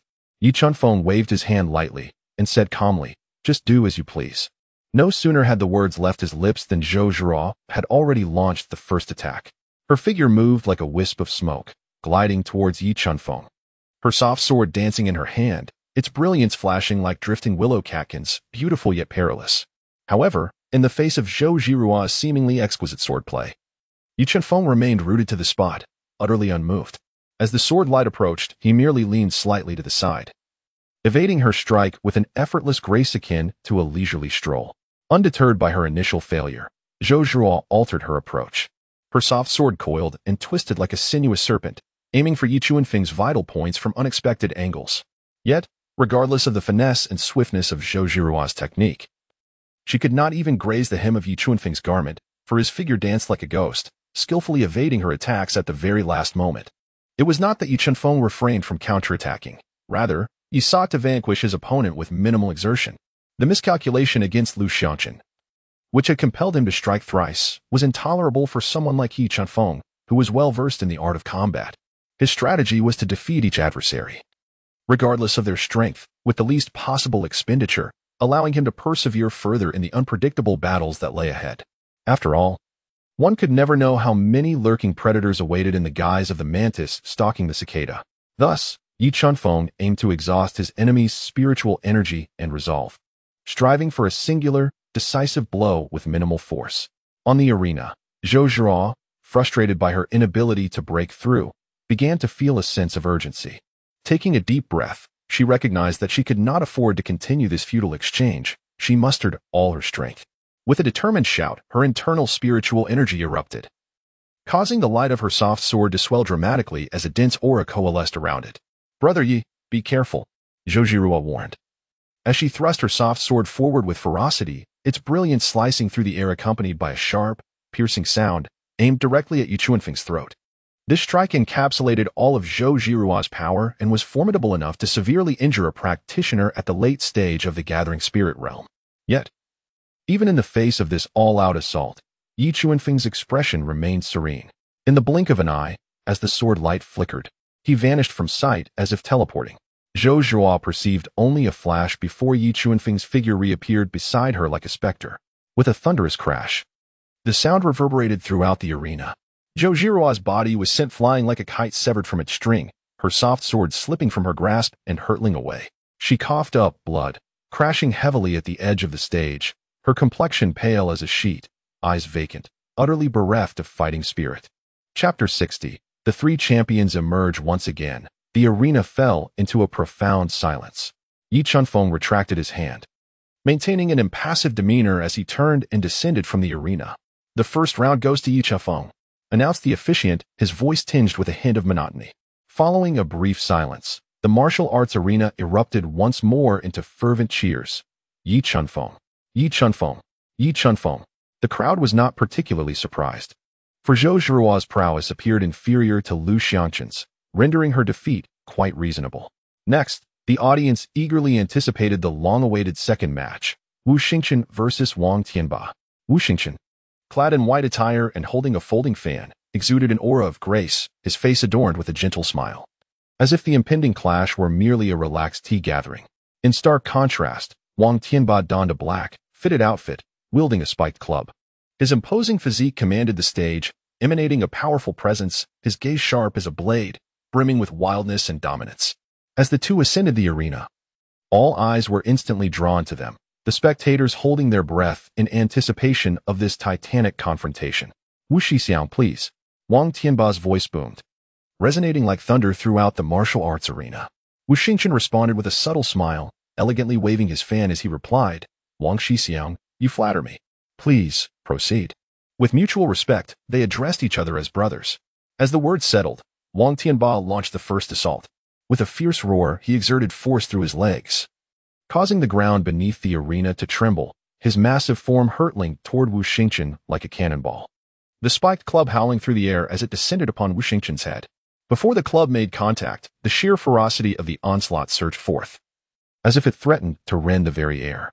Yet, in the face of Wang Tianba's overwhelming strike, Wu Xingchen remained unfazed. With a graceful shift of his foot, he evaded the direct blow with the ease of drifting willow fluff. Bang! The spiked club crashed against the arena floor, producing a thunderous sound. leaving a shallow crater where it struck, shards of stone scattering in its wake. Undeterred by the miss, Wang Tianba swung his club with ferocious intensity, unleashing a torrent of blows upon Wu Xingchen, each strike imbued with the strength to split mountains and shatter stone. Wu Xingchen, elusive and ethereal, danced through the onslaught like a specter, his fan fluttering as he effortlessly diffused Wang Tianba's relentless barrage, embodying both poise and composure. Their contrasting styles, Wang Tianba's brutal ferocity against Wu Xingchen's fluid grace, crafted a striking dichotomy. Wang Tianba's assaults were relentless and overpowering, while Wu Xingchen's defenses were impenetrable, light, yet imbued with formidable strength. Within the arena, the clash of the spiked club and the fan echoed, a symphony of iron meeting iron. Spiritual energy surging and waves of force rolling through the air, rendering the scene exceptionally intense. Wang Tianba grew increasingly emboldened, his strikes escalating in speed and power, as if he were an indefatigable combat machine. Meanwhile, Wu Xingchen maintained his cool elegance, his fan a blur as he moved with an airy grace, revealing no vulnerabilities against Wang Tianba's fierce onslaught, his defenses as steadfast as an unassailable fortress. Remarkable, both Wang Tianba and Wu Xingchen exhibit formidable strength. The disciples watching from the sidelines were stirred with excitement, their fervor palpable as they cheered. Go Wang Tianba! Defeat Wu Xingchen! Cheer up, Wu Xingchen! You are the best! Yi Chifeng stood in the audience, observing the clash between the two combatants with great interest. Wang Tianba's strength and domineering presence indeed posed a considerable threat. However, Wu Xingchen's prowess was equally formidable. His movements were graceful, and his manipulation of spiritual energy was exceedingly intricate, embodying a harmonious blend of offense and defense, making him a truly challenging adversary. The battle persisted for an extended duration, with neither party able to gain a decisive advantage. Although Wang Tianba's assaults were fierce, he consistently failed to penetrate Wu Xingchen's defenses, while Wu Xingchen's counterattacks were similarly thwarted, rendering them incapable of inflicting any substantial harm upon Wang Tianba. It appeared that determining a victor would require additional time. Yi Chuanfeng pondered silently, his gaze fixed intently on the two figures in the arena, missing not a single detail. Suddenly, the dynamics of the battle shifted. Under relentless assault, Wang Tianba's breath began to falter, his strength waning, and his once ferocious offensive faltered momentarily. Seizing this opportunity, Wu Xingchen's eyes sharpened. The one who had remained on the defensive now launched a counterattack. With a swift motion, he closed his folding fan and approached Wang Tianba like a wraith. His speed astonishingly swift. Wang Tianba barely registered a blur before Wu Xingchen appeared before him, a palpable sense of danger enveloping him instantly.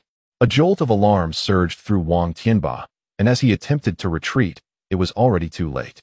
A knowing smile graced Wu Xingchen's lips as he unfurled his fan dramatically, resembling a peacock displaying its plumage in a dazzling array of colors. With a resounding thud, the fan struck Wang Tianba squarely in the chest. He emitted a muffled groan, his robust frame jolting as if struck by a heavy blow. His complexion swiftly paling as blood trickled from the corner of his mouth. Wang Tianba coughed up blood, his body hurtling backward like a kite severed from its string. Crashing heavily at the edge of the arena, his wolf-toothed club slipped from his grasp, clattering to the ground with a dull thud. I concede, he gasped, struggling to rise but overwhelmed by excruciating pain in his chest and a profound weakness pervading his body. In the duel of masters, a single misstep often leads to a cascade of errors. Once the tides turn, further combat only leads to deeper defeat, leaving no choice but to concede. The second group, Wu Xingchen wins. The voice of the steward echoed, announcing the outcome of the match. Wu Xingchen folded his fan, offering a slight bow to Wang Tianba with an air of grace, saying, I am honored, Junior Brother Wang. At this moment, the title had shifted from Senior Brother Wang to Junior Brother Wang. Wang Tianba, pallid and clutching his chest, managed to rise, returning the gesture with a weak voice. Senior Brother Wu, your strength is formidable. I am in awe. With that, he turned and descended from the arena, his figure tinged with a sense of desolation.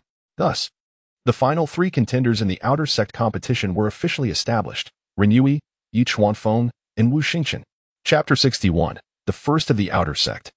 Ren Yue, after a brief silence, the clamor of the martial arts arena surged once more. Disciples eagerly discussing the impending final duel and the fate of the solitary by round. The steward ascended the stage again, raising his hand to signal for silence. Once the noise subsided, he cleared his throat and proclaimed loudly, silence. We shall now conduct the final draw for this outer sect competition. This draw would determine the matchups for the ultimate contest and designate who would receive the bye, advancing directly to the finals. As his words resonated, the crowd fell into a hushed stillness, all eyes fixated on the steward's draw box, the atmosphere thick with tension. The steward held a slightly smaller draw box than before, containing only 3 slips of paper, signifying the bye and the 2 competitors. The draw for the top 3 begins now, he announced. Ren Yui, Yi Chuanfeng, and Wu Xingchen approached the draw box once more. Ren Yui stepped forward first, his demeanor calm as if indifferent to the proceedings, casually retrieving a slip from the box.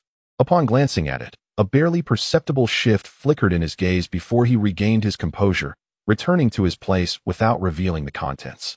Wu Xingchen followed closely, his previous lightheartedness replaced by a serious expression. He folded his fan and surveyed Ren Yui and Yi Chuanfeng, seemingly trying to glean something from their expressions, yet ultimately found nothing. With a resigned shake of his head, he reached into the box, extracting a slip. After a brief inspection, he frowned slightly but also chose not to disclose it, silently returning to his position. Finally, it was Yi Chuanfeng's turn. Approaching the box, he glanced at the remaining slips without a hint of emotion, casually selecting the last one. Upon opening it, he was greeted with the bold inscription, "Bye." Yi Chuanfeng raised an eyebrow, pleasantly surprised by his fortunate circumstance of advancing directly to the finals without contention. It was fortuitous indeed, allowing him a moment of respite to observe the ensuing battles. The steward unfurled the draw results in hand, announcing loudly, "The draw results for the top 3 contenders. The one who advances without a match is Yi Chuanfeng. The first match features Ren Yui versus Wu Xingchen." Upon the revelation of the draw, an uproar erupted in the martial arena. What? Yi Chuanfeng has advanced without a match? His luck is simply extraordinary. The clash between Ren Yui and Wu Xingchen promises to be thrilling. As leading contenders for the championship, it's anyone's guess who will prevail. I believe Ren Yui possesses the upper hand, having comprehended the essence of sword intent. His strength is unfathomable. Yet, Wu Xingchen is no slouch. His previous victory against Wang Tianba was remarkably impressive. It's truly difficult to predict the outcome. On the high platform, the sect leader, Ling Yuxiao, stroked his beard, a hint of amusement flickering in his eyes as he regarded Yi Chuanfeng with newfound curiosity. Tai Kanglin grinned broadly, exclaiming, "This lad has indeed struck gold with his luck, advancing without a match. It seems even fate is keen on seeing him in the finals."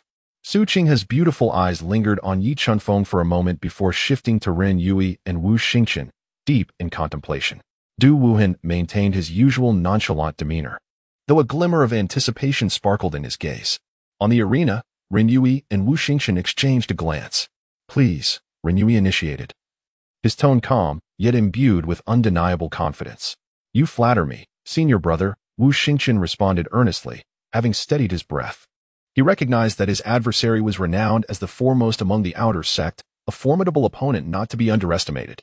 The announcement echoed, "The second match of the finals, Ren Yui versus Wu Xingchen, commences now."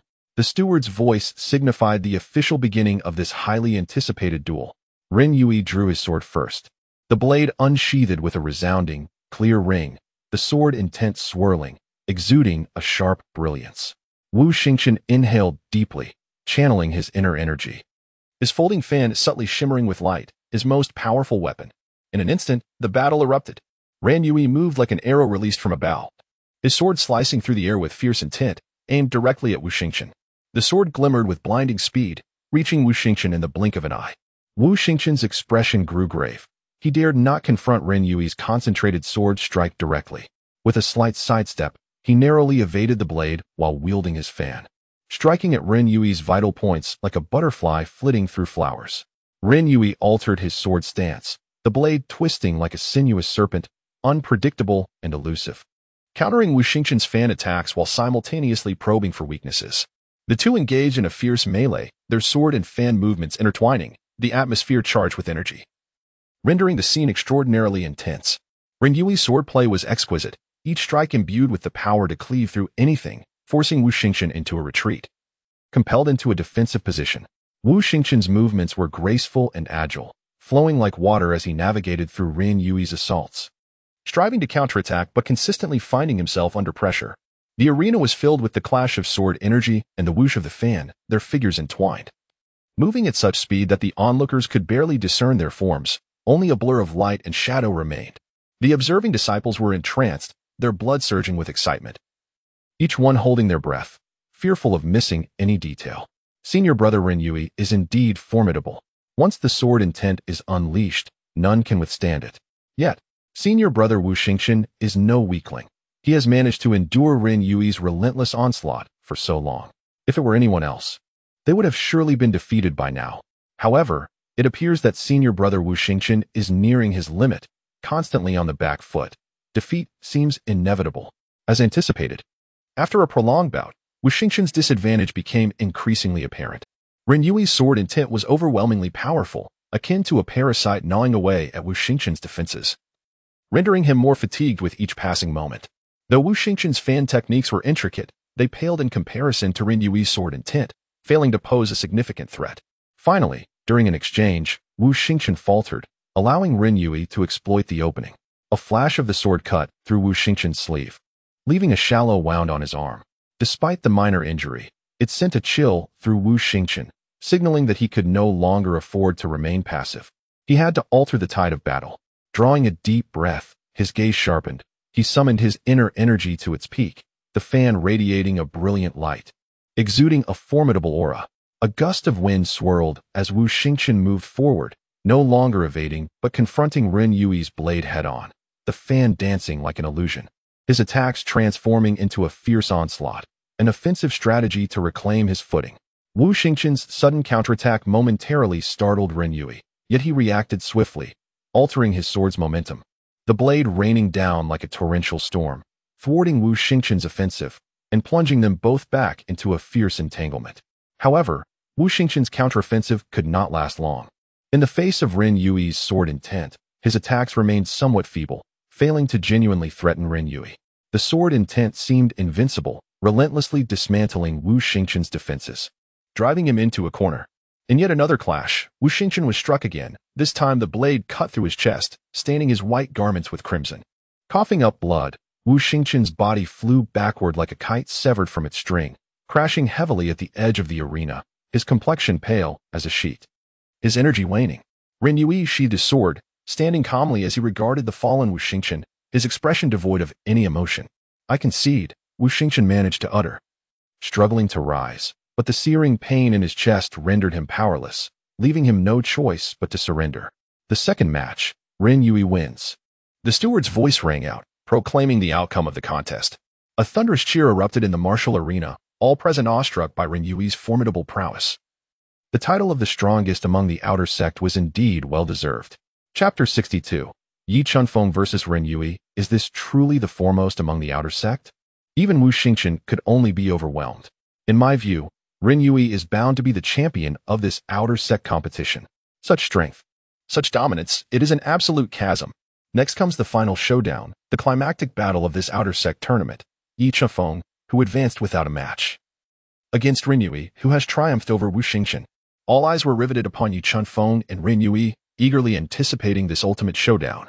However, to the majority, the outcome of this confrontation seemed all but predetermined. Ren Yui, widely acknowledged as the most formidable contender outside the sect, wielded unparalleled sword intent and possessed unfathomable strength, making his victory appear inevitable. In contrast, although Yi Chunfeng had previously exhibited remarkable prowess by vanquishing Lu Xianchen and Zhou Zhuo, he remained fundamentally impaired. To the onlookers, his journey to this point was nothing short of miraculous. Defeating Ren Yui seemed an insurmountable challenge. In the stands, Tai Kanglin's gaze reflected little hope. As he exhaled and remarked, "It appears this year's external competition has reached its conclusion. Champion Ren Yui, with Yi Chunfeng fortuitously securing the runner-up position, and Wu Xingchen claiming third. Are you so certain that Ren Yui will prevail?" Su Qinghe inquired, turning her gaze toward Tai Kanglin. "Do you believe Yi Chunfeng can triumph?" Tai Kanglin retorted, "Well, I, too, suspect that Ren Yui will emerge victorious," Su Qinghe conceded, falling silent thereafter. Meanwhile, Du Wuhan and sect leader Ling Yunxiao exchanged no words. Yet their expressions conveyed a shared belief that Ren Yui's victory was scarcely in doubt. The final match, featuring Yi Chunfeng against Ren Yui, was on the verge of commencing. May the two contestants prepare themselves. The steward's voice resonated once more, drawing everyone's attention back to the arena. Yi Chunfeng slowly ascended the arena, standing at a distance opposite Ren Yui. Ren Yui, wielding a long sword, fixed his piercing gaze upon Yi Chunfeng, his expression imbued with a tinge of scrutiny, a hint of doubt, and a flicker of curiosity. "Junior brother Yi, your prowess indeed exceeds my expectations," Ren Yui commenced, his tone calm yet laced with subtle admiration. "The fact that you have harnessed the remnants of the ancient body to this extent is quite remarkable. However, you remain but a mortal, and this is where your journey shall conclude. Is that so?" Yi Chunfeng casually remarked, absent-mindedly clearing his ears, his demeanor exuding nonchalance. "That may not necessarily be the case." Ren Yui's brow furrowed slightly, taken aback by Yi Chunfeng's attitude, which elicited a sense of both surprise and displeasure. "I am unlike them. I shall make you understand that even among geniuses, there exists a disparity," Ren Yui declared solemnly, his voice carrying an undercurrent of warning. Yi Chunfeng remained silent, yet his gaze burned with intensity, fixed upon Ren Yui. The atmosphere on the arena was charged with tension. In light of this, let us see the true measure of skill. Ren Yui ceased his words, his figure shifting with alacrity as he initiated the assault. With a deft push of his toes, he glided forward with ghostly swiftness, his long sword striking like a venomous serpent, aiming directly for Yi Chunfeng's throat. The speed of the blade was so swift that it was nearly imperceptible to the naked eye. The sword's aura surged and ebbed, as if threatening to rend the very fabric of space. On the high platform, the sect master and the elders adjusted their stances, poised to intervene and rescue Yi Chunfeng at a moment's notice. Yi Chunfeng's eyes narrowed as he sensed the fierce intensity of Ren Yui's strike, refusing to underestimate it. He slightly shifted his body, narrowly evading the blade's edge. Simultaneously, he exerted force beneath his feet, leaping towards Ren Yui like a leopard, his fist clenched tightly, accompanied by the sound of air being torn apart as it thundered towards Ren Yui's face. Observing this, Ren Yui angled the hilt of his sword, parrying the incoming blow. A resounding thud echoed as fist met blade, producing a deep, resonant crash. The surge of spiritual energy stirred, creating ripples in the air. Both combatants staggered, each taking a step back. Astonished gasps erupted from the spectators, many disciples clearly surprised that Yi Chunfeng could withstand Ren Yui's sword intent head-on and even mount a counterattack. Intriguing indeed. The previously indifferent elders now regarded the match with a newfound seriousness. A glimmer of interest flickered in Ling Yunxiao's eyes. Tai Kanglin widened his gaze, rubbing his hands together, exclaiming, "What a remarkable lad! He can indeed trade blows with Ren Yui." In their initial clash on the arena, the two fighters found themselves evenly matched, neither gaining the upper hand. A flash of surprise crossed Ren Yui's eyes, clearly taken aback by Yi Chunfeng's formidable strength, which allowed him to directly contend with his sword intent. Meanwhile, Yi Chunfeng mused internally that Ren Yui's sword intent was indeed as formidable as rumored. Had he not reacted swiftly, he might have faced dire consequences from that last strike. After this brief test of strength, the two resumed their fierce combat with renewed vigor. Ren Yui's swordplay was ethereal and agile, his sword intent weaving through the air with the force to split mountains and shatter rocks. Each strike flowed seamlessly, relentless and dazzling, leaving onlookers breathless and unable to defend against the onslaught. Yi Chunfeng exhibited remarkable agility, employing both fists and feet with a style that appeared simplistic and brutal, yet was imbued with formidable power. Each punch and kick descended like a heavy hammer, forceful and unyielding. The two engaged in a fierce duel on the stage, their strikes intertwining like flashes of light and shadow, their spiritual energy surging, creating an electrifying atmosphere that left spectators entranced and exhilarated. The resonant sounds of their blows colliding echoed throughout the arena, accompanied by the sharp whistle of swords slicing through the air. Their movements were extraordinarily swift, their figures flickering like phantoms, eluding capture. Only a blur of light and shadow could be perceived racing across the stage. Was this truly a battle at the Gathering Spirit Realm? How could it be so intense? Remarkably, Yi Chunfeng was holding his own against Ren Yui. It was astonishing. The remnants of the ancient body could unleash such tremendous power. The onlooking disciples were left speechless, astounded. They had anticipated a one-sided match, yet were met with this fierce contest, Yi Chunfeng's performance far exceeding their expectations. Lu Xiangshan stood amidst the crowd, his gaze complex as he observed Yi Chunfeng on the stage, filled with shock and a sense of resentment. He had initially believed that after comprehending the essence of the sword, he could surpass Yi Chunfeng, but it now appeared that the gap between them had not diminished. Rather, it had widened. Wu Xingqian also set aside his usual composure, his expression grave as he scrutinized the battle unfolding before him. He assessed the disparity between himself and the two combatants, growing increasingly alarmed, realizing that he seemed to exist on an entirely different plane compared to them. Those who had previously interacted with Yi Chunfeng, such as Imo Bailey, Su Shaoqing, and Li Fugue, were equally entranced, their hearts swirling with a mix of emotions. Just as the crowd was enveloped in astonishment, the situation on the stage took a dramatic turn. Chapter 63. The Champion Emerges. Ren Yui's sword technique shifted, becoming suddenly fierce. The sword's light sliced through the air like lightning, its speed intensifying, its power magnifying, and the essence of the sword becoming more refined. As if it aimed to sever all that lay before it. Yi Chunfeng's gaze sharpened as he sensed the shift in Ren Yui's sword intent, his brow furrowing in concentration. Faced with Ren Yui's increasingly ferocious onslaught, Yi Chunfeng dared not underestimate him. He swiftly maneuvered to evade the blade's edge while simultaneously closing the distance. Launching a powerful punch aimed at Ren Yui's chest. Ren Yui parried with his sword, the blade grazing Yi Chunfeng's cheek. A swift, crimson line appeared on Yi Chunfeng's face, blood trickling forth and staining his visage. In that very instant, Yi Chunfeng's fist struck Ren Yui's chest with a resounding thud. A muffled sound echoed through the arena as Ren Yui staggered backward, akin to a kite severed from its string, retreating several steps before barely regaining his composure. Blood seeped from the corner of his mouth, falling onto the stage like a vivid scarlet drop, strikingly conspicuous. An eerie silence enveloped the crowd. All eyes widened in disbelief as they beheld the two combatants on the platform. Ren Yui had sustained an injury. Moreover, it appeared that his wounds were more grievous than Yi Chunfeng's. How could this be possible? Ren Yui was injured? Yi Chunfeng was indeed formidable. Following this brief interlude of silence, the arena erupted into a cacophony of gasps and discussions, the noise reverberating like thunder. On the spectators' platform, the previously composed elders exhibited expressions of astonishment and confusion. Ling Yunxiao's demeanor shifted to one of gravity. His gaze fixed intently on Yi Chunfeng as if striving to unveil all his secrets. Tai Kanglin's mouth fell agape in astonishment. What a remarkable young man. He truly inflicted harm upon Ren Yui. Meanwhile, Su Qinghe's icy visage betrayed a flicker of surprise, her enchanting eyes glinting with an unusual light. Du Wuhan maintained his tranquility. Yet a subtle, almost imperceptible smile flickered in the depths of his gaze. On the platform, Ren Yui gradually lifted his head, wiping the blood from the corner of his mouth, his expression rife with shock and incredulity. He stared at Yi Chunfeng across from him, his voice trembling slightly as he uttered, You actually.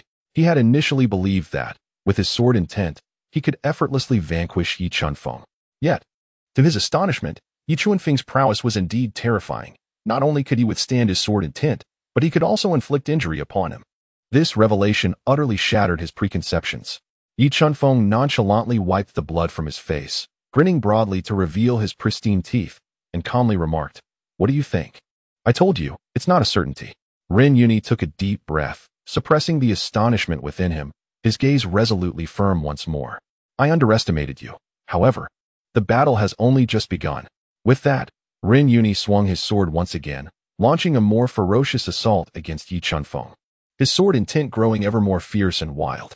He was determined to unleash his full strength to utterly defeat Yi Chunfeng, thereby safeguarding the dignity of being the foremost among the outer disciples. Yi Chunfeng's gaze sharpened, realizing that the impending battle would be even more arduous. Yet, he felt no trace of fear. Rather, his fighting spirit surged, and his blood coursed with fervor. Bring it on! Yi Chunfeng roared defiantly as he charged forward to meet his opponent, launching a relentless barrage of fists and kicks, once more engaging in an intense duel with Ren Yui. The two combatants grew increasingly fervent on the arena, exerting their utmost efforts, refusing to concede an inch. The dazzling flashes of swords and the shadows of fists intertwined, while the vital energy surged around them, creating an explosive spectacle reminiscent of two ancient beasts locked in a fierce battle. The audience was captivated, their blood racing and hearts pounding. The arena reverberated with the thunderous sounds of collision, each impact echoing as if the very platform might crumble under the force of their conflict. The observing disciples were entranced, wholly absorbed in the fierce confrontation before them. Oblivious to their own breath and the passage of time, their spirits ignited with fervent zeal. They had never witnessed such an intense battle at the Gathering Spirit Realm, which far exceeded their previous understanding of its capabilities, revealing to them the profound power and awe that the gathering spirit realm could embody. Wang Tianba, Wu Xingchen, and others watched with pallid faces, their hearts pounding with trepidation. They had previously considered themselves among the elite of the outer disciples, yet now, in comparison to Yi Chunfeng and Ren Yuni, they felt as insignificant as fireflies against the full moon, starkly aware of the vast chasm that separated them from true strength. Just as the onlookers were enraptured, holding their breath in anticipation, the outcome of the battle was finally determined. Yi Chunfeng was pierced by numerous swords, his body marred by multiple wounds, blood flowing profusely. Yet, he seemed oblivious to the pain, relentlessly launching fierce attacks, his punches growing increasingly potent, as if he were determined to unleash every ounce of his strength. Conversely, Ren Yuni, despite his exquisite swordsmanship and formidable sword intent, found himself besieged by the tempestuous onslaught of Yi Chunfeng. He sustained multiple injuries and gradually began to feel overwhelmed, his breath becoming erratic and his sword momentum waning, revealing a glimpse of vulnerability. Yi Chunfeng seized the opportunity, unleashing a thunderous roar as he concentrated all his strength into his right fist. With the ferocity of a volcanic eruption, he struck Ren Yuni's chest with a resounding impact. Boom! The earth-shattering sound echoed through the arena. Ren Yuni emitted a muffled groan as his body was propelled backward like a cannonball, tracing a parabolic arc before crashing heavily beyond the ring. Thud! He hit the ground, kicking up a cloud of dust, struggling briefly before he could rise no more. Blood gushed from his mouth, his complexion pale as parchment, his gaze unfocused, utterly devoid of combat capability. On the stage, Yi Chunfeng stood proudly, his figure erect. Though his body was marred with wounds and his attire stained with blood, he resembled a deity of war, exuding an indomitable aura that commanded the entire arena. A profound silence enveloped the crowd once more. All eyes widened, and mouths fell agape in disbelief as they beheld Yi Chunfeng on the platform, as if time itself had frozen. Had he truly won? After an indeterminate span, a voice broke through the stillness. The victor of this match is Yi Chunfeng. The champion of this external competition is indeed Yi Chunfeng. The announcement by the steward shattered the profound silence. Yi Chunfeng had triumphed. My heavens! It was truly Yi Chunfeng who emerged victorious. Incredible! The remnant of the ancient past had vanquished the acknowledged foremost expert, Ren Yuni. A miracle! This was nothing short of miraculous. Following a brief pause, the martial arts arena erupted with a cacophony of cheers akin to a tidal wave, reverberating through the heavens. Yi Chunfeng! Yi Chunfeng! Yi Chunfeng! Countless disciples fervently shouted his name, their voices brimming with excitement, admiration, reverence, and an exhilarating disbelief. They had witnessed the birth of a miracle, where a remnant of antiquity triumphed over the undisputed leader of the external sect, claiming victory in the grand competition. It resembled a myth, igniting their spirits and filling them with an uncontrollable fervor. Chapter 64. Cultivation resides in the heart, not the body. Congratulations to the host for completing the task. Reward, Combat Power 3000. Current attributes, Host, Yi Chunfeng Realm, Mortal Lifespan, 114 years. Combat Power Assessment, 8,422. The cheers from the martial arts arena receded like a tide. Yet the disciples' exhilaration remained unquenchable for an extended time. The name Yi Chunfeng is indelibly etched in the hearts of every outer disciple of the Qingyan sect. Much like a brand. Upon the high platform, the sect master Ling Yunxiao stroked his beard, a hint of satisfaction gracing his features, yet his gaze was tinged with complexity. He turned to the elders beside him and spoke slowly. Esteemed elders, what are your thoughts on the outcome of this outer sect competition? Tai Kailan broke into a grin and was the first to respond. What else is there to say? This lad is remarkable. Su Qinghe, her striking visage softening with admiration, nodded slightly. Indeed impressive. This youth possesses a resilient spirit, remaining composed in crisis, and his combat prowess surpasses that of his peers. Du Wuhan maintained his usual calm demeanor, a faint, somewhat helpless smile gracing his lips as he remarked, Yi Chunfeng's performance was truly unexpected. However, as you all know, the remnants of the ancient body ultimately impose limitations on one's potential, akin to a meteor streaking across the sky, fleeting and ephemeral. At this, Ling Yuxiao let out a gentle sigh, a trace of regret evident in his gaze. Elder Du speaks wisely. The remnants of the ancient body are indeed shackles imposed by the heavens, difficult to transcend. That Yi Chunfeng has attained such strength is already a remarkable feat, alas. It is a pity. The elders fell into contemplative silence, fully cognizant of Ling Yunxiao's lament. The prowess and potential exhibited by Yi Chunfeng are indeed astonishing. Had he been an ordinary disciple, he would undoubtedly become a pillar of the Qingyun sect in the future. However, the limitations imposed by his ancient remnant body ultimately render him without a promising future. Although the elders harbor a slight regret in their hearts, Yi Chunfeng remains a disciple of the Qingyun sect, and his victory in the outer sect competition will surely inspire other disciples to strive for greater diligence in their cultivation. Yi Chunfeng, congratulations on winning the championship of this outer sect competition. The steward, wearing a smile, presented a wooden box to Yi Chunfeng. This is your champion's reward. Please accept it. Yi Chunfeng took the wooden box and, upon opening it, was immediately captivated. Inside lay several items, each exuding a faint ethereal glow. There was one condensing pulse pill, one stabilizing essence pill, and 2 condensing pulse realm crystals. The steward explained. One of the condensing pulse realm crystals is from the early stage, while the other is from the mid-stage. These rewards hold significant value for ordinary disciples at the Gathering Spirit realm. The condensing pulse pill enhances the probability of breaking through to the condensing pulse realm, while the crystals provide the spiritual energy necessary for such a breakthrough. The stabilizing essence pill aids practitioners in stabilizing the flow of energy within their bodies during the absorption of the crystals, mitigating the violent energy surges, thus allowing them to safely and efficiently harness the power contained within the crystals to elevate their cultivation. It can be said that with these 3 items, a disciple of average to above average aptitude at the peak of the Gathering Spirit realm would have a high likelihood of success in their endeavors to break through. Unfortunately, these rewards held little use for Yi Chunfeng. Nevertheless, he did not refuse them, as he could sell them or repurpose them for other uses. Thank you, Elder Steward.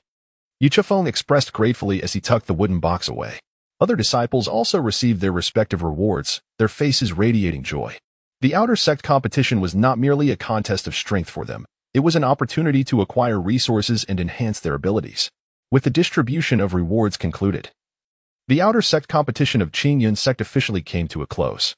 The disciples gradually dispersed in small groups, and the martial arts arena began to regain its tranquility. As night fell, the silvery moonlight cascaded over every inch of Qingyun sect's grounds. Outside Yi Chunfeng's residence, a bonfire blazed brightly, casting a warm glow upon the youthful and exuberant faces gathered around. Chen Xiaohu and other disciples residing nearby congregated to celebrate Yi Chunfeng's triumphant victory. The tantalizing aroma of grilled meat wafted through the air as everyone sat around the fire, savoring delectable delicacies while engaging in lively conversation, creating an atmosphere that was both animated and joyful. Brother Yi, you are truly remarkable. You actually clinched the championship, Chen Xiaohu exclaimed, holding aloft a piece of perfectly roasted meat, his excitement palpable. I honestly thought Ren Yuni was bound to win. Indeed, Brother Yi. That final punch you delivered was simply magnificent. It sent Ren Yuni flying. Another junior brother chimed in, his enthusiasm mirroring the intensity of that earth-shattering blow as if he himself had landed it. In the face of their accolades, Yi Chunfeng merely smiled serenely, leisurely picking up a skewer of grilled meat and savoring it. He relished the vibrant atmosphere, yet his heart remained undisturbed by the commotion. Brother Chunfeng, I have a question that has been on my mind. Chen Xiaohu suddenly set down his grilled meat, a look of perplexity washing over his face as he turned to Yi Chunfeng. You hardly practice, and I haven't seen you train your body at all. How is it that you possess such extraordinary prowess? Chen Xiaohu's inquiry resonated with the thoughts of many present. The prowess of Yi Chunfeng is truly formidable, almost beyond comprehension. They had scarcely witnessed Yi Chunfeng's cultivation, yet his strength is so profound that it defies understanding. Even if the ancient remnants cannot absorb spiritual energy, one would expect some form of physical training or martial practice, yet it appears they have never observed Yi Chunfeng engage in such activities. The crowd collectively gazes at Yi Chunfeng, their eyes brimming with curiosity and inquiry. Yi Chunfeng rose, holding a skewer of grilled meat, and approached the bonfire. Turning his back to the crowd, he gazed up at the resplendent moon hanging in the sky. The night breeze caressed his garments, stretching his silhouette into a tall and elegant figure. After a moment of silence, he gradually spoke, his voice deep and resonant. Imbued with an air of mystery, cultivation resides in the heart, not in the body.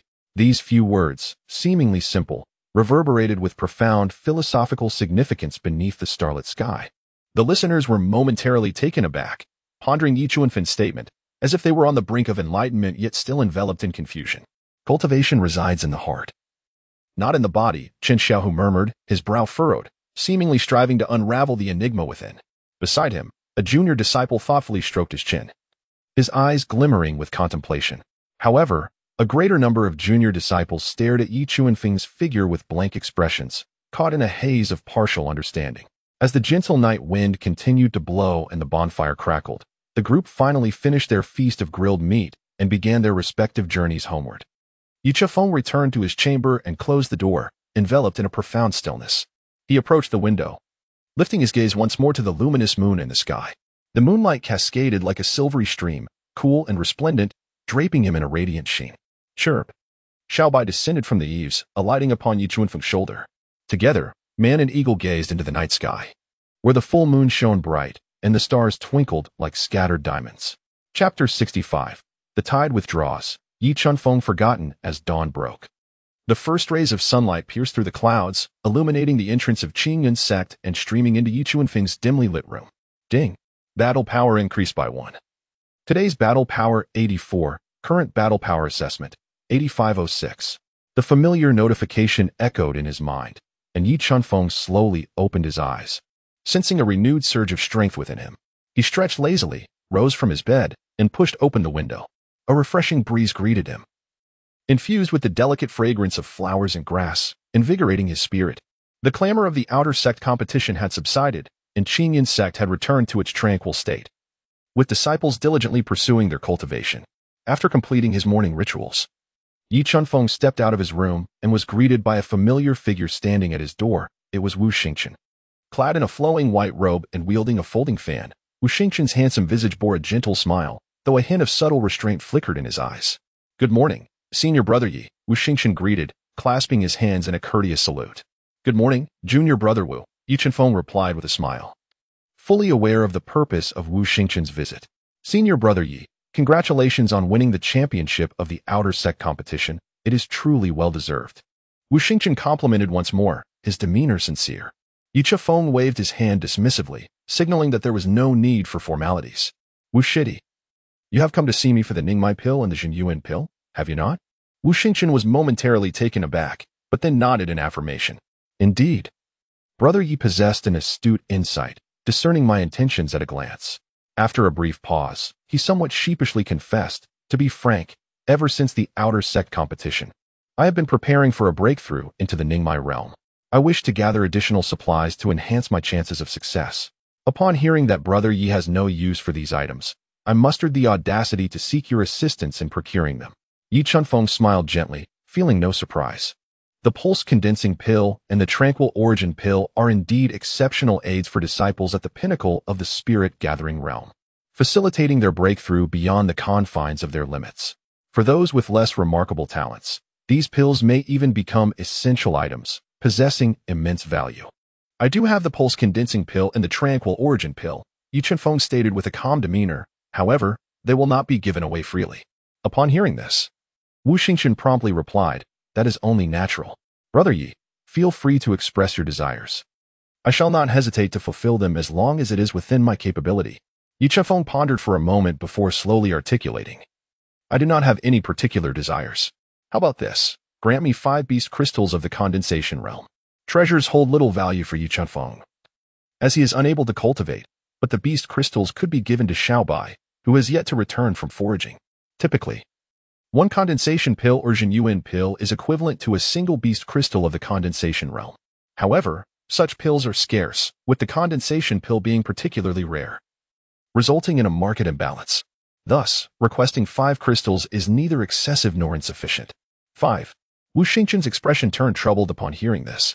Brother Yi, while 5 beast crystals of the condensation realm is not an unreasonable request, I currently do not possess that many. Oh, then how many do you have? I only have 2 beast crystals of the condensation realm at the moment, which I obtained from a previous sect mission, originally intending to reserve them for my own breakthrough. Wu Xingchen explained. However, if Brother Yi requires them, I can offer you these 2 first, and I shall undertake another sect mission to acquire the remaining 3. The Qingyun sect's treasure pavilion serves as the sect's repository, housing various precious cultivation resources, including pills, spiritual artifacts, techniques, and beast crystals. Disciples may earn contribution points through completing sect missions, which can then be exchanged for desired items at the pavilion. The beast crystals of the condensation realm are rare within the pavilion and require a significant amount of contribution points for exchange, yet for an elite disciple like Wu Xingchen, it is still attainable with sufficient time and effort. Let us do this. I shall wait for you to gather all 5 crystals before accepting them. However, if others seek to exchange in the interim, I cannot guarantee that I will reserve them for you. You must act swiftly. Understood. Thank you, Brother Yi. I shall hasten my efforts. Wu Xingchen bowed in gratitude before departing. A month later, Wu Xingchen returned with 5 beast crystals of the condensation realm, presenting them to Yi Chunfeng.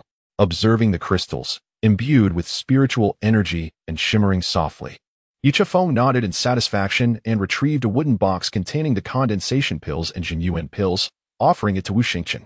Wu Xingchen accepted the wooden box with reverence, carefully opening it to confirm the contents before a look of delight spread across his face. A pleasurable cooperation, Yi Chunfeng smiled, extending his hand. Indeed, a pleasurable cooperation, Wu Xingchen responded, shaking Yi Chunfeng's hand, feeling a weight lift from his heart. With the transaction complete, Wu Xingchen departed, eager to return and engage in secluded cultivation to advance to the condensation realm. Days passed in quiet order within the outer sect of the Qingyun sect. 3 months after the outer sect competition, a whisper spread among the disciples. Ren Yui had broken through to the condensation realm and ascended to the inner sect. This news rippled through the disciples like a stone cast into a tranquil pond. Ren Yui, once acknowledged as the foremost among the outer sect, had achieved this breakthrough, though its suddenness took many by surprise. Ren Yui's advancement undoubtedly placed considerable pressure on the other outer disciples, inspiring them to intensify their cultivation efforts. As for Yi Chunfeng, he remained largely unfazed by Ren Yui's success, instead focusing quietly on his own growth and combat strength while leading a tranquil life. 6 months after the outer sect competition, another announcement emerged. Wu Xingchen had also broken through to the condensation realm, thus joining the ranks of the inner sect. Although Wu Xingchen's breakthrough garnered less attention than Ren Yui's, it still left the outer disciples astonished. Wu Xingchen was regarded as a top-tier talent among the outer disciples, with undeniable aptitude and strength. Speculation arose among the outer disciples regarding who might be the next to achieve a breakthrough. Would it be Wang Tianba, Lu Xiangchen, or perhaps another?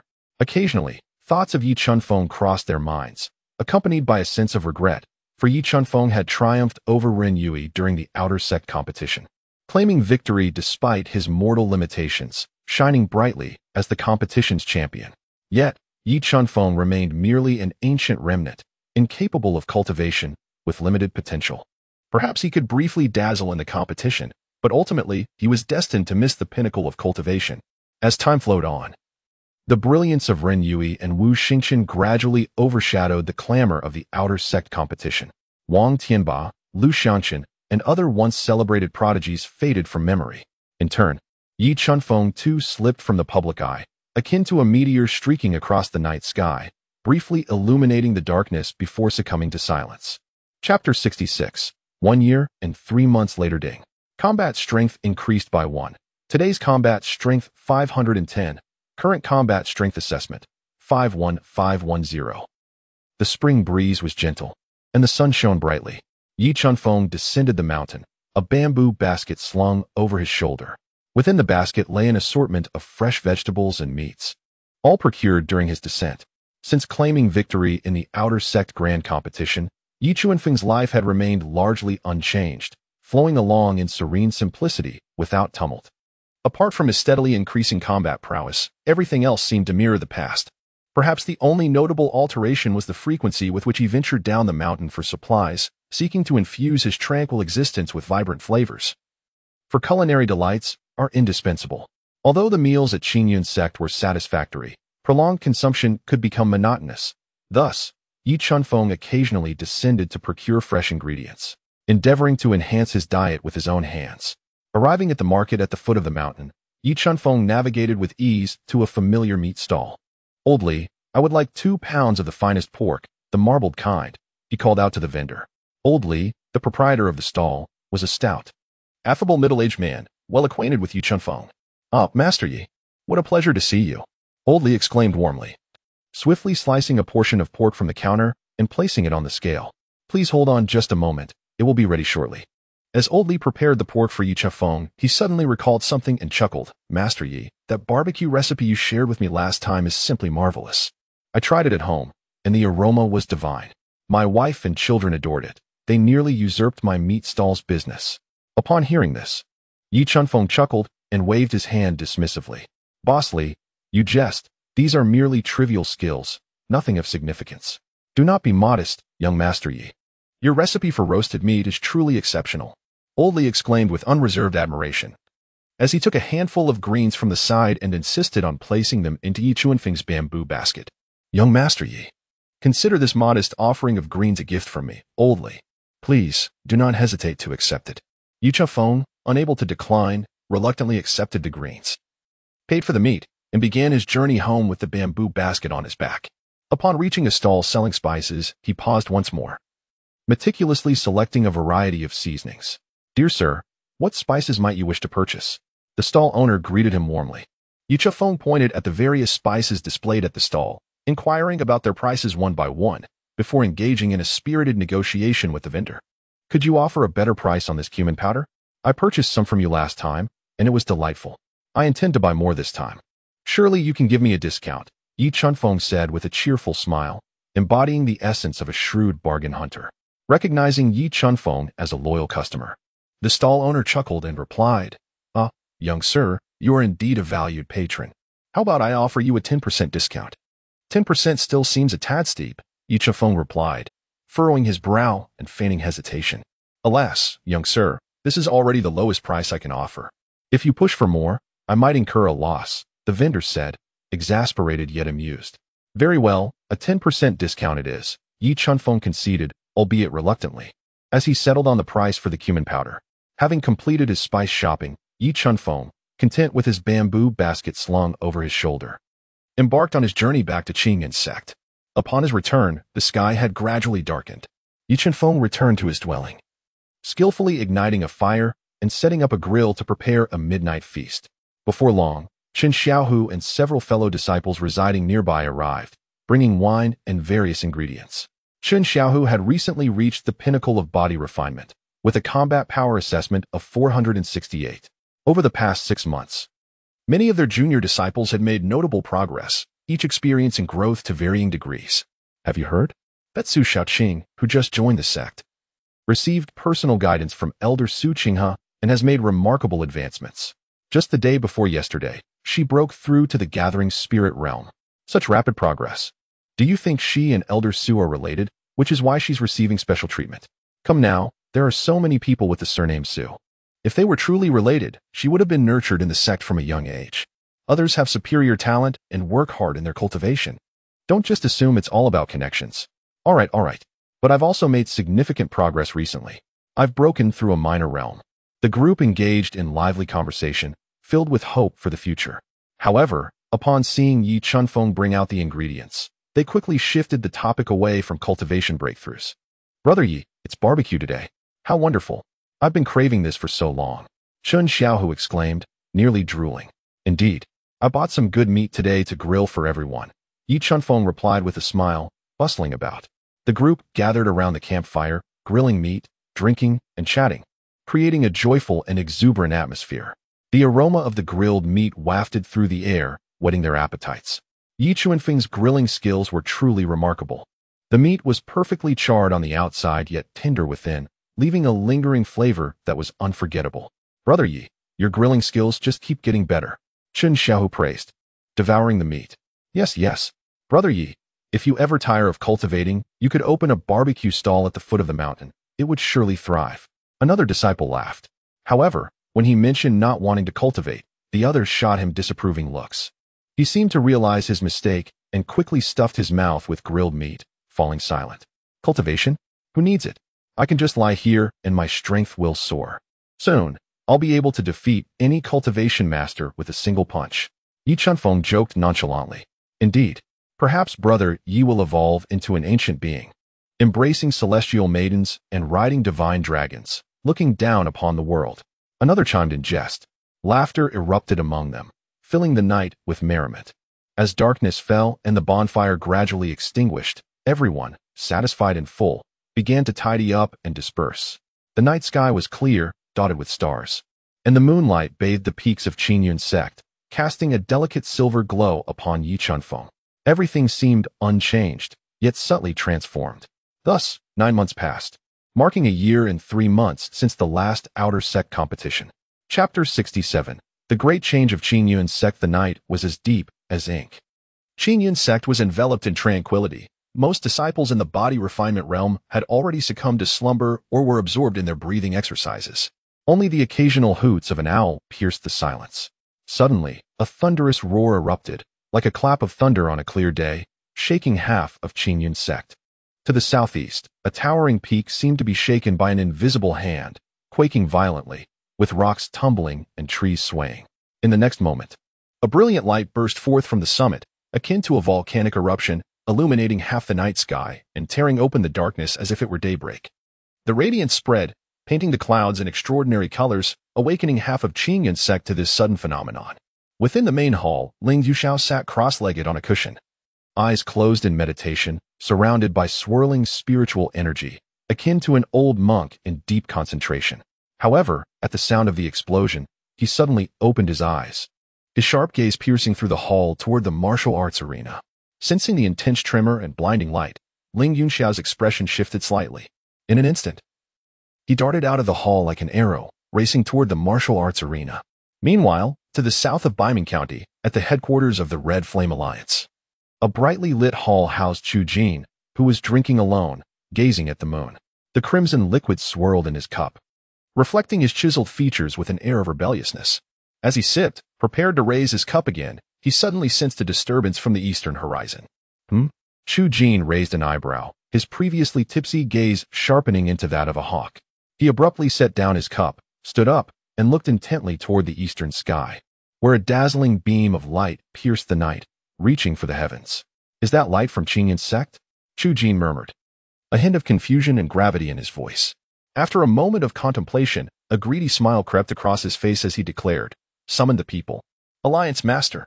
Came a respectful voice from outside the hall. "Send word, gather the troops, and let us visit Qingyun sect." Chu Jin's tone was low but carried an undeniable authority. To the east of Baiming County, in Shifeng Valley, deep within the Serene Valley, stood a sword practice platform radiating a formidable sword intent. Gong Sunny wielded a long sword, executing strikes like rain, each flash of the blade shimmering like a silver serpent, embodying profound swordsmanship. Immersed in the world of swords, he lost track of time. Only the sword mattered to him. Yet, just as his swordplay reached its zenith, he suddenly sensed something, abruptly sheathing his sword and gazing toward the southern horizon. There, a brilliant light, akin to dawn, dispelled the darkness, exuding an unusual aura. Gong Sun Yi's gaze sharpened as he felt the peculiar energy pulsating within that light, his brow furrowing slightly. With deliberate slowness, he sheathed his sword and addressed the empty valley solemnly. "Send word, prepare the swords, and follow me to Qingyun sect." To the north of Baiming County, atop the highest floor of Songhai Pavilion, Shen Lanyu was engrossed in studying an ancient knife manual under a solitary lamp. The dim light illuminated his somewhat stern face, while the densely packed characters on the manual danced before his eyes like vibrant notes, revealing the secrets of the blade. At times, he furrowed his brow in contemplation. At others, he tenderly caressed the manual, as if engaged in a timeless dialogue with ancient swordsmen. Suddenly, he seemed to perceive something, abruptly lifting his head to gaze toward the southern horizon. In that instant, he envisioned an extraordinary divine blade unsheathing, its brilliance cutting through the tranquil night sky. Shen Lanyu slowly set down the knife manual, a sharp glint flashing in his eyes. He moved to the window, gazing at the distant extraordinary light, and after a moment of silence, spoke solemnly, "Prepare the blades, we head to Qingyun sect." The morning sunlight, imbued with a hint of early spring's chill, lazily streamed through the window panes, casting a warm glow upon Yi Chunfeng's slumbering visage. He lay in a state of blissful repose, a faint, elusive smile gracing his lips, as if he were savoring some delectable roast meat in his dreams. Suddenly, a series of urgent knocks echoed like the beating of war drums, rudely shattering the tranquility of the moment. "Who is it? It's early. Can one not enjoy a peaceful sleep?" Yichifeng grumbled, rubbing his sleepy eyes and turning over in bed, somewhat annoyed. Yi Xiao, wake up. Something terrible has happened." The frantic voice of Chun Xiaohu pierced through the door, his tone laced with urgency, indicating that a genuine crisis had unfolded. Something terrible? What could possibly be so grave? Yi Chunfeng muttered, perplexed, pondering what calamity could befall Qingyun sect. Though intrigued, he promptly rose from his bed. Ding. Combat power increased by 1. Today's combat power, 7869. Current combat power assessment, 794825. In the year and 3 months since the grand competition, bolstered by the power of compound interest, Yi Chunfeng's combat prowess had experienced an astonishing increase of over 90-fold. Current attributes, host, Yi Chunfeng realm, mortal lifespan, 7,978 years combat power assessment, 794825 hastily donning his attire. Yi Chunfeng swung open the door. There stood Qin Xiaohu, his face a canvas of anxiety, the usual shy smile replaced by a look of shock and unease. Yi Shixiao, you must hurry to the training ground. Something serious has occurred. It is truly grave. Qin Xiaohu stammered, pulling Yi Chunfeng outside. Calm down. What exactly has happened? You need to explain clearly. Yi Chunfeng inquired curiously as he was dragged along. I can't articulate it clearly, but the training ground suddenly lit up. Then, the mountain collapsed halfway. A multitude of people are gathered there, including the sect master and the elders, along with many unfamiliar faces. Qin Xiaohu struggled to convey the situation, clearly still bewildered. A mountain collapsing halfway? Unfamiliar individuals? Yi Chunfeng was utterly baffled, his curiosity piqued even further. The fact that Qin Xiaohu was in such a state of alarm, and that the sect master and elders had mobilized, suggested that this matter was indeed significant. The two hastily made their way to the training ground, which usually boasted a broad and level expanse for disciples to spar and compete. However, at that moment, it appeared somewhat congested, teeming with people, and the cacophony of voices rose like boiling water, buzzing incessantly. Yi Chunfeng pushed through the crowd, making his way to the front, only to be stunned by the scene that unfolded before him. In the southeastern direction of the martial arts arena, where a majestic mountain peak once stood, a significant portion had collapsed, as if cleaved by a colossal axe, revealing a gaping chasm. The fractured mountain revealed jagged rocks, starkly exposed, and appearing particularly menacing. Chapter 68. Gathering at Qingyun sect upon the broken peak, brilliant rays of light continued to flicker incessantly, akin to the brightest stars in the night sky. So intense that they made it difficult to keep one's eyes open. What on earth is happening? Yi Chunfeng murmured, his eyes brimming with astonishment. In his lifetime, he had never witnessed such a bizarre spectacle. I have no idea. It was like this when I woke up this morning. Terrifying. Qin Xiaohu replied nearby, his voice trembling slightly with residual fear. In the martial arts arena, nearly all the high-ranking members of the Qingyun sect had assembled. The sect leader, Ling Yuxiao, clad in a blue Taoist robe with a half-broken sword hanging at his waist, stood solemnly at the forefront, his gaze piercing as he fixated on the flickering light emanating from the fractured mountain. The three grand elders, Tai Kanglin, Su Qinghe, and Du Wuhan, stood gravely behind him, their expressions solemn, and the atmosphere was stiflingly oppressive. In addition to the sect leader and elders, a multitude of Qingyun sect disciples gathered in the arena, including inner and outer disciples, and even some curious attendants who flocked to witness this rare phenomenon that had not been seen in a century. Opposite the Qingyun sect disciples, on the other side of the martial arts arena, stood a group of completely unfamiliar faces. These individuals, dressed in a variety of styles that starkly contrasted with the Qingyun sect disciples, formed distinct factions. Some donned fiery red robes adorned with flame patterns, exuding a passionate fervor. Others wore sleek black attire, with blades at their waists, their eyes sharp, and their presence cold, while yet others were clad in loose white robes, holding dust brushes, radiating an ethereal, otherworldly aura. These individuals were clearly divided into three camps, seemingly indifferent to one another. Standing silently as they too focused intently on the flickering light from the fractured mountain, creating a tense and delicate atmosphere. In the sky, figures occasionally soared on swords, streaking across the firmament like shooting stars before descending into the throng of strangers, further intensifying the crowded and cacophonous scene of the martial arts arena. Yi Chunfeng immediately noticed three remarkable figures standing at the forefront of the unfamiliar crowd.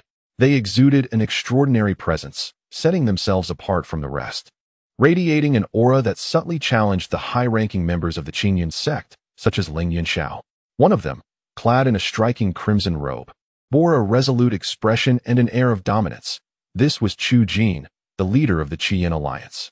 Realm, Spirit C completion, Combat Power Assessment, 402598. The second figure donned a black ensemble, with a long blade slung across his back and a gaze as frigid as winter frost. This was Shen Lanyu, the head of the Songhai Pavilion. Realm, Spirit C completion, combat power assessment, for 12156. The final figure, robed in white and carrying a long sword, had a lean visage and eyes deep as an ancient well. This was Gong Sun Yi, the master of Xiefeng Valley. Realm, Spirit C completion, combat power assessment, for 21598. The leaders of the three major sects had simultaneously descended upon the Qingyun sect. Upon their arrival, the disciples of Qingyun sect erupted into a cacophony of astonishment and speculation, shattering the prior silence. Chu Jin of the Qian Alliance, Shen Lanyu of the Songhai Pavilion, Gong Sun Yi of Xiefeng Valley. Good heavens, why is everyone here? The convergence of the four great powers of Baiming County signaled an impending monumental event. It seemed they too had come to investigate the mysterious alterations of the mountain peak. Could these changes somehow relate to them? A palpable sense of foreboding swept through the disciples of Qingyun sect, their faces etched with shock and unease. The gathering of three sect leaders was anything but trivial. It portended significant developments ahead. Ling Yunxiao, upon witnessing the arrival of these three leaders, felt a flicker of alarm but quickly regained his composure. He stepped forward and respectfully addressed them. Esteemed friends, I wonder what brings you to our Qingyun sect today? Chu Jin laughed heartily, his voice resonant like thunder, causing discomfort to the ears. No need for such formalities, Ling sect master. We have come to investigate the peculiar phenomena surrounding your mountain. Such extraordinary events are surely not ordinary, compelling us to seek the truth. Shen Lanyu and Gong Sun Yi nodded slightly, acknowledging Ling Yunxiao's greeting while their gazes remained fixated on the radiant fracture of the mountain peak, their eyes brimming with curiosity and intrigue. Let us speak plainly. Ling Yunxiao's sharp gaze swept across Chu Jin, Shen Lanyu, and Gong Sun Yi. His tone was grave and incisive. You have traveled great distances and gathered a significant entourage. I presume it is not simply to witness our mountain's collapse? At this, Chu Jin erupted in laughter, a wave of heat emanating from his crimson sleeves as if igniting the very air. Indeed, Ling sect master, you speak candidly. Since you are so forthright, I shall not hold back. The moment we sensed the surging radiance, we surmised that relics must be emerging. Shen Lanyu, with his blade sheathed, created a low, ominous sound as it scraped against the ground, his voice as chilling as ice. The emergence of relics stirs the heart, and naturally, we wish to partake. Gong Sun Yi, with a gentle demeanor, smiled slightly and added, Do not take offense, Ling sect master. Such celestial phenomena are of great significance to Baiming County. The unveiling of relics concerns the fortunes of all factions here. Our intent is to ensure the safety of Baiming County, preventing any unscrupulous individuals from exploiting the situation. Their exchanges, while seemingly courteous, were laced with veiled intentions of coveting the relics and exerting pressure on the Qingyun sect. Ling Yunxiao's expression darkened further as he retorted, The emergence of relics lies within the gates of our Qingyun sect. Naturally, they belong to us. Are you suggesting that you intend to seize them? Chu Jin raised an eyebrow, his domineering nature evident. Your claim is misguided, Ling sect master. Relics are the product of heaven and earth, and as such, belong to all forces in Baiming County. How can they be monopolized by your Qingyun sect alone? Shen Lanyu interjected, his gaze sharp as a blade. Indeed. Had the relics emerged in your secluded mountains without anyone's knowledge, that would be one matter. However, with such an astonishing phenomenon attracting attention from all sides, it would be rather tyrannical for Qingyun sect to attempt to hoard them. Gong Sun Yi maintained his amiable facade, yet his tone bore an undeniable firmness. Ling sect master. Our visit today is not to oppose you, but to engage in fair competition and share opportunities. Should you insist otherwise, it may lead to discord. Discord? Ling Yunxiao's fury transformed into a mocking smile. He surveyed the diverse expressions of the Qingyun sect disciples, as well as the aggressive demeanor of the three sect leaders. Feeling a surge of frustration and indignation, he raised his voice. What? Do the three of you believe Qingyun sect is easy to bully? Do you truly think there is no one left to defend it? Let us not forget, Feng Wui, our esteemed elder, remains in seclusion, not out of disdain for you, but because he chooses not to engage. Before he could finish, Chu Jin burst into derisive laughter, mocking, Feng Wui, Ling's sect master, at this critical juncture. You still attempt to intimidate us with tales of Feng Wui? Do you believe we are mere children? Shen Lanyu joined in the scornful laughter, his tone icy. Ling Yunxiao, cease your pretentious posturing. We have received credible news that Feng Wui perished 3 years ago. Your sect's silence on this matter was merely to intimidate us, preserving your standing among the four great powers of Baiming County. Gongsun Yi's smile faded, replaced by a glimmer of pity in his eyes. Ling Sect Master. The loss of Elder Feng Wui is indeed a tragedy for Baiming County, and we mourn it deeply. However, the deceased are gone. The living must adapt. The strength of Qingyun Sect today may no longer rival that of our three sections. The declarations of the three leaders struck like thunderclaps, rendering the disciples of Qingyun Sect pale and speechless. What? The Grand Elder has fallen? Impossible. Wasn't he always in seclusion? Dead? How could this be? A tumult of disbelief and confusion enveloped the disciples, their emotions a chaotic blend of shock and turmoil, transforming the training grounds into a cacophony. Feng Wui represented more than a name to Qingyun Sect. He was a symbol, a pillar of support. He was the anchor of Qingyun Sect, the bedrock of its authority over other factions. Yet at this moment, that myth was ruthlessly shattered by the three leaders, striking a devastating blow to the hearts of Qingyun Sect's disciples. Ling Yunxiao's complexion darkened as he grappled with the shocking revelation that the sect's concealed secret had been publicly exposed today, and by the very leaders of the three sects. No less. His heart burned with rage, yet he was simultaneously engulfed by a profound sense of impotence and despair. He realized that the three prominent sect leaders, audaciously exposing this secret, had evidently prepared meticulously and were utterly unafraid of the Qingyun Sect's resistance. Who could have leaked this information? Ling Yuxiao roared internally, a wave of intense humiliation surging within him. There must be a traitor within the sect. Confronted by the aggressive stance of the three sect leaders and the panicked expressions of his disciples, Ling Yuxiao understood that the current situation was beyond his control. Drawing a deep breath, he forced himself to regain his composure and, casting a sweeping glance at the three leaders, he asked in a low voice, "My esteemed friends, now that the matter has come to this, what do you propose?" Chu Jin let out a hearty laugh, exuding an air of dominance as he replied, "Leader Ling, we do not wish to sever ties with the Qingyun Sect, for we are all powers within Baiming County. After all, we encounter each other frequently. How about this? Since this relic has emerged within the territory of the Qingyun Sect, it is only fitting that we share this opportunity. The three of us shall each send an equal number of disciples to explore the relic alongside your Qingyun Sect, and the treasures obtained shall be claimed based on individual merit. What say you?" Shenlan Yu and Gong Sunny nodded slightly in agreement with Chu Jin's proposition. Upon hearing this, Ling Yunxiao felt an even greater sense of suffocation. The relic was undeniably situated on the Qingyun Sect's territory, yet now he was compelled to share it. And the three sects would compete for the treasures on his own grounds. This was an unparalleled humiliation. If Feng Wui were still alive, who would dare to demean the Qingyun Sect in such a manner? Although they were all at the pinnacle of the spiritual sea realm, Feng Wui's prowess far surpassed that of these three individuals. With Feng Wui gone due to a resurgence of old afflictions during his breakthrough, Ling Yunxiao, now in the late stage of the spiritual sea realm, was no match for them. Thus, he had maintained a low profile in recent years, diligently cultivating while nurturing the younger generation. Alas, reality was brutally harsh. The law of the jungle prevailed, and strength reigned supreme. The current Qingyun Sect had lost its capital to contend with the three major sections. He clenched his fists tightly, his nails digging deep into his palms, filled with reluctance and fury. Yet, ultimately, he slowly released his grip and, with difficulty, said, "Very well, let it be as you say. The exploration of the relic shall be based on individual merit. However, I kindly request that you three depart from the Qingyun Sect promptly once this matter is concluded." Upon hearing this, Chu Jin laughed heartily once more, expressing satisfaction. "Leader Ling is indeed a man of understanding. Rest assured, once we acquire what we seek, we shall not linger within your Qingyun Sect." Shenlan Yu and Gong Sun Yi also nodded slightly, their faces displaying satisfied smiles. The disciples of the Qingyun Sect, upon hearing Ling Yunxiao's eventual concession, felt a deep sense of suffocation, their morale plummeting to an all-time low.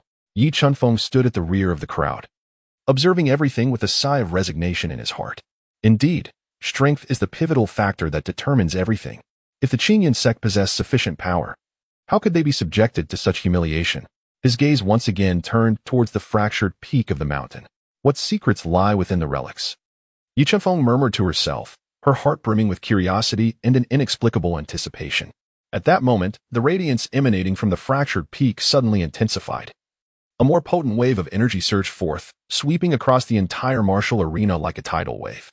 Everyone present, including Ling Yuxiao, the three sect masters, and all disciples of the Qingyun sect felt a jolt of shock from this sudden surge of energy, their gazes drawn toward the brilliant fissure in the mountain peak. It was as though something was about to emerge from the earth, re-entering the light of day. The atmosphere in the arena became heavy and oppressive, with everyone holding their breath, awaiting the forthcoming changes. Just then, the light from the mountain peak reached its zenith, dazzling like the sun, illuminating the entire Qingyun sect and even the whole of Baiming County. Following this, a thunderous roar echoed, reminiscent of the creation of the world, causing the very ground to tremble.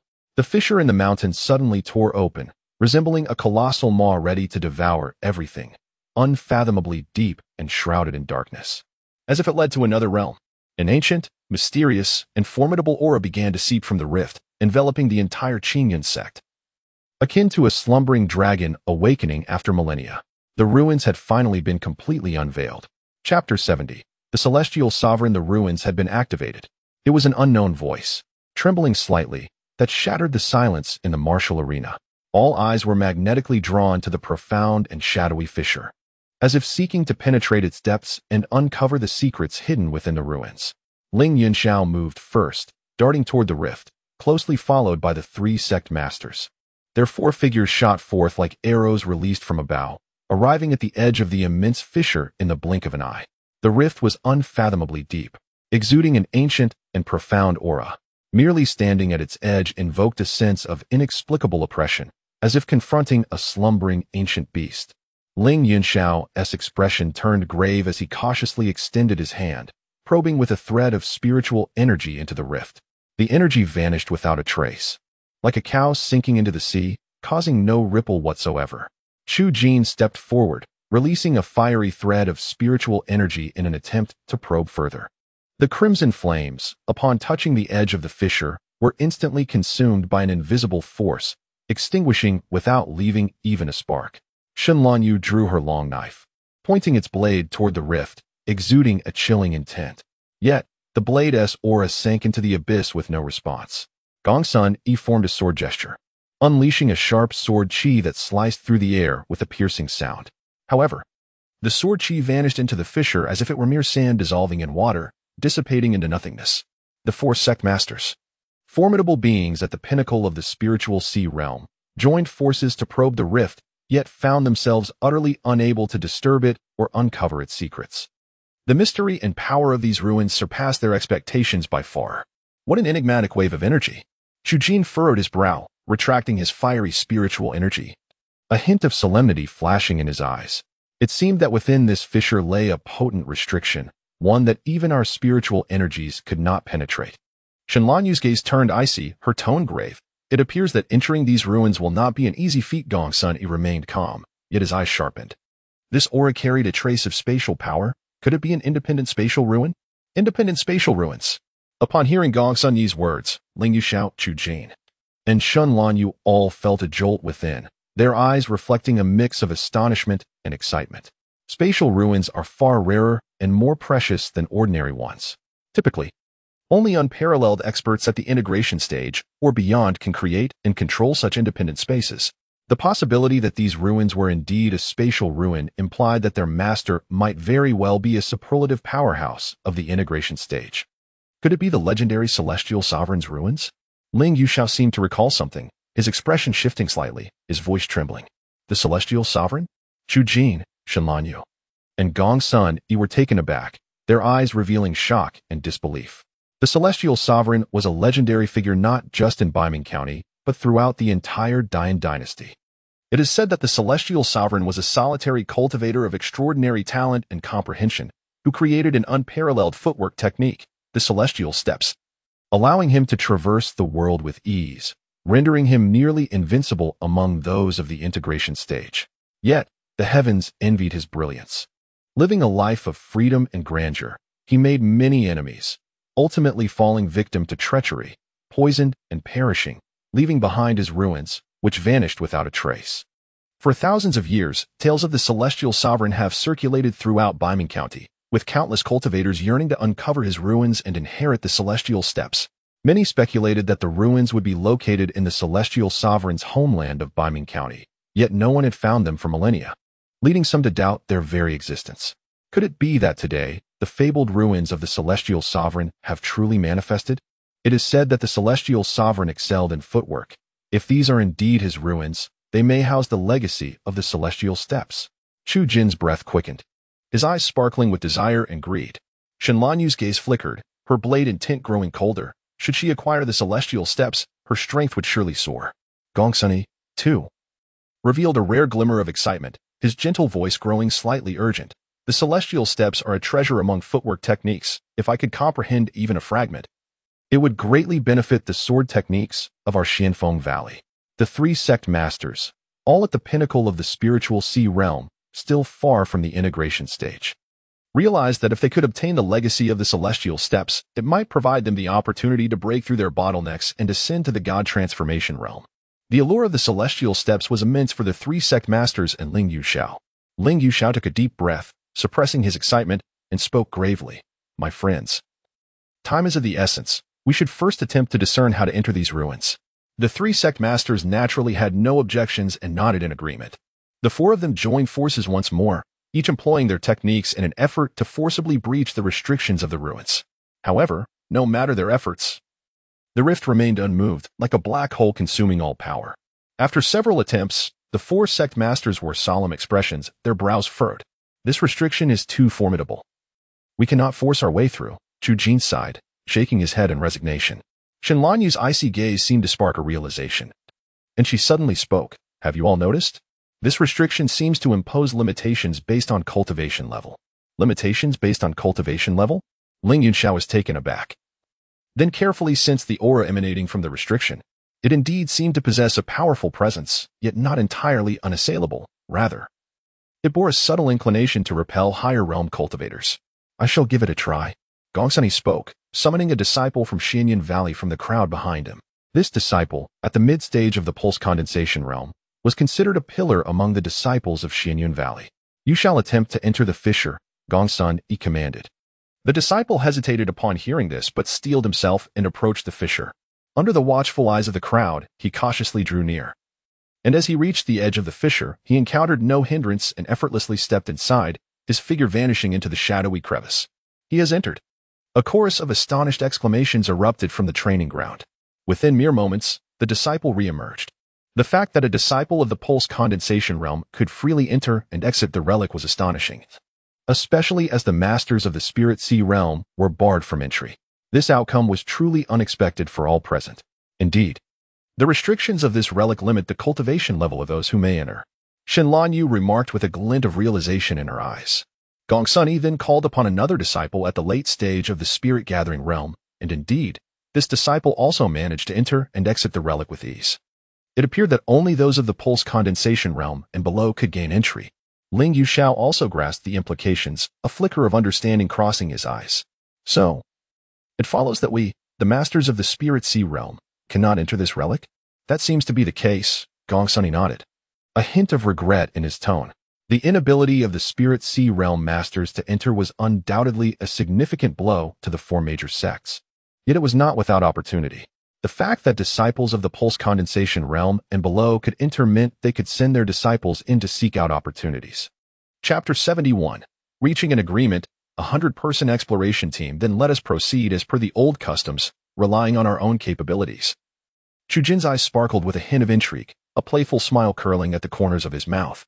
The emergence of this relic is a major event for Baiming County. With opportunities at hand, they should be shared.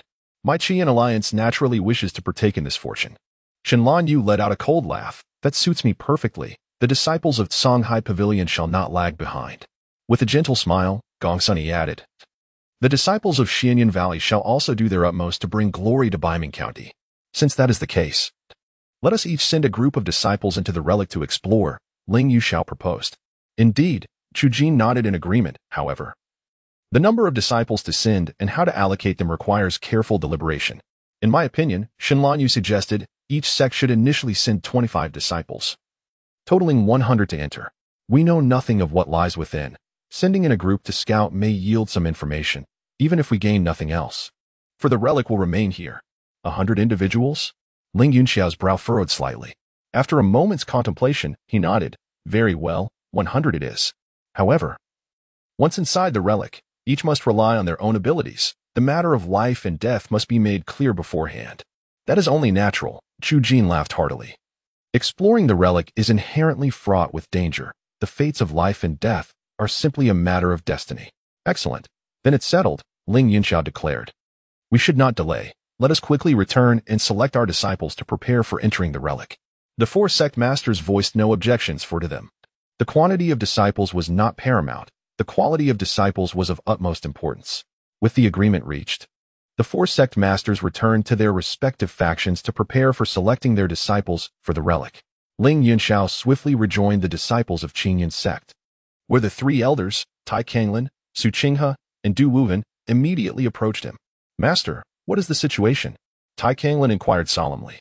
Ling Yunxiao's expression was grave as he succinctly recounted the circumstances surrounding the relic and the agreement made with the three sect masters. A relic of a harmonization realm powerhouse. Tai Kanglin exclaimed, rising in excitement, his robust figure trembling slightly. Master, this is an extraordinary opportunity. Our Qingyun sect must seize this chance. Su Qinghe and Du Wuhan also displayed delight, though they appeared far more composed than Tai Kanglin. Master, which disciples do we plan to send for this relic exploration? Su Qinghe asked. According to the agreement among the four sects, our Qingyun sect can dispatch 25 disciples into the relic, Ling Yunxiao replied gravely. In my view, I propose sending 15 inner disciples and 10 outer disciples. Outer disciples? Tai Kanglin's brow furrowed in confusion. Master, why send outer disciples? The exploration of the relic is perilous. Even inner disciples may struggle to preserve their lives. Are we not sending the outer disciples to their doom? Your words are misguided, Elder Tai, Du Wuhan interjected. Seemingly understanding Ling Yunxiao's intentions, he stroked his beard thoughtfully and explained, sending outer disciples is not a matter of sacrificing them. There are other purposes at play. What purposes? Tai Kanglin asked, perplexed. First, the exploration of the relic is not solely a contest of strength. It also requires individuals to perform auxiliary roles, such as scouting, vigilance, and information gathering. Inner disciples can focus on advancing, while outer disciples can fulfill these essential tasks, Du Wuhan elucidated. Secondly, there may be remnants of treasures or obscure corners within the relic. Inner disciples, with their clear objectives, often head straight for the core areas, while outer disciples can roam freely and might uncover something valuable, Du Wuhan added. The most crucial point, and the key issue at hand, Ling Yunxiao interjected earnestly, is that inheritances are determined by fate rather than mere strength. Sometimes, disciples of lower cultivation may attract the favor of the inheritance more easily. Sending some outer disciples and also serves to enhance our Qingyun sect's chances of obtaining an inheritance. Upon hearing this, Tai Kanglin's expression shifted to one of realization, and he nodded repeatedly. What you and Elder do say makes perfect sense. I had not considered that. Very well, then let us begin selecting our disciples, Ling Yunxiao gestured, his voice firm. For the inner disciples, we must select the strongest and most promising 15. As for the outer disciples, Ling Yunxiao's gaze swept across the three elders. After a moment's contemplation, he slowly stated, I intend for Yi Chunfeng to be among them. Yi Chunfeng? The three elders were momentarily taken aback, their faces displaying surprise. Master, are you certain you wish to include Yi Chunfeng? Su Qinghe asked hesitantly, considering his unique circumstances. I understand your concerns, Ling Yunxiao waved his hand dismissively, speaking in a calm tone. Though Yi Chunfeng possesses an ancient remnant body and cannot cultivate, his prowess is evident among the outer disciples. He is undoubtedly among the top tier. Moreover, he is astute and composed in challenging situations, which may prove unexpectedly beneficial within the relic. The three elders pondered his words thoughtfully, nodding in agreement, recognizing the validity of Ling Yunxiao's reasoning. Master, may I inquire who are the selected 10 outer disciples and the 15 inner disciples? Su Qinghe inquired. Ling Yunxiao had already formulated his plans. Facing the crowd in the martial arts arena, he spoke slowly. This time, the candidates for the relics include both inner and outer disciples. Outer disciples have spots too? Does that mean we have a chance? What are you thinking? There are so many outer disciples. How many can be selected? Surely, it will be those strongest senior brothers and sisters. Not necessarily. What if the sect values potential? Potential? Huh. What use is potential? Relic exploration relies on strength. The outer disciples engaged in lively discussions, their voices rising with anticipation and excitement. As for the inner disciples, Li Miaozhen, Zhao Wuji, and Huang Dingdian comprised a total of 15 individuals. After reading the names of the 15 inner disciples, Ling Yuxiao paused, his gaze sweeping over the outer disciple area, finally resting on Yi Chunfeng at the back of the crowd. Ling Yuxiao's voice hesitated slightly as he announced, Yi Chunfeng, Zhang Dashan, and Hua Wuxian, totaling 10. Upon hearing the name Yi Chunfeng, a murmur erupted in the martial arts arena. Yi Chunfeng? He was selected? An ancient remnant body. Devoid of growth potential, what purpose does his inclusion serve? Don't say that. He is the champion of the outer sect competition, based on real strength. Even with strength, he'll remain stagnant here forever. Isn't his entry just a waste of a spot? Amidst the chatter, Yi Chunfeng merely smiled, appearing indifferent. Once Ling Yuxiao finished announcing the list of selected disciples from Qingyun sect, he instructed the chosen disciples to prepare, as they would officially enter the relics in half an hour. Simultaneously, the Qiyin Alliance, Sanhai Pavilion, and Xianfeng Valley also announced their respective lists of selected disciples. The rosters from the three major sects similarly showcased a mix of strengths, featuring formidable inner disciples alongside some temporarily lagging outer disciples. Clearly, the three sects shared a common strategy with Ling Yuxiao, casting a wide net to catch as many fish as possible. After all, if the inheritance did not focus solely on strength but rather on comprehension, sending in only the strongest of the sect could overshadow many promising newcomers. Half an hour passed in the blink of an eye, as the brilliant sunlight flooded the martial arts arena. The four major sects and 100 selected disciples gathered before the fissure. Chapter 72, Yi Chunfeng, the subject of mockery at noon. The sun poured down like shards of gold, dispersing the morning mist in the mountains, yet it could not dispel the subtle tension that hung over the martial arts arena. The jagged mountain peak gaped open like the fearsome maw of a colossal beast, silently swallowing light and casting disquieting shadows. The contingents from the four major sects were distinctly stationed before the fissure, like four undercurrents, seemingly calm on the surface, yet brimming with suspicion and wariness beneath. Yi Chunfeng stood at the rear of the Qingyun sect's formation, his gaze slightly elevated as the prowess of those before him crystallized in clarity. Numbers cascaded like a flowing stream, ultimately coalescing around a few notable figures. Li Miaojin, Realm, Perfected Condensation Realm, Combat Power Assessment, for 8525. Zhao Wujia, Realm, Late Condensation Realm. Combat Power Assessment, 35112. Indeed, the formidable Li Miaojin stood head and shoulders above the rest, her Perfected Condensation Realm strength marking her as an apex within the Condensation Realm. The remaining inner disciples were predominantly at the late and mid stages of the Condensation Realm. His gaze traversed beyond his own cohort, sweeping toward the opposing side. The combat power metrics bore a striking resemblance to those of the Qingyun sect's inner disciples, with a similar composition, one Perfected Condensation Realm practitioner, followed by individuals in the late and mid stages of the Condensation Realm, complemented by a handful of gathering Spirit Realm disciples.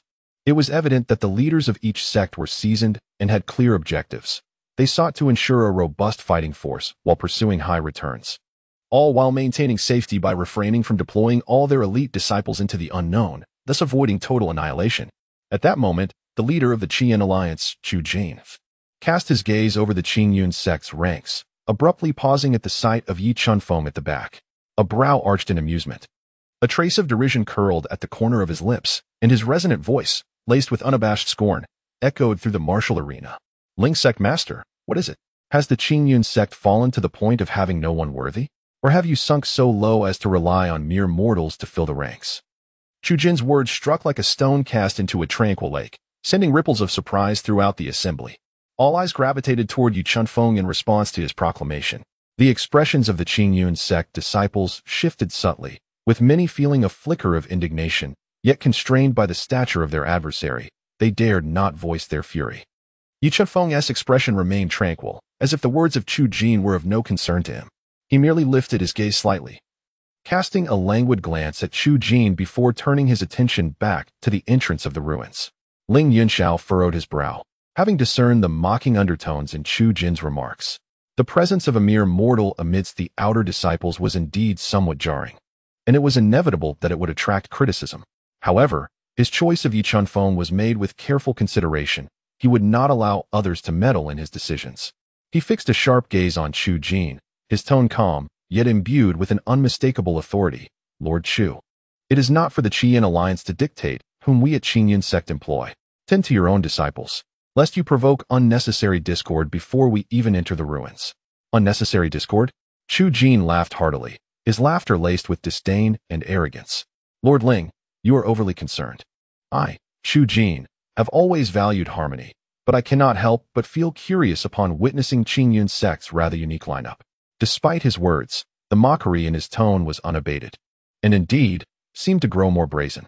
The disciples of the Qian alliance joined in with light laughter, their gazes towards the Qing Yun sect's team rife with ridicule and superiority. At that moment, a disciple from the Qian alliance approached Chu Jin and whispered something. Ah, so this is the legendary ancient remnant. I truly misjudged. Chu Jin suddenly shifted his tone, continuing, it appears Qing Yun sect is truly out of options, resorting to a remnant with no potential for growth. If I may suggest, Lord Ling, it would be wiser to disband Qing Yun sect entirely, preserving at least a semblance of dignity. Shen Lanyu, the master of Songhai Pavilion, and Gong Suani, the master of Xiefeng Valley, though not as overtly derisive as Chu Jin, could not suppress the slight upward curve of their lips, clearly taken aback and entertained by Qing Yun sect's peculiar arrangement. Ling Yunxiao's expression remained composed, though a flicker of anger stirred within him. He recognized Chu Jin's deliberate provocation aimed at undermining Qing Yun sect's morale. Taking a deep breath to quell his irritation, he replied in a low voice, Humph. Once we enter the ruins, each shall rely on their own abilities. Mind your own business. With that, he disregarded Chu Jin and the others, taking the lead towards the vast crevice in the mountain. The disciples of Qing Yun's sect, although displeased, quickly composed themselves and followed suit. Li Miaojin led the group at the forefront, her gaze resolute and her step steady, akin to a sword unsheathed, radiating brilliance. Yi Chunfeng quietly walked at the rear of the group, resembling an outsider, silently observing all that surrounded him. The scorn of Chu Jin, the retorts of Ling Yunxiao, and the stances of the other sects were like fleeting clouds, leaving no trace of disturbance in his heart. He merely felt that engaging in futile verbal disputes with these individuals was far less substantial than savoring a piece of roasted meat. The personnel from the four great sects resembled four majestic dragons, advancing in succession toward the deep, dark chasm. At the edge of the fissure, a chilling aura surged forth, as if emanating from the depths of the earth, carrying with it a disquieting coldness.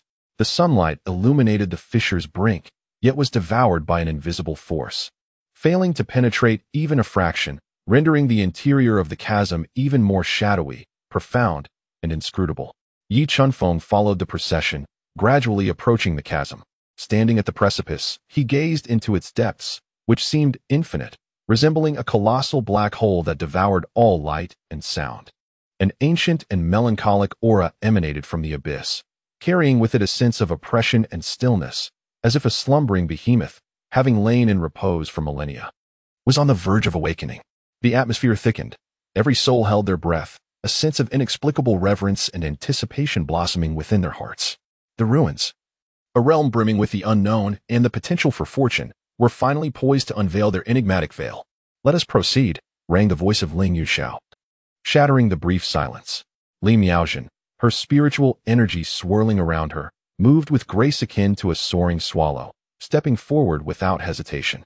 One by one, the disciples of Qing Yun's sect entered the dark void, their figures vanishing into the shadows. Yi Chunfeng took a deep breath, feeling the chill emanating from the crevice.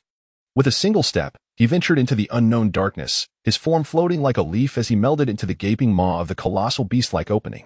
Behind him, disciples from the other three major sects followed suit, each stepping into the fissure in succession. 100 disciples from the four sects, each harboring their own thoughts and aspirations, entered the ancient relic that had lain silent for countless eons. Chapter 73, the first encounter with spiritual herbs and treasure chests. As the group crossed the threshold of the crevice, they were engulfed in darkness, akin to plummeting into an unfathomable abyss. Everything around them became a haze, rendering their fingers indistinguishable. A damp, cold atmosphere clung to their nostrils, reminiscent of the musty scent of decaying tombs, evoking a subtle discomfort. The only sounds were the hurried breaths of their comrades and the soft rustling of garments, amplified in the stillness of the void, heightening the eerie ambience. The procession resembled a silent, writhing serpent, inching forward, guided only by the faint glimmer of light ahead. This radiance, akin to a lighthouse amidst darkness, though feeble, served as their sole beacon, steering them onward. Time lost its meaning. Perhaps only a fleeting moment had passed. Or perhaps longer. When the darkness abruptly gave way to brightness, the prolonged absence of light left the group momentarily blinded, and they instinctively raised their arms to shield their eyes. After a brief adjustment, Yu Chunfeng lowered his arms, surveying the scene before him.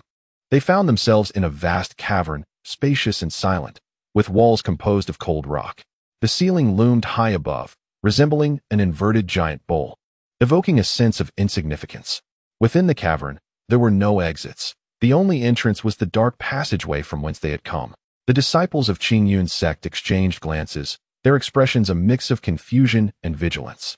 Let us observe first. Li Miaozhen's voice was steady and calm, akin to a stabilizing anchor, soothing the restless hearts of those around her. Her gaze swept across the cavern, finally settling on several corners where something seemed to stir. Following her indication, the others noticed, in the dim recesses of the cave, some verdant plants growing faintly, standing out starkly against the shadowy backdrop. Spiritual herbs. It is indeed spiritual herbs. A cry of surprise and greed broke through the air, igniting a fervor akin to a drop of water hitting boiling oil. Was not the purpose of their expedition to seek treasures? Now, the coveted items lay within reach, and who could suppress their excitement? Yulu grass, it is Yulu grass. An astute disciple identified the type of spiritual herb, exclaiming with exhilaration. Though not an extraordinary treasure, Yulu grass was a renowned healing remedy, particularly invaluable for cultivators below the condensing vein stage. Blood droplet grass is over there. Another disciple spotted a different kind of spiritual herb, and exclamations cascaded through the cavern, transforming the atmosphere into a cacophony of excitement. The quantity of spiritual herbs was limited, sparsely dotted across the corners, no more than a dozen in total. Yet, for the gathering of over 100 disciples, even the smallest morsel was worth seizing, especially since these were spiritual herbs, and none wished to leave empty-handed. With scarcely a moment's hesitation, the crowd surged toward the corners where the spiritual herbs thrived, igniting a frenzied scramble for possession. The usually harmonious camaraderie among the disciples now gave way to fierce contention as they jostled, argued, and the subtle threat of physical confrontation loomed in the air. Yi Chunfeng stood at the periphery of the crowd, refraining from rushing forward. He wished to await the issuance of a task from the system. Regrettably, no such task had been released over the past year. He had hoped that entering the ruins might trigger some form of initiation, yet that too proved futile. Yi Chunfeng found himself pondering whether his strength had become so formidable that there were no challenges left, resulting in the system withholding tasks. Alternatively, perhaps he had surpassed the system's novice reward phase, rendering the path ahead devoid of missions and rewards, compelling him to tread carefully on his own. Nevertheless, these thoughts remained speculative, for no matter how he inquired, the aloof system would not deign to respond. Yet, Yi Chunfeng was indifferent. Lacking a task was acceptable, as he could quietly exist in his small domain, conveniently masquerading as an ordinary disciple, soon to be forgotten. Noticing a spiritual herb in the corner, he ambled over and pretended to snatch a rather appealing blood drop grass. The herb felt cool to the touch, exuding a faint metallic scent, aptly reflecting its name. The commotion over the spiritual herbs arose swiftly and dissipated just as quickly. Within mere moments, the 10 or so spiritual herbs in the cave's corner were depleted, most claimed by the stronger inner disciples, leaving the weaker outer disciples watching helplessly, returning empty-handed and somewhat despondent. Among the ranks of the Qian alliance, a burly man with a rugged visage, the leader Hong Lai, glowered at the 2 jade dew grasses in his hands. Realm, perfected pulse realm. Combat power assessment. For 8237. A mere 2 jade dew grasses evidently failed to satisfy his appetite. He had anticipated seizing more, yet was taken aback by the swiftness of the other 3 sect's members. Humph, a bunch of unsophisticated bumpkins, squabbling over a few worthless herbs. How embarrassing, he muttered under his breath, his tone laced with disdain and irritation. The Qian alliance, accustomed to dominance and indulgence, found it displeasing to be bested by others. At that moment, a sudden exclamation erupted from the Songhai Pavilion's ranks. Look, up there. There's a treasure chest.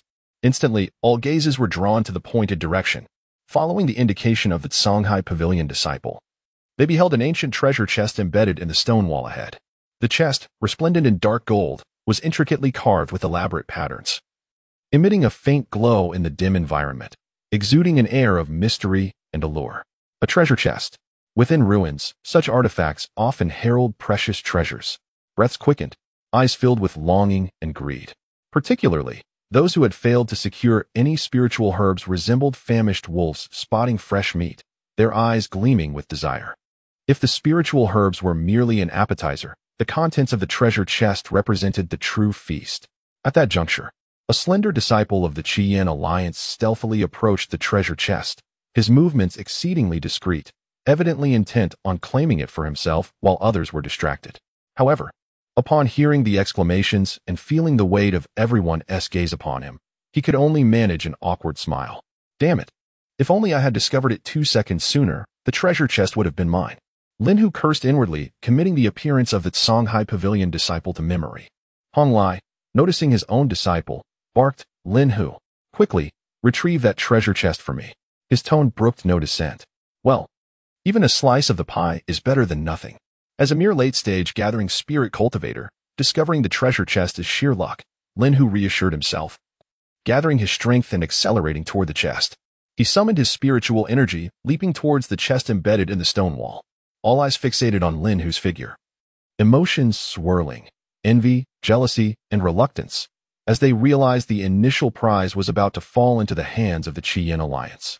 Just as Lin Hu's fingers were about to graze the chest, a sudden twist of fate occurred. A faint sound of something slicing through the air pierced the quiet cave. Startlingly loud, a dark beam, akin to a venomous snake striking, shot forth from the crevice of the stone wall behind the treasure chest at an astonishing speed, catching everyone off guard. With a sickening thud, the dark beam pierced Lin Hu's body, erupting a spray of crimson that blossomed in the air like a grotesque flower. The smile on Lin Hu's face froze, replaced by disbelief, terror, and agony. He gazed down at the bloody hole in his chest, confusion and resentment clouding his eyes. Unable to comprehend how a simple desire to claim a treasure chest could lead to such a dire outcome, a chilling scream escaped Lin Hu's lips, echoing throughout the cave, shattering its silence. His body plummeted to the ground like a marionette with severed strings, raising a cloud of dust. Blood gushed from his chest wound, staining the earth and the eyes of all present. Silence. An oppressive, deathly silence. A trap. Just moments ago, the lively Lin Hu had transformed into a lifeless corpse upon merely touching the treasure chest. It seemed this ruin was far more complex than they had anticipated. There were mechanisms. Be careful. Li Miaojun was the first to react, shouting a warning to alert everyone. Yet, his caution came too late.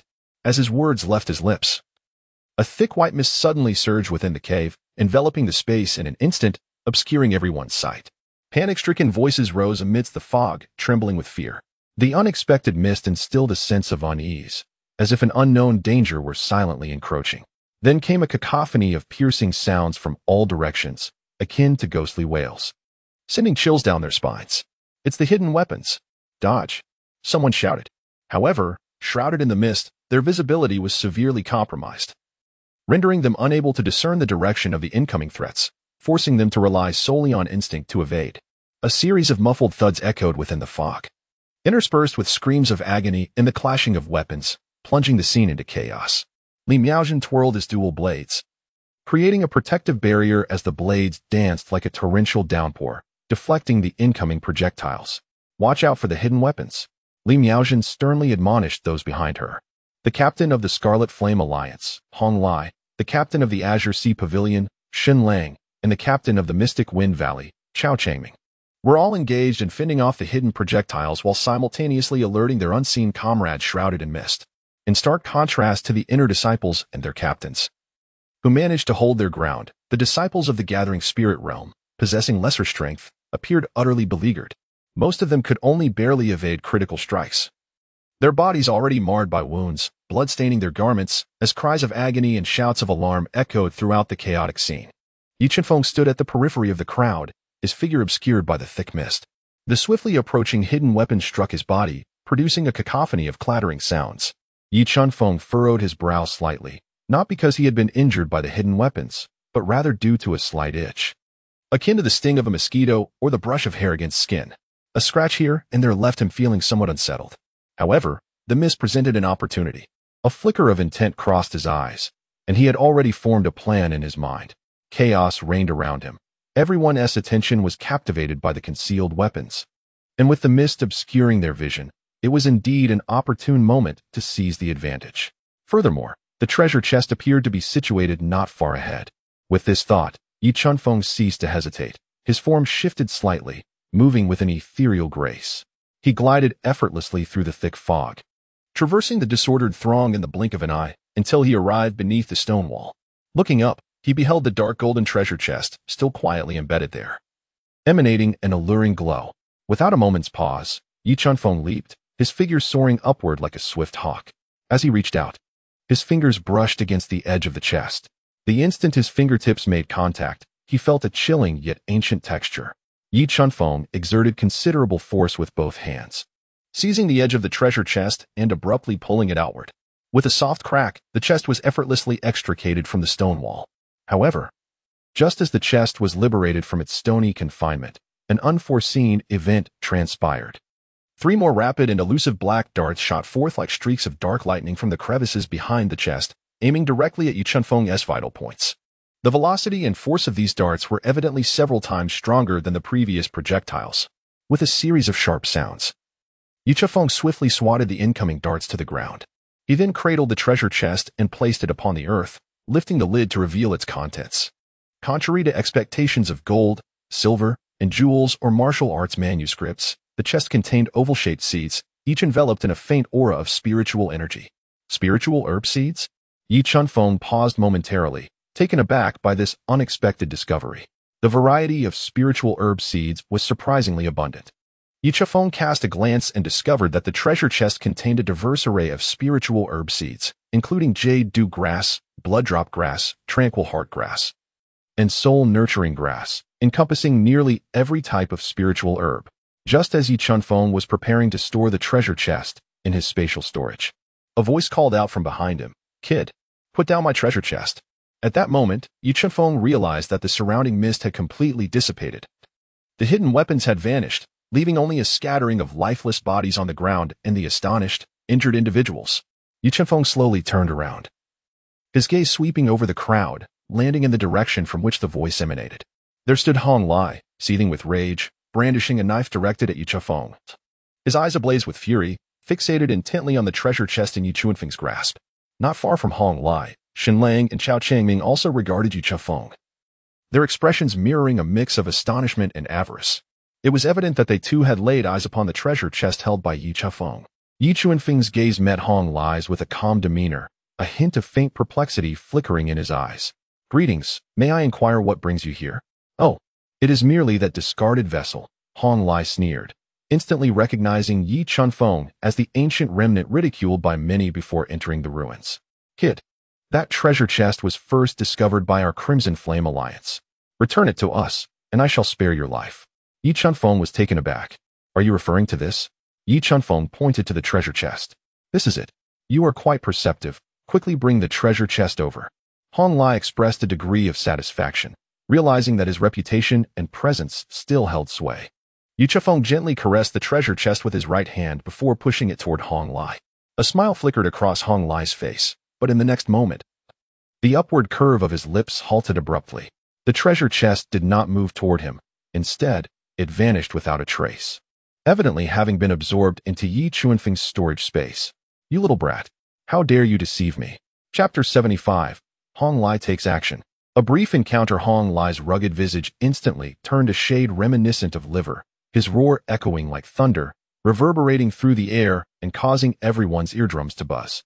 The steel blade in his hand, which had initially been aimed at Yi Chunfeng, now seemed to resonate with its master's fury, emitting a low hum as a bloodthirsty gleam flickered along its edge. The atmosphere around them felt as though it had solidified, with all eyes fixated on the two men, Yi Chunfeng and Hong Lai.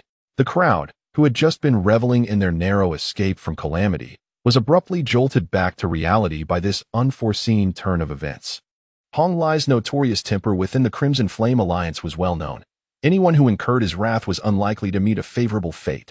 Moreover, the treasure chest, in the eyes of the onlookers, should have been a prize for the more formidable inner disciples or the 4 captains to contend for. The sudden appearance of a lowly outer disciple seizing the prize was bound to attract attention and even envy. "This kid is in for trouble," murmured a disciple from the Oceanic Sea Pavilion, drawing back his neck, his gaze a mixture of sympathy and thrill at witnessing the unfolding drama. TSK. What an oblivious fool, daring to snatch something from Hong Lai. He must be tired of living. An ancient remnant? More like an ancient fool, just waiting for his demise. Mocking laughter and whispers surged forth like a tidal wave, drowning Yi Chunfeng.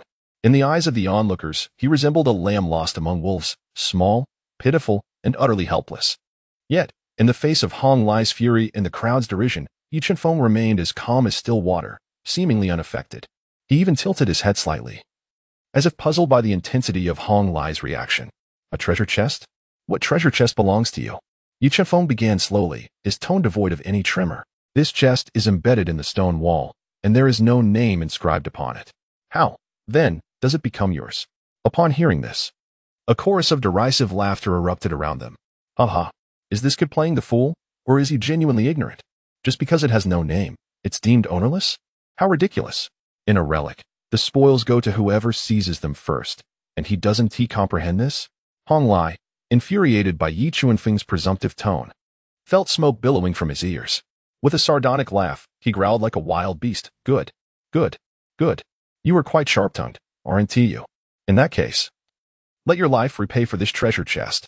Before his words could fully dissipate, Hong Lai surged forward with explosive force, resembling a bolt from a crossbow. His steel blade slicing through the air with a whistling sound, aimed directly at Yi Chunfeng's head. The onslaught was fierce, imbued with an unstoppable momentum, as if it sought to cleave Yi Chunfeng in two. It's over. That kid is doomed. Many spectators thought, envisioning the gory scene of Yi Chunfeng's demise. Just as they braced themselves for the inevitable, a loud metallic clash rang out, reverberating like thunder in their ears. The anticipated scene of carnage failed to materialize. With eyes wide open, the crowd witnessed a figure materialize before Yi Chunfeng like a wraith. Two curved blades crossed in a precise X formation, skillfully intercepting Hong Lai's devastating strike. Sparks flew, and the jarring sound of metal scraping against metal was enough to make one st fake. Hong Lai's ferocious blow was effortlessly thwarted. Standing before Yi Chunfeng was none other than Li Miaojin, an inner disciple and captain of the Qingyan sect. With an upright posture, she held her blades before her, their edges gleaming coldly, standing resolutely against Hong Lai's murderous steel. Hey, have you all forgotten I'm still here? Li Miaojin spoke lightly, her voice laced with a hint of mockery, as though casually greeting an old friend, exuding an air of ease. Hong Lai's face darkened as he glared at Li Miaojin, his eyes ablaze with anger. Li Miaojin, what do you intend to do? I, of the Crimson Flame Alliance, am reclaiming what belongs to me. Do you wish to obstruct me? Li Miaojin's lips curved into a slight, sarcastic smile. What a strange statement you make. This relic is not the back garden of your Crimson Flame Alliance, nor can you simply declare what is yours. Since this treasure chest was first claimed by my junior brother Yi, it rightfully belongs to him. You. Hong Lai was momentarily rendered speechless by Li Miaojin's words, his expression growing even darker. He knew she spoke the truth. The relic was indeed not the exclusive domain of the Crimson Flame Alliance, and the treasure was rightfully claimed by whoever seized it first. However, the fact that something he coveted had been snatched away by a seemingly frail mortal was an affront he could hardly swallow. Very well, Li Miaojin, you are truly something. Hong Lai laughed bitterly, his steel blade surging with a powerful aura as he unleashed a torrent of spiritual energy, striving to overpower Li Miaojin's dual blades. Li Miaojin's gaze sharpened, her blades igniting with brilliant light as she met Hong Lai's force head-on, unyielding. Clang, clang, clang. The sounds of their blades clashing rang out like a torrential downpour, and in an instant, the two engaged in a flurry of exchanges. Their movements a dazzling blur that left the onlookers breathless. The surrounding disciples hastily retreated, fearful of being caught in the fierce battle between the two. The clash of cultivators at the peak of the Pulse realm was not something they could withstand. Boom. As their weapons met, both combatants were forced to retreat a few steps. Hong brother, steady yourself. The greater picture is at stake. A slender, youthful disciple from the Crimson Flame Alliance rushed to Hong Lai's side. Hong Lai furrowed his brow, casting an irritable glance at the disciple. What is it, Lin Chuan? Speak. In a hushed tone, Lin Chuan urged. Hong brother, we came to the relic for the inheritance of the Celestial Sovereign. The Celestial Steps are of utmost importance. What does a mere treasure chest matter? Moreover, I just caught a glimpse of its contents, just some spiritual herb seeds. Though valuable, they pale in comparison to the inheritance. Lin Chuan's words doused Hong Lai's blazing anger with a splash of cold water, calming him considerably. Seeing this, Lin Chuan continued, furthermore, once we obtain the inheritance, we can eliminate them all. The treasures and the inheritance will be ours. We'll just claim they perished within the traps. Upon hearing this, Hong Lai found merit in Lin Chuan's reasoning. His fury dissipated significantly. Taking a deep breath, he cast a dark glance at Yi Chunfeng, then at the composed Li Miaojin. And ultimately, he slowly sheathed his steel blade. Humph. Consider yourselves fortunate. Hong Lai let out a cold snort, his tone still unfriendly. Yet it was evident that the previous tension had dissipated. Li Miaojin observed Hong Lai retracting his aggression and slowly sheathed her dual blades. Turning to Yi Chunfeng, she reassured, "Rest assured, junior brother Yi, as long as I am here, no one shall lay a finger on you." Just then, a sudden exclamation arose from the crowd. "Look, over there. It seems there's an exit." Instantly, everyone's gaze was drawn to the source of the shout. Following the direction indicated, they beheld a new opening that had mysteriously appeared beneath the previously intact wall of treasure chests. Chapter 76. The Magnificent Hall. Upon traversing this newfound passage, the scene before them transformed dramatically, as if they had abruptly emerged from a cramped corridor into a resplendent palace. The earlier damp chill was swiftly replaced by an opulent atmosphere that dazzled the senses. This hall was extraordinarily spacious, its lofty ceiling crafted from an unknown material that faintly shimmered with a metallic luster. Enormous luminous pearls were embedded in the walls, casting a gentle radiance that illuminated the entire hall as brightly as day. Contrary to expectations of cold stone flooring, the ground was adorned with soft, unidentifiable animal skin carpets that muffled footsteps, offering a delicate touch. The most captivating sight was the array of treasures strewn across the floor. Piles of glimmering gold coins formed small hills, while a myriad of gemstones sparkled like scattered stars, glistening under the light. On the weapon racks, blades and spears sparkled with a chilling glint, clearly not ordinary items. In a corner, various jade vials and porcelain jars were haphazardly stacked, their open mouths wafting a fragrant aroma of elixirs that was utterly enchanting. This was nothing short of a colossal treasure trove. The breaths of all present became labored, and the tension that had been taut due to hidden traps and mist was instantly replaced with an overwhelming sense of greed and exhilaration. On either side of the hall, two corridors led outside, while at the forefront stood a towering iron figure, immobile and silent. The Iron Man was over 2 meters tall, clad in heavy armor and wielding a long black spear, which stood upright, pointing towards the ceiling. However, it remained utterly still, resembling a mere statue, devoid of any semblance of life. After a brief surge of excitement, the crowd hesitated. The temptation before them was undeniable, yet lessons from previous encounters tempered their eagerness. "Do not act rashly. Beware of traps," Li Miaojin cautioned, firmly gripping her blades and scanning the surroundings with keen vigilance. Chao Changming's gaze swept over the disciples of Xianfeng Valley, finally settling on a frail-looking disciple whose demeanor reflected timidity.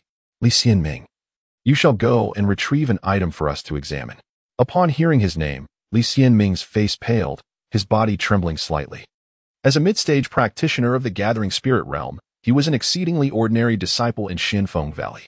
Now, being singled out by the leader to probe the unknown dangers filled him with dread and reluctance.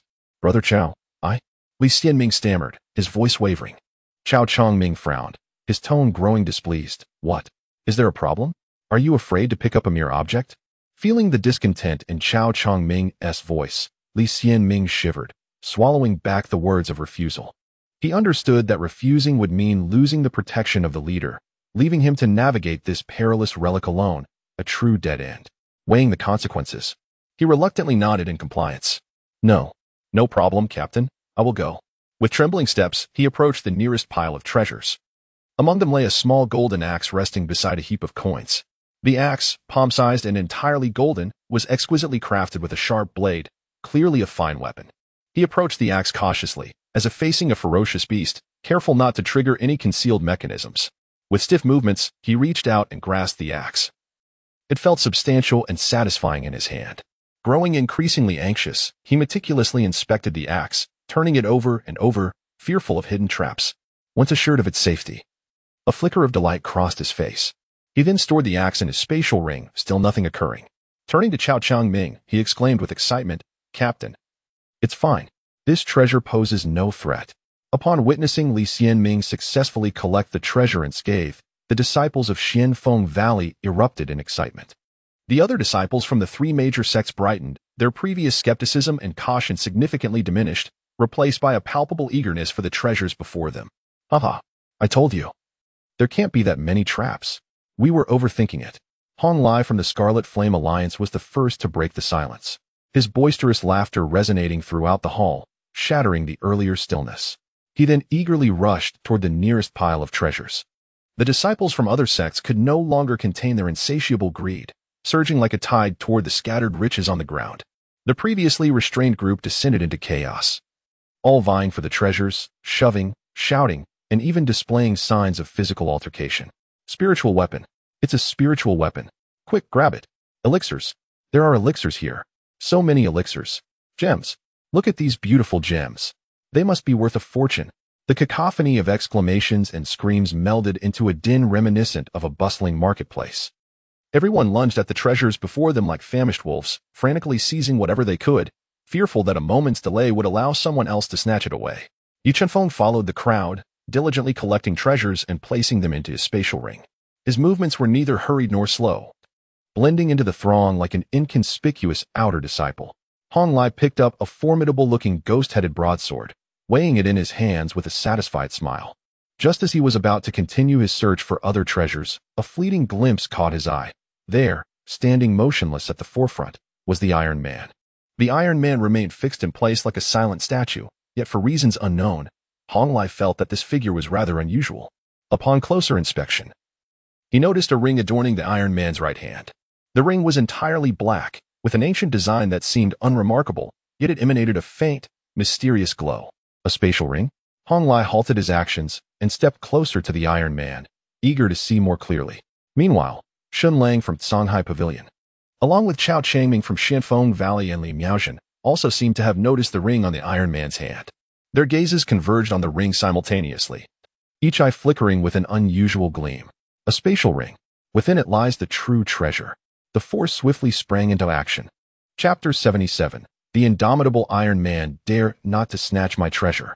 Hong Lai bellowed, exerting tremendous force underfoot as he shot forward like an arrow released from its bow.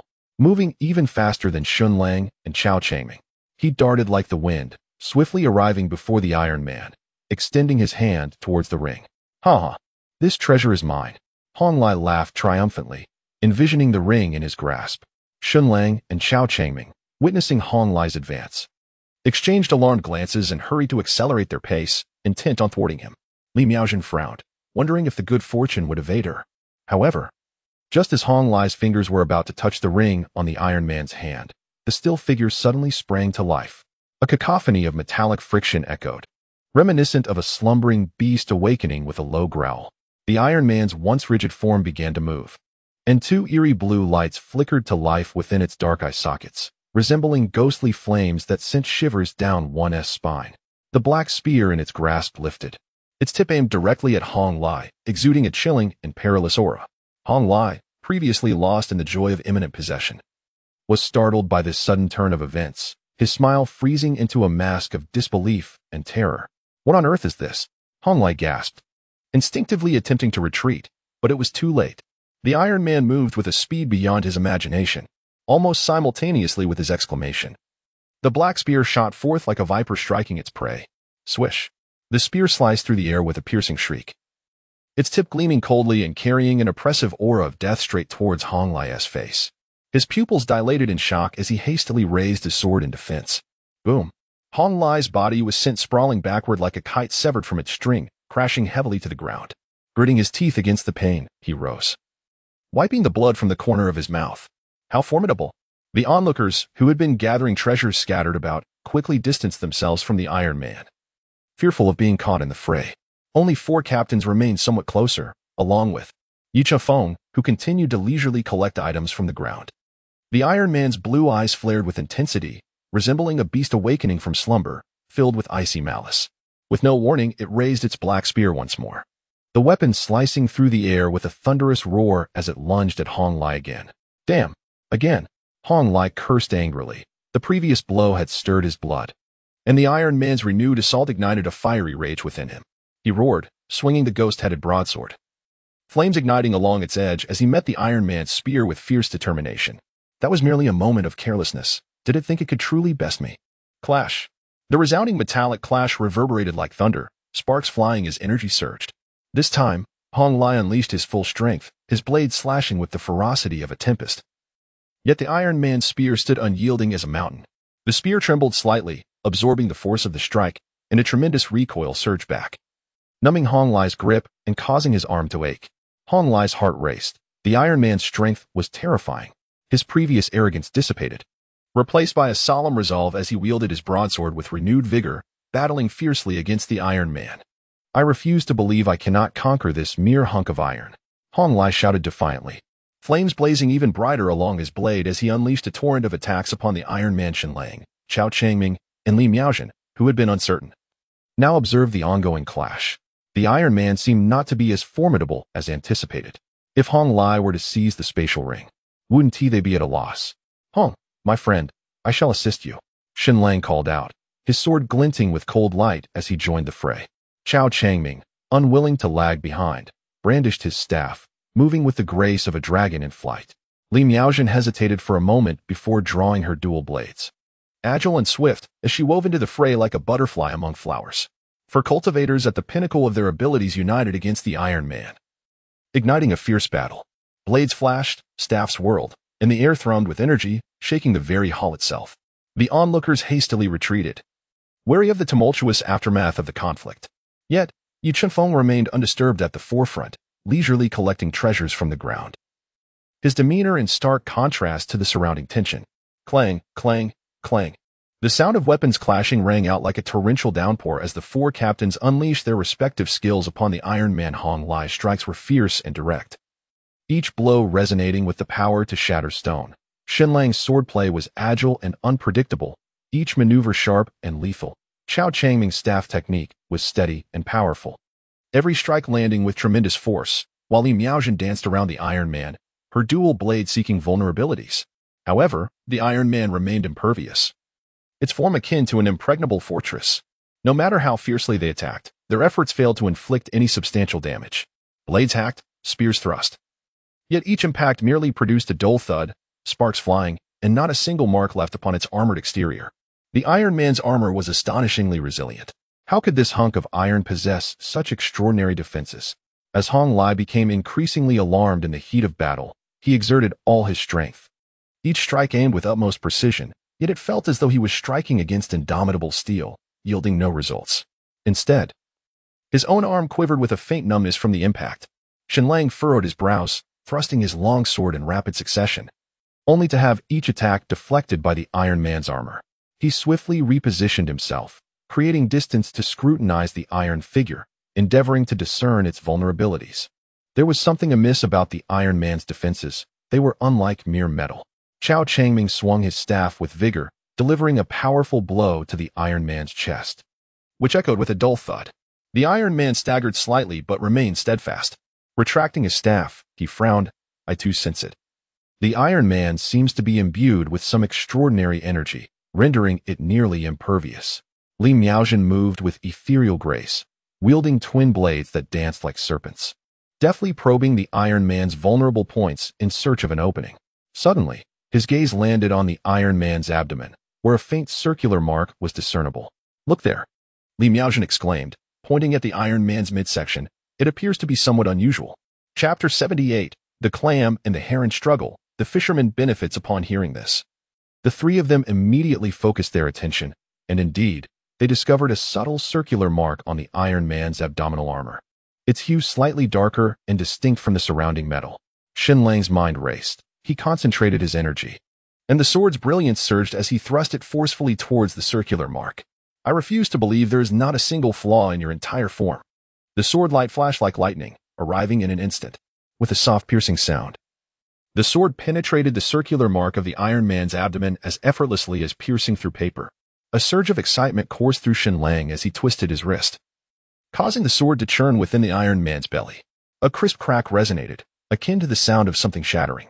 Following this, a translucent crystal core fell from the gaping wound in the Iron Man's abdomen, landing on the ground with a clear chime. Almost instantly, the previously rampaging Iron Man seemed to have its very essence drained, its body quivering before becoming rigid. The ghostly blue glow in its eye sockets dimmed, and the black spear it wielded clattered to the ground. The Iron Man ceased all movement, reduced to a mere pile of cold steel. Is it successful? Surprise flickered in the eyes of the onlookers. They quickly sprang into action. "The treasure is mine," Hong Lai roared. disregarding everything else as he leapt towards the ring on the Iron Man's arm. Simultaneously, Shen Lang, Chao Changming, and Li Miaojin, without hesitation, surged towards the Iron Man's arm. Unwilling to let Hong Lai claim the spoils alone, the clash of blades echoed as the four engaged in combat. Hong Lai swung his sword, attempting to repel the others. But Chao Changming parried with his staff, redirecting the blade and striking towards the Iron Man's arm. That arm, adorned with the spatial ring, severed from the Iron Man's body, shot into the air like a cannonball. Yi Chunfeng was busily collecting treasures scattered on the ground. Fight on. The more intense the better. No one dares to gather here, so it's all mine now. Suddenly, an iron arm sliced through the air with a piercing whistle, descending from above, landing precisely beside Yi Chunfeng's feet. With a soft thud, the arm struck the ground, causing a slight tremor beneath. Yi Chunfeng was momentarily taken aback, gazing downward to discover a steel arm quietly resting at his feet. Upon the arm lay an antiquated black ring, which emitted a faint glow in the dim light. He bent down to retrieve the iron arm, feeling its weighty presence and the coldness of its texture.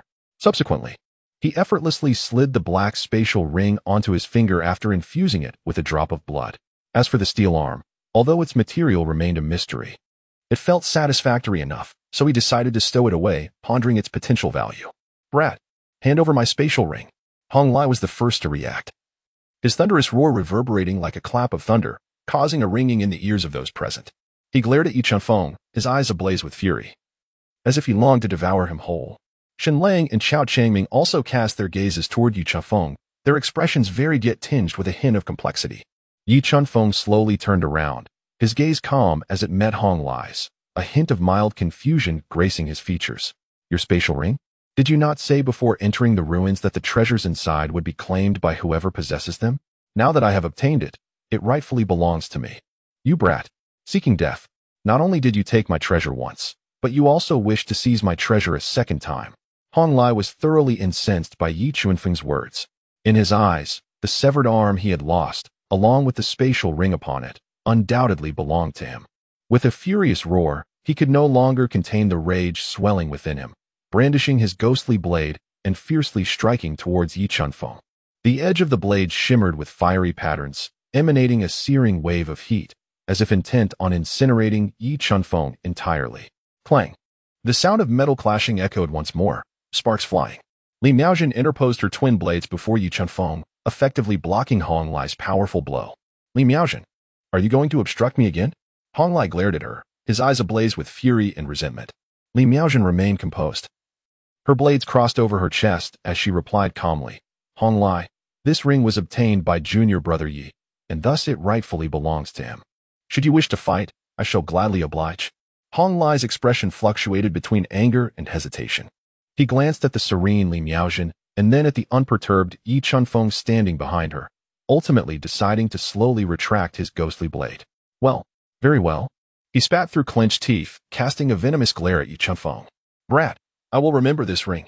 We shall see who prevails. With that, Hong Lai let out a cold huff and addressed his subordinates, saying, there are 4 paths. I will choose one. You all select your own, and report any discoveries to me immediately. He then turned and strode toward a corridor on the left side of the hall, clearly abandoning the contest for the spatial ring to explore other areas. For obtaining the legacy took precedence. Shen Lang and Chao Changming exchanged deep, complex glances with Yi Chunfeng before relaying instructions to their respective teammates, ultimately choosing their own paths and moving towards the corridors. Thank you, senior brotherly. Yi Chunfeng smiled gently and returned the gesture with cupped fists. It is but a trifling matter, not worthy of mention. Junior brother Yi, why not accompany me from here on? It would be beneficial to have each other's company, suggested Li Miaojin. Yi Chunfeng shook her head gently, declining with grace. Thank you for your kind offer, senior brotherly, but there are numerous paths ahead, and the pursuit of the legacy is of utmost importance. I shall not hinder your progress. You should hasten to choose a path to explore before the 3 of them get ahead of you. Trust me, I will be just fine. Li Miaojin contemplated swiftly. There were 4 routes before them, and none could ascertain which led to the site of the legacy. Observing Hong Lai, Shen Lang, and Chao Changming already in motion, she recognized the urgency of the situation. Convinced by Yi Chunfeng's reasoning that the legacy was paramount, she nodded in agreement. Then take care of yourself. With that, she selected a corridor and swiftly proceeded deeper into the ruins. Yi Chifeng swiftly turned and strode purposefully toward one of the corridors on the right side of the grand hall, his figure soon vanishing into the depths of the shadowy passage.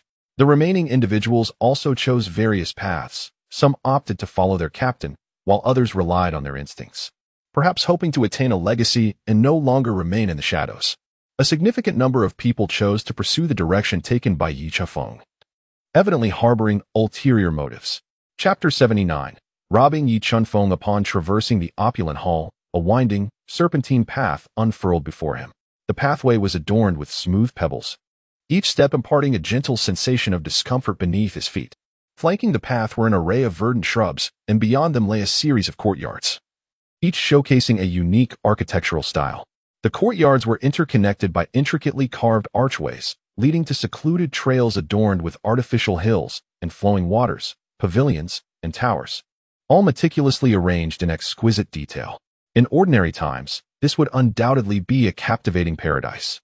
Alas, at present, it was overrun with weeds and ensnared by cobwebs, evoking a sense of desolation and decay.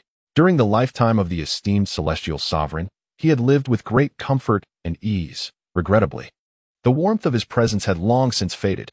Yi Chifeng walked while surveying her surroundings, silently lamenting within her heart.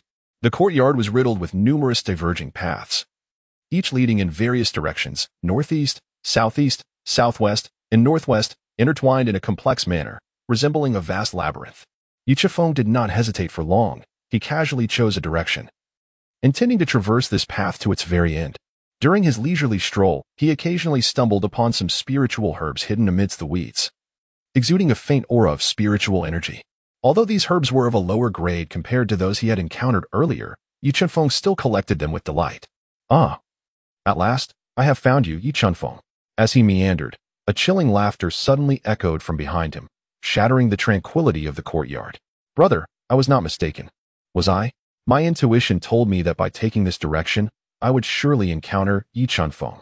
Another voice followed, tinged with a sense of pride and exhilaration. Yi Chifeng paused momentarily, gradually turning around, only to behold two disciples clad in the garb of Xianfeng Valley, advancing towards him with malevolent grins adorning their faces. The two bore a striking resemblance to one another, each possessing a slender visage, with prominent cheekbones and eyes narrowed to mere slits, exuding an air of cunning. Their physiques were similarly aligned, tall and lean. If they stood side by side, they could easily be mistaken for two slender bamboo poles, seemingly ready to topple over in a gentle breeze. Yi Chifeng, I never would have imagined you would dare to walk alone. Hand over the treasures upon you, and we may consider sparing your wretched life. Hu Yingjun remarked, rubbing his hands together, his gaze greedily fixed on Yi Chifeng, clearly perceiving the treasures on him as already within his grasp. Treasure? Upon hearing this, Yi Chifeng was momentarily taken aback. Subsequently, he swiftly cast his gaze around, ensuring that no disciples of the Qingyun sect were in the vicinity. Yi Chifeng's tone momentarily paused before he shifted the subject, declaring, Surrender all your treasures, and I may consider sparing your lives. Upon hearing this, the brothers Hu Yingjun and Hu Xiaosa exchanged glances, momentarily stunned. Ha! They then erupted into laughter, as if they had heard the most ludicrous joke, tears nearly spilling from their eyes. This lad must be foolish. Hu Yingjun laughed so hard he doubled over, pointing at Yi Chifeng, and said to Hu Xiaosa, a remnant from ancient times, at best capable of contending with those in the gathering spirit realm, dares to utter such words to us, who are in the mid-stage of the meridian realm. Is he out of his mind? Ha! I see not only a weakling but a fool.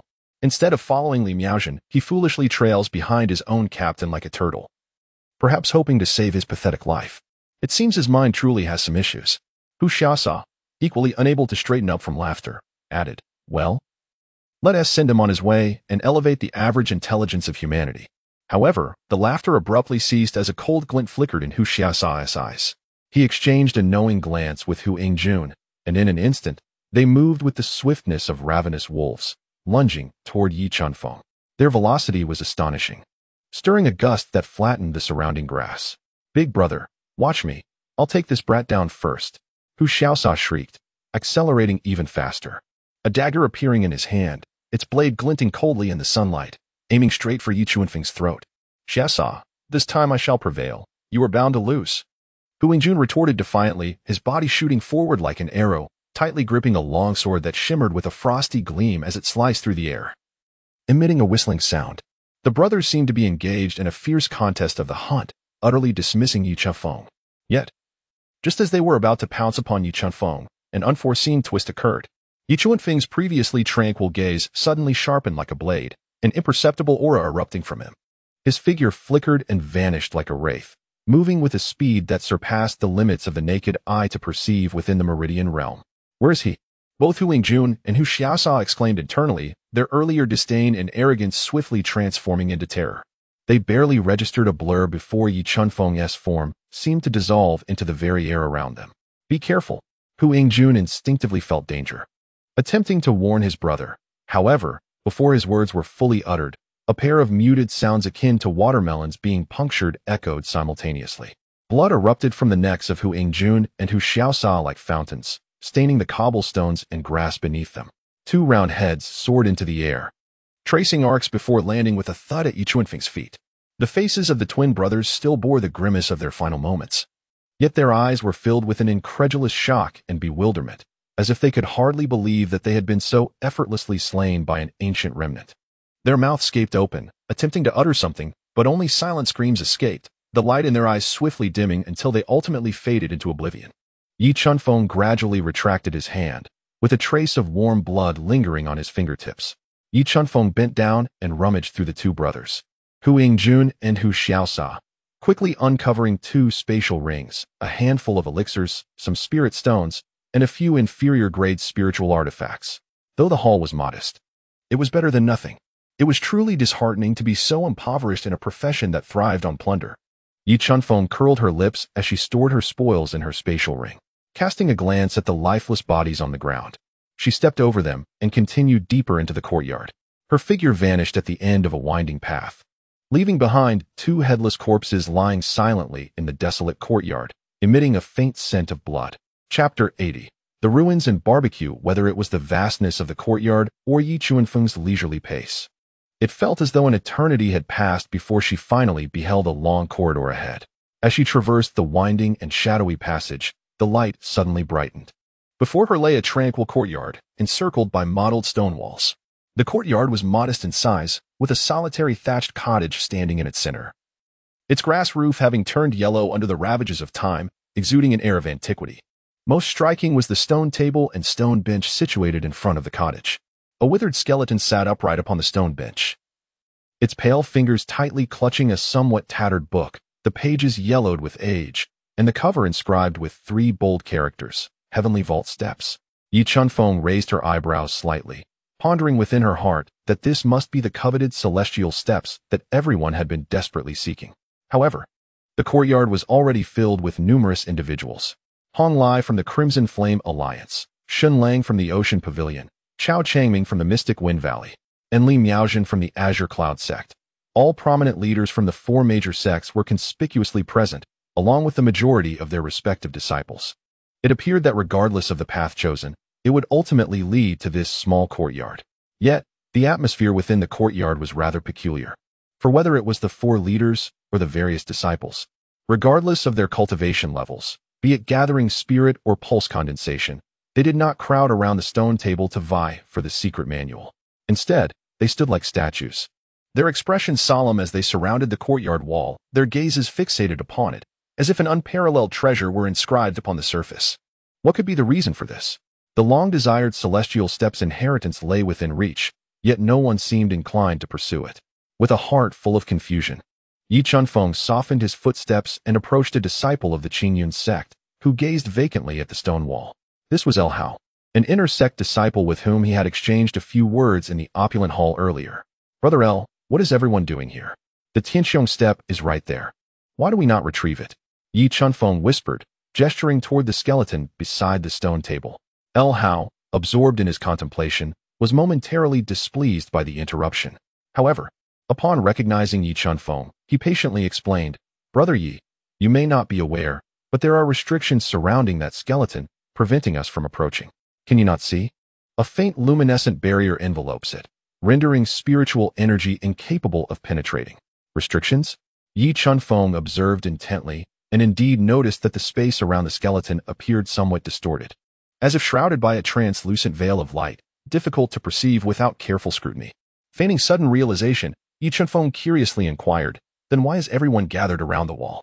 Could it be that this restriction is related to the wall?" El Hao nodded, his tone tinged with both hope and disappointment. Senior brother Li Miaojin speculates that this restriction may require understanding the step techniques inscribed on the wall to be unraveled. Look, the wall is adorned with numerous humanoid patterns, presumably illustrating the introductory techniques of the Tianxiong step. We are diligently attempting to comprehend them, hoping to discover a method to break the restriction. Yi Chunfeng followed the gaze of the disciple towards the stone wall. The surface of the wall was not smooth. Rather, it was composed of rough rocks, upon which were indeed etched numerous human figures. Each figure assumed a different posture. Some lifted a leg, others took a step, and some appeared to leap into the air. When viewed in succession, they seemed to demonstrate an intricate series of footwork. However, the lines were somewhat hasty, and the depictions of the figures appeared rather blurred. To someone lacking a foundation in footwork, it resembled the scribbles of a child, rendering the underlying intricacies exceedingly difficult to comprehend. Yi Chunfeng approached the skeleton, and indeed, when he was about 10 steps away from the center, he found himself unable to proceed any further. The barrier exuded an aura that suggested even with his utmost effort, he could not disturb it in the slightest. Alas, the art of footwork? Yi Chunfeng approached the wall once more, feigning curiosity as he tilted his head to examine the distorted figures etched upon it. Yet, his heart remained utterly unmoved. After a brief period of scrutinizing the patterns to the left and right, he soon lost interest. The designs on the wall appeared to him as nothing more than a chaotic assembly of abstract lines, devoid of any discernible order, let alone the possibility of deciphering some extraordinary technique from them. Alas, it seems that the celestial steps are fated to elude me. Yi Chunfeng sighed inwardly, displaying a visage of distress as he shook his head and ambled to a relatively flat patch in the corner of the courtyard, where he seated himself. While others were fervently engrossed in deciphering footwork techniques, he alone reclined leisurely in his corner, creating an air of incongruity. He skillfully extracted a grill, charcoal, an assortment of marinated meat skewers, and some simple seasonings from his storage space, igniting a fire with practiced ease. The dry charcoal was quickly set ablaze, emitting a warm, flickering flame, the orange-red tongues of fire dancing merrily, casting a serene glow upon Yi Chunfeng's tranquil countenance. He positioned the grill over the flames, and soon the sizzle of cooking meat filled the air. The rich aroma of meat began to permeate the small courtyard. Fat dripped onto the charcoal, producing a crackling sound, while the intoxicating scent of grilled meat mingled with the smoky essence of burning charcoal, wafting through the atmosphere and tantalizing everyone's senses. The previously silent courtyard, where everyone was deep in thought, was abruptly disrupted by this unforeseen fragrance. The first to react were the disciples of lower cultivation levels, who struggled to grasp the intricate footwork depicted on the wall.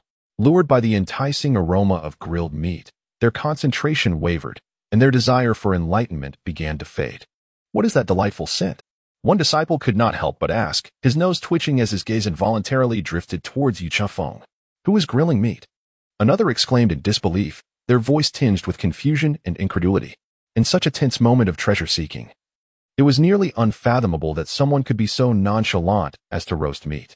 The four captains, Hong Lai, Shen Lang, Chao Changming, and Li Miaojin, who had been intensely focused on the wall in search of a method to unravel the restrictions, found their concentration disrupted by the overpowering scent of grilled meat. It was as if an invisible hook was tugging at their hearts, scattering their previously focused thoughts. Hong Lai furrowed his brow deeply, inhaling the increasingly rich aroma that filled the air, the sizzling meat stimulating his taste buds and aggravating his already irritable mood. "Who is grilling meat?" he bellowed, spinning around with a piercing gaze directed towards the source of the fragrance, his voice booming like thunder, reverberating throughout the courtyard. All eyes turned in unison to the corner, where the figure of Yi Chunfeng leisurely grilled meat. He sat calmly by the fire, skewers in hand, flipping them with delight as golden fat dribbled down, intensifying the already rich aroma, seemingly provoking the others intentionally. At that moment, the air appeared to freeze, and everyone stood in astonishment. Their eyes filled with a complex mix of emotions as they regarded Yi Chunfeng. Could he truly be roasting barbecue within the ruins?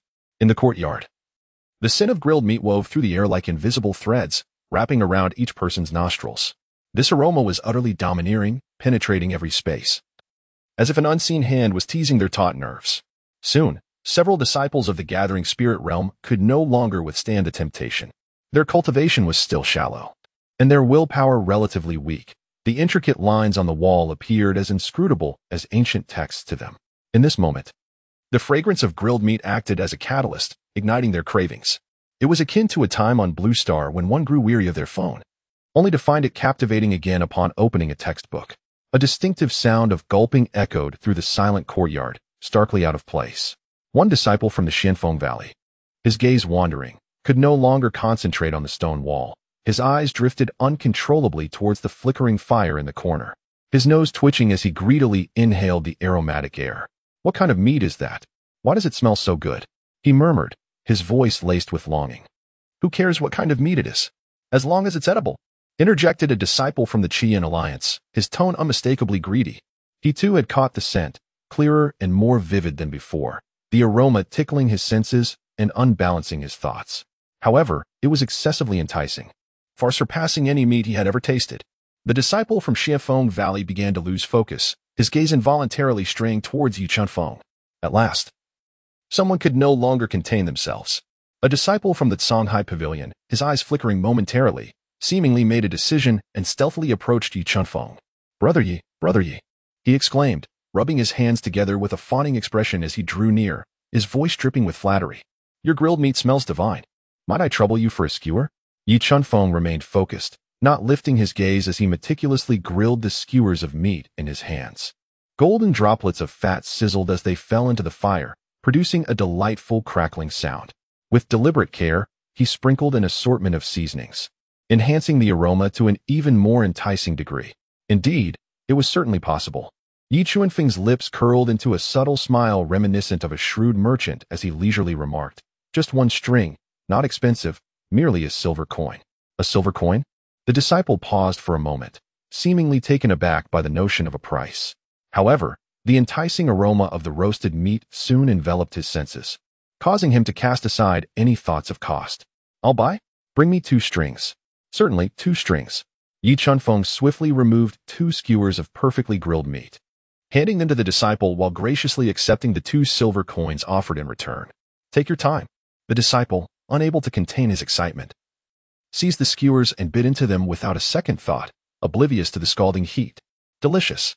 Absolutely delightful," he gasped between bites, savoring the flavors, a satisfied grin adorning his face. As one person led the way, others soon followed suit. Before long, a small crowd had gathered around Yi Chunfeng's grill. Some disciples, who had been deeply engrossed in their footwork practice, could no longer resist the temptation. Since mastery eluded them, why not indulge instead? They eagerly fished out their scant silver coins to trade for the aromatic skewers. "Brother Yi, I'll have 3 skewers." "No, 5. 5 skewers." "Brother Yi, I want 2 beef skewers and 1 lamb skewer." "Brother Yi, I didn't bring any silver coins. Can I trade with spirit herbs?" Regardless of their affiliation with the Qingyun sect, everyone called out to Brother Yi, for in this vast ruin, he stood alone in his culinary endeavor. The cacophony of voices and the enticing aroma of grilled meat melded into a uniquely vibrant scene within the ruins. A throng of cultivators, who should have been racing against time to unearth treasures, now surrounded a mere mortal's barbecue stand, indulging in the feast as if they were in the bustling streets of a marketplace rather than the perilous depths of an ancient relic. In a shadowy corner, Hong Lai's expression darkened to the point of nearly oozing ink. He fixated on Yi Chunfeng, leisurely grilling amidst the crowd, his fists clenched tightly and cracking under pressure, his chest boiling with rage as if ready to ignite. "That damned Yi Chunfeng! This is utterly absurd. Disrupting my cultivation." Hong Lai gritted his teeth, his voice low and feral, filled with suppressed fury. He yearned to rush over, seize Yi Chunfeng by his collar, and deliver a severe thrashing, reducing his barbecue stand to mere rubble. However, reason prevailed. A glance at Li Miaozhen, not far away, reminded him that should he act rashly, she would undoubtedly intervene without hesitation. Their strengths were comparable, and should a conflict arise, the outcome was uncertain, not to mention the inevitable waste of time and energy. More crucially, he noticed that Shun Lang and Chao Changming had quietly erected a faint barrier of spiritual energy around themselves, effectively isolating the external noise and sense, clearly intent on focusing solely on their footwork practice, undeterred by distractions. Damn it, I must not act impulsively. I must not. The celestial step lay within reach, once obtained, he would eradicate them all. Hong Lai repeatedly admonished himself, forcibly suppressing the tempest of anger within. He took a deep breath and, emulating Shen Lang and Chao Changming, conjured a barrier of spiritual energy before him, shielding himself from the intoxicating aroma and clamor, compelling his focus back to the humanoid patterns etched upon the stone wall. Time flowed slowly amidst the fragrant allure of grilled meat and the din of conversation. A day slipped by in the blink of an eye. Ding. Combat power increased by 1. Today as combat power 7877. Current combat power assessment 795619. As night fell, darkness enveloped the ruins, with only the flickering firelight dancing in the shadows. The daytime clamor gradually subsided. The satisfied disciples either resumed their contemplation of the stone wall or, having abandoned their pursuit of understanding, gathered in small clusters to engage in quiet conversation, passing the time. Yi Chuanfeng's barbecue business remains exceptionally popular, now transformed into a late-night venture. Although prices have slightly increased, demand still far exceeds supply. Throughout this period, numerous individuals have attempted to approach the skeletal figure by the stone table, eager to test their acquired skills. Yet, without exception, they have been thwarted by an invisible barrier. Some, in their stubbornness, have even attempted to force their way through, only to be repelled and injured by the backlash of the restriction, eliciting a collective sigh of disappointment from the onlookers. Just as the crowd began to feel weary and disheartened, Shen Lang, who had remained silent until now, suddenly rose to his feet.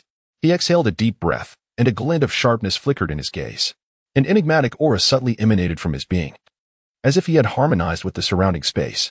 His steps took on a distinctive quality. Each movement was imbued with a unique rhythm, appearing slow yet concealing an ineffable profundity. Chapter 82. Breaking the Barrier and Acquiring the Celestial Stephem. What is Shen Lang about to do? Chao Changming was the first to notice Shen Lang's transformation, pausing his contemplation and directing a puzzled gaze toward him. There seems to be something different? Hong Lai furrowed his brow slightly, his expression turning solemn. All eyes converged upon Shen Lang as he took confident strides toward the stone table. His pace, though seemingly measured, was resolute and powerful, each step appearing meticulously calculated and rich with cadence. He seems to have grasped something profound. Someone exclaimed, their voice laced with excitement and anticipation. At this moment, Yi Chuanfeng ceased his actions, for he noticed that Shen Lang's combat evaluation had ascended from 45,482 to 46,845, a clear indication of his progress. Shen Lang's pace quickened, drawing ever closer to the stone table. As he approached within 5 steps of the table, the hearts of all present raced with anticipation. A faint humming sound reverberated as the barrier shimmered with rippling waves, and at that moment, one of Shen Lang's feet indeed stepped into the barrier. Could it be that he was on the brink of success? The tension in the air was palpable. Shen Lang concentrated intently, regulating his breath as he advanced further, nearly half of his body crossing the threshold. However, the instant his other foot grazed the barrier, boom. A muffled thud echoed as Shen Lang's form was abruptly jolted back, as if colliding with an invisible wall, propelled away by an overwhelming force, crashing heavily to the ground with a dull thud. Puff. Shen Lang coughed up a mouthful of blood, his complexion paling to a ghostly white, his eyes brimming with shock and indignation. Senior Brother Shen. The disciples of Songhai Pavilion exclaimed in unison, rushing forward to assist him, their faces etched with concern for his injuries. The courtyard was enveloped in a profound silence once more. The crowd exchanged glances, their expressions a mixture of joy and confusion. The joy stemmed from Shen Lang's failure, which granted them a glimmer of hope. Yet, the confusion lingered, as even a master like Shen Lang could not unravel the barrier. What chances remained for them? Amidst the growing despair, Li Miaojin, who had been observing in silence, gradually rose to his feet. His demeanor was tranquil, his gaze resolute, akin to a sword unsheathed, exuding an irresistible aura of determination. He lifted his head, casting a glance at the skeleton beside the stone table, then scrutinizing the indistinct human figures etched into the stone wall. Taking a deep breath, he steadied himself and began to stride purposefully towards the barrier. Yi Chuanfeng also discovered that Li Miaojin's combat power assessment had surprisingly risen from 48,525 to 50,952. The atmosphere in the courtyard instantly grew tense once more. Again? The gazes of everyone present were drawn to Li Miaojin's seemingly frail, yet upright figure, like iron filings irresistibly attracted to a magnet. The air felt as if it had solidified, leaving only the faint crackling of the campfire and the hurried breaths of the onlookers. Li Miaojin's expression remained composed, his features illuminated and obscured by the flickering flames, enhancing his resolute demeanor. He advanced step by step, moving with an enigmatic rhythm towards the stone table. Each footfall seemed to resonate deeply, tugging at the hearts of all who watched. The aura surrounding him had subtly transformed. If the previous Li Miaojin was a sword sheathed with latent sharpness, he now resembled a blade unsheathed, exuding a chilling aura that instilled a sense of foreboding. As Li Miaojin approached within 5 paces of the stone table's barrier, an invisible shield rippled with visible waves, akin to a stone cast into a tranquil lake, creating concentric circles. Everyone's eyes widened in apprehension, fearful of missing any detail. Li Miaojin pressed forward without hesitation.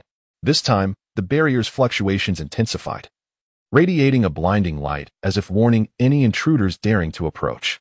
Yet, Li Miaojin appeared unfazed, his step steady and his gaze unwavering. As he seemingly passed through that seemingly impenetrable barrier like a specter. Did he truly enter? A suppressed gasp erupted from the crowd, disbelief washing over them as they rubbed their eyes, questioning their perceptions. Shun Lang and Chao Changming exchanged glances, their expressions reflecting astonishment. Especially Shun Lang, who had just been physically rebuffed by the barrier, had expected Li Miaojin to experience the same fate, yet reality unfolded unexpectedly. Hong Lai, with his robust physique, suddenly tensed. The momentary relaxation following Shun Lang's failure vanished in an instant. He fixated on Li Miaojin's retreating figure, his eyes betraying a mix of shock, barely concealed jealousy, and avarice. Upon breaching the barrier, Li Miaojin distinctly sensed a gentle yet formidable force enveloping him from all directions, flowing like a serene stream. This power was warm and comforting, akin to the sun's embrace on a spring day, or the solace found in a mother's arms. He felt as if his body had transformed into a parched sponge, eagerly absorbing this energy. The spiritual power within him surged like boiling water, coursing through his meridians, vibrating his bones, and energizing his muscles, each cell rejoicing in exuberance. A radiant beam of spiritual light erupted from the skull atop the stone table, soaring into the sky like a volcanic eruption, illuminating the entire courtyard and casting the surrounding stone walls in a brilliant white. This luminous essence solidified, transforming into a colossal pillar of light that shot straight into the heavens, as though attempting to pierce the very sky. Then, as if it had found an outlet, the beam of light abruptly shifted direction, cascading down like a waterfall, precisely infusing itself into Li Miaojin's body. Li Miaojin involuntarily let out a low groan, his body trembling slightly, yet devoid of any pain. Instead, his expression radiated sheer ecstasy. As the spiritual light continued to pour into him, his aura visibly surged, ascending at an astonishing pace. Already at the pinnacle of the condensation realm, he now exhibited signs of a potential breakthrough under the immense influx of power. Yi Chunfeng observed the scene before him with great interest. On the system interface, Li Miaojin's combat power evaluation surged wildly, akin to a wild horse that had broken free. 52365, 55897, 61254, 68792, 72548. Chapter 83, Departure from the Ruins. Ultimately, as the spiritual light surrounding Li Miaojin gradually faded and tranquility returned to the surroundings, his combat power evaluation astonishingly stabilized at 91209, representing an increase of over 20,000, nearly 30,000 points compared to before. Meanwhile, the celestial step shimmered with golden light as it landed in Li Miaojin's hands. Upon the celestial step rested a spatial ring, presumably a treasured relic left behind by the celestial sovereign. Remarkable, such a potent effect. Accepting the inheritance is truly advantageous. A mere sprinkle of water brings about such a significant enhancement in combat power. Yi Chunfeng secretly marveled. Li Miaojin, now a consummate master at the peak of the condensation realm, possessed such formidable combat prowess that she could contend with those newly entering the Spirit Sea realm. With a slight enhancement of her heavenly vault steps, she could indeed slay foes beyond her level. Could she be the protagonist of a novel? However, the onlookers did not believe Li Miaojin had truly mastered the heavenly vault steps, for it was a supreme technique reserved for the integration realm, far beyond the comprehension of one merely in the condensation realm. Her enhanced strength was likely just a residual boon of spiritual energy from the heavenly vault sovereign. At this moment, Li Miaojin slowly opened her eyes. They sparkled with brilliance, resembling 2 radiant stars, deep and luminous. Exhaling a breath of turbid air, She felt the surging power within her, a smile of uncontainable joy gracing her features. She had succeeded. Not only had her strength undergone a tremendous enhancement, but she had also acquired the legacy of the Heavenly Vault Steps. All that remained was to diligently study this technique, and she would surely dominate her domain in the future. The Heavenly Vault Sovereign was indeed deserving of his reputation, Li Miaojin murmured softly to herself, her voice brimming with excitement. She turned slowly, her gaze sweeping over the people in the courtyard, her eyes radiating confidence and sharpness. Yet at that moment, Hong Lai frowned slightly. The Heavenly Vault Steps belong to me. They are the property of the Crimson Flame Alliance. Unable to suppress the greed swelling within him, Hong Lai stepped forward, his towering frame resembling a small mountain, exuding an overwhelming sense of pressure. His voice boomed like thunder, reverberating in the ears of the onlookers. Filled with dominance and undeniable authority, Li Miaojin, surrender the Heavenly Vault Steps and the Spatial Ring. This inheritance is rightfully ours, belonging to the Crimson Flame Alliance. As Hong Lai roared, he swung his arm, and a broadsword appeared in his hand, its blade gleaming coldly, radiating murderous intent. The atmosphere in the courtyard instantly became tense, charged with a palpable sense of conflict.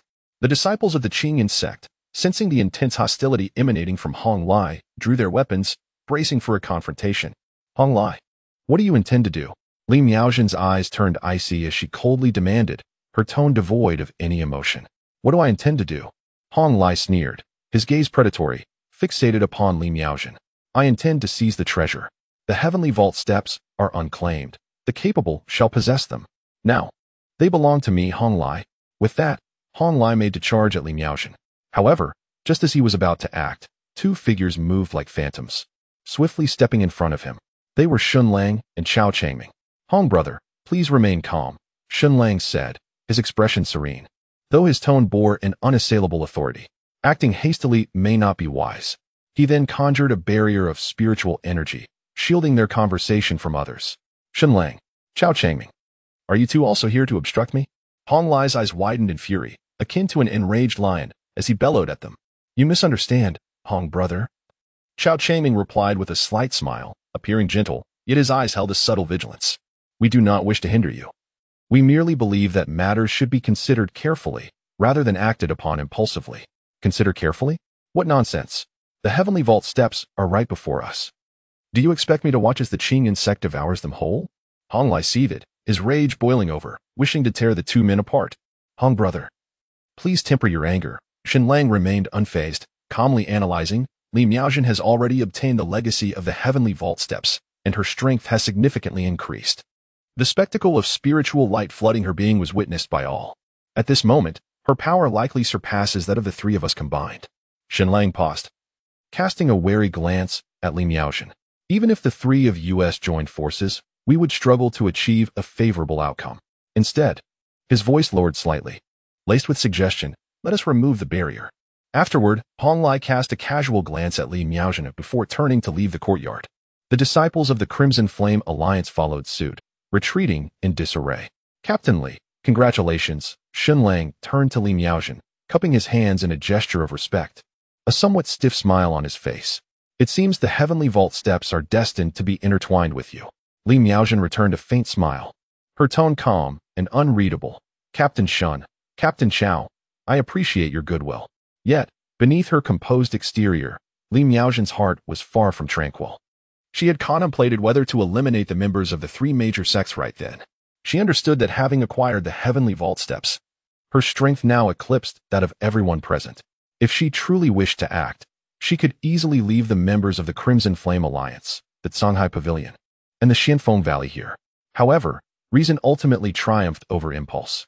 Li Miaojin knew that should she resort to violence against these individuals, the other three major sects lurking outside would not let it slide easily. Even if she could execute her plans flawlessly, leaving no traces, the three major sects, upon seeing only the Qingyan sect members emerge, would surely concoct various excuses to attack. The situation outside was already precarious. Any pretext would suffice, and evidence was merely a facade. She could only hope that the three major sects would honor their promises and depart from the Qingyan sect. Given enough time, the Qingyan sect could leverage the Heavenly Vault Steps to once again dominate the other three sections. With a sigh in her heart, Li Miaojin ultimately relinquished the thought of silencing them. Well then, we shall take our leave, Shen Lang recognized that remaining was futile, thus he cupped his hands in farewell, leading the disciples of the Songhai Pavilion away. Chao Changming smiled slightly, following closely behind with the members of the Xianfeng Valley. Before long, the once vibrant courtyard was left with only the members of the Qingyun sect. Yi Chunfeng observed quietly. Sensing that the ruins of the celestial sovereign were not as treacherous as rumored, the casualty count was merely half, not indicative of the perilous trials typically associated with such sites. Perhaps the celestial sovereign wished merely to pass on his unparalleled skills. Or perhaps he had grown indifferent as time wore on. Yet, this remained a mystery. Regardless, it seemed to be at an end. Once the disciples of the three major sects departed, he could resume his low-key, tranquil life. Let us depart, Li Miaojin addressed the disciples of Qingyun sect, her tone calm and devoid of any emotional fluctuation. The disciples of Qingyun sect responded in unison, following closely behind her as they made their way out of the courtyard. Their group retraced their steps, navigating the winding, shadowy corridors and passing through the previous hall. At last, they arrived at the exit of the ruins. Chapter 84. Accusations without grounds. The light at the mouth of the ruins grew brighter as they approached, and ultimately, Li Miaojin led the disciples of Qingyun sect out of that dim underground world. The brilliance of the outside world was momentarily blinding, causing those accustomed to the obscurity within the ruins to squint uncomfortably.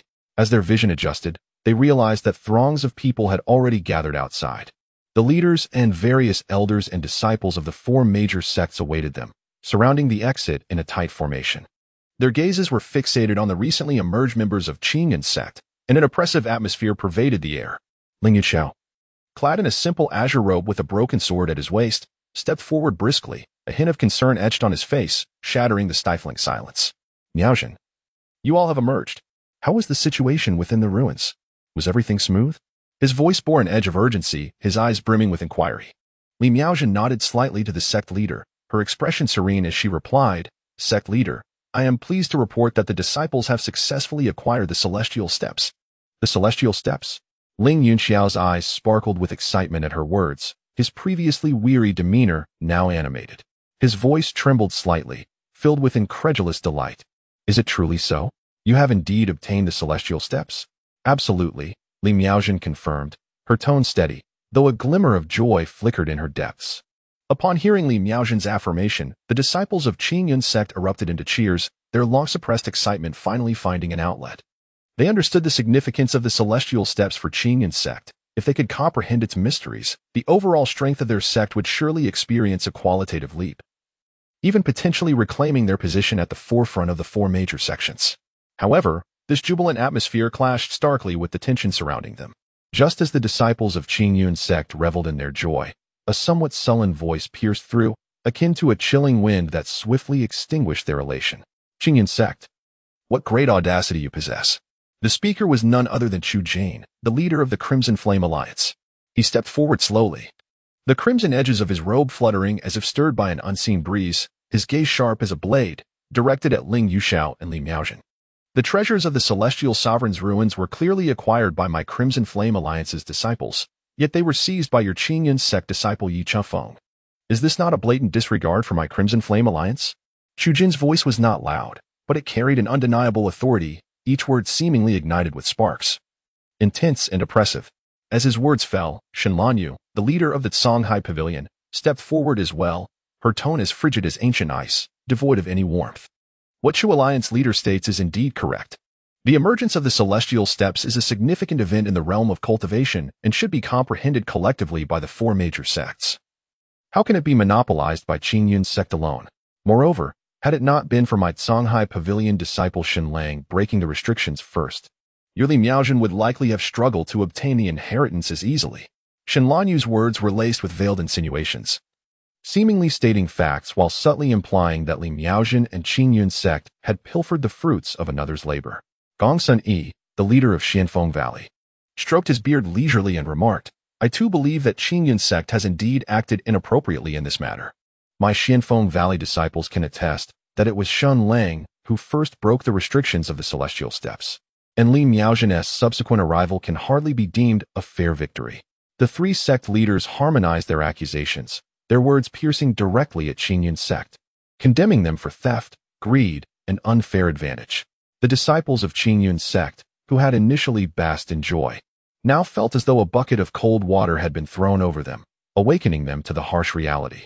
Their smiles froze, replaced by expressions of seriousness and indignation. Ling Yunxiao's brow furrowed, and his countenance darkened. He inhaled deeply, suppressing the anger within, and spoke sternly. The words of the three sect leaders are misguided. The treasures of the ruins are inherently unclaimed. They are matters of chance and strength. Our disciple Li Miaojin has earned the recognition of the celestial steps. This is her fortune and a blessing for Qingyun's sect. How can it be termed as theft? As for the treasures, they belong to whoever possesses them. Since Yu Chunfeng obtained them, they rightfully belong to him. Was this not agreed upon before entering the ruins? Do you wish to deny it now? Ling Yunxiao's voice resonated with conviction, striving to reason and uphold Qingyun's sect's innocence. Hong Lai of the Crimson Flame Alliance stepped forward, his robust frame brimming with fury, his rugged face alight with anger. He pointed at Yi Chunfeng and bellowed, "Nonsense! What do you mean by whoever possesses them? We clearly discovered the treasure chest first, only for this ancient fool to employ cunning to snatch it away. The seeds of spirit herbs and the treasures left by the Iron Golem should rightfully belong to our Crimson Flame Alliance." Shen Lang of Songhai Pavilion also advanced, his expression grim as he declared, "Indeed, the restrictions of the celestial steps were first broken by me, and just as success was within grasp, Li Miaojin intervened and seized the inheritance. If we are to discuss merits, the celestial steps should rightfully belong to my Songhai Pavilion. Yes, we all witnessed it. It was the people of Qingyun's sect who stole our possessions. Indeed, they are utterly shameless." The disciples of the three major sects echoed in unison, their voices rising in a tide of accusations, drowning out any semblance of reason, as if Qingyun's sect had committed an unforgivable crime. Faced with the fervor of the crowd, the disciples of Qingyun's sect felt utterly isolated, as though they had become the targets of collective ire. Their faces flushed with indignation. Yet they found themselves at a loss for words, overwhelmed by the multitude of accusations. Yi Chunfeng, who had remained silent, observed the farcical scene before him with a sense of helplessness. All he desired was a quiet life. Why was it so difficult? He took a step forward, cleared his throat, and spoke softly, yet his words resonated clearly in every ear present. "Esteemed friends, please remain calm and hear my plea for justice." Yi Chunfeng's voice carried a hint of languor and casualness, starkly contrasting with the tense atmosphere that enveloped the moment, yet it effortlessly captivated the attention of all present. "I, Yi Chunfeng, am but a mere remnant of an ancient and abandoned body, an outer sect disciple, utterly devoid of any martial prowess and woefully inept in combat." Yi Chunfeng pointed at himself, his tone slightly exaggerated and tinged with self-mockery. "Captain Hong Lai, you are indeed a master of the great perfection of the Meridian Realm, possessing formidable strength that commands respect. Pray tell, how could a feeble remnant of the ancient times like myself possibly seize the treasure chest from your hands? Is it conceivable that I possess some earth-shattering secret technique, capable of deceiving the very eyes of all present?" Chapter 85. Murder in Plain Sight, Qingyun Sect, Insult. Yi Chunfeng paused momentarily, directing his gaze towards Captain Shen Lang, and continued, "Moreover, Captain Shen, you mentioned that senior brother Li Miaojin seized your celestial step inheritance. However, if the celestial step were truly within your grasp, easily attainable, why then was senior brother Li Miaojin able to claim it first? Your strengths are evidently comparable. Could it be that you deliberately chose to be modest, relinquishing your claim?" Yi Chunfeng's words pierced the heart, striking directly at the logical flaws of his opponents. Leaving Hong Lai and Shen Lang momentarily speechless, their expressions growing increasingly grim. Chu Jin's gaze, akin to two tangible flames, locked onto Yi Chunfeng with an oppressive intensity that was suffocating. He coldly snorted and said, "Silence. This is a gathering of the four major sects to discuss important matters. When did it become your place as an outer disciple to interject? Truly an uncouth individual." Shen Lanyo's eyes glinted malevolently as she fixed her gaze on Yi Chunfeng, her tone frigid as she declared, "A mere outer disciple dares to speak recklessly and deceive the crowd. Is this how the Qingyun sect disciplines its disciples?" Although Gong Sun Yi remained silent, his eyes had sharpened, and his whisk moved slightly, an invisible pressure quietly emanating from him. The three major sect leaders simultaneously turned their ire upon Yi Chunfeng, ostensibly reproaching his rudeness, but in reality, they were warning the Qingyun sect not to entertain any notions of arguing their case. Their true aim was to compel the Qingyun sect into submission. Shen Lanyu spoke again, her tone carrying an unmistakable command. "Ling's sect leader, at this juncture, further discussion is futile. Our proposal at Songhai Pavilion is simple. Surrender the Tianxiong Step and the relic treasures, along with compensating Songhai Pavilion for mental anguish, and this matter may be forgiven. Gongsun nodded slightly in agreement. What the pavilion leader says is quite right. I too believe that the Qingyun sect ought to demonstrate sincerity to resolve this situation. That would be the wisest course. Chu Jin was even more direct, his tone exceedingly domineering. If the Qingyun sect does not surrender the treasures today, do not blame the Qian alliance for being merciless. The three sect leaders, having revealed their true intentions, were not interested in reason but sought to bully and seize by force. Ling Yuxiao surveyed the three faces filled with greed and menace before him. Feeling a chill in his heart, everyone from the Qingyun sect finally understood that whether they were in the right or had evidence was irrelevant at this moment. The three major sects were clearly intent on bullying the Qingyun sect. You are utterly shameless, distorting the truth. A young disciple from the Qingyun sect, his face flushed with indignation, could no longer contain the fury boiling within him. Stepping forward, he pointed at the members of the three major sects. His voice filled with youthful fervor and impulsiveness. It is clearly our Qingyun sect that obtained the treasures through merit, yet you dare label it as plunder? What kind of logic is this? Such behavior is nothing short of that of a robber. Though the young disciple's voice was somewhat immature, it carried an unyielding spirit, standing out starkly in the oppressive atmosphere. The disciples of the Qingyun sect were taken aback, a tremor of recognition coursing through them, many showing expressions of admiration. Indeed, why should they endure such humiliation? Upon hearing this, Chu Jin's already dark expression turned as cold as ice. Slowly he turned his head, his gaze fixed on the young disciple like a venomous serpent. In his eyes, there was no trace of human emotion, only a chilling intent to kill and disdain. Uncultured wretch. Chu Jin's lips twisted into a cruel smirk. If you Qingyun sect cannot discipline your disciples properly, then let the Qian alliance take over the task. Before the words had fully left his mouth, Chu Jin raised his hand in a swift motion that was almost imperceptible. A muffled thud echoed, and blood erupted forth, blooming like a crimson flower under the sunlight, dazzlingly vivid. The young disciple's voice was abruptly silenced, his face still bearing an expression of rage and refusal. Yet a gaping hole now marred his chest, blood pouring forth, staining his clothing and the ground. He stared wide-eyed, seemingly unable to comprehend what had just transpired, his body rigid as he collapsed forward, crashing heavily to the ground, utterly lifeless. Silence fell, an oppressive, deathly silence. All present were stunned by the sudden turn of events. The disciples of the Qingyun sect felt as though they had been struck by lightning, their minds blank. The glimmers of hope in their eyes swiftly replaced by fear and fury.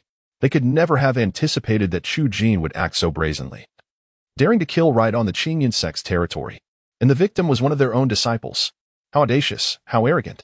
Chu Jin, you, Tai Kanglin, his hair standing on end, bellowed in fury, his imposing figure lunging forward, the powerful aura of the mid-stage Linghai realm erupting like a volcano, distorting the air around him.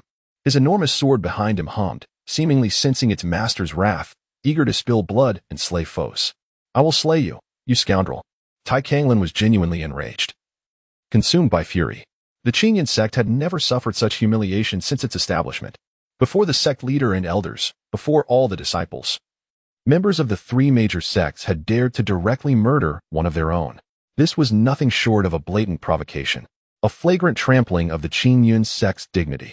Elder Tai, do not act impulsively. Ling Yunxiao's face was ashen as he grasped Tai Kanglin's arm tightly, his knuckles turning white from the pressure, his voice trembling slightly. Calm down. Remain calm. At this moment, Ling Yunxiao's heart felt as if it were being seared over a flame, a tumult of anguish, torment, anger, and humiliation intertwining, nearly overwhelming him. How he longed to draw his sword and fight the three major sects to the death.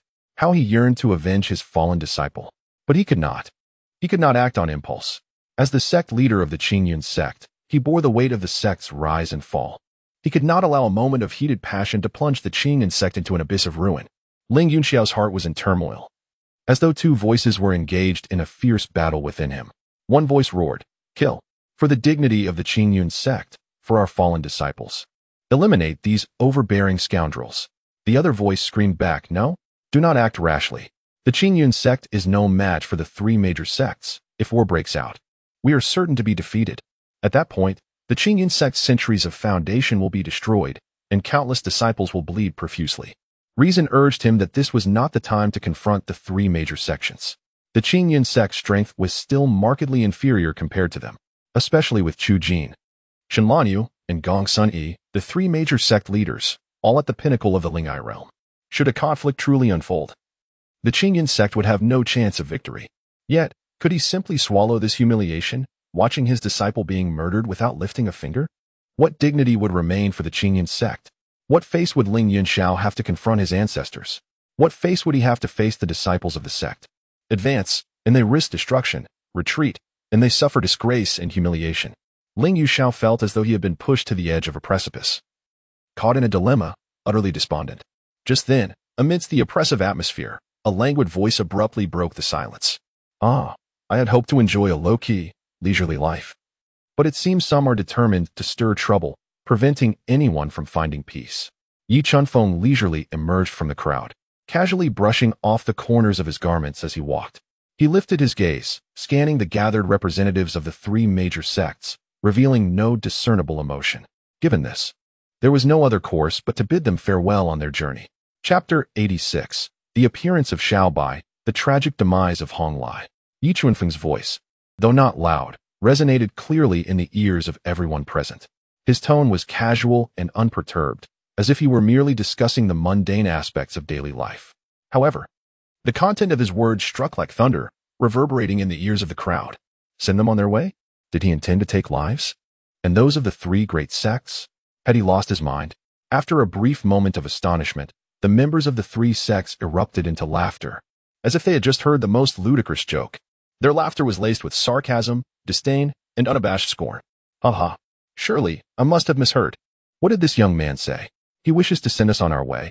Hong Lai laughed heartily, nearly brought to tears, as he pointed at Yi Chunfeng and exclaimed to his fellow disciples of the Qian Alliance, "Did you hear that? This brat wants to kill us. Ha! This is utterly hilarious. Has he become so frightened that he no longer knows who he is?" The disciples of Songhai Pavilion shook their heads, smirking mockingly. How could a mere ancient, a disciple of the outer sect of Qingyun sect, dare to utter such boastful words? Such arrogance was beyond comprehension. Was there truly no one left in Qingyun sect to prevent this embarrassment? The disciples of Xianfeng Valley chattered amongst themselves, their gazes towards Yi Chunfeng filled with contempt and disdain. Though the three sect masters did not laugh aloud as their disciples did, their faces bore unmistakable expressions of ridicule. Chu Jin let out a cold sneer, his gaze fixed icily upon Yi Chunfeng, as if regarding a corpse, a fool unaware of his impending doom. Still daring to speak so brazenly. Is this truly the quality of disciples left in Qingyun sect? Junior brother Yi, cease this nonsense. Li Miaozhen's expression changed dramatically as she stepped forward, intent on restraining Yi Chunfeng. She was aware of his moderate strength, having once won the championship in the outer sect competition, but that only placed him slightly above the spirit-gathering realm. To threaten the lives of members from the three great sects was nothing short of a delusion. Yi Chunfeng's words not only failed to have any positive effect, but instead provoked the three major sects, making them perceive Qingyun sect as even weaker and thus more audacious. However, Yi Chunfeng gently sidestepped, seemingly casual, yet deftly evading Li Miaozhen's grasp. He continued forward without looking back, as if he had not heard her at all. Yi Chunfeng, you tread the path of heaven uninvited, yet storm into the gates of hell. Hong Lai sneered, a cruel glint flashing in his eyes. He had long harbored disdain for Yi Chunfeng, the one who had stolen his treasure chest and spatial ring. Daring to boast before him, such audacity was tantamount to courting death. If you desire death so fervently, I shall grant it. It is time to reclaim what is rightfully mine. With a furious roar, Hong Lai propelled his robust frame like a cannonball towards Yi Chunfeng. His broad-bladed knife gleamed menacingly, radiating the force of splitting mountains and shattering stones as it descended upon Yi Chunfeng's head. Yu Shixiang, danger!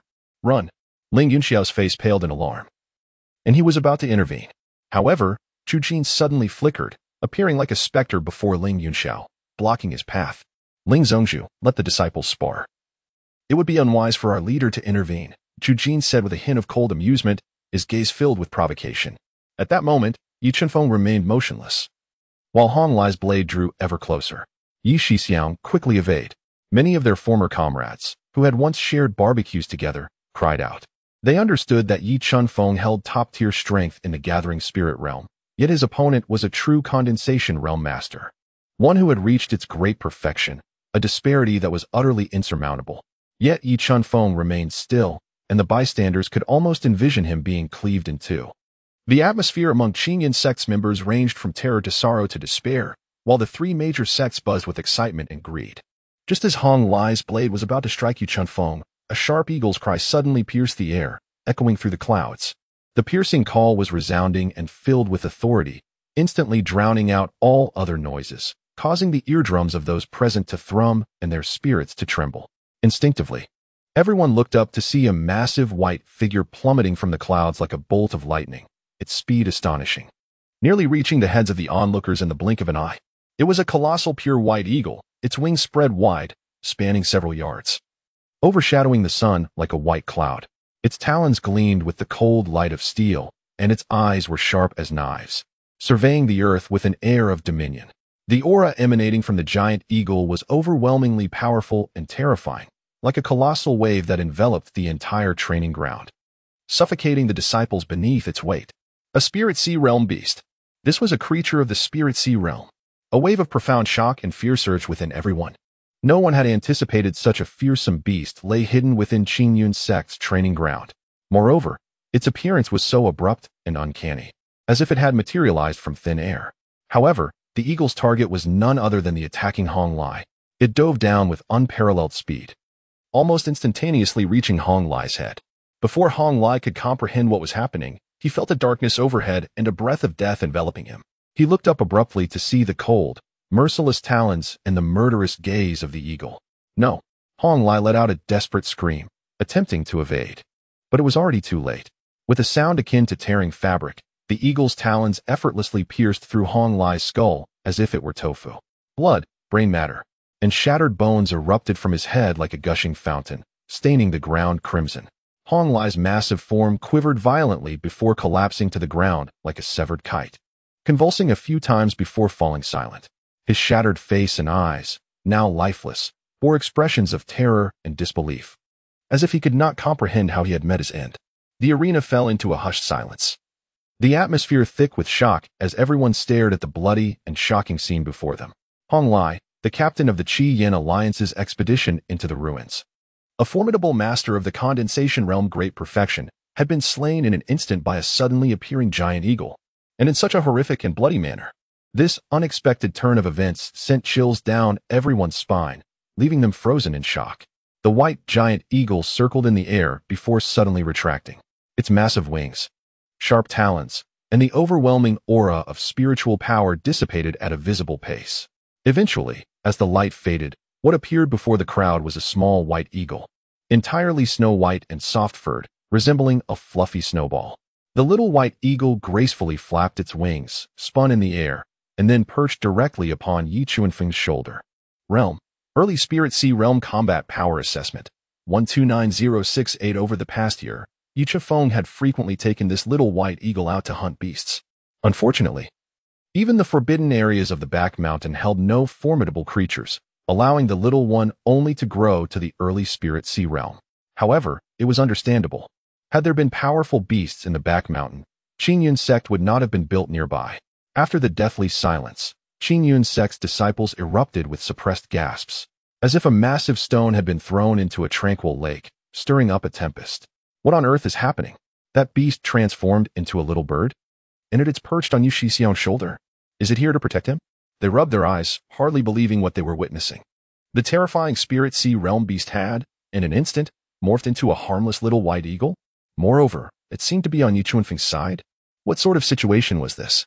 Ling Yuxiao, likewise, stood in a daze, glancing between the little white eagle on his shoulder and the composed Yi Chuanfeng, his mind a blank, utterly unable to comprehend the extraordinary scene before him. When did Qingyun's sect acquire such a beast?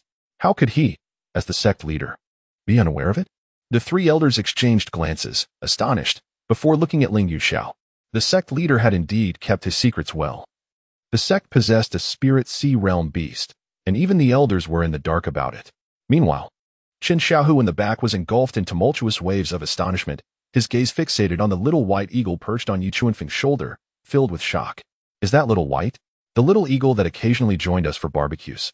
In stark contrast to the shock and confusion of Qingyun's sect, the members of the three major sects swiftly regained their composure, their expressions shifting to unabashed greed and desire. Chu Jin was the first to react. He seemed unfazed by Hong Lai's demise. Instead, his gaze was fixed on the little white eagle on Yi Chuanfeng's shoulder, his previously sullen expression giving way to cunning and avarice. Good, good, good, Chu Jin exclaimed thrice with enthusiasm, his gaze directed at Ling Yunxiao imbued with a hint of intimidation. Ling Zhongzhu, you have truly opened my eyes. I never anticipated that your Qingyun sect harbored such formidable aces up its sleeve. A spirit sea realm beast. This is indeed a delightful surprise. However, the matter of your beast having slain disciples of my Qi-Yin alliance cannot be overlooked. I, Chu Jin, have always adhered to reason. He raised his voice again. With an unmistakable tone of authority, the Tianxiong steppe and all treasures obtained from the ruins must be surrendered entirely by your Qingyun sect. Furthermore, to compensate for the psychological damages inflicted upon my Qi-Yin alliance, a substantial reparative gift is required from your sect. His gaze fixated intensely on the small white eagle perched upon Yi Chuanfeng's shoulder, filled with fervor and avarice. This spirit sea realm beast must belong to my. Chu Jin glanced back at Shen Lanyu and Gong Sunyi. It must belong to the three major sects. Should Ling Zhongzhu acquiesce to these three conditions, we can consider the previous events as if they never transpired, allowing our four major sects to coexist harmoniously and flourish together. Wouldn't that be splendid? Chu Jin, you shall not prevail. Tai Kanglin could no longer contain the fury bubbling within him. His imposing figure surged forward, standing like a tower beside Ling Yuxiao, bellowing. You go too far. Do you truly believe that our Qingyun sect is so easily bullied? His hair and beard bristled, his furious eyes ablaze. The aura of a mid-tier spirit sea realm erupting forth, his massive sword humming ominously as if eager to unsheath and taste blood. Zhongzhu, let us fight them. I refuse to believe that our Qingyun sect would cower before them. Su Qinghe and Du Wuhan exchanged glances, silently gripping their weapons tighter as they moved to flank Ling Yunxiao, standing shoulder to shoulder with Tai Kanglin. The three elders formed a triangular formation behind their sect leader. A solemn atmosphere spreading among the Qingyun sect members. Let us fight. We shall resist them. If it comes to death, so be it. We will not allow them to seize our treasures. The disciples of Qingyun sect shall never yield. The disciples of Qingyun sect roared in unison, their blood surging, incensed by the shameless actions of the three major sections. Rather than endure humiliation, they chose to rise up in defiance, even if it meant sacrificing their lives to defend the dignity of Qingyun sect. Observing the united front of the Qingyun sect, Shen Lanyu and Gong Sunyi exchanged glances, then looked at the beast on Yi Chuanfeng's shoulder, a flicker of unusual light crossing their eyes. Shen Lanyu stepped forward, his icy gaze sweeping over the Qingyun sect members. His tone chillingly resolute. Ling Zhongzhu, Chu Mingzhu is correct. The Tianqing steppe and the treasures of the ruins rightfully belong to our three major sections. As for this beast, let it serve as the compensation from Qingyun sect today. Gong Sunyi stroked his beard leisurely, adding, I too believe that Qingyun sect has erred in this matter. To avoid unnecessary disputes, it would be prudent to surrender it. With that, Shen Lanyu and Gong Sunyi stepped forward simultaneously, their formidable auras, akin to towering mountains, bore down upon the members of Qingyun sect. Behind them, the elders of Qi-Yin Alliance, Songhai Pavilion, and Xianfeng Valley released their own energies, harmonizing with the three major sect leaders, enveloping the entire martial arena of Qingyun sect in a terrifying pressure. The disciples of Qingyun sect felt as if a mountain had descended upon them, their chests constricted, breathing becoming increasingly difficult. Many of the less experienced disciples turned pale, their bodies swaying precariously, nearly unable to remain upright. In the face of the combined oppression from the three major sects, Qingyun sect found itself isolated and vulnerable. The situation precariously dire. Amidst this tense and stifling atmosphere, a voice suddenly broke the silence. Hey, I say, esteemed ones. Yi Chuanfeng let out a helpless sigh and took a few steps forward. You have been chattering for quite some time. Have you forgotten someone? His voice was not loud, yet it resonated clearly in the ears of everyone present. Chapter 88. Yi Chuanfeng takes action. Upon hearing this, the crowd was momentarily taken aback, stunned into silence for a second. Shen Lanyu was the first to regain his composure. His already stern countenance darkened further, as if it could drip with the weight of his fury. His gaze, sharp as a poison blade, fixated on Yi Chuanfeng, and a mocking smirk curled at the corner of his lips.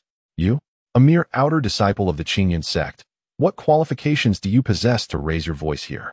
He stepped forward, unleashing a formidable aura of the perfected spirit sea realm that pressed down upon the air, causing it to stutter in response. Do you truly believe that being protected by a mere early-stage spirit sea beast elevates your status? You are utterly deluded.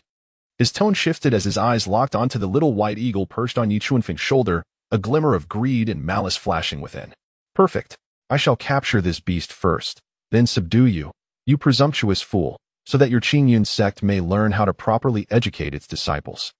Before he could finish his sentence, Shen Lanyo's figure flickered and vanished like a wraith.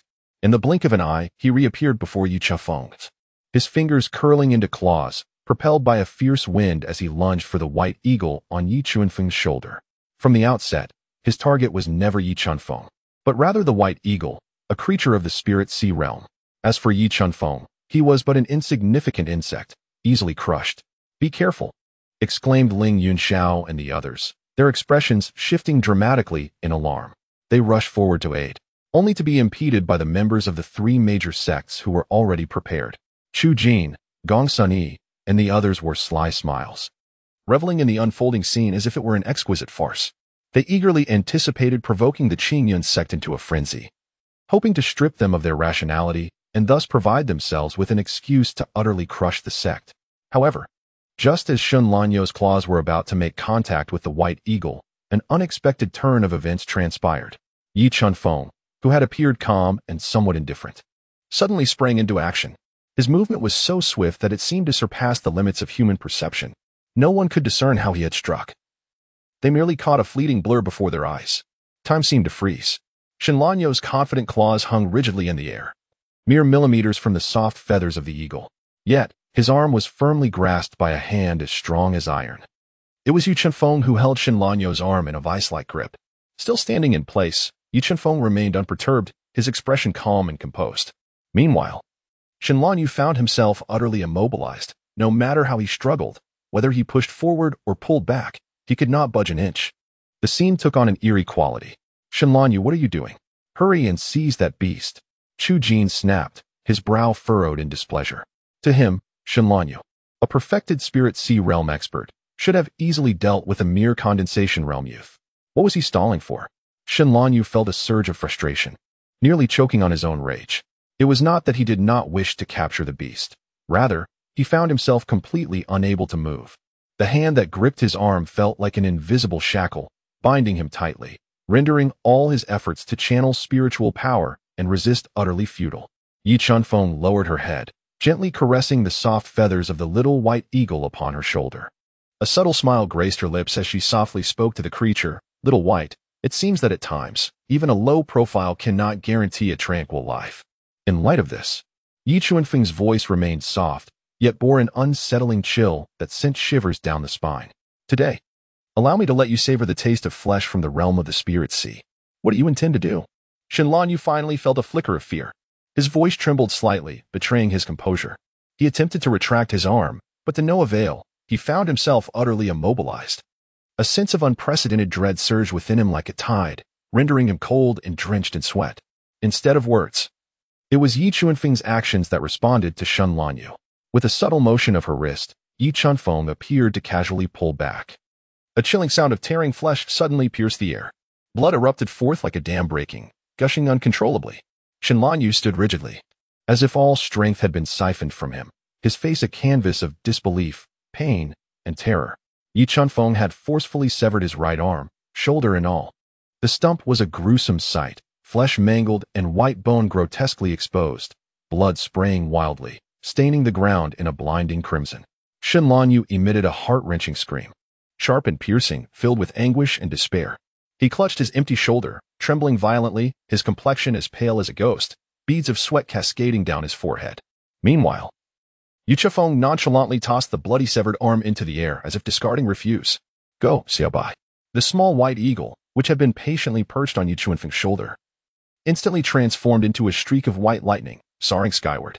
With a flap of its wings, it deftly caught the severed arm, its sharp beak sinking into the flesh, eagerly beginning to feast before the astonished onlookers. Blood dripped from the corners of the eagle's beak, accentuating the gruesome and merciless scene. The entire training ground fell into an eerie silence, as everyone stood frozen, utterly stunned by the macabre spectacle before them. Members of the three major sects stared wide-eyed, as if struck by lightning, their previous derision and disdain instantly replaced by profound shock and palpable fear. The disciples of Qing Yun's sect were equally dumbfounded, mouths agape, eyes wide, having witnessed an inconceivable and unbelievable event that rendered their minds blank, stripping them of the ability to think. Only the metallic scent of blood and Shen Lanyu's anguished cries continued to jolt their senses, affirming that the horror they had just witnessed was not a mere illusion, but a stark and undeniable reality. Yi Chifeng astonishingly severed the arm of Shen Lanyu, a formidable master at the pinnacle of the Spirit Sea realm, right before the eyes of all present. Moreover, he utilized the bloody limb to feed the small white eagle perched upon his shoulder.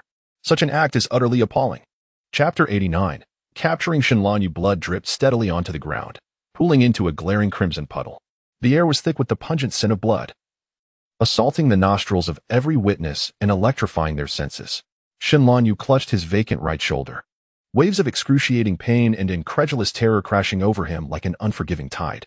He gazed at Yi Chunfeng, his eyes brimming with fury, humiliation, and an unmistakable glimmer of fear. As the esteemed leader of the Songhai Pavilion and a master of the Spirit Sea realm, he had suffered such a grievous defeat at the hands of an inconspicuous outer disciple of the Qingyan sect. The agony of his severed arm paled in comparison to the humiliation that gnawed at his soul. "I will kill you. I will kill you." Shen Lanyu howled in a frenzy, his remaining left hand yanking out the long blade from his back. The blade glimmered with surging spiritual energy, emitting a resonant hum. Clearly pushed to its utmost limit, he no longer cared for dignity, status, or strategy. A singular thought consumed him: to obliterate Yi Chifeng, to rend this audacious insect that dared to humiliate him into mere fragments. Die! With a roar, Shen Lanyu lunged forward, akin to a wounded beast, charging fiercely at Yi Chunfeng. The blade was imbued with all his spiritual power, wielding a terrifying force capable of cleaving mountains and splitting stones. As it descended menacingly toward Yi Chunfeng's head, before the blade reached its target, the fierce wind it generated rushed towards him. In that moment, the profound spiritual energy of the master at the peak of the Spirit Sea realm surged forth, unleashing a terrifying spiritual pressure that compelled the nearby disciples to kneel. Struggling to rise, Yi Chunfeng remained steadfast in his position, confronting Shen Lanyu's all-out strike with an expression devoid of any emotion. He merely shook his head gently, revealing a faint, slightly mocking smile. Has he still not come to terms with reality? Yi Chunfeng murmured softly, his voice not loud, yet it resonated clearly in the ears of everyone present, carrying a hint of faint resignation, as if recounting an all-too-obvious truth. Just as the blade was about to descend upon him, he finally made his move. He slowly raised his right hand, the motion seemingly casual, akin to merely waving away a few willow fluff drifting before his eyes. However, this seemingly nonchalant gesture concealed an indescribable, terrifying power. A deafening clang of metal reverberated, suddenly exploding into the air. Like a clap of thunder, it instantly drowned out all the clamor surrounding them, leaving ears ringing and hearts trembling. The visible sound waves radiated outward in concentric circles from the point of their confrontation, stirring up a layer of dust from the ground, as if a fierce wind had swept through. The onlookers stared in horror as they beheld the once unstoppable blade of Shen Lanyu, effortlessly halted by Yi Chunfeng's gentle wave of his hand. No, it was more than just a block. More accurately, it was severed. That blade, fortified by spiritual energy, as hard as granite and capable of cleaving mountains, was shattered by Yi Chunfeng's bare hand as if it were mere rotting wood, splitting cleanly into two pieces. The break was as smooth as a mirror, as though an invisible razor had sliced through it in an instant, devoid of any residual resistance. The front half of the blade, propelled by inertia, spun feebly before clattering to the ground with a sharp metallic sound, echoing painfully in the silence of the training arena. Shen Lanyu stood in a daze, gazing at the half-blade in his hand, then at the composed Yi Chunfeng. The madness and ferocity on his face froze instantaneously, replaced by unparalleled shock and disbelief. It was as if he had witnessed the most inconceivable event. His eyes bulged, his mouth agape, and he emitted a series of incoherent sounds, unable to articulate even a fragment of a sentence. How could this be possible? This was a spiritual artifact. It was crafted with countless efforts and meticulous care. Impossibly hard, no tempered steel or mystical iron could even begin to challenge its strength. Even among spiritual artifacts, without a greater infusion of power, it would surely be defeated. Yet now, Yi Chifeng had effortlessly broken it with a mere wave of his hand. Moreover, it appeared he exerted no effort at all, as if snapping a withered twig. This was utterly unfathomable, horrifying. Not just Shen Lanyu, But all present were left utterly astounded by this shocking spectacle. The disciples of the three major sects were left dumbfounded, as if struck by lightning. Their expressions of derision and disdain solidified into profound astonishment and unmistakable fear. They had initially thought that even with the backing of a spiritual sea realm beast, Yi Chunfeng was merely an inconsequential outer disciple, hardly a cause for concern.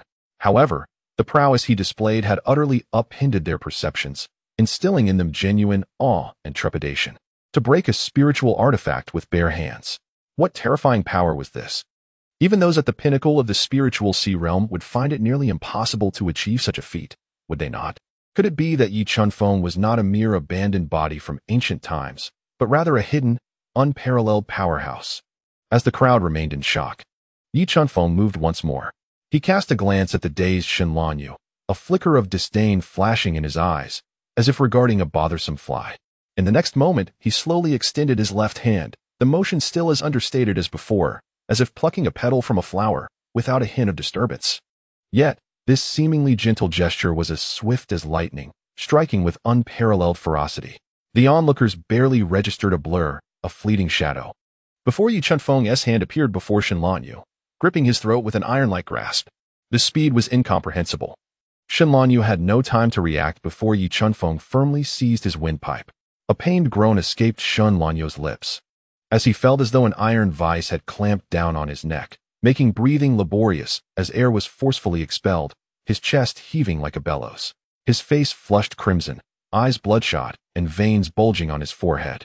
Hands instinctively clawing at Yi Chunfeng's arms in a desperate attempt to break free from this lethal hold. Yet, all efforts were in vain.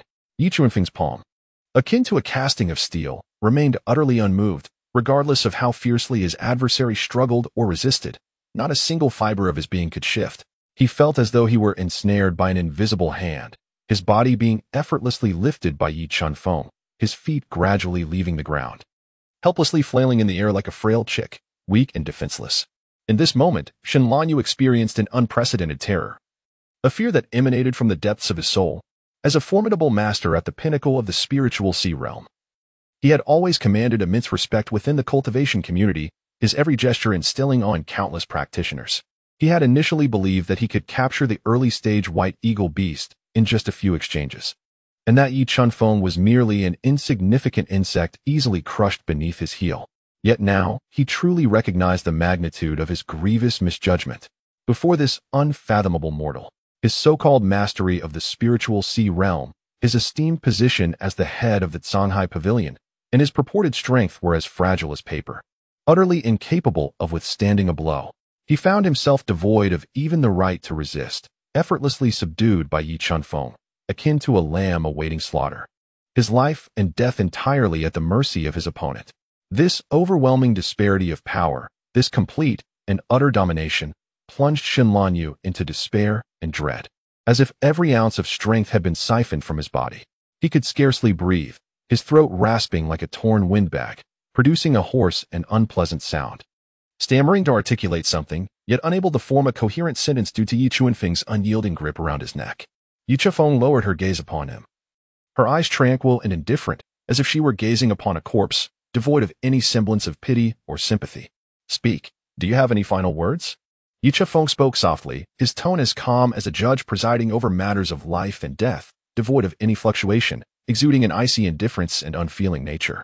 Yet, this chill and tranquil demeanor bore the weight of a grim reaper's final ultimatum, rendering Shen Lanyu's entire being frigid, as though she had plummeted into an abyss of eternal ice. Shen Lanyu desperately attempted to part her lips, striving to produce coherent sounds, however, with her throat tightly constricted. Only indistinct gasps escaped, utterly incapable of conveying any complete thought. Upon witnessing this, Yi Chunfeng furrowed her brows slightly, seemingly growing a touch impatient. Upon witnessing this, Yi Chunfeng furrowed her brows slightly, seemingly growing somewhat impatient with Shen Lanyu's demeanor. Very well, if she chooses not to speak, then let her meet her own demise. Yi Chunfeng let out a soft sigh, his tone laced with an almost imperceptible sense of regret, as if genuinely lamenting the lost opportunity for Shen Lanyu to utter his final words. No sooner had he spoken than the grip in his hand suddenly tightened. A chilling crack echoed through the air, reminiscent of a watermelon bursting or an egg being crushed, crisp and jarring, instantly resonating across the entire training ground. Reaching every ear present, blood, brain matter, and shattered bones erupted from Shen Lanyu's head like a volcanic eruption. The vivid red of blood and the pale white of flesh intertwined, creating a bizarre and resplendent display in the air, before cascading down like raindrops, splattering onto the ground, onto everyone present, and etching a profound shock and terror into each heart. Shen Lanyu's body stiffened abruptly. Then, like a kite severed from its string, it fell helplessly to the ground, limbs twitching a few times before succumbing to silence. Yi Chunfeng casually discarded his headless corpse onto the earth as if it were a worthless piece of refuse, producing a dull thud that stirred up a cloud of dust. The exploded head now resembled a shattered watermelon, blood and flesh in a grotesque mess, red and white mingling across the ground. The air thickened with a pungent metallic scent, intermingled with a faint, nauseating odor of brain matter. The arena fell into a profound silence once more, as all present were utterly stunned by the gruesome and shocking spectacle. The members of the three major sects stood aghast, as if ensnared by a spell, their expressions frozen, eyes vacant and bewildered, their minds a blank slate, completely bereft of thought. The disciples of Qingyun sect were equally dumbfounded, mouths agape and eyes wide, fixated on the headless corpse of Shen Lanyu on the ground. Then glancing at the composed Yi Chunfeng, chills surged from their feet to the crown of their heads, leaving them icy, their limbs as cold as ice. The pinnacle of spiritual sea realm. He was the master of Songhai Pavilion. In their eyes, he had always been exalted, immensely powerful, and invincible. Yet, he had been so effortlessly slain by Yi Chunfeng. In the face of Yi Chunfeng, Shen Lanyu appeared as a mere mortal, devoid of spiritual power, at the mercy of others. Silence enveloped the entire Qingyun sect's training ground, time seemingly frozen. Only the lingering scent of blood whispered silently of the horrifying reality that had just unfolded, confirming that it was no illusion, but a stark and tangible truth. Chu Juan and Gong Sun stood rigidly in place, as if struck by a spell, their minds buzzing in a void. Shen Lanyu's headless body lay quietly on the ground. Blood gushing like a faucet turned wide open, the nauseating metallic scent thick enough to induce revulsion. The once mighty master of Songhai Pavilion, who had towered above all, now lay on the ground like a tattered sack, stripped of all dignity. Flee! Escape quickly! Gong Sun was the first to react. His previously ethereal demeanor vanished. His complexion pale, eyes bulging, his voice sharp and piercing, filled with frantic terror.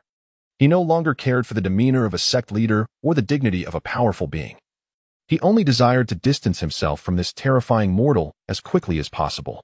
Chu Juan was not far behind in his reaction, his robust form shuddering violently, as if awakening from a nightmare.